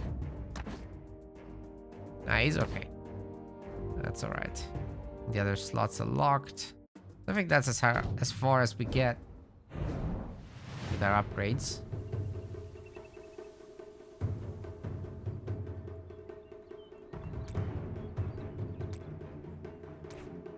This is the part of the game that I like most. These little action RPG stages.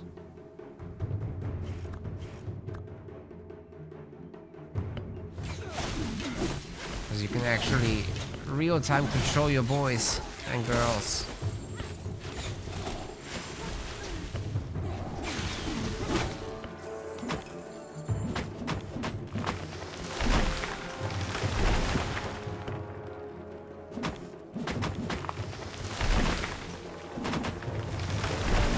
That should be enough.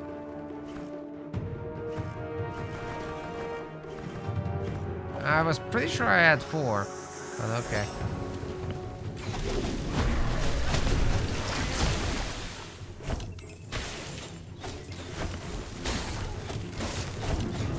I'm not sure if you can dodge shots and whatnot, but let's try that.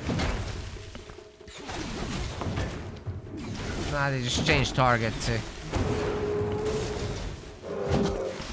I don't think you can dodge. You can get out of the way of stuff.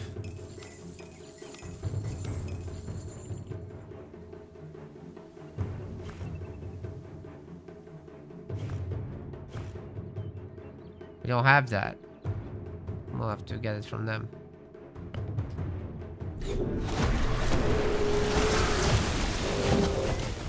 Oof.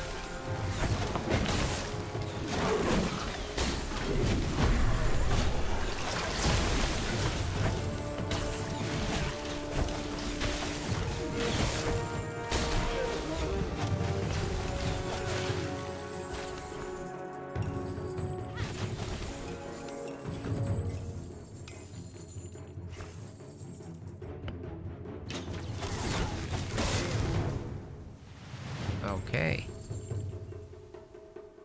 Do we have this now? There we go.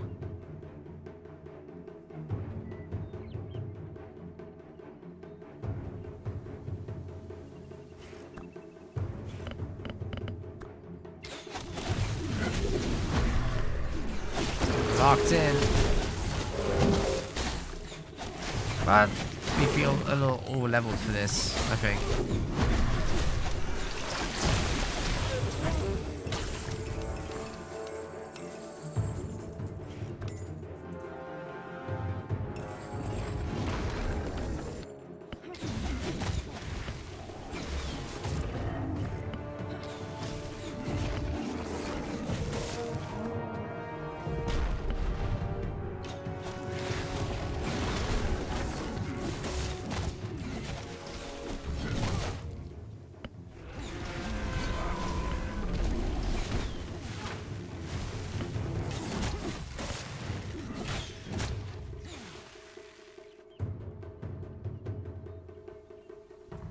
Why aren't we attacking?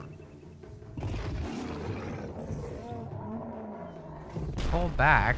Holy crap. It's scripted. That's not fair.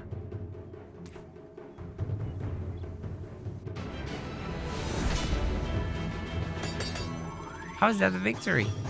We're running away. I'm sure I could take it. Wait, can we replace this guy now? I can't wait. Rather take the higher level boy. Yeah, can't upgrade anymore. That's alright. It was worth it.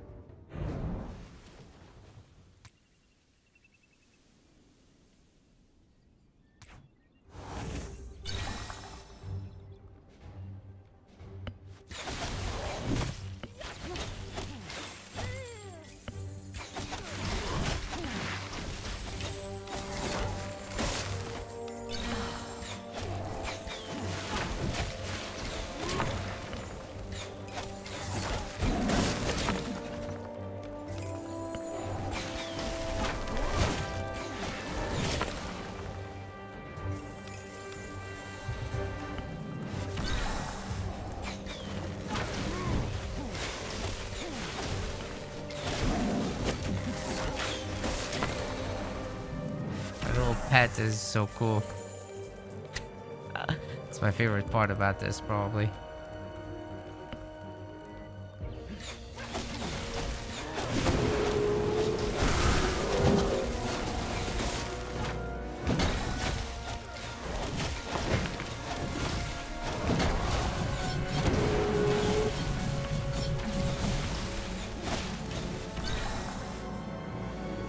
Whoa. Came back.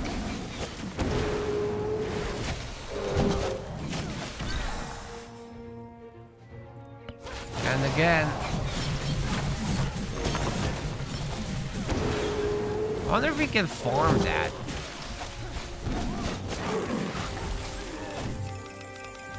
Is this on PC? Actually, our promotion is only for PC at the moment, but I think there's a mobile version.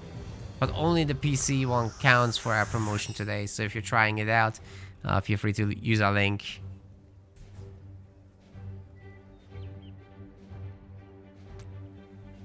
And yeah, it would be on PC.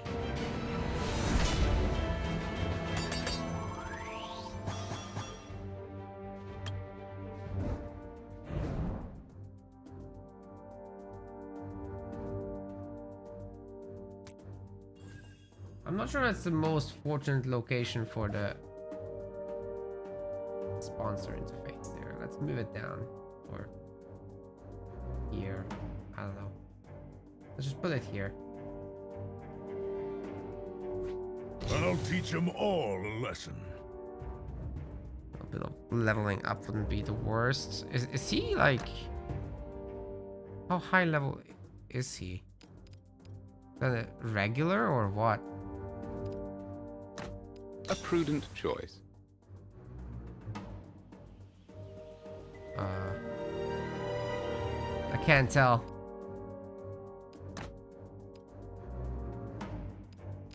Oh. See if I can find them. Go away messages. Yeah, his rarity should be legendary, I think. Good to know. So we'll go with him. Thanks, Tony. Appreciate you.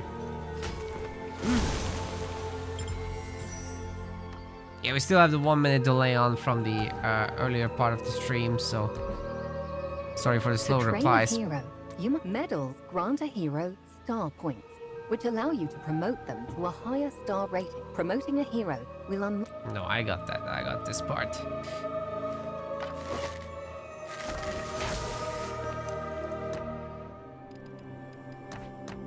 Thanks very much. And then the main objective for sponsorship purposes is to upgrade the main building in the base. Okay, this farming thing that we did gives us a lot of points apparently. That's cool.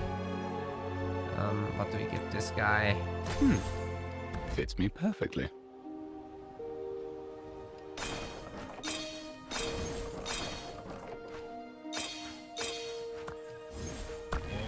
Train elks.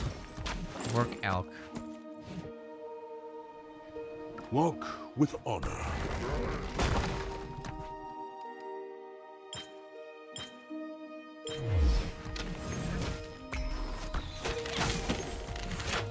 The thresholds for the Sacred Hall are like level 5 for the first tier, then I think 11 and 14.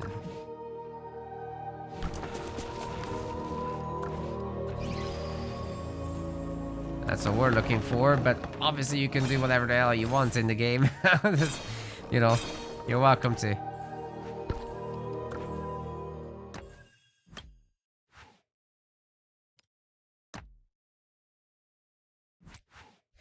Alright, let's see if the Alliance members want to lead a whole lot of stuff here.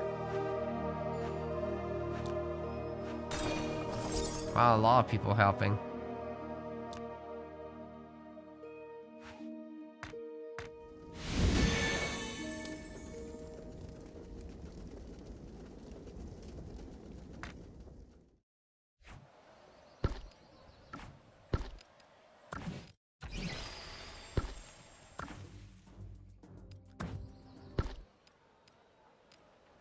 Can we do anything further here? The Ranger Retreat needs like a level 5. Okay.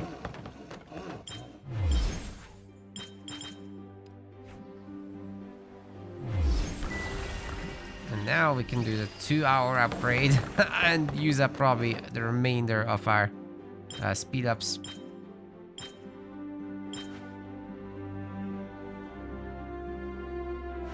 $60-minute. Yep, I'll use that here for the level 6.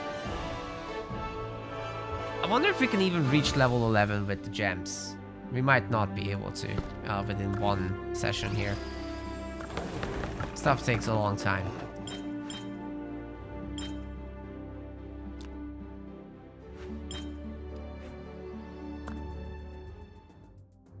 I'll want to queue another thing here.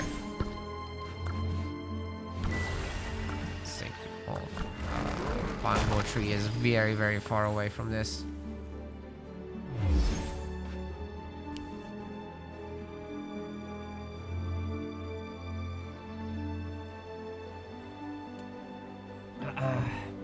Oh, it doesn't like your ad block. Yeah.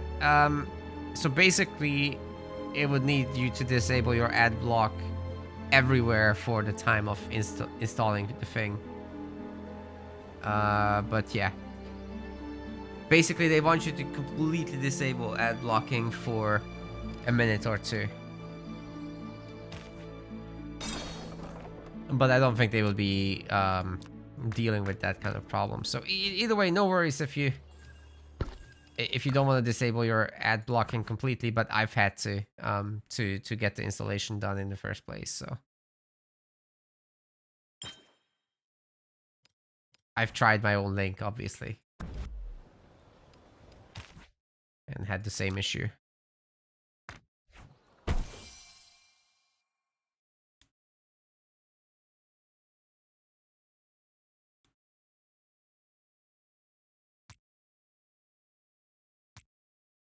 Oh, in fact, the game is detecting that I've done the level 5 city.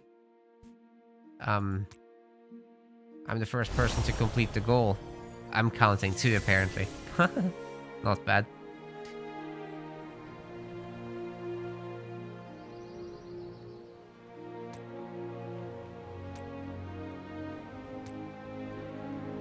But the game installation didn't get picked up for me, interestingly. Huh. How does that work?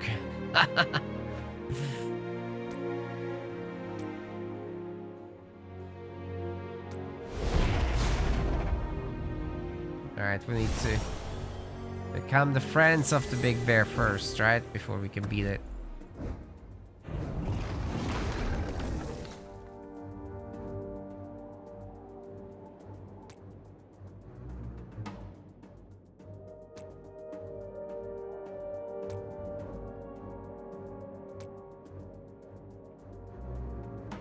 Oh my good god. 10 levels before we get to the bear. That will be a moment.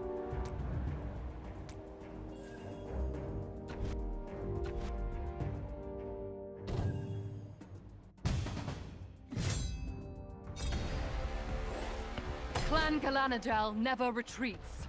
Oh, we don't get to do the other thing. We don't get to do the ARPG mechanics. Where are we marching to? Oh. I thought you would have to, like, move around there. Evidently not. Alright, before we do that, I want to make sure everything's queued up so we can... The wall is our city's most important line. When our city is attacked... No, we're fine.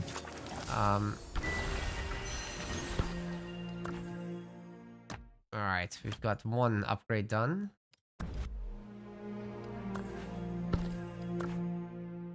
And we can speed up a little bit.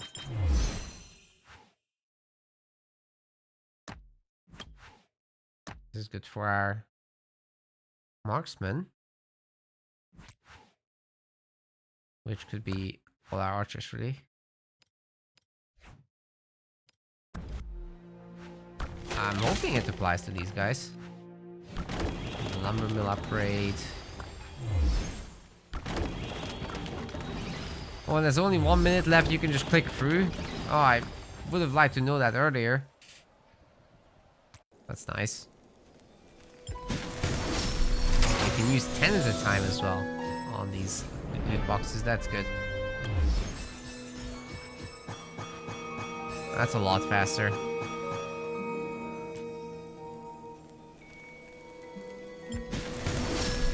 And easy would have to do one by one.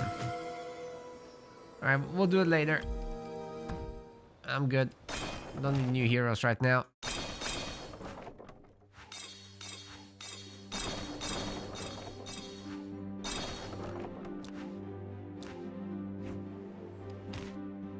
So much stuff. What else do I need to do here? Got the level 5 lumber mill, so we can go upgrade this thing now.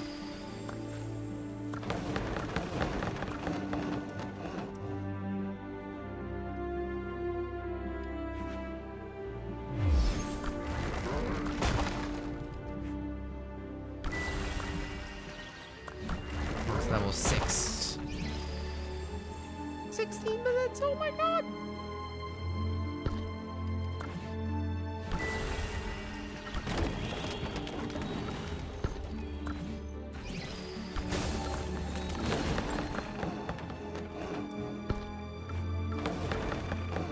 Wait, weren't these supposed to just insta-complete?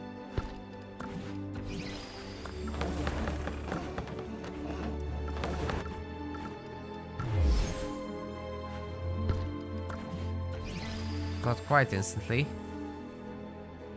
Once the Alliance members help, that's when they just get instantly done. Okay, good to know.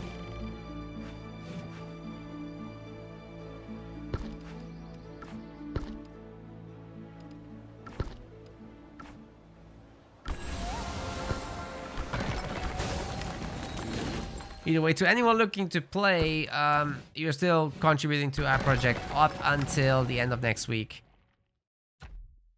So next Sunday, the 23rd, is when the promotion stops.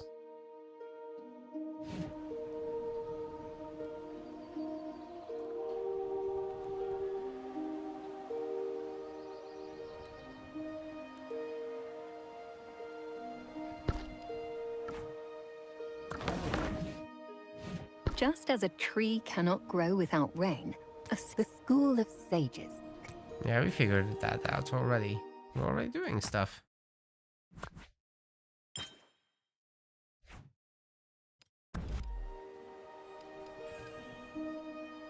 Well, I guess we'll progress some more. You have my bow. Don't keep me waiting. How far can we push this? Oh, 6. Not bad. I will roll with it.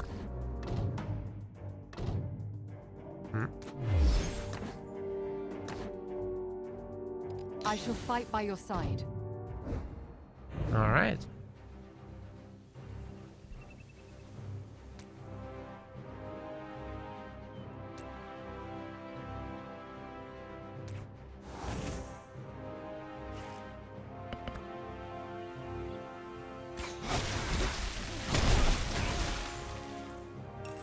Got him.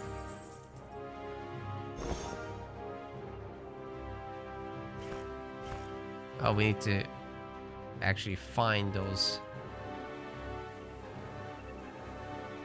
down here.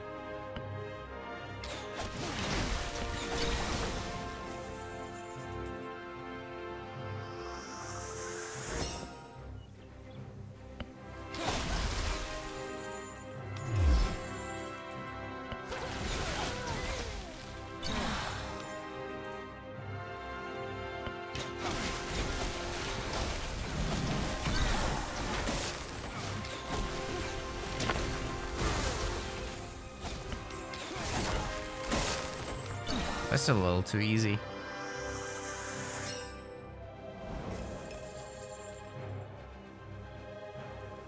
I'm guessing it will hit the wall soon enough.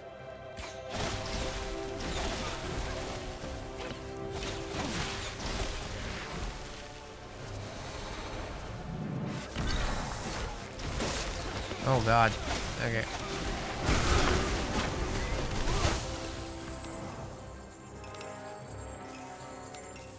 It looks like a lot of enemies, but they're harmless, really.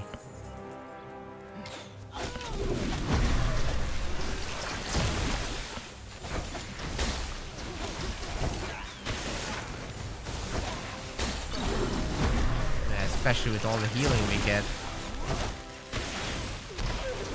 This bigger guy a little more annoying, but obviously you get immediately healed right after, so nothing much to worry about.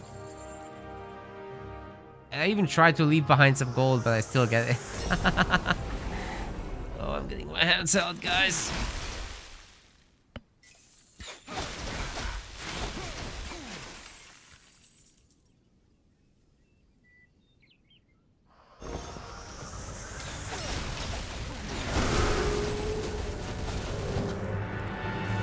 Big monkey.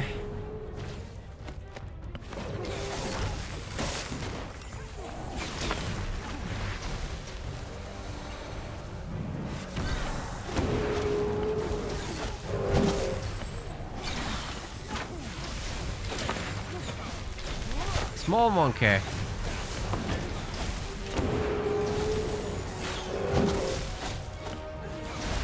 Damn.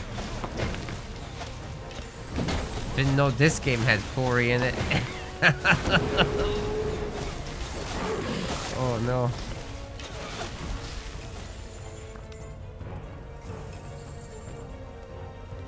He's everywhere.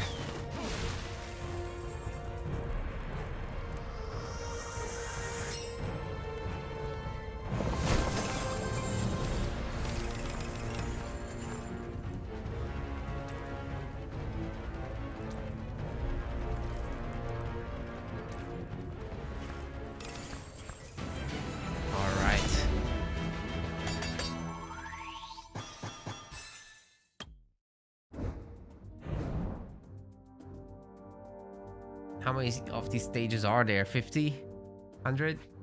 I shall fight by your side. And we can finally add another hero. Ajax can't wait. Until a party of 5, so I guess until we have our party of 5, no, there's not going to be any problem at all.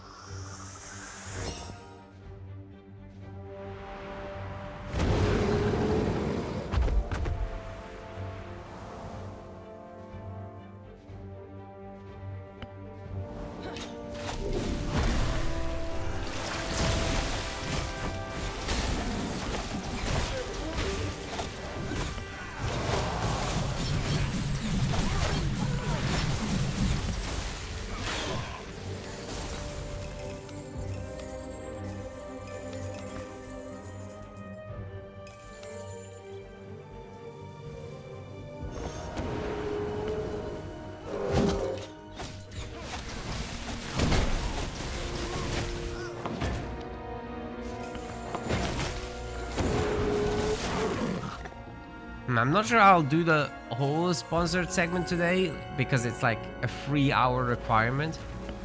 I'll go to just about over half of that. And then I'll probably ask Obadi to do the rest. Because I still haven't had dinner today. I'm really starting to feel it. But we'll do like another hour. Almost.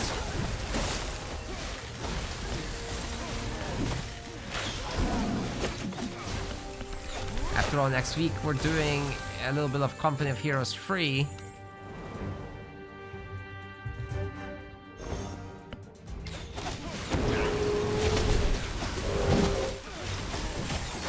Let's see if we can sync that all up.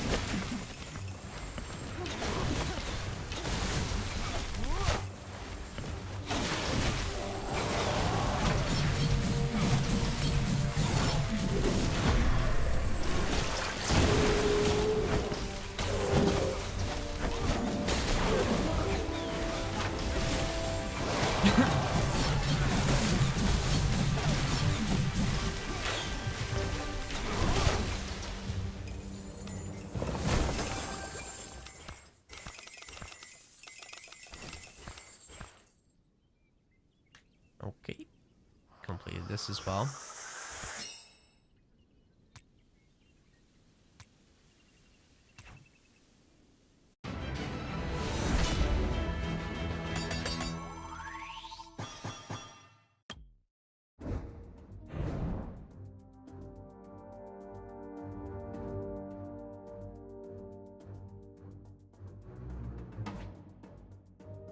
My axe can't wait. Yeah, we can do a few more rounds of this.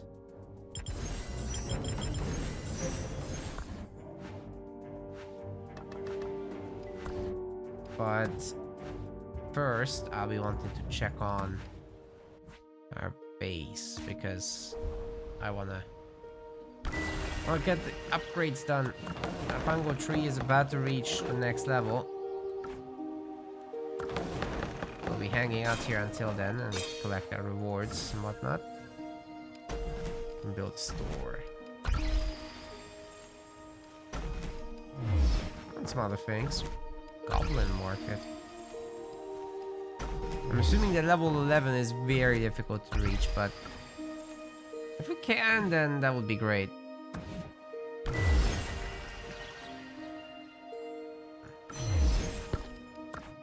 Ooh, completed some research there.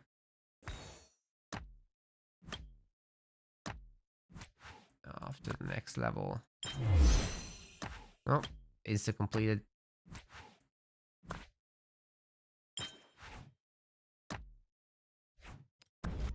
This is harder to insta complete. Infantry protection. But we only have one queue, so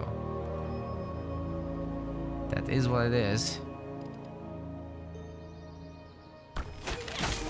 Archers are being trained.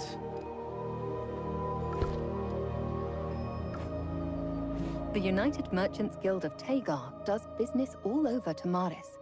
Becoming an honorary member once per day, you can claim honor points, which can be used to increase your The number of honor points you can claim increases with consecutive logins. So your daily rewards grow in amounts. Yeah, this will take some time. Paco tree is nearly done, then we'll just speed up the next part of it.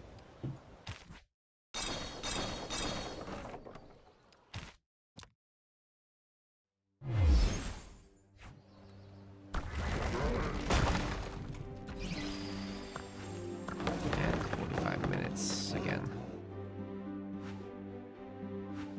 I'll use the generic speed up, I think, for the... Yeah.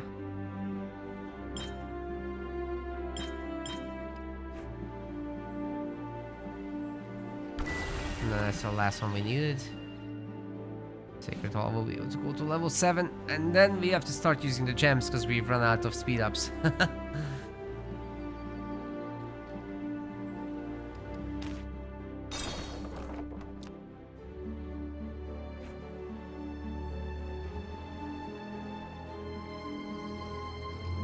make multiple... No, we can't make multiple archery ranges. That would be too good. But we can do this now. Oh my goodness. 540. Ooh, okay. The level 7 wall. It's 240. Level 8 Sacred Hall will be level 7 Alliance Center. Yikes.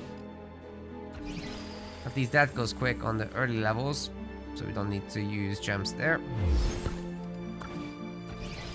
1 minute.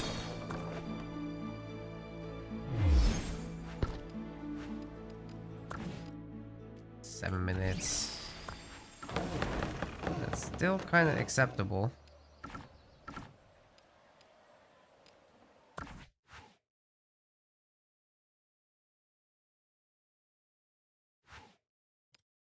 Nah, they're helping. They're helping. Each of these helpers is giving me a minute.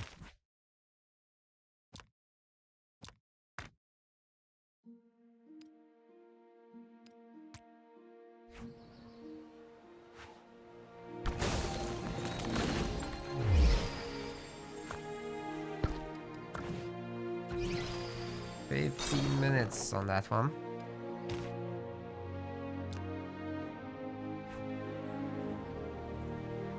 That's a lot longer.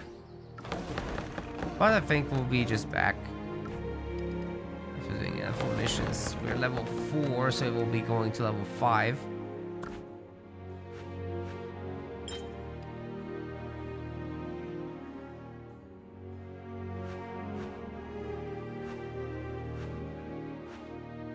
Mine will wait it out. There's only 3 more speed ups left. And people are clicking it pretty quickly. These alliances are really helpful, actually. Don't go without it. It would be a nightmare to wait this long without that. Not that you couldn't do stuff other than waiting, obviously. I think I'm maxed out on the help I can get. It is what it is. We'll wait the 1 minute, then queue up another, and then actually kick it off.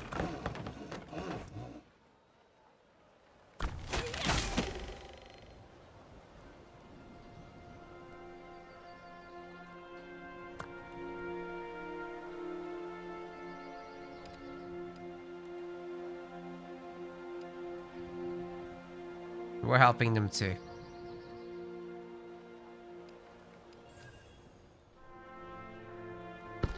Oh, if we speed this up, we'll get to finishing this mission sooner. A few more seconds. How many levels do I need again? 7? Oh god.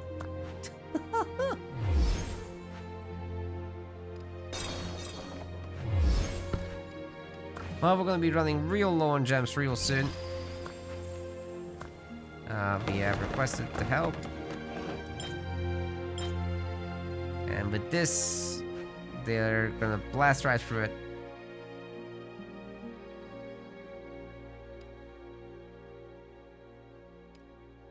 Thankfully, we still do have some skips.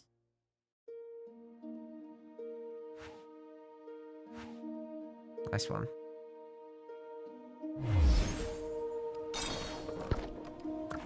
And one last. 1 hour on this thing. Oh god.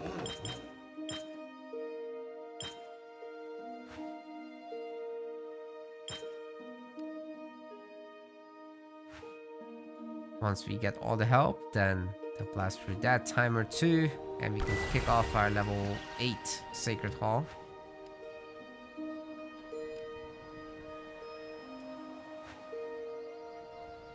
Just trying to use this efficiently. And this is nearly done as well, just 1 minute left. Excellent.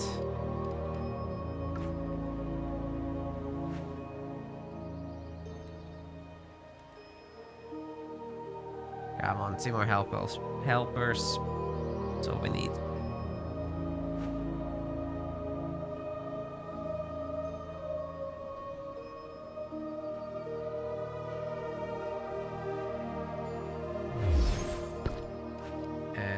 done after level 8. 10 hours! Holy shit. I think we're gonna use our remaining gems on this one. No. Brutal.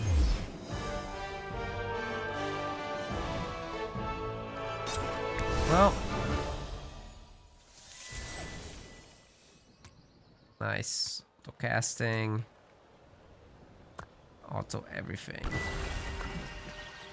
So 8 wall needed. It's just 1 level, so not too crazy there.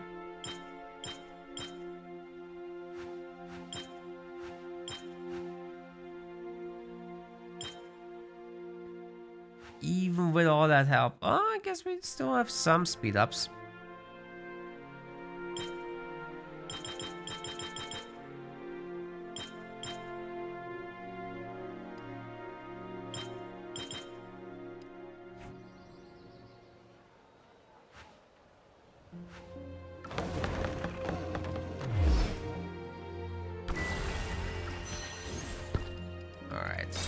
Research infantry protection next.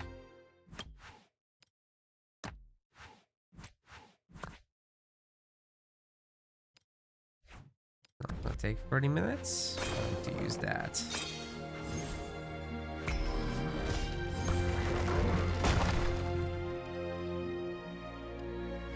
Don't have enough resources to train more people.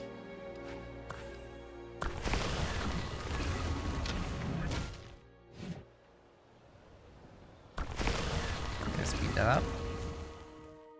I don't even need to.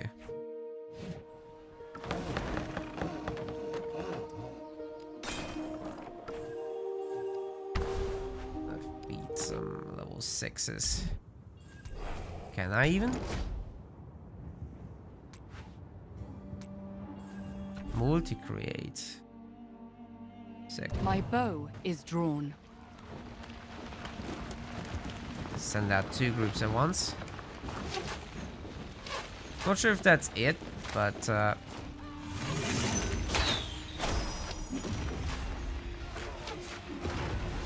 is certainly better than 1.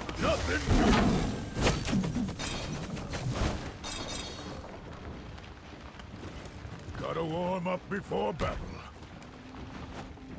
I only fight strong enemies. The clan. Can you return? Let's fight another day. Cool.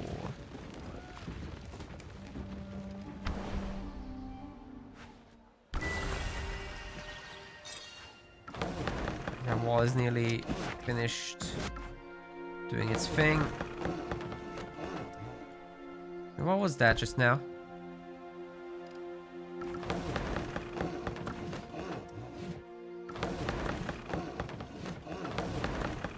That interface.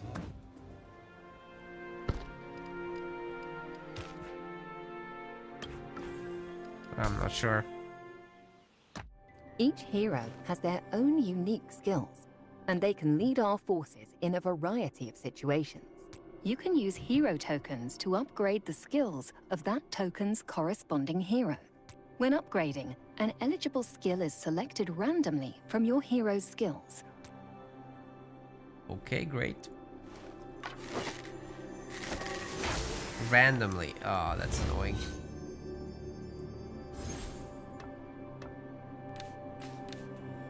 Well,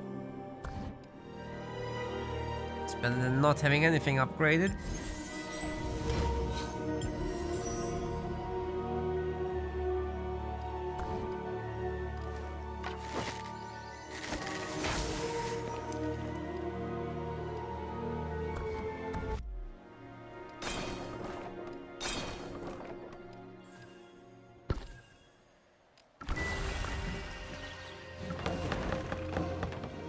Level 8 was almost done, so lumber mill is next. Ooh, that's gonna be a moment. And we now have only 1 queue. How do we get more gems? It's all paid, right? Yeah, I thought so. You get some rewards though. But probably not gems. I'd imagine that's a very rare resource. Might have given us enough to make some of these tree ants though. That's something.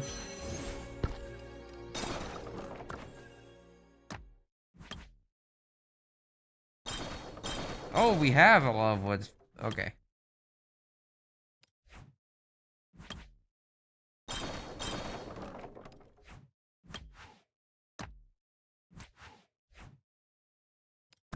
We're fine.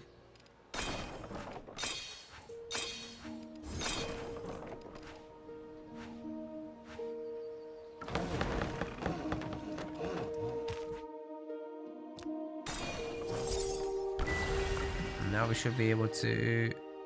Oh wait, I need this to finish, and then I need the lumber mill next. Cool. So let's see if we can beat a level 7 patrol. The wind guides my arrows.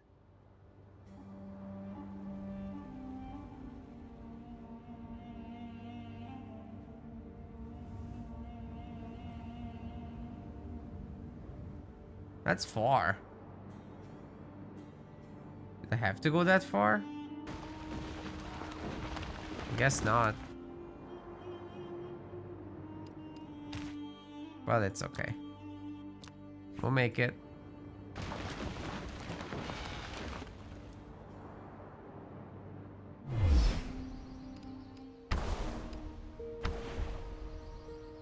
Fine weather, just cold enough. Don't need to really control my guys, I think, for this fight. Once they start fighting, maybe.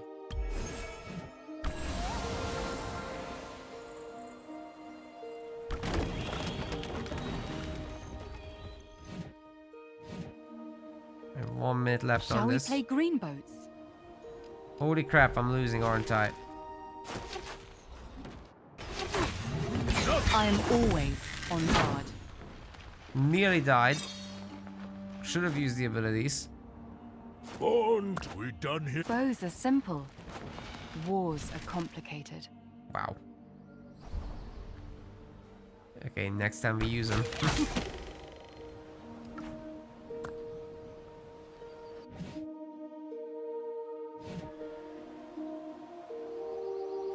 It's nearly done now. And I think we use the keys. But we only have so many, so...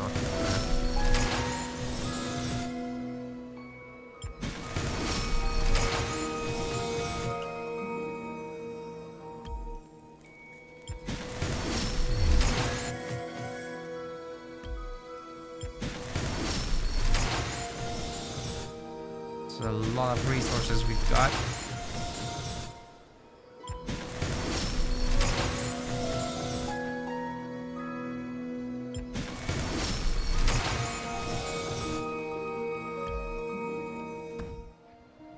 Cool, so now I'll just start doing this.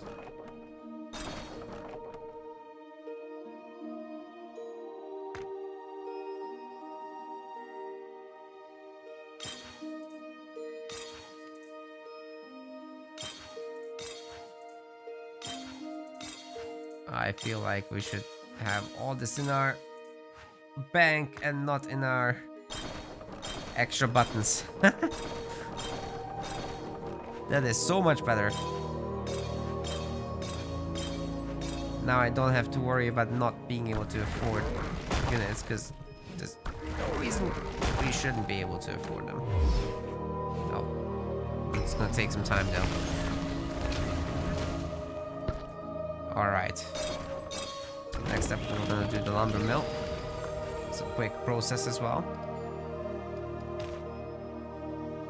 And while we do that, we go off to the missions,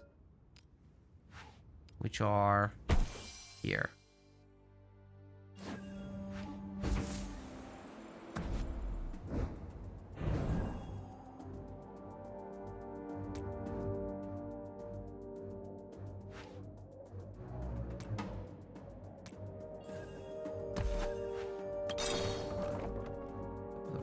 towards there. But these levels weren't challenging so far, so I'm not sure we need to optimize anything. May the moon bless all beings.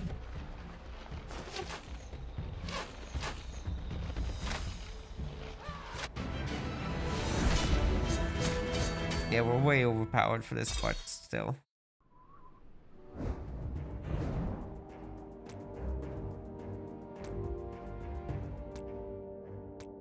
Getting around to it though.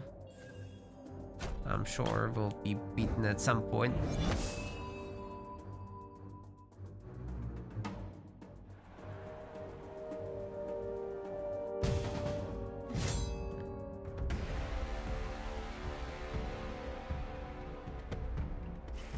Clan Galanadel never retreats.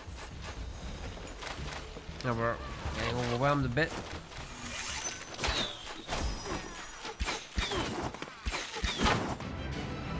Oh, I thought I'd have to separately attack both groups. But no, doesn't look like it.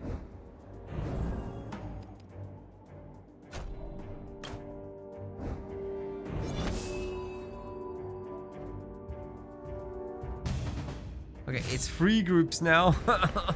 I shall fight. Oh wait, no, to still the 2. last. I thought those aren't bushes, but they are. Just bushes. They have a shared health bar too. I am getting a little bit beaten up here, but it's still okay. I'll do one more, then I'll go and upgrade experience and whatnot.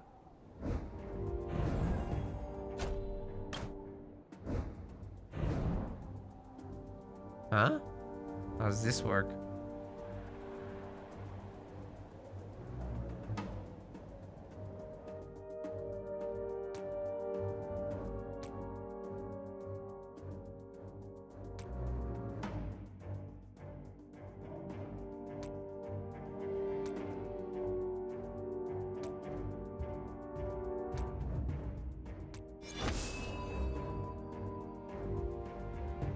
Okay, I guess we gotta escort now.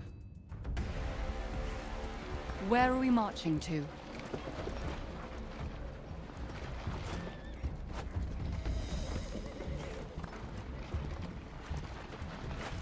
Ready to go. Doesn't seem to be anything in the way. I am always on guard.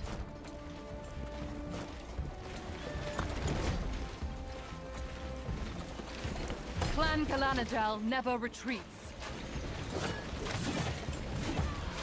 Can't I use my abilities? Guess not. Dude, May the moon attack. bless all beings.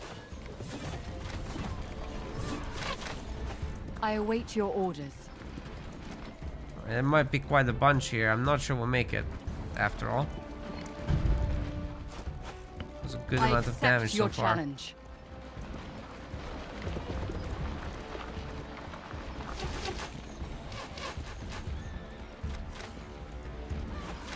One shot is all I need. I am always on guard. Still pretty far out. This requires careful handling.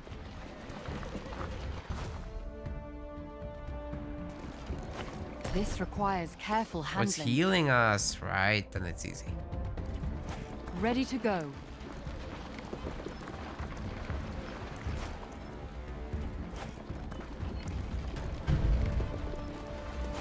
I shall fight to the 4 last. groups? Jesus Christ.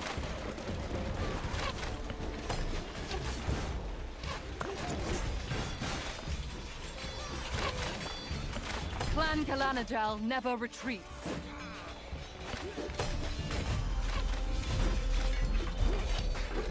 We are beating them, right? Like, we're getting really low health here. I accept your challenge.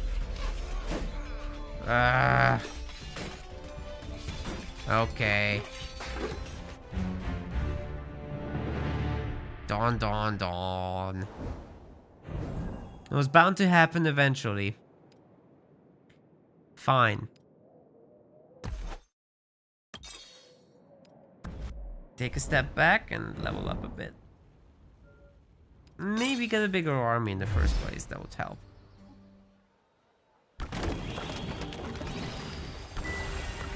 Lumber Mill needs to be level 8 itself. Defeating Darkling legions will advance. When your peacekeeping progress reaches certain milestones, you will receive Dark Keys. Dark Keys. Your peacekeeping progress will be reset.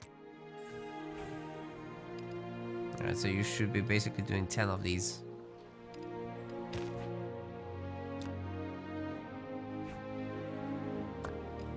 And how do I open those things? I don't see it in the interface. Oh, like that.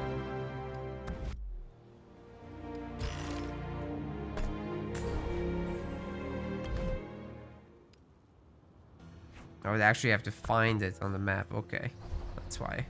It's not in the interface.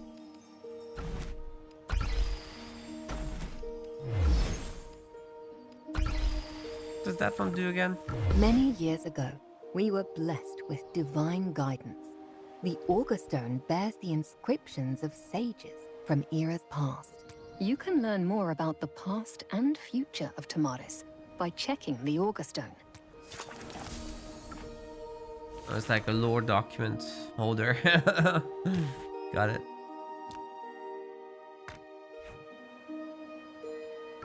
Okay. Oh, there were gems in there. Nice. Thank you for resources playing too. Call of Dragons. To help us improve the game in... I'm recommending it right now. Go grab my link, chat. Feel free to try it out. Doesn't cost anything. It is a free-to-play game. And they are supporting our tournaments by sponsoring us, so... Can't say that about many games in general.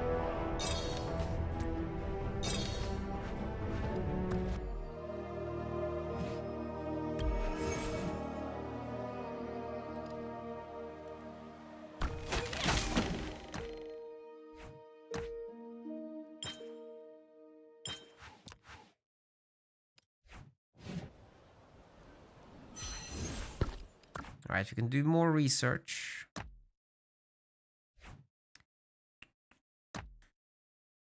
But it also needs an upgrade. Oh god.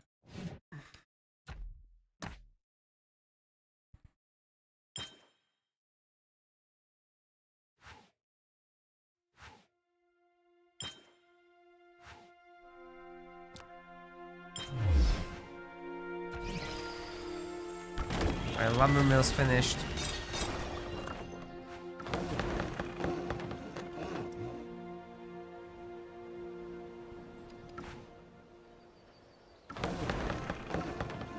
The School of Sages will be next. Just to unlock some more upgrades and then off to the Sacred Hall we go. Probably spending all my gems on that now. Although I still have some speed ups left, I think. Oh, I need level 8 here. Oh god. Well, let's see what we can do.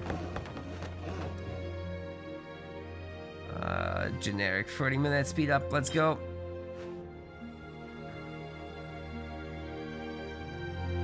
Well, 5-minuters. This should clear everything. Then actually time for the Sacred Hall level 9. We're almost at 11. Which is one of the objectives of the sponsorship as well. Archer's nearly done. I will be wanting those for the next wave of campaign attempts. Tell you what, guys, we will make it to level 11. And then I'll probably be heading off to make dinner. Then Olvadi can jump on as well. See if he can reach level 11. Or at least level 5. He'll do that on... well, the next weekend. Use 9 of these. If I had 10, I would just batch open everything. I'm not doing it one by one. Too lazy to click. Do it later. Make some more archerinos. We should be able to get more damage researched. It's actually quite a bit of power.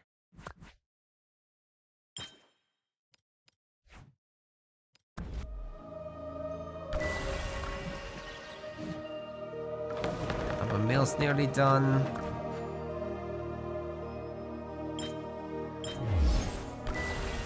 Fantastic.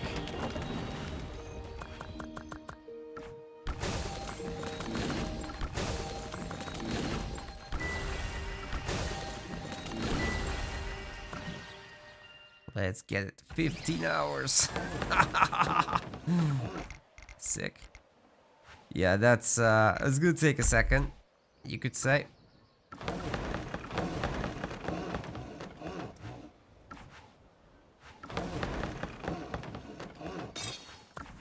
A lot of people are helping, but I mean, it's gonna be 11 minutes faster. Actually, it's more than 11. It's looking like a bigger move every time. I'll use these up. And those. This might take a second. Jesus.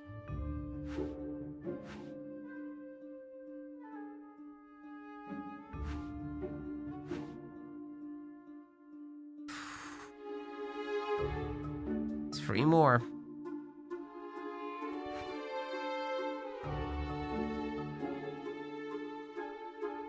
I think we're gonna use this up.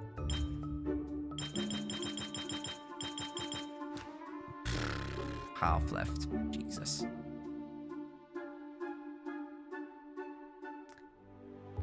$60 I can do 90 more. Yeah, I don't think we're reaching level 11. That's it. That's all I got. 3 hours speed up for 300 gems. It's about as good as it gets, right?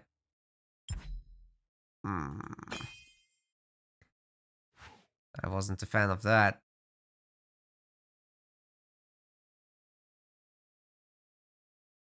But I mean, we're gonna use up to 60 minutes as well. Okay. Yes. It wasn't efficient, but I'm doing it.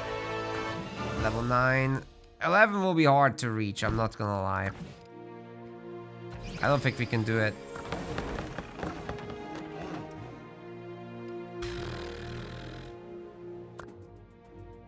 Yeah, I think we're toast here. I don't think we'll reach 11.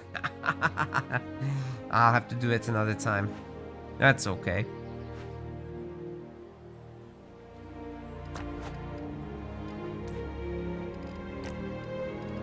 There's more rewards here? You are kidding me. There's no way there's rewards there. No way.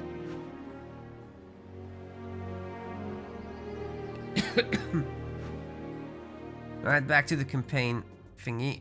Let's beat that bad boy up. Wait. My axe can't fine. wait.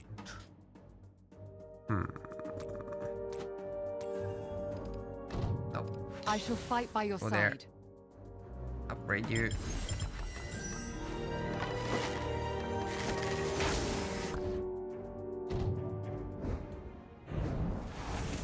Should be quite upgraded by now.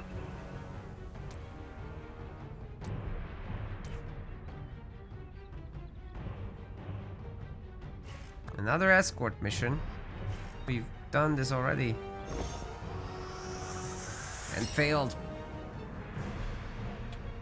This is only gonna get worse, isn't it?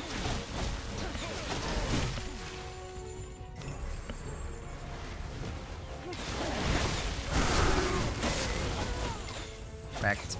Oh, wow, wow, wow, wow. Wait, whoa, whoa, whoa.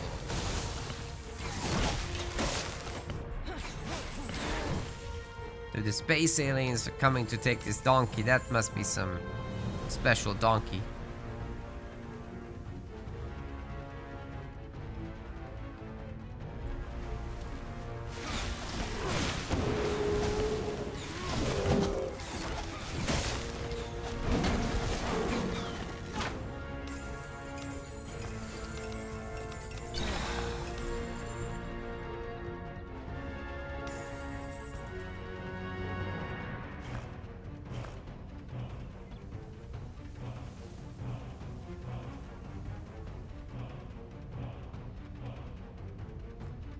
Why isn't that doing itself?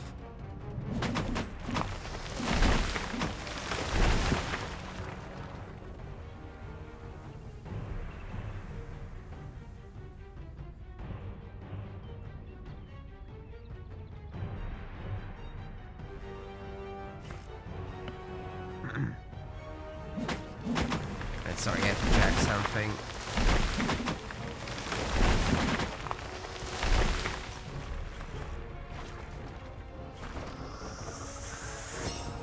That overflowed.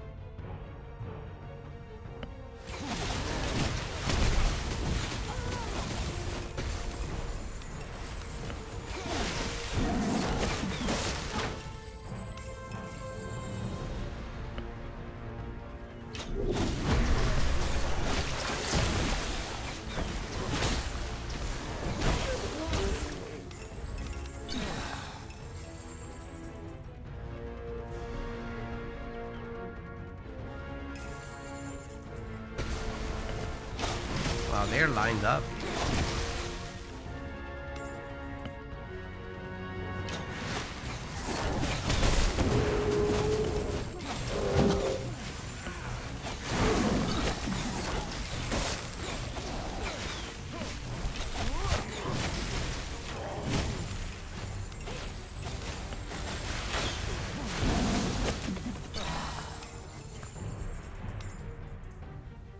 Nice, nice, nice. We're pretty much finished, I think. There's no map, so we never know how long it takes.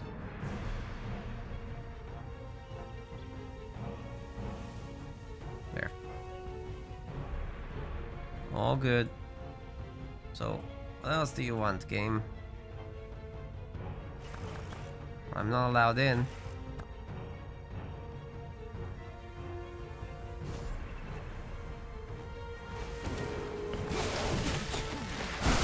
After your card, girl. Seems legit. Oh my god. That's a big boy.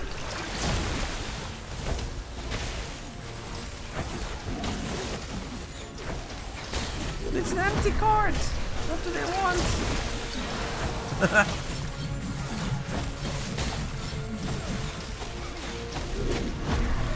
Nuts.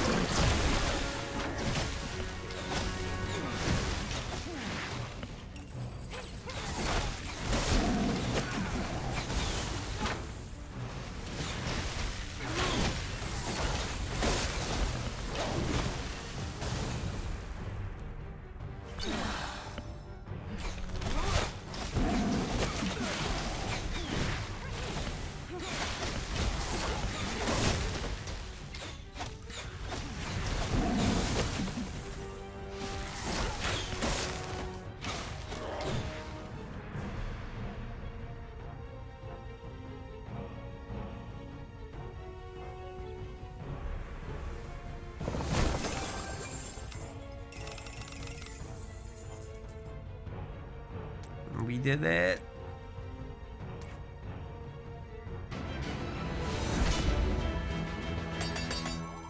We did it very excellently indeed.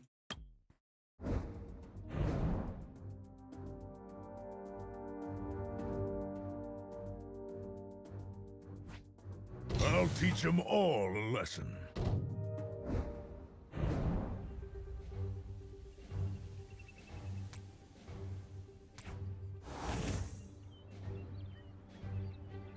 And another round with the orbs. They don't let me go anywhere. Keep getting stopped out by these.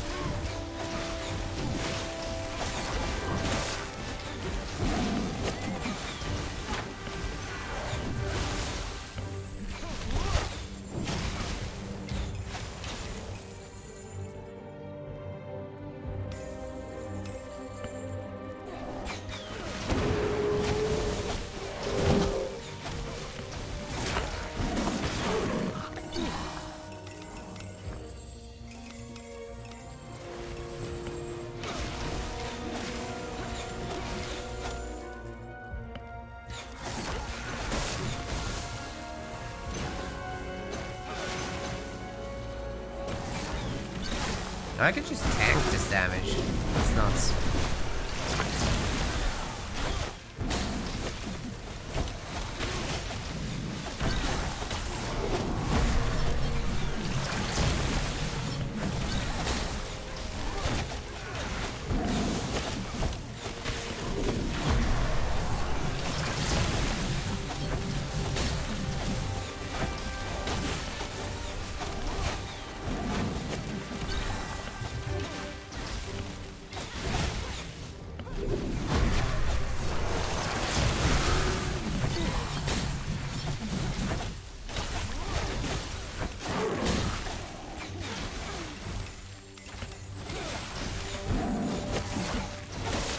Work. So a whole lot of gold, but we already have hundreds of thousands, so it doesn't change much really in the end.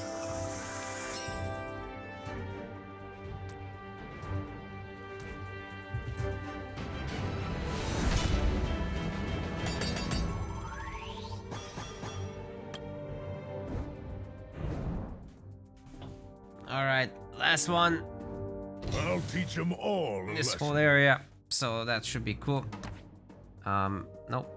Let me do that. Let's see who's strongest. This hero needs some more level You in. have my bow.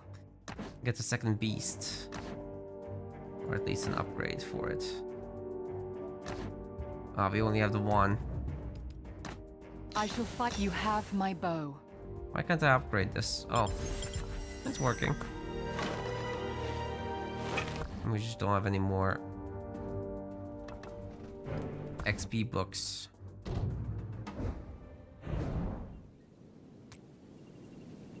Alright, big boss time.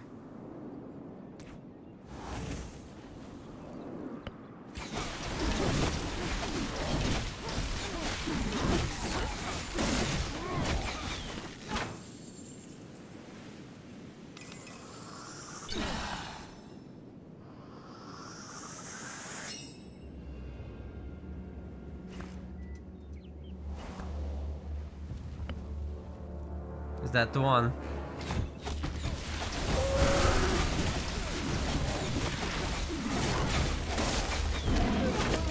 I suspect not.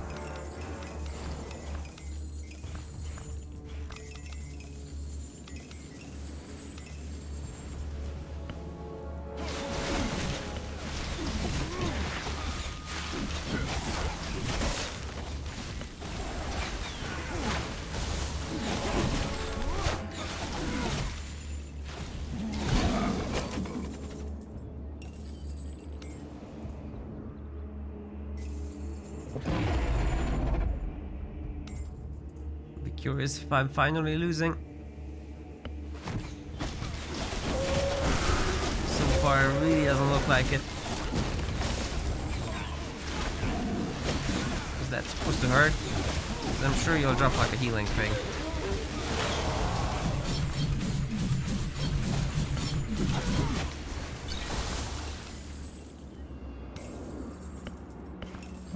Nope. I don't think we're allowed to lose just yet in this area.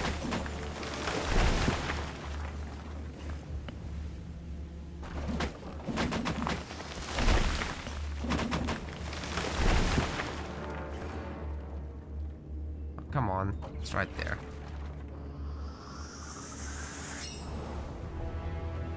There's a troll.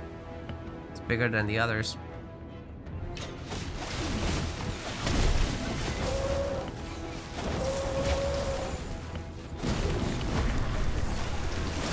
we're supposed to dodge that one.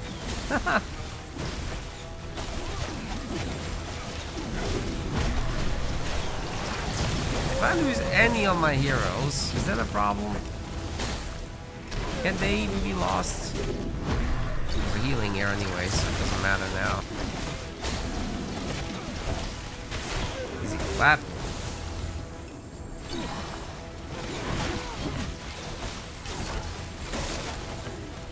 Why do these keep coming? Didn't we beat the boss already?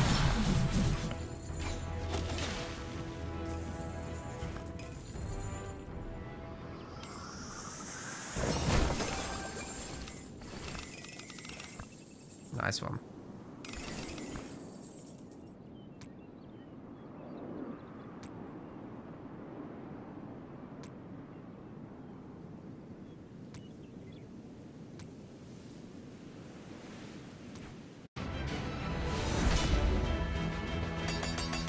Alright, we got a bunch of goodies. And I'm guessing this will continue. I guess in a separate area we'll be able to access that. What does this upgrade gonna need? Oh yeah, the wall upgrade's gonna be underway for the next millennia. Oh god. Well, I have to say our missions did a little bit of speed up though. Only 2 hours left on this. Only. That's not a little, but it is what it is.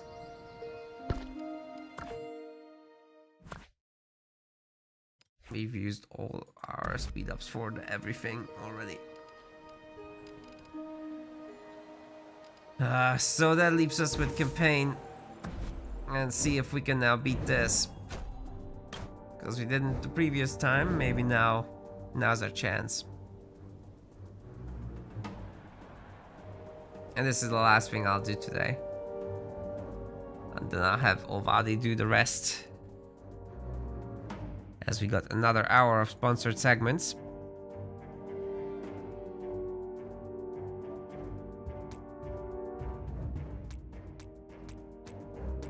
But I can't do it all by myself. I'm too hungry. It's been almost a 10-hour stream already.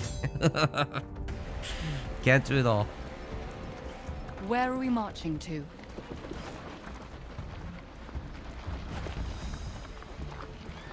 Wait. I could have used my skills in this? Was that the case the last time? Does Moonvale still look the same under the moonlight? Oh! A butterfly. Oi. Clan Galanadel never retreats.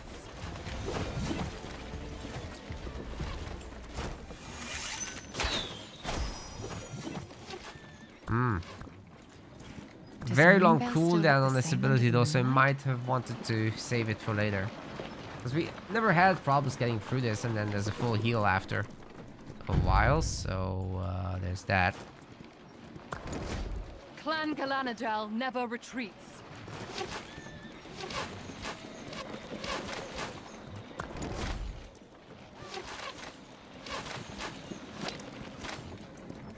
I await your orders.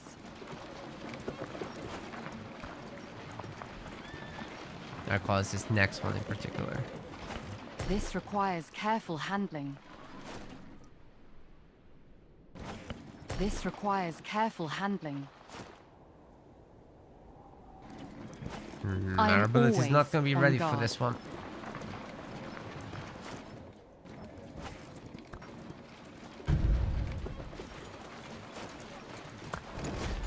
Clan Galanadel never retreats.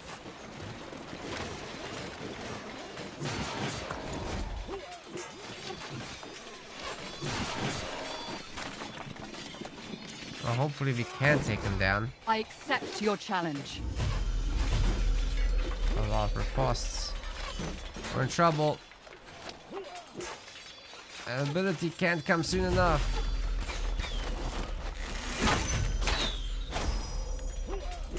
I'm gonna die.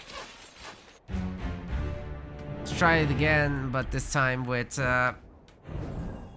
using that ability on that last fight only.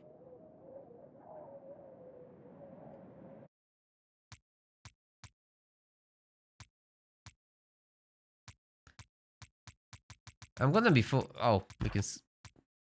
Yes.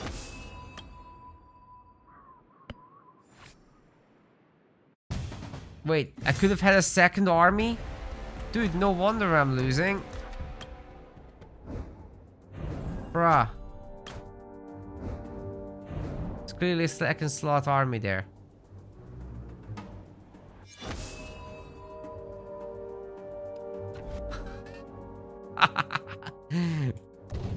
Alright. Yeah, okay. That'll be a little easier, I guess. I am always... You wanna play ball?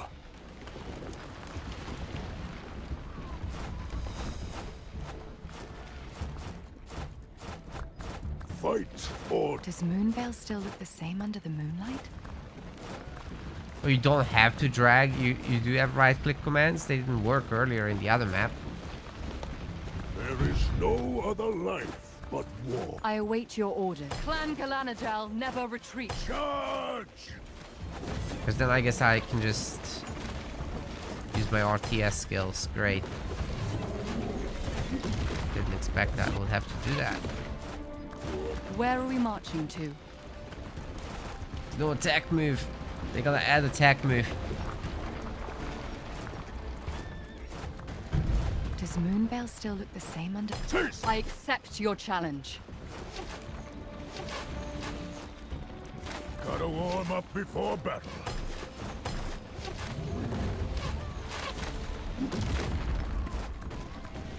I am always on guard. It's a very, very small army.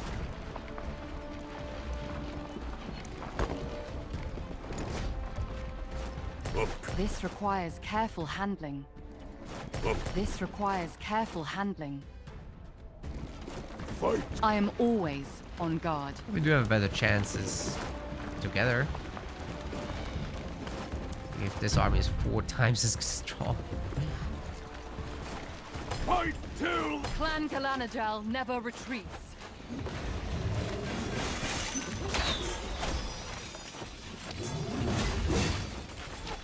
That's a lot better, right?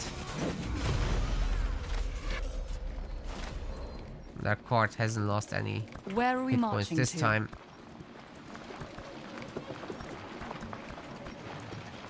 Fight or die. I am always on guard. Alright, we're good. This time we made it. Excellent.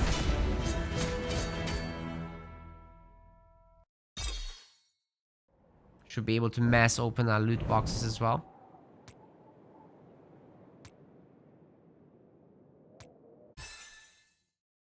Oh, joining us. How many of these are there? Level 10 is the bear. Good to know. Then we can draw all these things. I'm not sure if I want to equip this right now. I'll take a look later. Cool. There's quite a bunch of artifacts there. The last thing I want to do is see if we can speed up the wall any further. Well, not really. So much left to do to actually get enough speed ups, but you know, we made some progress. Yeah, we're out. Okay, what I'll do is I will spend 120 twice. Not particularly effective. And then 15 minutes and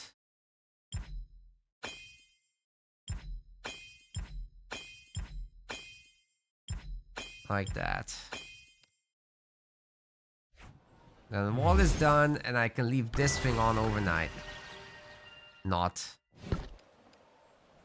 Holy.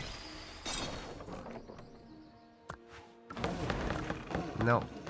No more. But this upgrade is actually getting skipped through by our helpers, so that's not so bad. Yeah, we can blaze through that fairly quickly.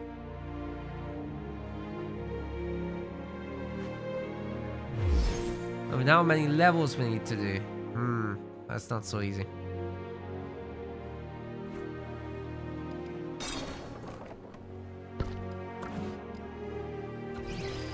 What level does it want? Level 9, Jesus.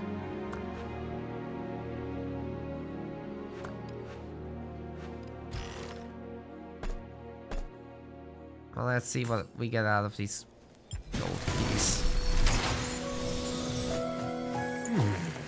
The hero.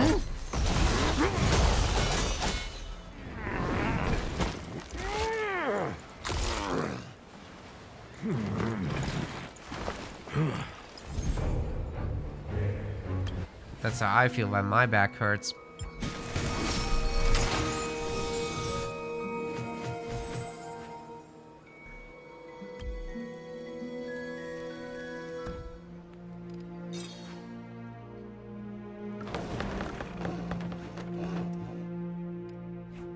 Minutes for this, 11 minutes for the upgrade, that is.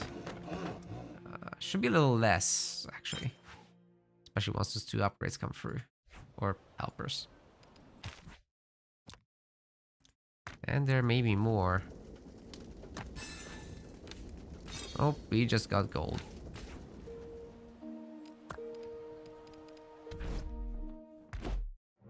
There might be some gifts. Dark chests. How can we open those?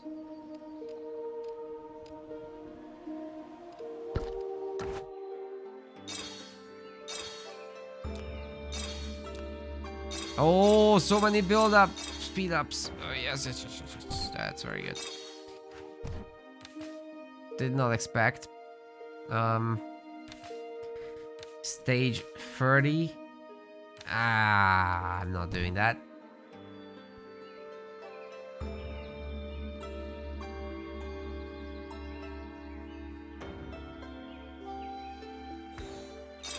Oh, so many speed ups, dude. That's nuts.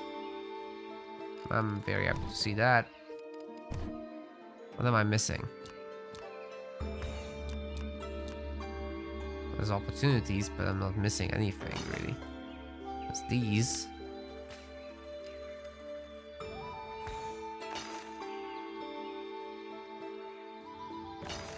Huh? Oh, we can claim those. I see. Well, let's use those speed ups.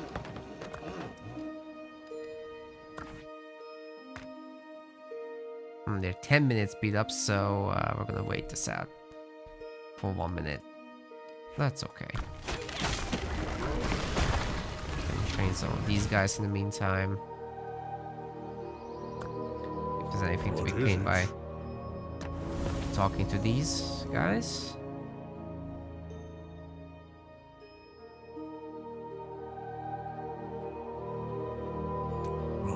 What's that smell? A cockroach? A rat? Or maybe a human? Don't try me, Bakar. We've been working well together so far. But if it's a fight you want, I'll be more than happy to give you one. Don't kid yourself, mage. If it hadn't been for that elf girl, I'd have struck you down in one blow. Try it. Let's see if the stories about your days in the mountains are true. I hear Orcish warrior spirits return to Mount Dreadfang after they die.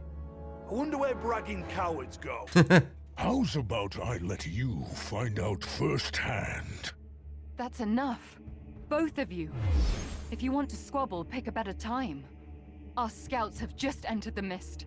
We still don't know what dangers are out there. And you two seem to think now's the best time to pick fights with your allies.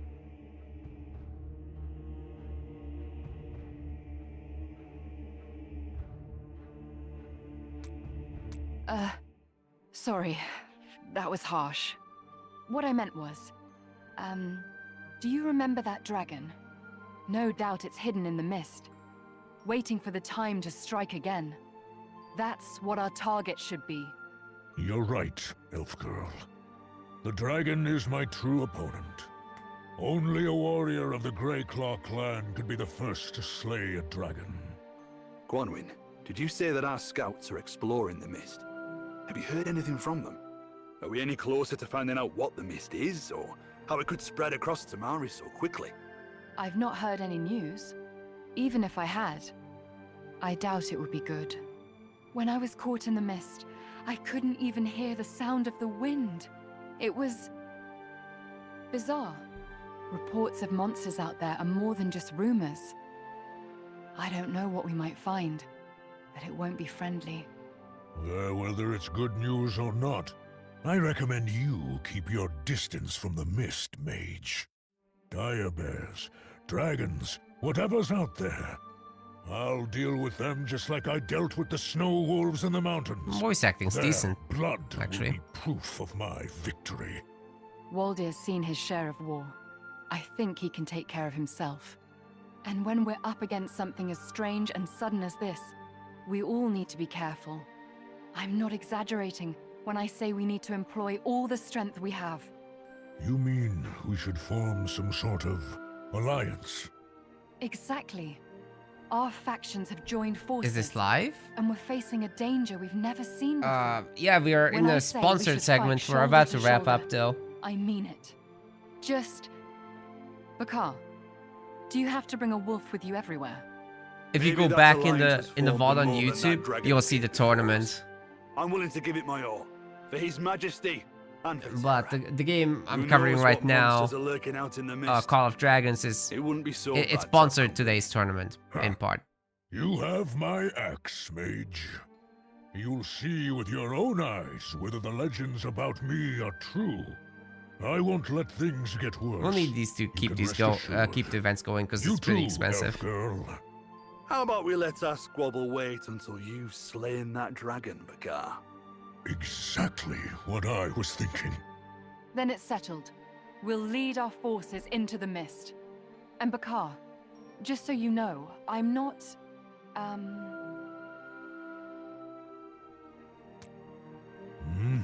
What is it? Speak up, girl. I think she wants you to stop calling her girl. After all, she's 100 years older than both of us. She's what? Alright, I think this is where we're gonna be stopping for today. What did this need again? Level 9 of that. Okay. I think that's gone as far as I can take it. Well, maybe we can skip through it real quick.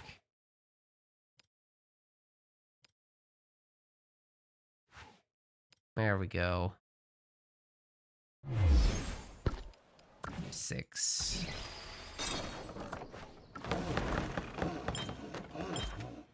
Whoa. Didn't mean to do the research thing there.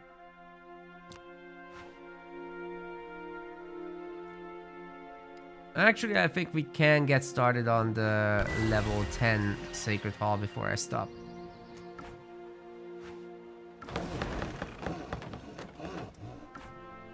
Might as well.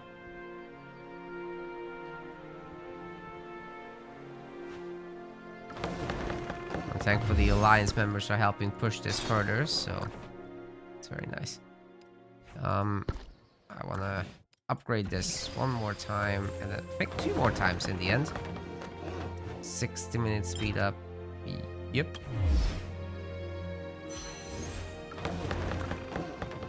Oh, I used it on the wrong thing. Damn.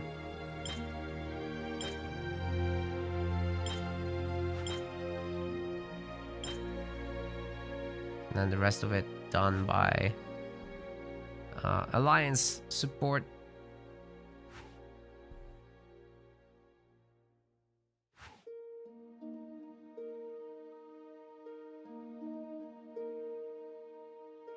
Hopefully we don't have to wait 2 minutes here. And then we still need to do one last level, I think. Yeah. Level 9, but maybe we can start meanwhile another research, which also can get Alliance help. And the last one. Can't afford it with gems, but we sure can boost it. All the way through. I'm just gonna click through this, honestly. We did it. We did not do it? Oh, bro.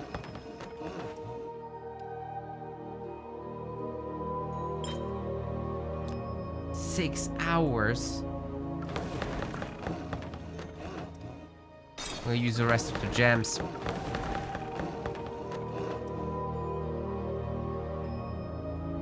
Speed up. Can't even afford that thing. My god. Well, I'll spend all the gems.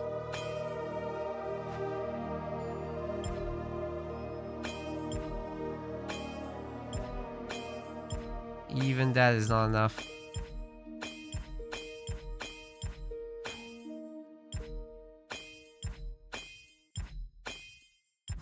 Freaking brutal.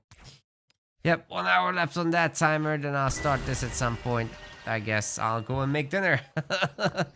Fair enough, this is a good time to stop anyway. Hope you guys really did enjoy today's tournament, if you were watching live. And then, also, if anybody wants to support us by playing Call of Dragons, then you can download it with our link. It's totally free to do. Upgrade your Sacred Hall as a primary objective. Enjoy the game as an even more primary objective. And thank you to Call of Dragons for sponsoring us. There will be another segment after our Company of Heroes free stream next week. And we'll hope to see you there then. Thanks everyone very much for watching. Glad you were here. Take care and see you soon. We'll be back with more Halo Wars in 2 weeks.